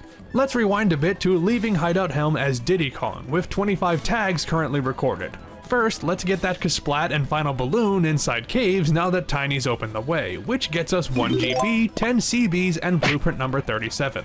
It's time to get the final battle crown, which requires a lot of tagging. First, we take Diddy over to the forest lobby and shoot this mushroom on the ceiling, and we'll have to repeat that with every other Kong. First we tag into DK, then Lanky, then Chunky, then Tiny. And no, we can't leave the lobby or else this will reset. That opens up a Chunky pad, so we tag back to him to use Gorilla Gone, which then lets us get crown number 10. While we're Chunky, let's also head to the Chunky barrel, which spawned when Tiny played her saxophone atop K-Rool's ship. We can use this to get the GB hidden within the rock on DK Isles. Now let's take a quick detour back to caves to get that final balloon inside the other tiny blocked cave, which gets us 10 CBs and means that caves is now 100% complete. Ready for a whole bunch of Chunky and Lanky team-ups? Chunky's got to lift the rock inside the Japes lobby, and then we tag Lanky to play the trombone for a GB. Then Chunky lifts the rock inside Castle's lobby, letting Lanky use the baboon balloon to get the bonus barrel for another GB. That's why I'm and orange. lastly, we tag Chunky one last time to remove the boulder on the trombone pad outside Aztec to spawn the Diddy barrel outside Forest's lobby, which we'll use in a bit. Unfortunately, all these rocks do reappear if we move them and then reload the map, so we can't just move all these rocks as Chunky, then tag Lanky to do them all at once. So that's 5 tags added just from this alone. And then we still have to tag back to Chunky for one more thing. If you remember the fairy we got in the factory lobby, the box it was trapped in also contains Tiny's Kasplat. So we open it with Chunky again, as this also reappears if you leave the map, then tag Tiny to get blueprint number 38. As Tiny, we can then head back up to the Helm lobby and tag to DK to open up the path to another Kasplat, giving us blueprint number 39.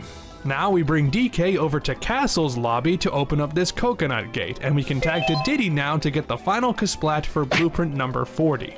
While we're still on Diddy, let's head over to that barrel we spawned outside Forest lobby and use that to collect 2 more GBs, the caged one at the top of the waterfall and the bonus barrel hanging over the mountain. Finally, let's head back into Castle to get the rest of Tiny's stuff there. Diddy opens up the ballroom, and then we tag Tiny to get that racing GB, 30 CBs, and our final medal number 40.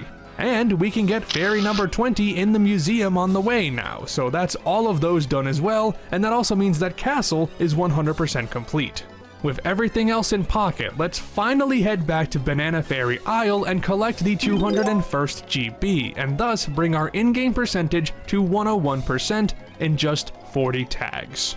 Lower than you might have thought? Higher? As I was brainstorming for this video, I realized pretty quickly that the number of tags could be pretty low as long as you planned it out properly, but it's crazy that half of the tags we recorded before going for 100% came from the last 30 or so minutes of gameplay.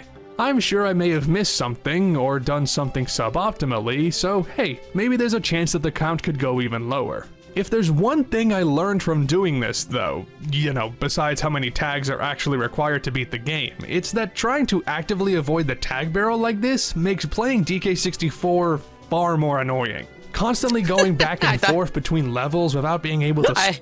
Maybe it's late for me. I thought he was gonna say it makes it more interesting. It adds an extra layer of challenge. No, it makes it more fucking annoying. Switch out and do something else in that area as another Kong started to wear on me after a while. While being able to switch out Kongs at will would have been excellent, I have gained an appreciation for the tag barrel, as it is, at the very least, a solution to having to balance 5 Kongs in one game. Not a great solution, mind you, but as I found out, it's better than having none at all. Thanks a bunch for watching this video. If you enjoyed it, give it a like, leave a comment, and make sure to subscribe to see more content like this. Were you surprised by the results of this challenge? Let me know, I'd love to hear what you think. Until next time. His avatar kind of looks like the guy, right? Like, I feel like if Dave commissioned, I don't know, a type of avatar like this, it would look exactly like this guy's avatar. Maybe this guy is like Dave in a different universe. The universe where he likes Donkey Kong 64 and Banjo-Kazooie and Banjo-Tooie. And this is And Cloud Diddy Kong Connection Racing. signing off. Yeah, too much hair to be the guy. The guy in his, well, not his late 20s when he was dumbhead. The guy in his early 30s. But, ladies and gentlemen, I did what I set out to do. I could have easily called it quits like 2 to 3 hours ago and pushed it to another stream, but I didn't. I went ahead and persevered. Just shy of 6 a.m. for me, ladies and gentlemen. Luigi's Mansion 2 HD. 100%ed. I give it a 3.5 out of 5. It's not the best Luigi's Mansion game at all. It's absolutely hampered by its mission structure.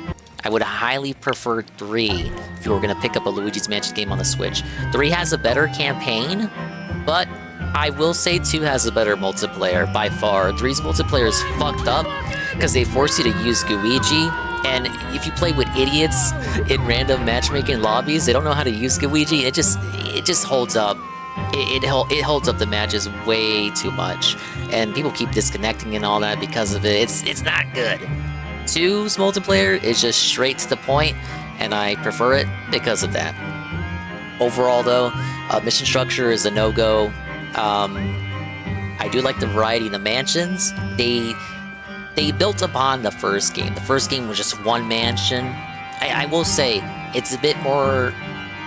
I'm not going to say 1 was scary, but there were elements to it where I feel like 2 and 3 kind of went south in terms of making it a bit too goofy. You won't understand unless you will have played Luigi's Mansion 1, but 1 has just like a different energy to it, you know? Maybe because it was developed by the Japanese. Whereas 2 and 3 were made by Canadians. Yeah, I'm blaming Snoot for this. You finishing a game I'm dreaming? Yeah, I actually beat it. Look, I got the 2 medals to prove it. It's done, Gwen. I fucking did it. Biggest being mean to the kids playing Luigi's Mansion 2. Maybe that's it, right? I'm only matchmaking with stupid fucking kids. It's because, thank God this game doesn't have voice chat. I'd be fucking yelling at those kids if they talk to me in real life like that. Or whatever the hell he said in VR chat. But yeah, good game, but not the best Luigi's Mansion game. But is it a bad game? No, it's in fact a mixed bag. Ain't the worst game out there, for sure. I would rank the games. 1 is the best, but really short. Then 3, then 2. 3 is just held back from... I don't like the implementation, the forced implementation of Luigi. It works for co-op. It doesn't work in a single-player structure. Luigi kind of holds 3 back from being the best one for me. But I like everything else about it. I like the slam technique. I like the plunger. All the... I think those were great additions. Oh, and the pseudo jump, the burst technique, where you can like burst and get the ghost to... It doesn't attack the ghost, but it just like it scares them off of you. So in case you're like being hounded by him, you can use that to scare him off. 2 doesn't have any of that. We just mentioned 3 should be a .exe theme like Weegee Deadga. That'll be Weegee 4. Thing is, never finished a game before, not even a Fire Emblem or Xenoblade game. Wrong! It's just blatantly wrong, I don't know what to say. Oh, at least we beat it. Don't even remind me about Fire Emblem or Xenoblade, I gotta go back to those. Goon is still waiting for his Binding Blade playthrough, which is why I'm forcing myself to clean out my rotation so I can play that game, obviously. Good job, champion. Thank you, Seal. Alright, everyone is dismissed. You can all go to bed. Fucking 8-hour stream. I told you I was delivering the content, you know? I said I didn't stream for like a week. So let me come back and do extremely long streams to make up for it. And look, I did exactly that. You know what? I may even do a Saturday stream to even further the Kino, as they say. We'll see. But thank you very much, guys. We're gonna... God, is anyone even awake right now? Let's see here. Tevin's on BRB. Let's go hang out with Chalupa, because I haven't rated Chalupa in what feels like forever. And he's doing Fortnite Friday, which is actually Fortnite Saturday morning. Yeah, we'll do a Saturday stream. No promises, but high chance.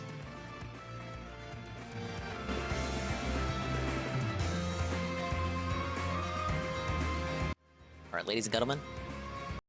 It's nice to You know what that means. The stream's over! Thank you so much for playing my game. Big ups to the Dingas, Dongas, and Swollen _ ones who suffered with me as we 100% of the game. Like Seal, Minion, JC, Mr. Pun, Eddie B, 43, Guy with 2 names, Flame, 1, Corono, Scrumbles, Snooty Roo,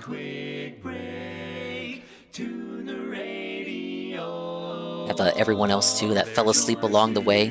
The lurkers, like Tevin, Alpha Elite TV, Juzzy 51, Ludwig, Blooper was here earlier, kinda sad, Coggers and Peaches, Weird Biscuit, Soft P, Eagle Wiggle, Pim Pam, Aqua Saber, Base Shot, Beard at Night, Eastside, AEG,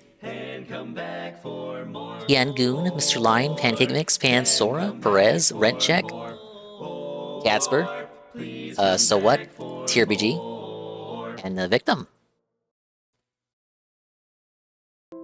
Okay, I've been talking for 8 hours. You can hear it. You can hear there's a little catch in my throat. If only we hit the king streak, then I'd be able to talk again, right?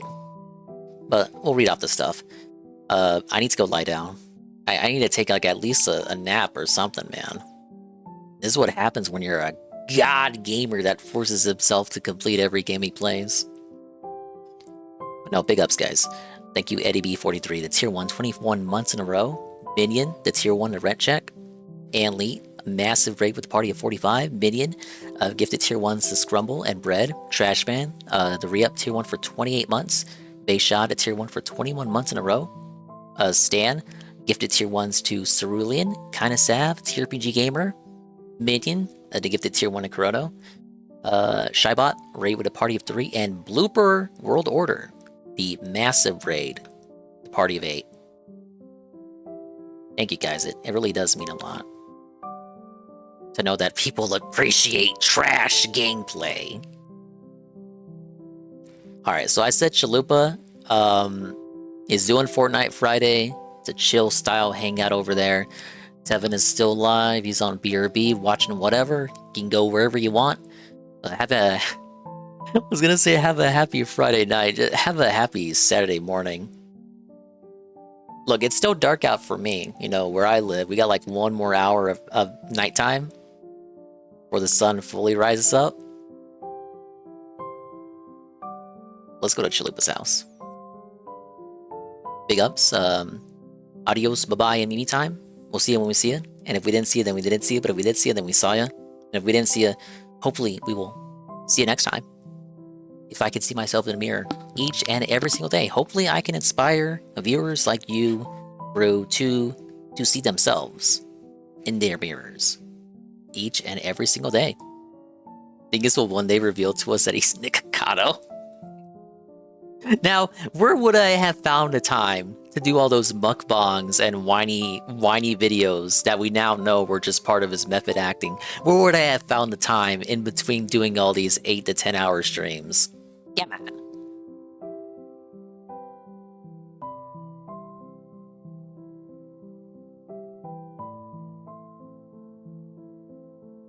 Oh, is that the raid message, Eddie B?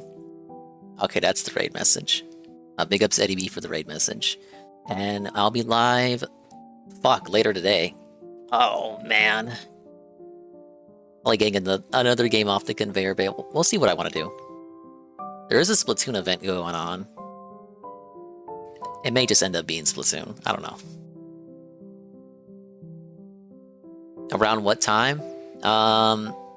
Good question. Maybe later in the evening. You know, in the lead up to anime night. Bye-bye! Take it easy.